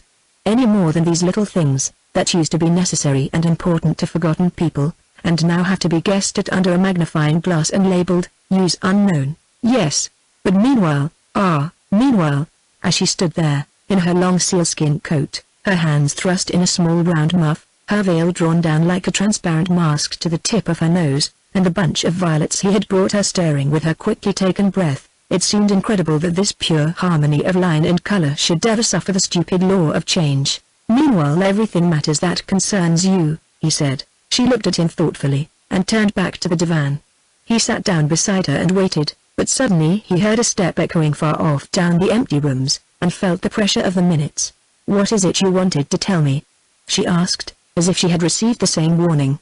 "What I wanted to tell you," he rejoined. "Why, that I believe you came to New York because you were afraid." "Afraid? Of my coming to Washington?" She looked down at her muff, and he saw her hands stir in it uneasily. Well, yes," she said. "You were afraid? You knew?" "Yes, I knew." "Well, then?" he insisted. "Well, then, this is better, isn't it?" She returned with a long questioning sigh. "Better? We shall hurt others less. Isn't it, after all, what you always wanted? To have you here, you mean in reach and yet out of reach? To meet you in this way, on the sly? It's the very reverse of what I want. I told you the other day what I wanted." She hesitated. "And you still think this worse?" "1,000 times." He paused. "It would be easy to lie to you, but the truth is I think it detestable." "Oh, so do I," she cried with a deep breath of relief. He sprang up impatiently. "Well, then it's my turn to ask. What is it, in God's name, that you think better?" She hung her head and continued to clasp and unclasp her hands in her muff. The step drew nearer, and a guardian in a braided cap walked listlessly through the room like a ghost stalking through a necropolis. They fixed their eyes simultaneously on the case opposite them, and when the official figure had vanished down a vista of mummies and sarcophagi, Archer spoke again. "What do you think better?" Instead of answering she murmured, "I promised Granny to stay with her because it seemed to me that here I should be safer." "From me?" She bent her head slightly, without looking at him. "Safer from loving me?" Her profile did not stir, but he saw a tear overflow on her lashes and hang in a mesh of her veil. "Safer from doing irreparable harm. Don't let us be like all the others." She protested. "What others? I don't profess to be different from my kind. I'm consumed by the same wants and the same longings." She glanced at him with a kind of terror, and he saw a faint color steal into her cheeks. "Shall I once come to you, and then go home?" she suddenly hazarded in a low clear voice. The blood rushed to the young man's forehead. "Dearest," he said, without moving. It seemed as if he held his heart in his hands, like a full cup that the least motion might overbrim. Then her last phrase struck his ear and his face clouded. "Go home? What do you mean by going home? Home to my husband? And you expect me to say yes to that?" She raised her troubled eyes to his. "What else is there? I can't stay here and lie to the people who've been good to me. But that's the very reason why I ask you to come away, and destroy their lives, when they've helped me to remake mine." Archer sprang to his feet and stood looking down on her in inarticulate despair. It would have been easy to say, "Yes, come once." He knew the power she would put in his hands if she consented. There would be no difficulty then in persuading her not to go back to her husband. But something silenced the word on his lips. A sort of passionate honesty in her made it inconceivable that he should try to draw her into that familiar trap. "If I were to let her come," he said to himself, "I should have to let her go again." And that was not to be imagined, but he saw the shadow of the lashes on her wet cheek, and wavered. "After all," he began again, "we have lives of our own. There's no use attempting the impossible. You're so unprejudiced about some things, so used, as you say, to looking at the Gorgon, that I don't know why you're afraid to face our case, and see it as it really is unless you think the sacrifice is not worth making." She stood up also, her lips tightening under a rapid frown. "Call it that, then I must go," she said, drawing her little watch from her bosom. She turned away, and he followed and caught her by the wrist. "Well, then, come to me once," he said, his head turning suddenly at the thought of losing her, and for a second or two they looked at each other almost like enemies. "When?" he insisted. "Tomorrow?" She hesitated. "The day after." "Dearest," he said again. She had disengaged her wrist, but for a moment they continued to hold each other's eyes, and he saw that her face, which had grown very pale, was flooded with a deep inner radiance. His heart beat with awe. He felt that he had never before beheld love visible. "Oh, I shall be late. Goodbye." "No, don't come any farther than this," she cried, walking hurriedly away down the long room, as if the reflected radiance in his eyes had frightened her. When she reached the door she turned for a moment to wave a quick farewell. Archer walked home alone. Darkness was falling when he let himself into his house, and he looked about at the familiar objects in the hall as if he viewed them from the other side of the grave. The parlour-maid, hearing his step, ran up the stairs to light the gas on the upper landing. "Is Mrs. Archer in?" "No, sir, Mrs. Archer went out in the carriage after luncheon, and hasn't come back." With a sense of relief he entered the library and flung himself down in his armchair. The parlour-maid followed, bringing the student lamp and shaking some coals onto the dying fire. When she left he continued to sit motionless, his elbows on his knees, his chin on his clasped hands, his eyes fixed on the red grate. He sat there without conscious thoughts, without sense of the lapse of time, in a deep and grave amazement that seemed to suspend life rather than quicken it. This was what had to be, then. This was what had to be, he kept repeating to himself, as if he hung in the clutch of doom. What he had dreamed of had been so different that there was a mortal chill in his rapture. The door opened and May came in. "I'm dreadfully late. You weren't worried, were you?" she asked, laying her hand on his shoulder with one of her rare caresses. He looked up astonished. "Is it late? After 7? I believe you've been asleep." She laughed, and drawing out her hat pins tossed her velvet hat on the sofa. She looked paler than usual, but sparkling with an unwonted animation. "I went to see Granny, and just as I was going away Ellen came in from a walk, so I stayed and had a long talk with her. It was ages since we'd had a real talk." She had dropped into her usual armchair, facing his, and was running her fingers through her rumpled hair. He fancied she expected him to speak. "A really good talk," she went on, smiling with what seemed to Archer an unnatural vividness. "She was so dear, just like the old Ellen. I'm afraid I haven't been fair to her lately. I've sometimes thought." Archer stood up and leaned against the mantelpiece, out of the radius of the lamp. "Yes, you thought?" he echoed as she paused. "Well, perhaps I haven't judged her fairly. She's so different, at least on the surface. She takes up such odd people. She seems to like to make herself conspicuous. I suppose it's the life she's led in that fast European society. No doubt we seem dreadfully dull to her.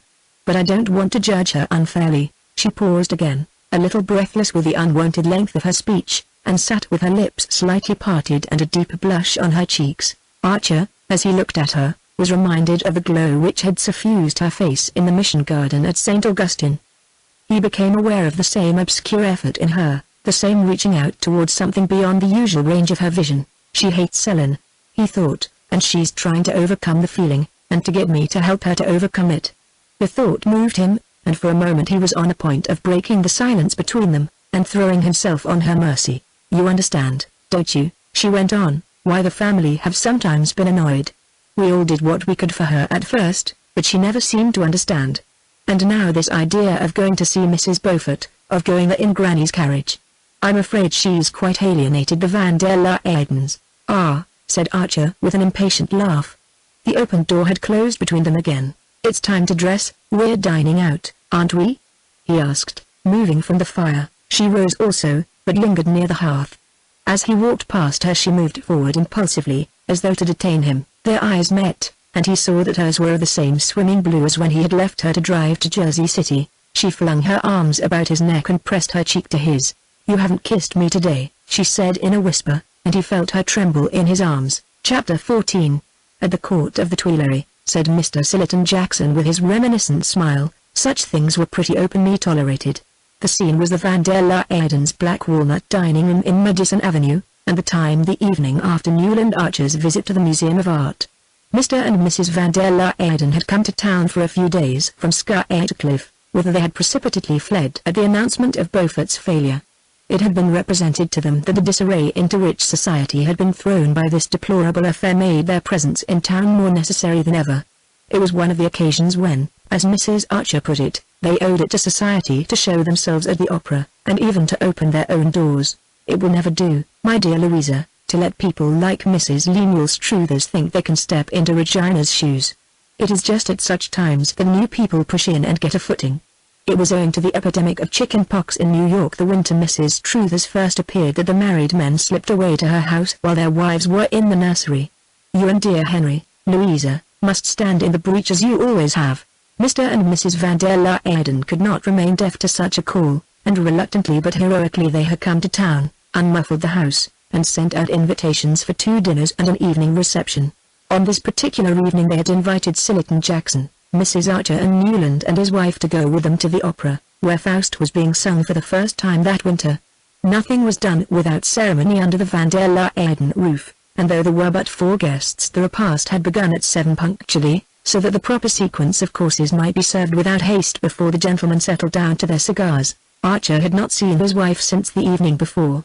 He had left early for the office, where he had plunged into an accumulation of unimportant business. In the afternoon one of the senior partners had made an unexpected call on his time, and he had reached home so late that May had preceded him to the Van der Luydens, and sent back the carriage. Now, across the Skytcliffe carnations and the massive plate, she struck him as pale and languid, but her eyes shone, and she talked with exaggerated animation. The subject which had called forth Mr. Sillerton Jackson's favorite allusion had been brought up, Archer fancied not without intention, by their hostess. The Beaufort failure, or rather the Beaufort attitude since the failure, was still a fruitful theme for the drawing-room moralist, and after it had been thoroughly examined and condemned Mrs. Van der Luyden had turned her scrupulous eyes on May Archer. Is it possible, dear, that what I hear is true? I was told your grandmother Mingott's carriage was seen standing at Mrs. Beaufort's door. It was noticeable that she no longer called the offending lady by her Christian name. May's colour rose, and Mrs. Archer put in hastily, if it was, I'm convinced it was there without Mrs. Mingott's knowledge. Ah, you think? Mrs. Van der Luyden paused, sighed, and glanced at her husband. I'm afraid, Mr. Van der Luyden said, that Madame Olenska's kind heart may have led her into the imprudence of calling on Mrs. Beaufort, or her taste for peculiar people, put in Mrs. Archer in a dry tone, while her eyes dwelt innocently on her son's. I'm sorry to think it of Madame Olenska, said Mrs. Van der Luyden, and Mrs. Archer murmured, ah, my dear, and after, you'd had her twice at Skytcliffe. It was at this point that Mr. Jackson seized the chance to place his favorite allusion. At the Tuileries, he repeated, seeing the eyes of the company expectantly turned on him, the standard was excessively lax in some respects, and if you'd asked where Morny's money came from, or who paid the debts of some of the court beauties, I hope, dear Sillerton, said Mrs. Archer, you are not suggesting that we should adopt such standards? I never suggest, returned Mr. Jackson imperturbably. But Madame Olenska's foreign bringing up may make her less particular. Ah! The 2 elder ladies sighed. Still, to have kept her grandmother's carriage at a defaulter's door. Mr. Van der Luyden protested, and Archer guessed that he was remembering, and resenting the hampers of carnations he had sent to the little house in 23rd Street. "Of course I've always said that she looks at things quite differently," Mrs. Archer summed up. A flush rose to May's forehead. She looked across the table at her husband, and said precipitately, "I'm sure Ellen meant it kindly." "Imprudent people are often kind," said Mrs. Archer, as if the fact were scarcely an extenuation, and Mrs. van der Luyden murmured, "If only she had consulted someone that she never did." Mrs. Archer rejoined. At this point Mr. van der Luyden glanced at his wife, who bent her head slightly in the direction of Mrs. Archer, and the glimmering trains of the three ladies swept out of the door while the gentlemen settled down to their cigars. Mr. van der Luyden supplied short ones on opera nights, but they were so good that they made his guests deplore his inexorable punctuality. Archer, after the first act, had detached himself from the party and made his way to the back of the club box. From there he watched, over various chivers, Minot in Rushworth's shoulders, the same scene that he had looked at, 2 years previously, on the night of his first meeting with Ellen Olenska.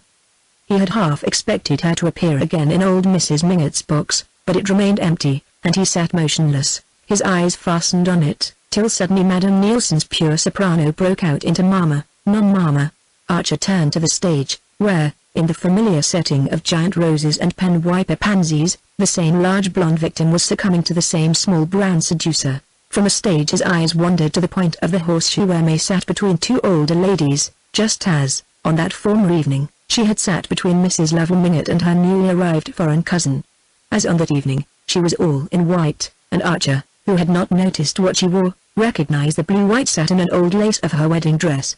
It was the custom, in old New York, for brides to appear in this costly garment during the first year or two of marriage.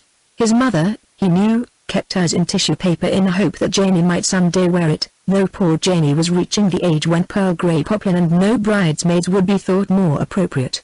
It struck Archer that May, since their return from Europe, had seldom worn her bridal satin, and the surprise of seeing her in it made him compare her appearance with that of the young girl he had watched with such blissful anticipations 2 years earlier. Though May's outline was slightly heavier, as her goddess-like build had foretold, her athletic erectness of carriage, and the girlish transparency of her expression, remained unchanged. But for the slight languor that Archer had lately noticed in her, she would have been the exact image of the girl playing with the bouquet of lilies of the valley on her betrothal evening. The fact seemed an additional appeal to his pity. Such innocence was as moving as the trustful clasp of a child. Then he remembered the passionate generosity latent under that incurious calm.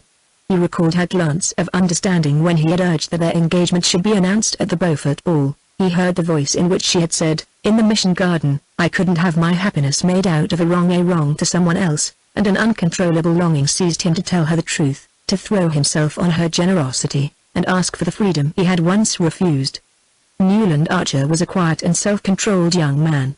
Conformity to the discipline of a small society had become almost his second nature. It was deeply distasteful to him to do anything melodramatic and conspicuous, anything Mr. van der Luyden would have deprecated and the club box condemned as bad form. But he had become suddenly unconscious of the club box, of Mr. van der Luyden, of all that had so long enclosed him in the warm shelter of habit. He walked along the semicircular passage at the back of the house, and opened the door of Mrs. van der Luyden's box as if it had been a gate into the unknown. "Mama!" thrilled out the triumphant Marguerite, and the occupants of the box looked up in surprise at Archer's entrance.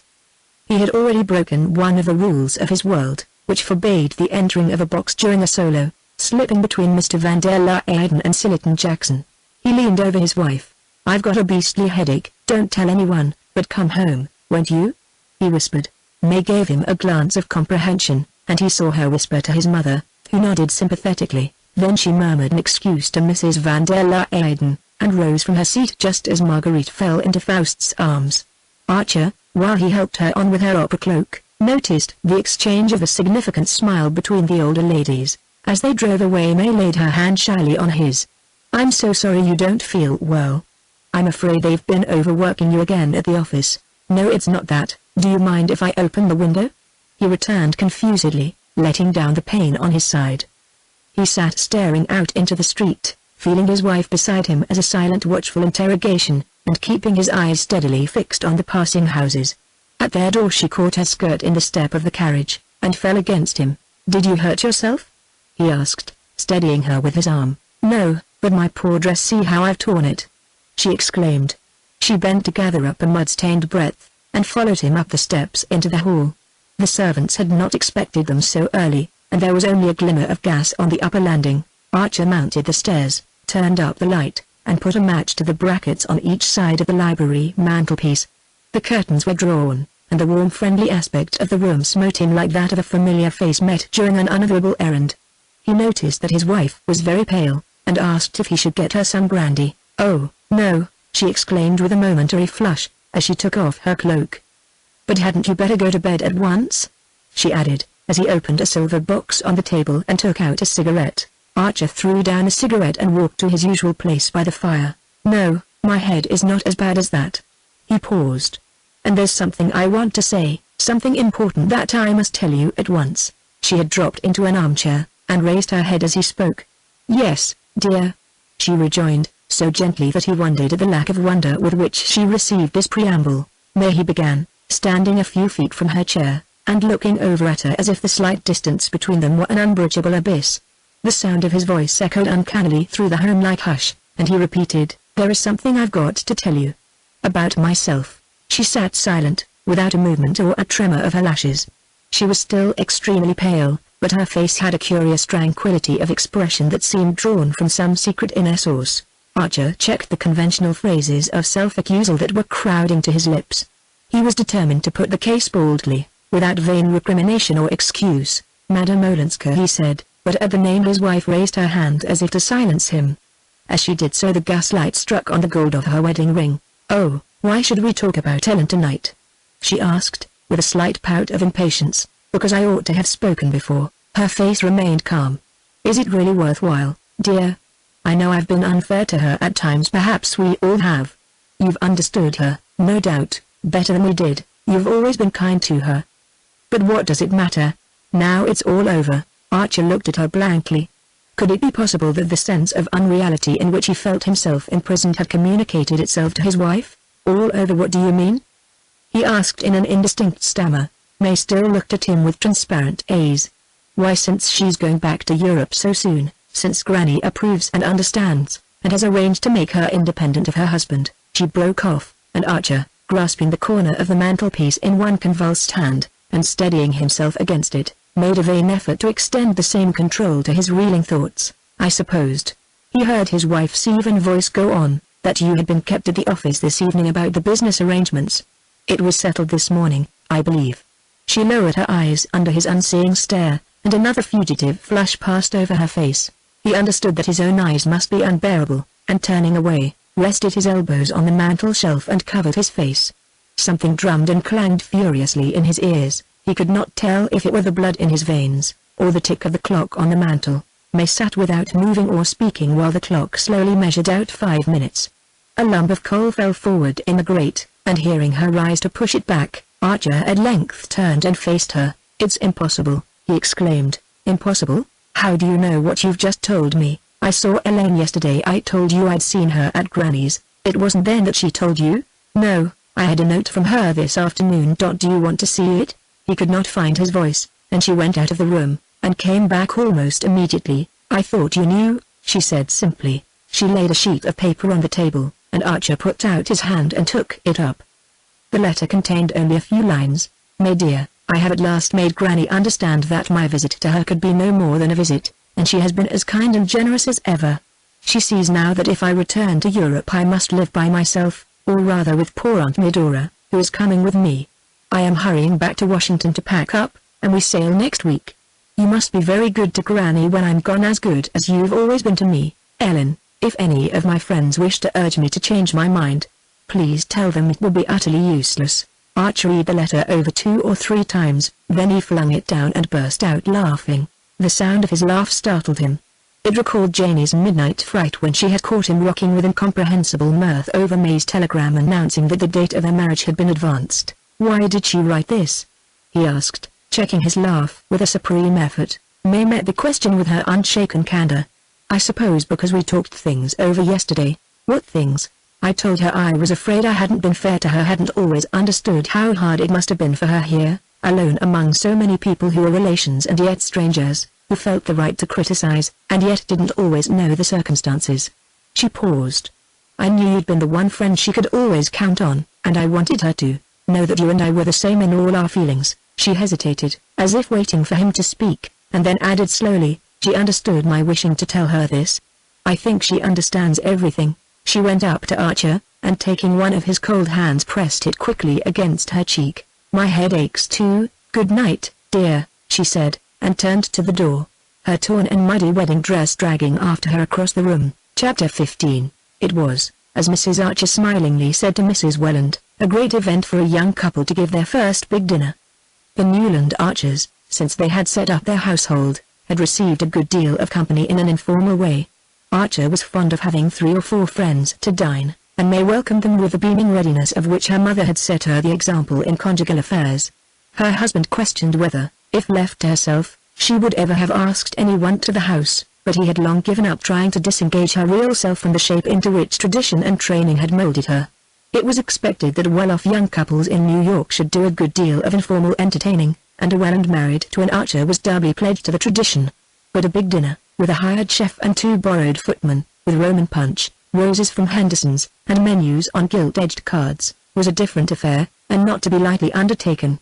As Mrs. Archer remarked, the Roman punch made all the difference, not in itself but by its manifold implications, since it signified either canvasbacks or terrapin, 2 soups, a hot and a cold sweet, full décolletage with short sleeves, and guests of a proportionate importance. It was always an interesting occasion when a young pair launched their first invitations in the third person, and their summons was seldom refused even by the seasoned and sought after. Still, it was admittedly a triumph that the Van der Luydens, at May's request, should have stayed over in order to be present at her farewell dinner for the Countess Olenska. The 2 mothers-in-law sat in May's drawing-room on the afternoon of the great day, Mrs. Archer writing out the menus on Tiffany's thickest gilt-edged Bristol, while Mrs. Welland superintended the placing of the palms and standard lamps. Archer, arriving late from his office, found them still there. Mrs. Archer had turned her attention to the name cards for the table, and Mrs. Welland was considering the effect of bringing forward the large gilt sofa, so that another corner might be created between the piano and the window. May, they told him, was in the dining room inspecting the mound of Jacqueminot roses and maidenhair in the center of the long table, and the placing of the Maillard bonbons in open-work silver baskets between the candelabra. On the piano stood a large basket of orchids which Mr. Van der Luyden had sent from Skytocliff. Everything was, in short, as it should be on the approach of so considerable an event. Mrs. Archer ran thoughtfully over the list, checking off each name with her sharp gold pen. Henry Van der Luyden, Louisa the lovely Mingots, the Reggie Chiverses, Lawrence Lefferts and Gertrude. Yes, I suppose May was right to have them, the Selfridge Marys, Sillett and Jackson, Van Newland and his wife. How time passes. It seems only yesterday that he was your best man. Newland and Countess Olenska. Yes, I think that's all. Mrs. Welland surveyed her son-in-law affectionately.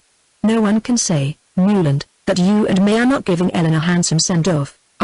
Well, said Mrs. Archer, I understand May's wanting her cousin to tell people abroad that we're not quite barbarians.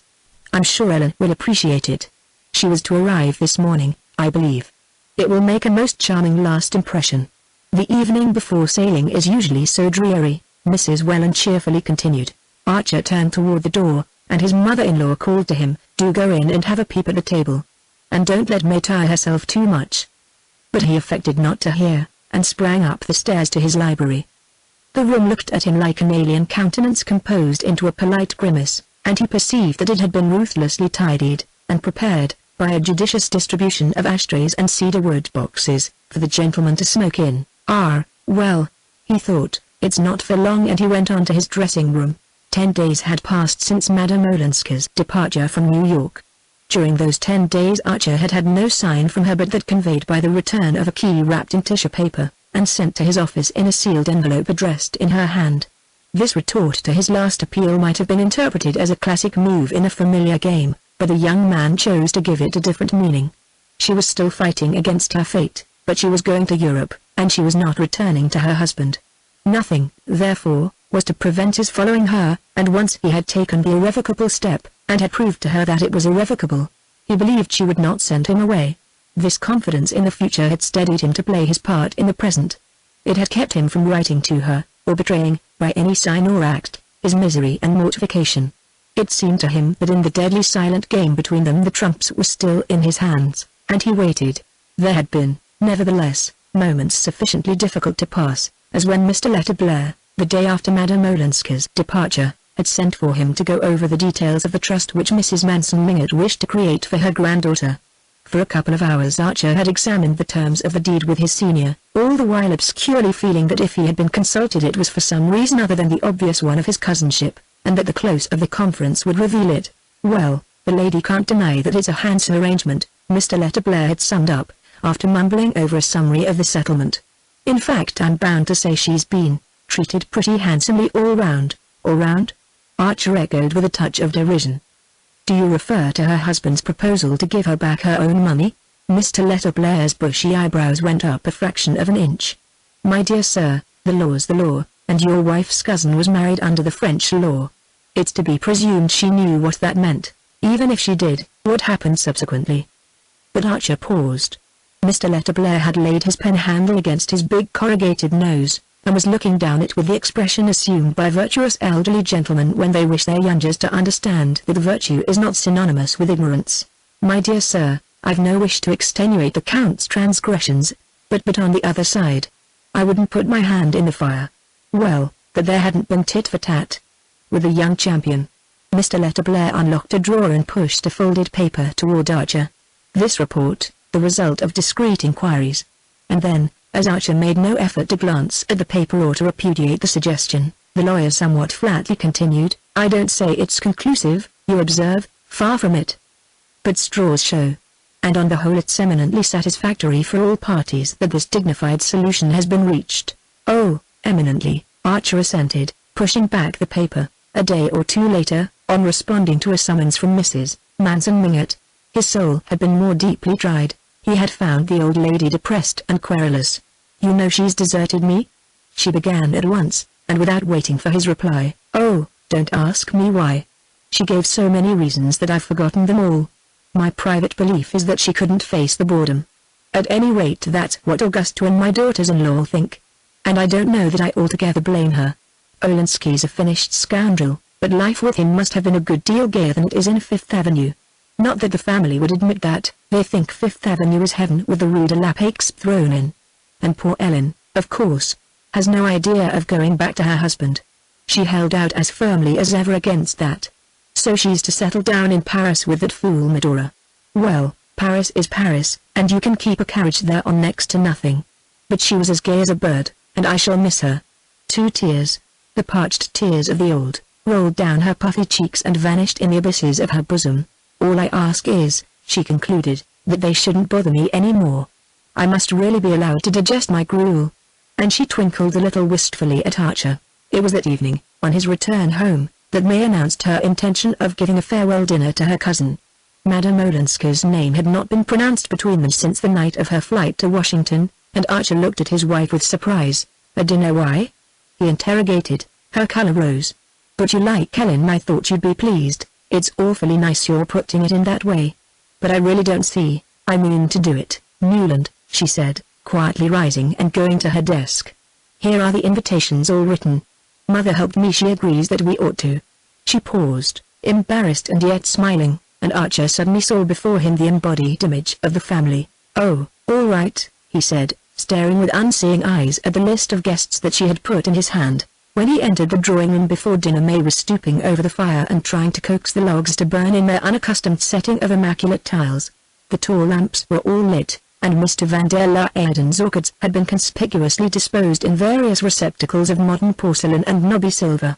Mrs. Newland Archer's drawing room was generally thought a great success.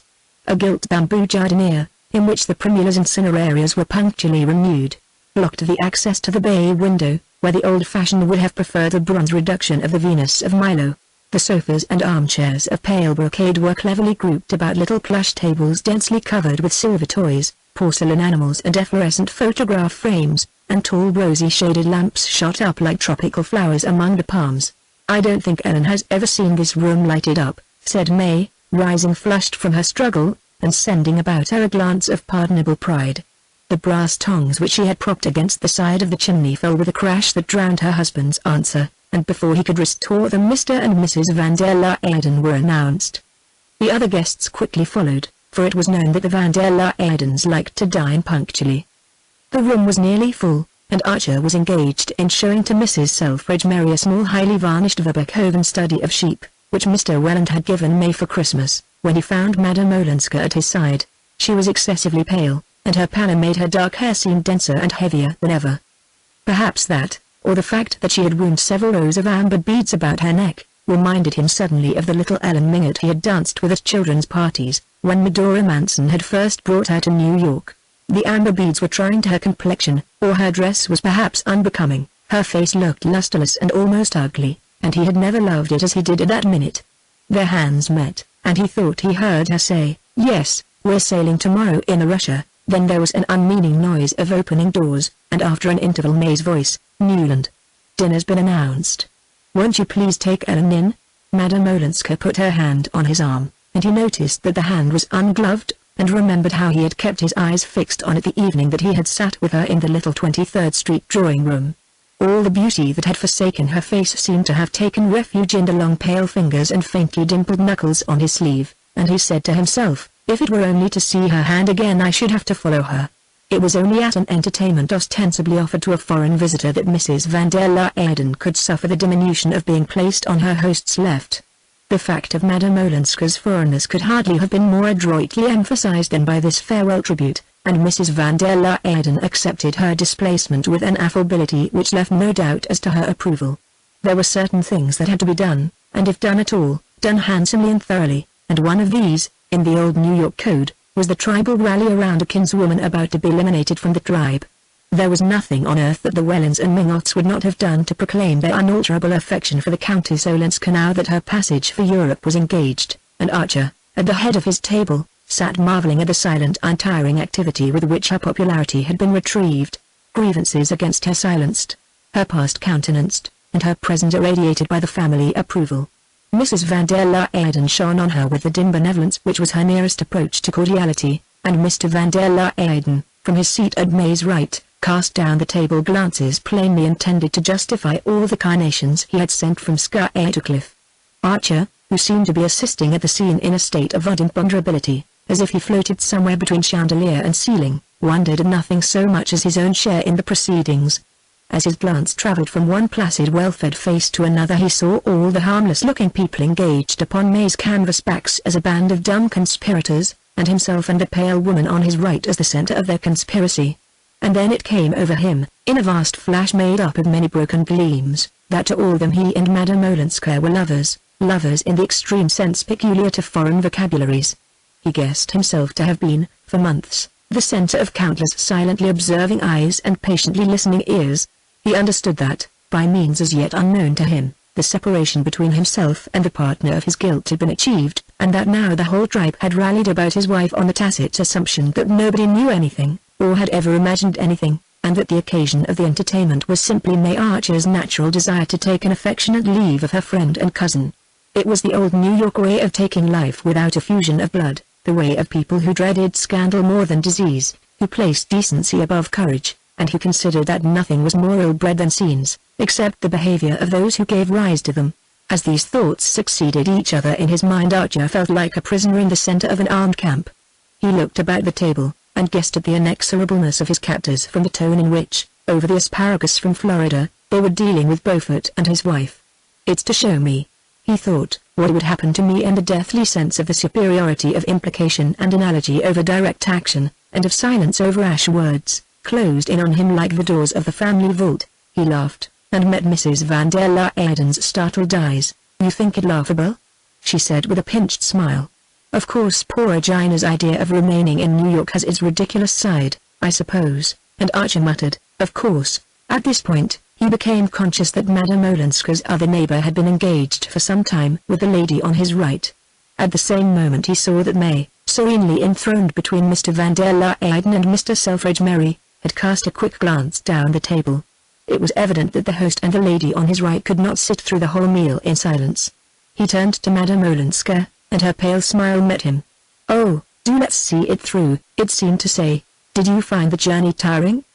he asked in a voice that surprised him by its naturalness, and she answered that, on the contrary, she had seldom traveled with fewer discomforts, except, you know, the dreadful heat in the train, she added, and he remarked that she would not suffer from that particular hardship in the country she was going to. I never, he declared with intensity, was more nearly frozen than once, in April, in the train between Calais and Paris.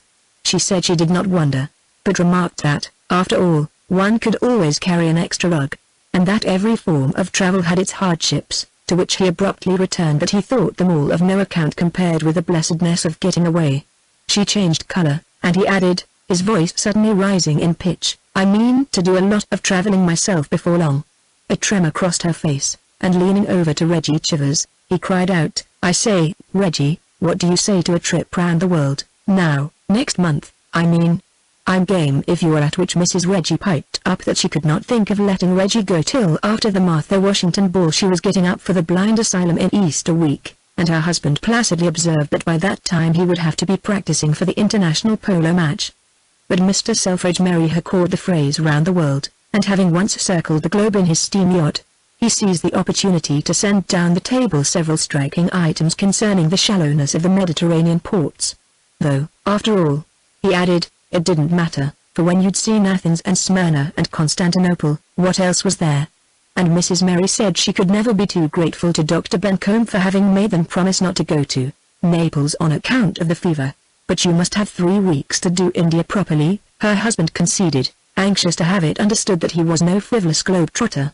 And at this point the ladies went up to the drawing-room. In the library, in spite of weightier presences, Lawrence Lefferts predominated. The talk, as usual, had veered around to the Beauforts, and even Mr. Van der Luyden and Mr. Selfridge Merry, installed in the honorary armchairs tacitly reserved for them, paused to listen to the younger man's philippic. Never had Lefferts so abounded in the sentiments that adorn Christian manhood and exalt the sanctity of the home. Indignation lent him a scathing eloquence, and it was clear that if others had followed his example, and acted as he talked, society would never have been weak enough to receive a foreign upstart like Beaufort. No, sir, not even if he'd married a Van der Luyden or a Lanning instead of a Dallas. And what chance would there have been, Lefferts wrathfully questioned, of his marrying into such a family as the Dallases, if he had not already wormed his way into certain houses, as people like Mrs. Lemuel Struthers had managed to worm theirs in his wake?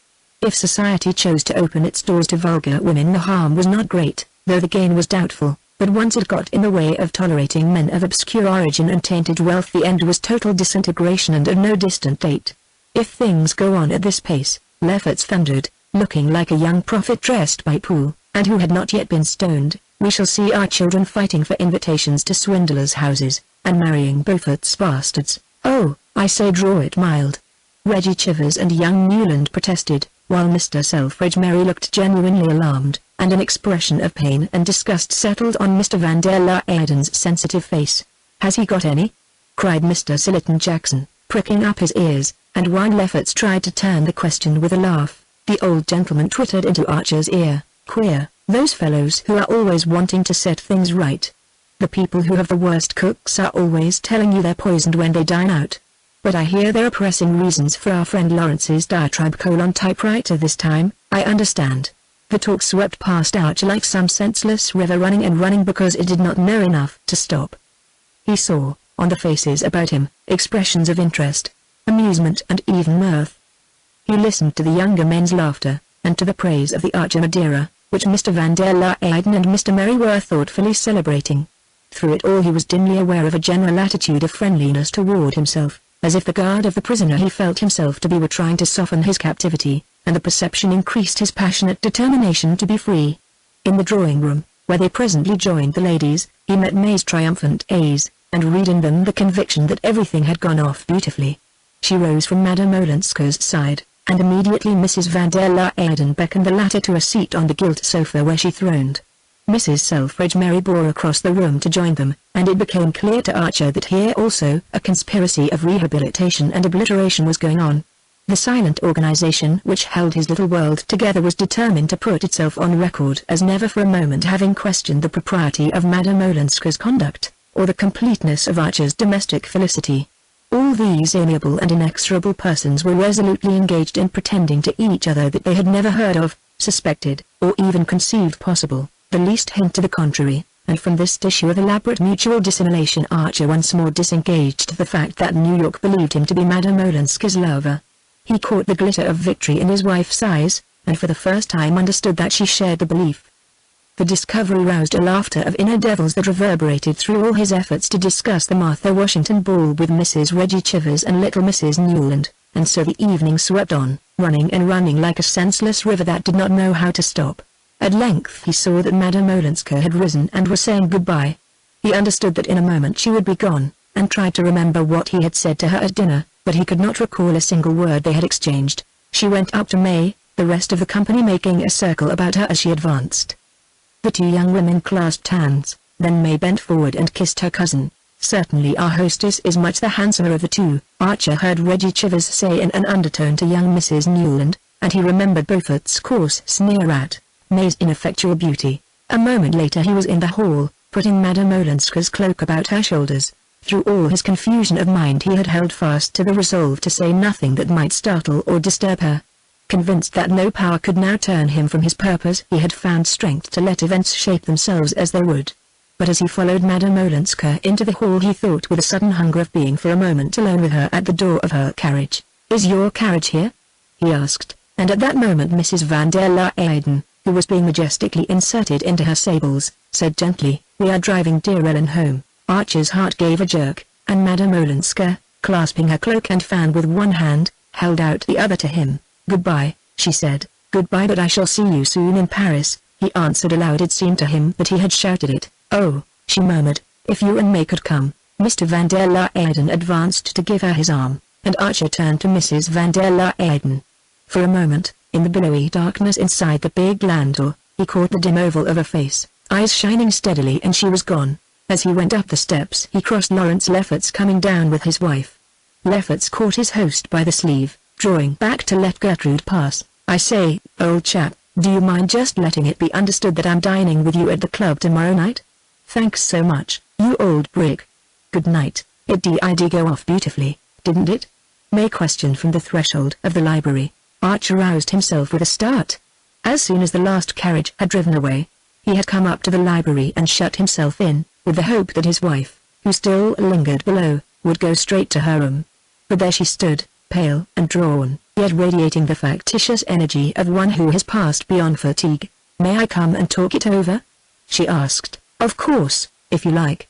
But you must be awfully sleepy." "No, I'm not sleepy. I should like to sit with you a little." "Very well," he said, pushing her chair near the fire. She sat down and he resumed his seat, but neither spoke for a long time. At length Archer began abruptly, "Since you're not tired, and want to talk, there's something I must tell you. I tried to the other night." She looked at him quickly. "Yes, dear. Something about yourself?" "About myself. You say you're not tired." "Well, I am. Horribly tired." In an instant she was all tender anxiety. "Oh, I've seen it coming on, Newland. You've been so wickedly overworked.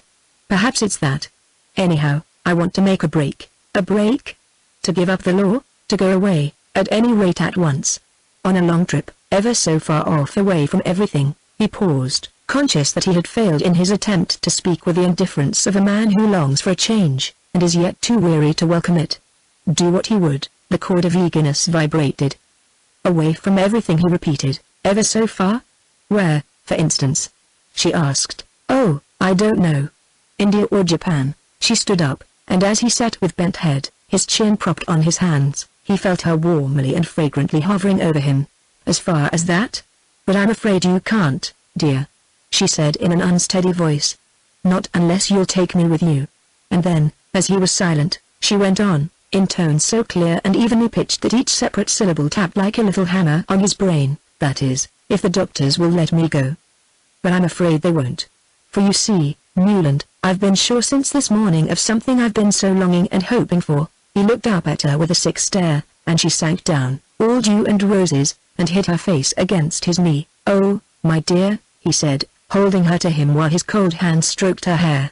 There was a long pause, which the inner devils filled with strident laughter. Then May freed herself from his arms and stood up. "You didn't guess?" "Yes, no. That is, of course I hoped."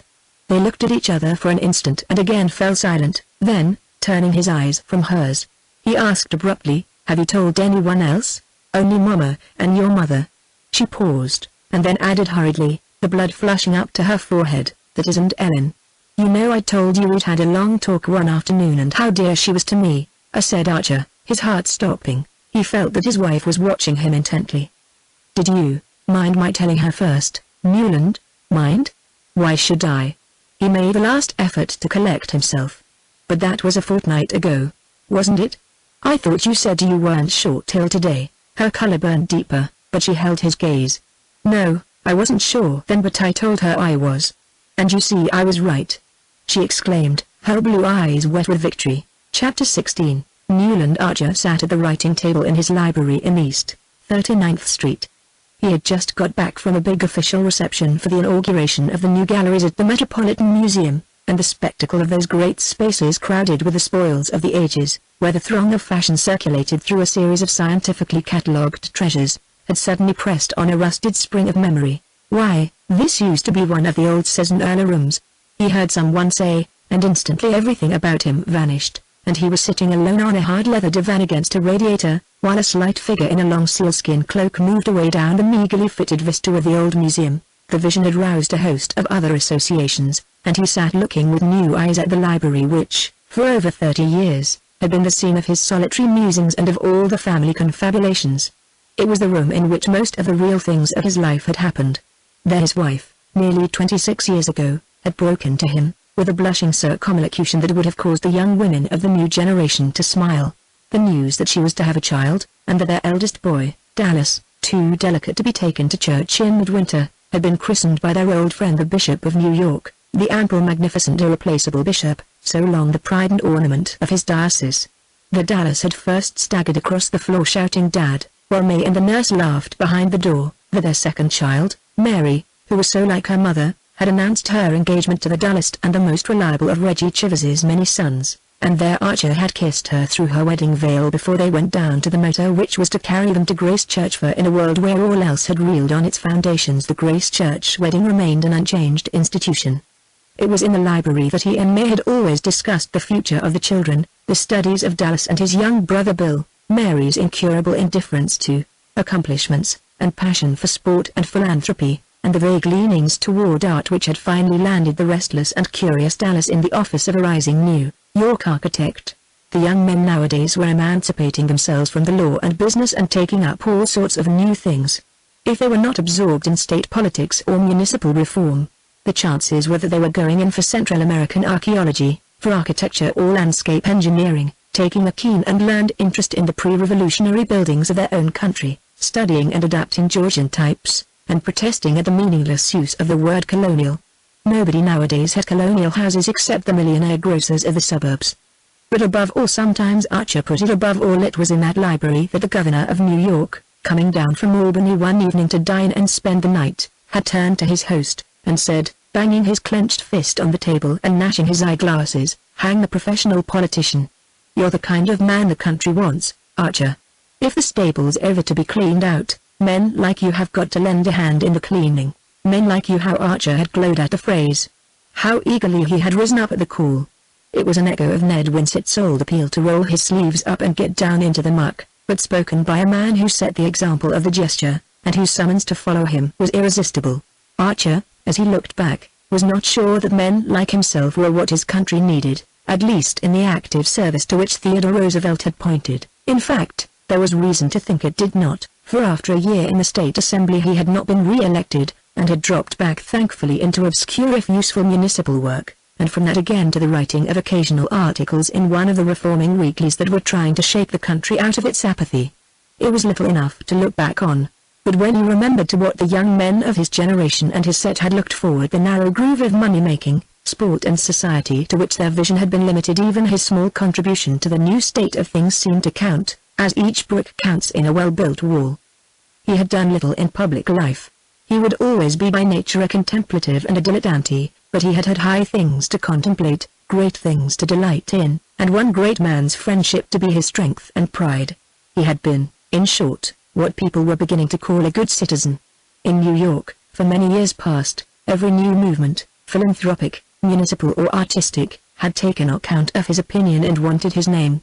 People said, "Ask Archer," when there was a question of starting the first school for crippled children, reorganizing the Museum of Art, founding the Gerolier Club, inaugurating the new library, or getting up a new society of chamber music. His days were full, and they were filled decently. He supposed it was all a man ought to ask. Something he knew he had missed, the flower of life. But he thought of it now as a thing so unattainable and improbable that to have repined would have been like despairing because one had not drawn the first prize in a lottery. There were 100 million tickets in his lottery, and there was only one prize. The chances had been too decidedly against him. When he thought of Ellen Olenska, it was abstractly, serenely, as one might think of some imaginary beloved in a book or a picture. She had become the composite vision of all that he had missed. That vision, faint and tenuous as it was, had kept him from thinking of other women. He had been what was called a faithful husband, and when May had suddenly died carried off by the infectious pneumonia through which she had nursed their youngest child, he had honestly mourned her.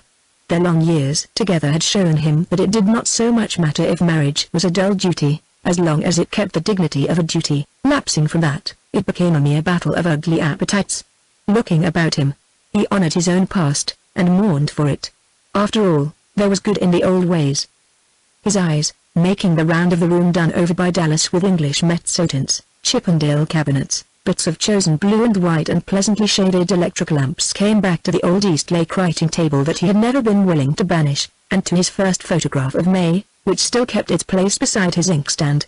There she was, tall, round-bosomed and willowy, in her starched muslin and flapping leghorn, as he had seen her under the orange trees in the Mission garden. And as he had seen her that day, so she had remained, never quite at the same height, yet never far below it, generous, faithful, unwearied, but so lacking in imagination, so incapable of growth, that the world of her youth had fallen into pieces and rebuilt itself without her ever being conscious of the change. This hard bright blindness had kept her immediate horizon apparently unaltered. Her incapacity to recognize change made her children conceal their views from her as Archer concealed his. There had been, from the first, a joint pretense of sameness, a kind of innocent family hypocrisy, in which father and children had unconsciously collaborated. And she had died thinking the world a good place, full of loving and harmonious households like her own, and resigned to leave it because she was convinced that, whatever happened, Newland would continue to inculcate in Dallas the same principles and prejudices which had shaped his parents' lives, and that Dallas in turn, when Newland followed her, would transmit the sacred trust to little Bill. And of Mary she was sure as of her own self. So, having snatched little Bill from the grave, and given her life in the effort, she went contentedly to her place in the Archer vault in St. Mark's, where Mrs. Archer already lay safe from the terrifying dread which her daughter-in-law had never even become aware of. Opposite May's portrait stood one of her daughter. Mary Chivers was as tall and fair as her mother, but large-waisted, flat-chested and slightly slouching, as the altered fashion required. Mary Chivers's mighty feats of athleticism could not have been performed with the 20-inch waist that May Archer's azure sash so easily spanned. And the difference seemed symbolic. The mother's life had been as closely girt as her figure. Mary, who was no less conventional, and no more intelligent, yet led a larger life and held more tolerant views. There was good in the new order too. The telephone clicked, and Archer, turning from the photographs, unhooked the transmitter at his elbow. How far they were from the days when the legs of the brass-buttoned messenger boy had been New York's only means of quick communication. Chicago wants you. Ah, it must be a long distance from Dallas, who had been sent to Chicago by his firm to talk over the plan of the lakeside palace they were to build for a young millionaire with ideas. The firm always sent Dallas on such errands. Hello, Dad. Yes, Dallas. I say, how do you feel about sailing on Wednesday? Mauritania. Yes, next Wednesday as ever is. Our client wants me to look at some Italian gardens before we settle anything, and has asked me to nip over on the next boat.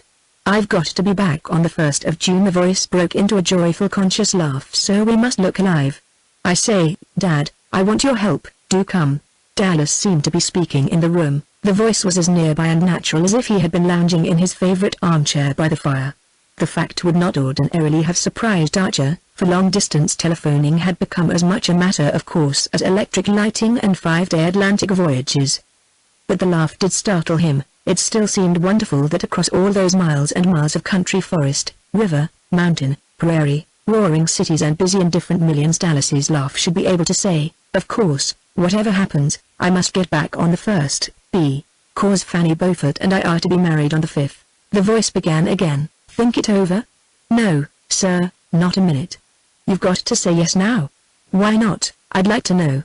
If you can allege a single reason. No, I knew it. Then it's a go, eh?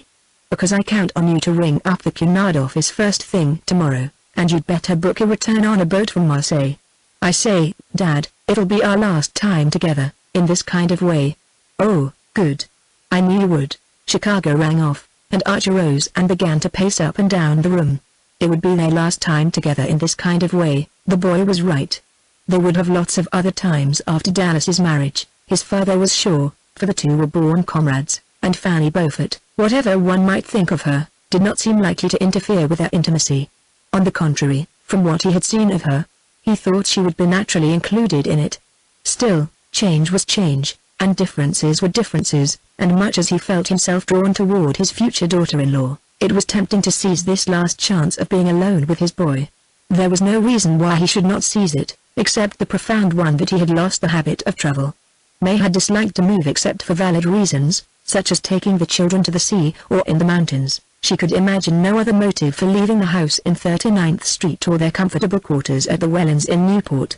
After Dallas had taken his degree she had thought it her duty to travel for 6 months, and the whole family had made the old-fashioned tour through England, Switzerland and Italy.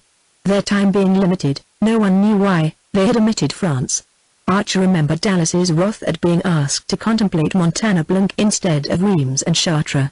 But Mary and Bill wanted mountain climbing, and had already yawned their way in Dallas's wake through the English cathedrals, and May, always fair to her children, had insisted on holding the balance evenly between their athletic and artistic proclivities. She had indeed proposed that her husband should go to Paris for a fortnight, and join them on the Italian lakes after they had done Switzerland, but Archer had declined. "We'll stick together," he said, and May's face had brightened at his setting such a good example to Dallas. Since her death, nearly 2 years before, there had been no reason for his continuing in the same routine. His children had urged him to travel. Mary Chivers had felt sure it would do him good to go abroad and see the galleries. The very mysteriousness of such a cue made her the more confident of its efficacy. But Archer had found himself held fast by habit, by memories, by a sudden startled shrinking from new things. Now, as he reviewed his past, he saw into what a deep rut he had sunk. The worst of doing one's duty was that it apparently unfitted one for doing anything else. At least that was the view that the men of his generation had taken. The trenchant divisions between right and wrong, honest and dishonest, respectable and the reverse, had left so little scope for the unforeseen. There are moments when a man's imagination, so easily subdued to what it lives in, suddenly rises above its daily level, and surveys the long windings of destiny. Archer hungered and wondered. What was left of the little world he had grown up in, and whose standards had bent and bound him? He remembered a sneering prophecy of poor Lawrence Lefferts's, uttered years ago in that very room: "If things go on at this rate, our children will be marrying Beaufort's bastards." It was just what Archer's eldest son, the pride of his life, was doing, and nobody wondered or approved. Even the boy's Aunt Janie, who still looked so exactly as she used to in her elderly youth, had taken her mother's emeralds and seed pearls out of their pink cotton wool, and carried them with her own twitching hands to the future bride, and Fanny Beaufort, instead of looking disappointed at not receiving a set from a Paris jeweler, had exclaimed at their old-fashioned beauty, and declared that when she wore them she should feel like an Isabe miniature. Fanny Beaufort, who had appeared in New York at 18, after the death of her parents, had won its heart much as Madame Olenska had won it 30 years earlier, only instead of being distrustful and afraid of her, society took her joyfully for granted. She was pretty, amusing and accomplished. What more did anyone want? Nobody was narrow-minded enough to rake up against her the half-forgotten facts of her father's past and her own origin. Only the older people remembered so obscure an incident in the business life of New York as Beaufort's failure, or the fact that after his wife's death he had been quietly married to the notorious Fanny Ring, and had left the country with his new wife, and a little girl who inherited her beauty. He was subsequently heard of in Constantinople, then in Russia, and a dozen years later American travelers were handsomely entertained by him in Buenos Aires, where he represented a large insurance agency. He and his wife died there in the odor of prosperity, and one day their orphaned daughter had appeared in New York in charge of May Archer's sister-in-law, Mrs. Jack Quelland, whose husband had been appointed the girl's guardian. The fact threw her into almost cousinly relationship with Newland Archer's children, and nobody was surprised when Dallas's engagement was announced. Nothing could more dearly give the measure of the distance that the world had traveled. People nowadays were too busy with reforms and movements, with fads and fetishes and frivolities to bother much about their neighbors. And of what account was anybody's past, in the huge kaleidoscope where all the social atoms spun around on the same plane? Newland Archer, looking out of his hotel window at the stately gaiety of the Paris streets, felt his heart beating with the confusion and eagerness of youth.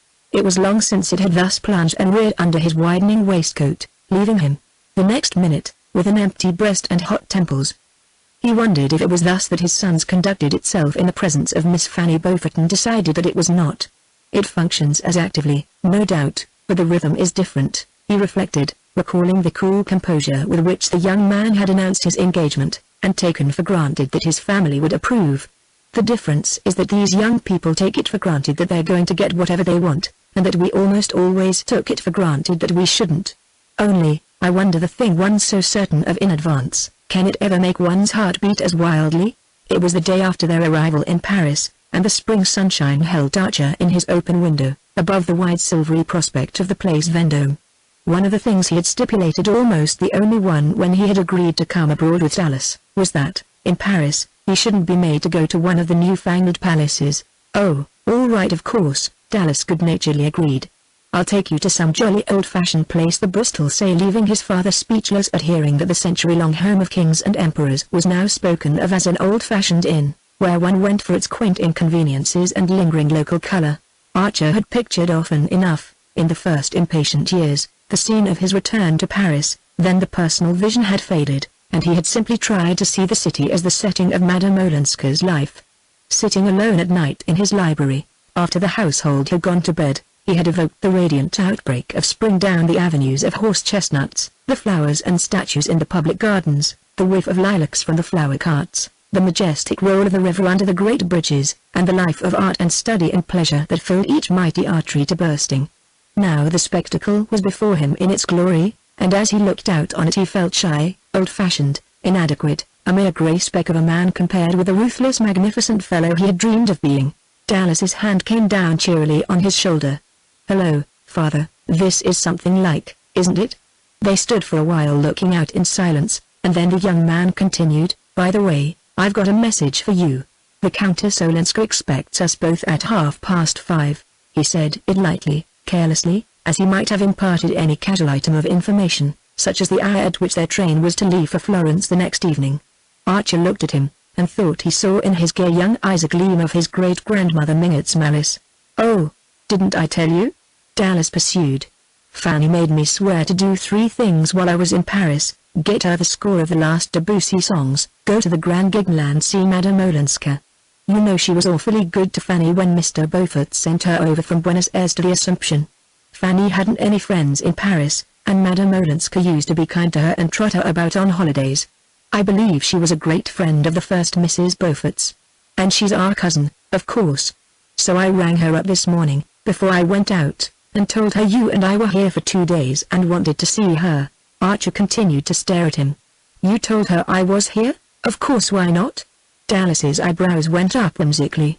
Then, getting no answer, he slipped his arm through his father's with a confidential pressure.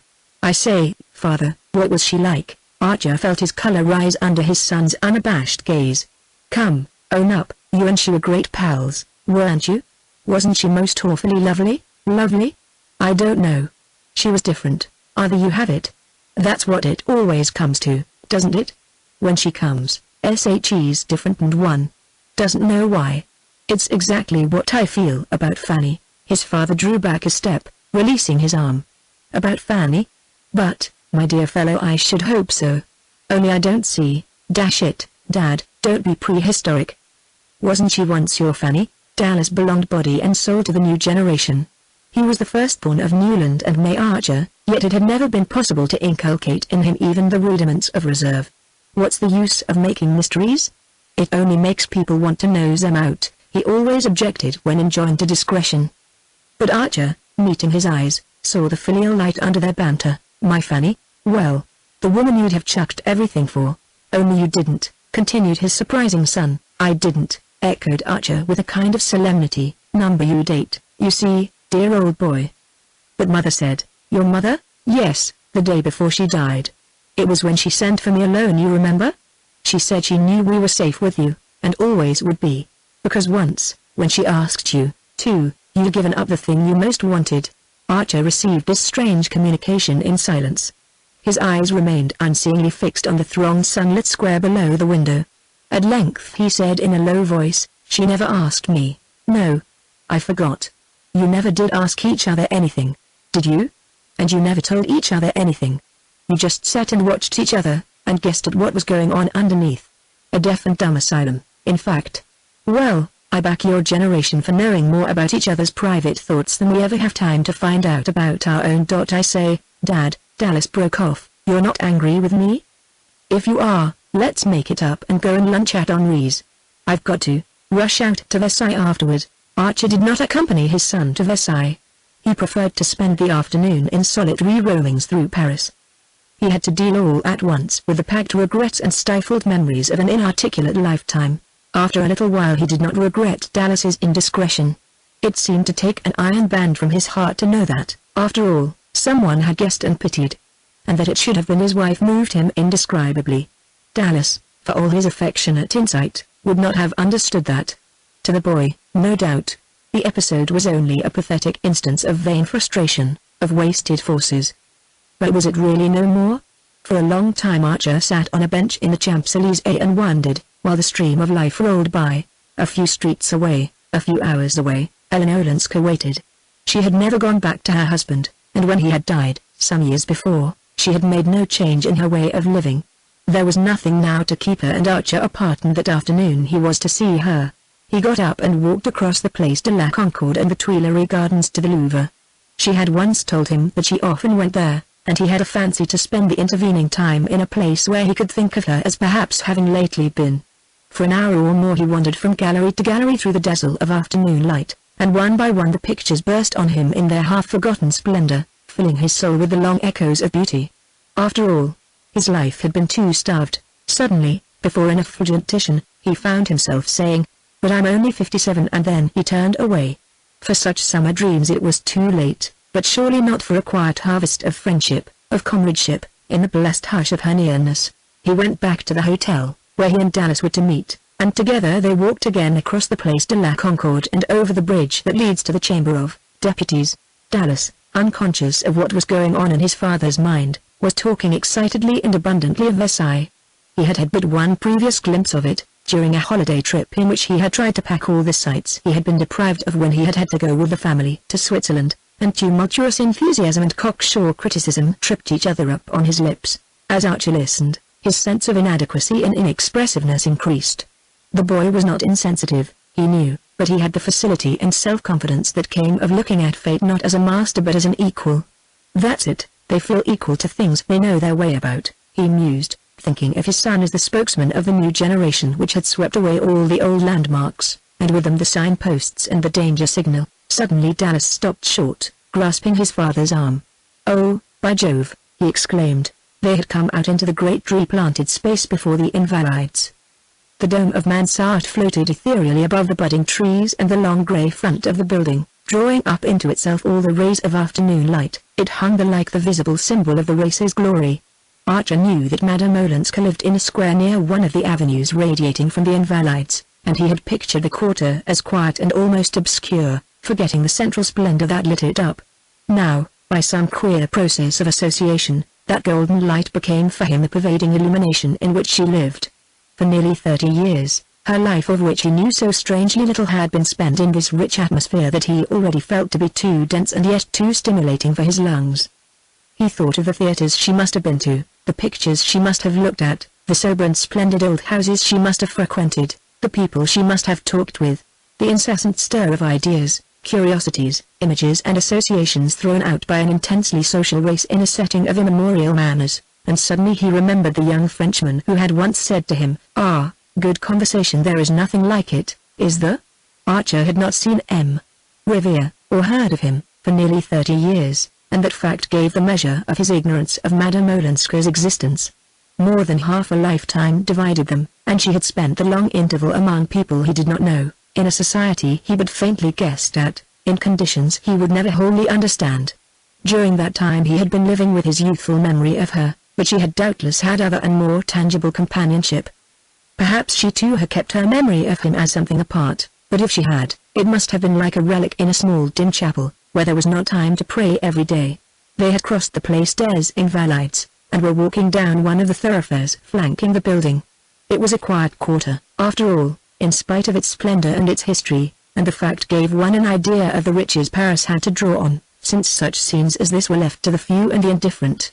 The day was fading into a soft sunshot haze, pricked here and there by a yellow electric light, and passers were rare in the little square into which they had turned. Dallas stopped again, and looked up. "It must be here," he said, slipping his arm through his father's with a movement from which Archer's shyness did not shrink, and they stood together looking up at the house. It was a modern building, without distinctive character, but many-windowed, and pleasantly balconied up its wide cream-colored front. On one of the upper balconies, which hung well above the rounded tops of the horse-chestnuts in the square, the awnings were still lowered, as though the sun had just left it. "I wonder which floor?" Dallas conjectured, and moving toward the portico, he put his head into the porter's lodge, and came back to say, "The fifth." "It must be the one with the awnings." Archer remained motionless, gazing at the upper windows as if the end of their pilgrimage had been attained. "I say, you know, it's nearly 6, his son at length reminded him. The father glanced away at an empty bench under the trees. "I believe I'll sit there a moment," he said. "Why, aren't you well?" His son exclaimed, "Oh, perfectly. But I should like you, please, to go up without me." Dallas paused before him, visibly bewildered. "But, I say, Dad, do you mean you won't come up at all?" "I don't know," said Archer slowly. "If you don't she won't understand. Go, my boy, perhaps I shall follow you." Dallas gave him a long look through the twilight. "But what on earth shall I say, my dear fellow? Don't you always know what to say?" His father rejoined with a smile. "Very well. I shall say you're old-fashioned, and prefer walking up the 5 flights because you don't like lifts." His father smiled again. "Say I'm old-fashioned, that's enough." Dallas looked at him again, and then, with an incredulous gesture, passed out of sight under the vaulted doorway. Archer sat down on the bench and continued to gaze at the awninged balcony. He calculated the time it would take his son to be carried up in the lift to the 5th floor, to ring the bell, and be admitted to the hall, and then ushered into the drawing room. He pictured Dallas entering that room with his quick assured step and his delightful smile, and wondered if the people were right who said that his boy took after him.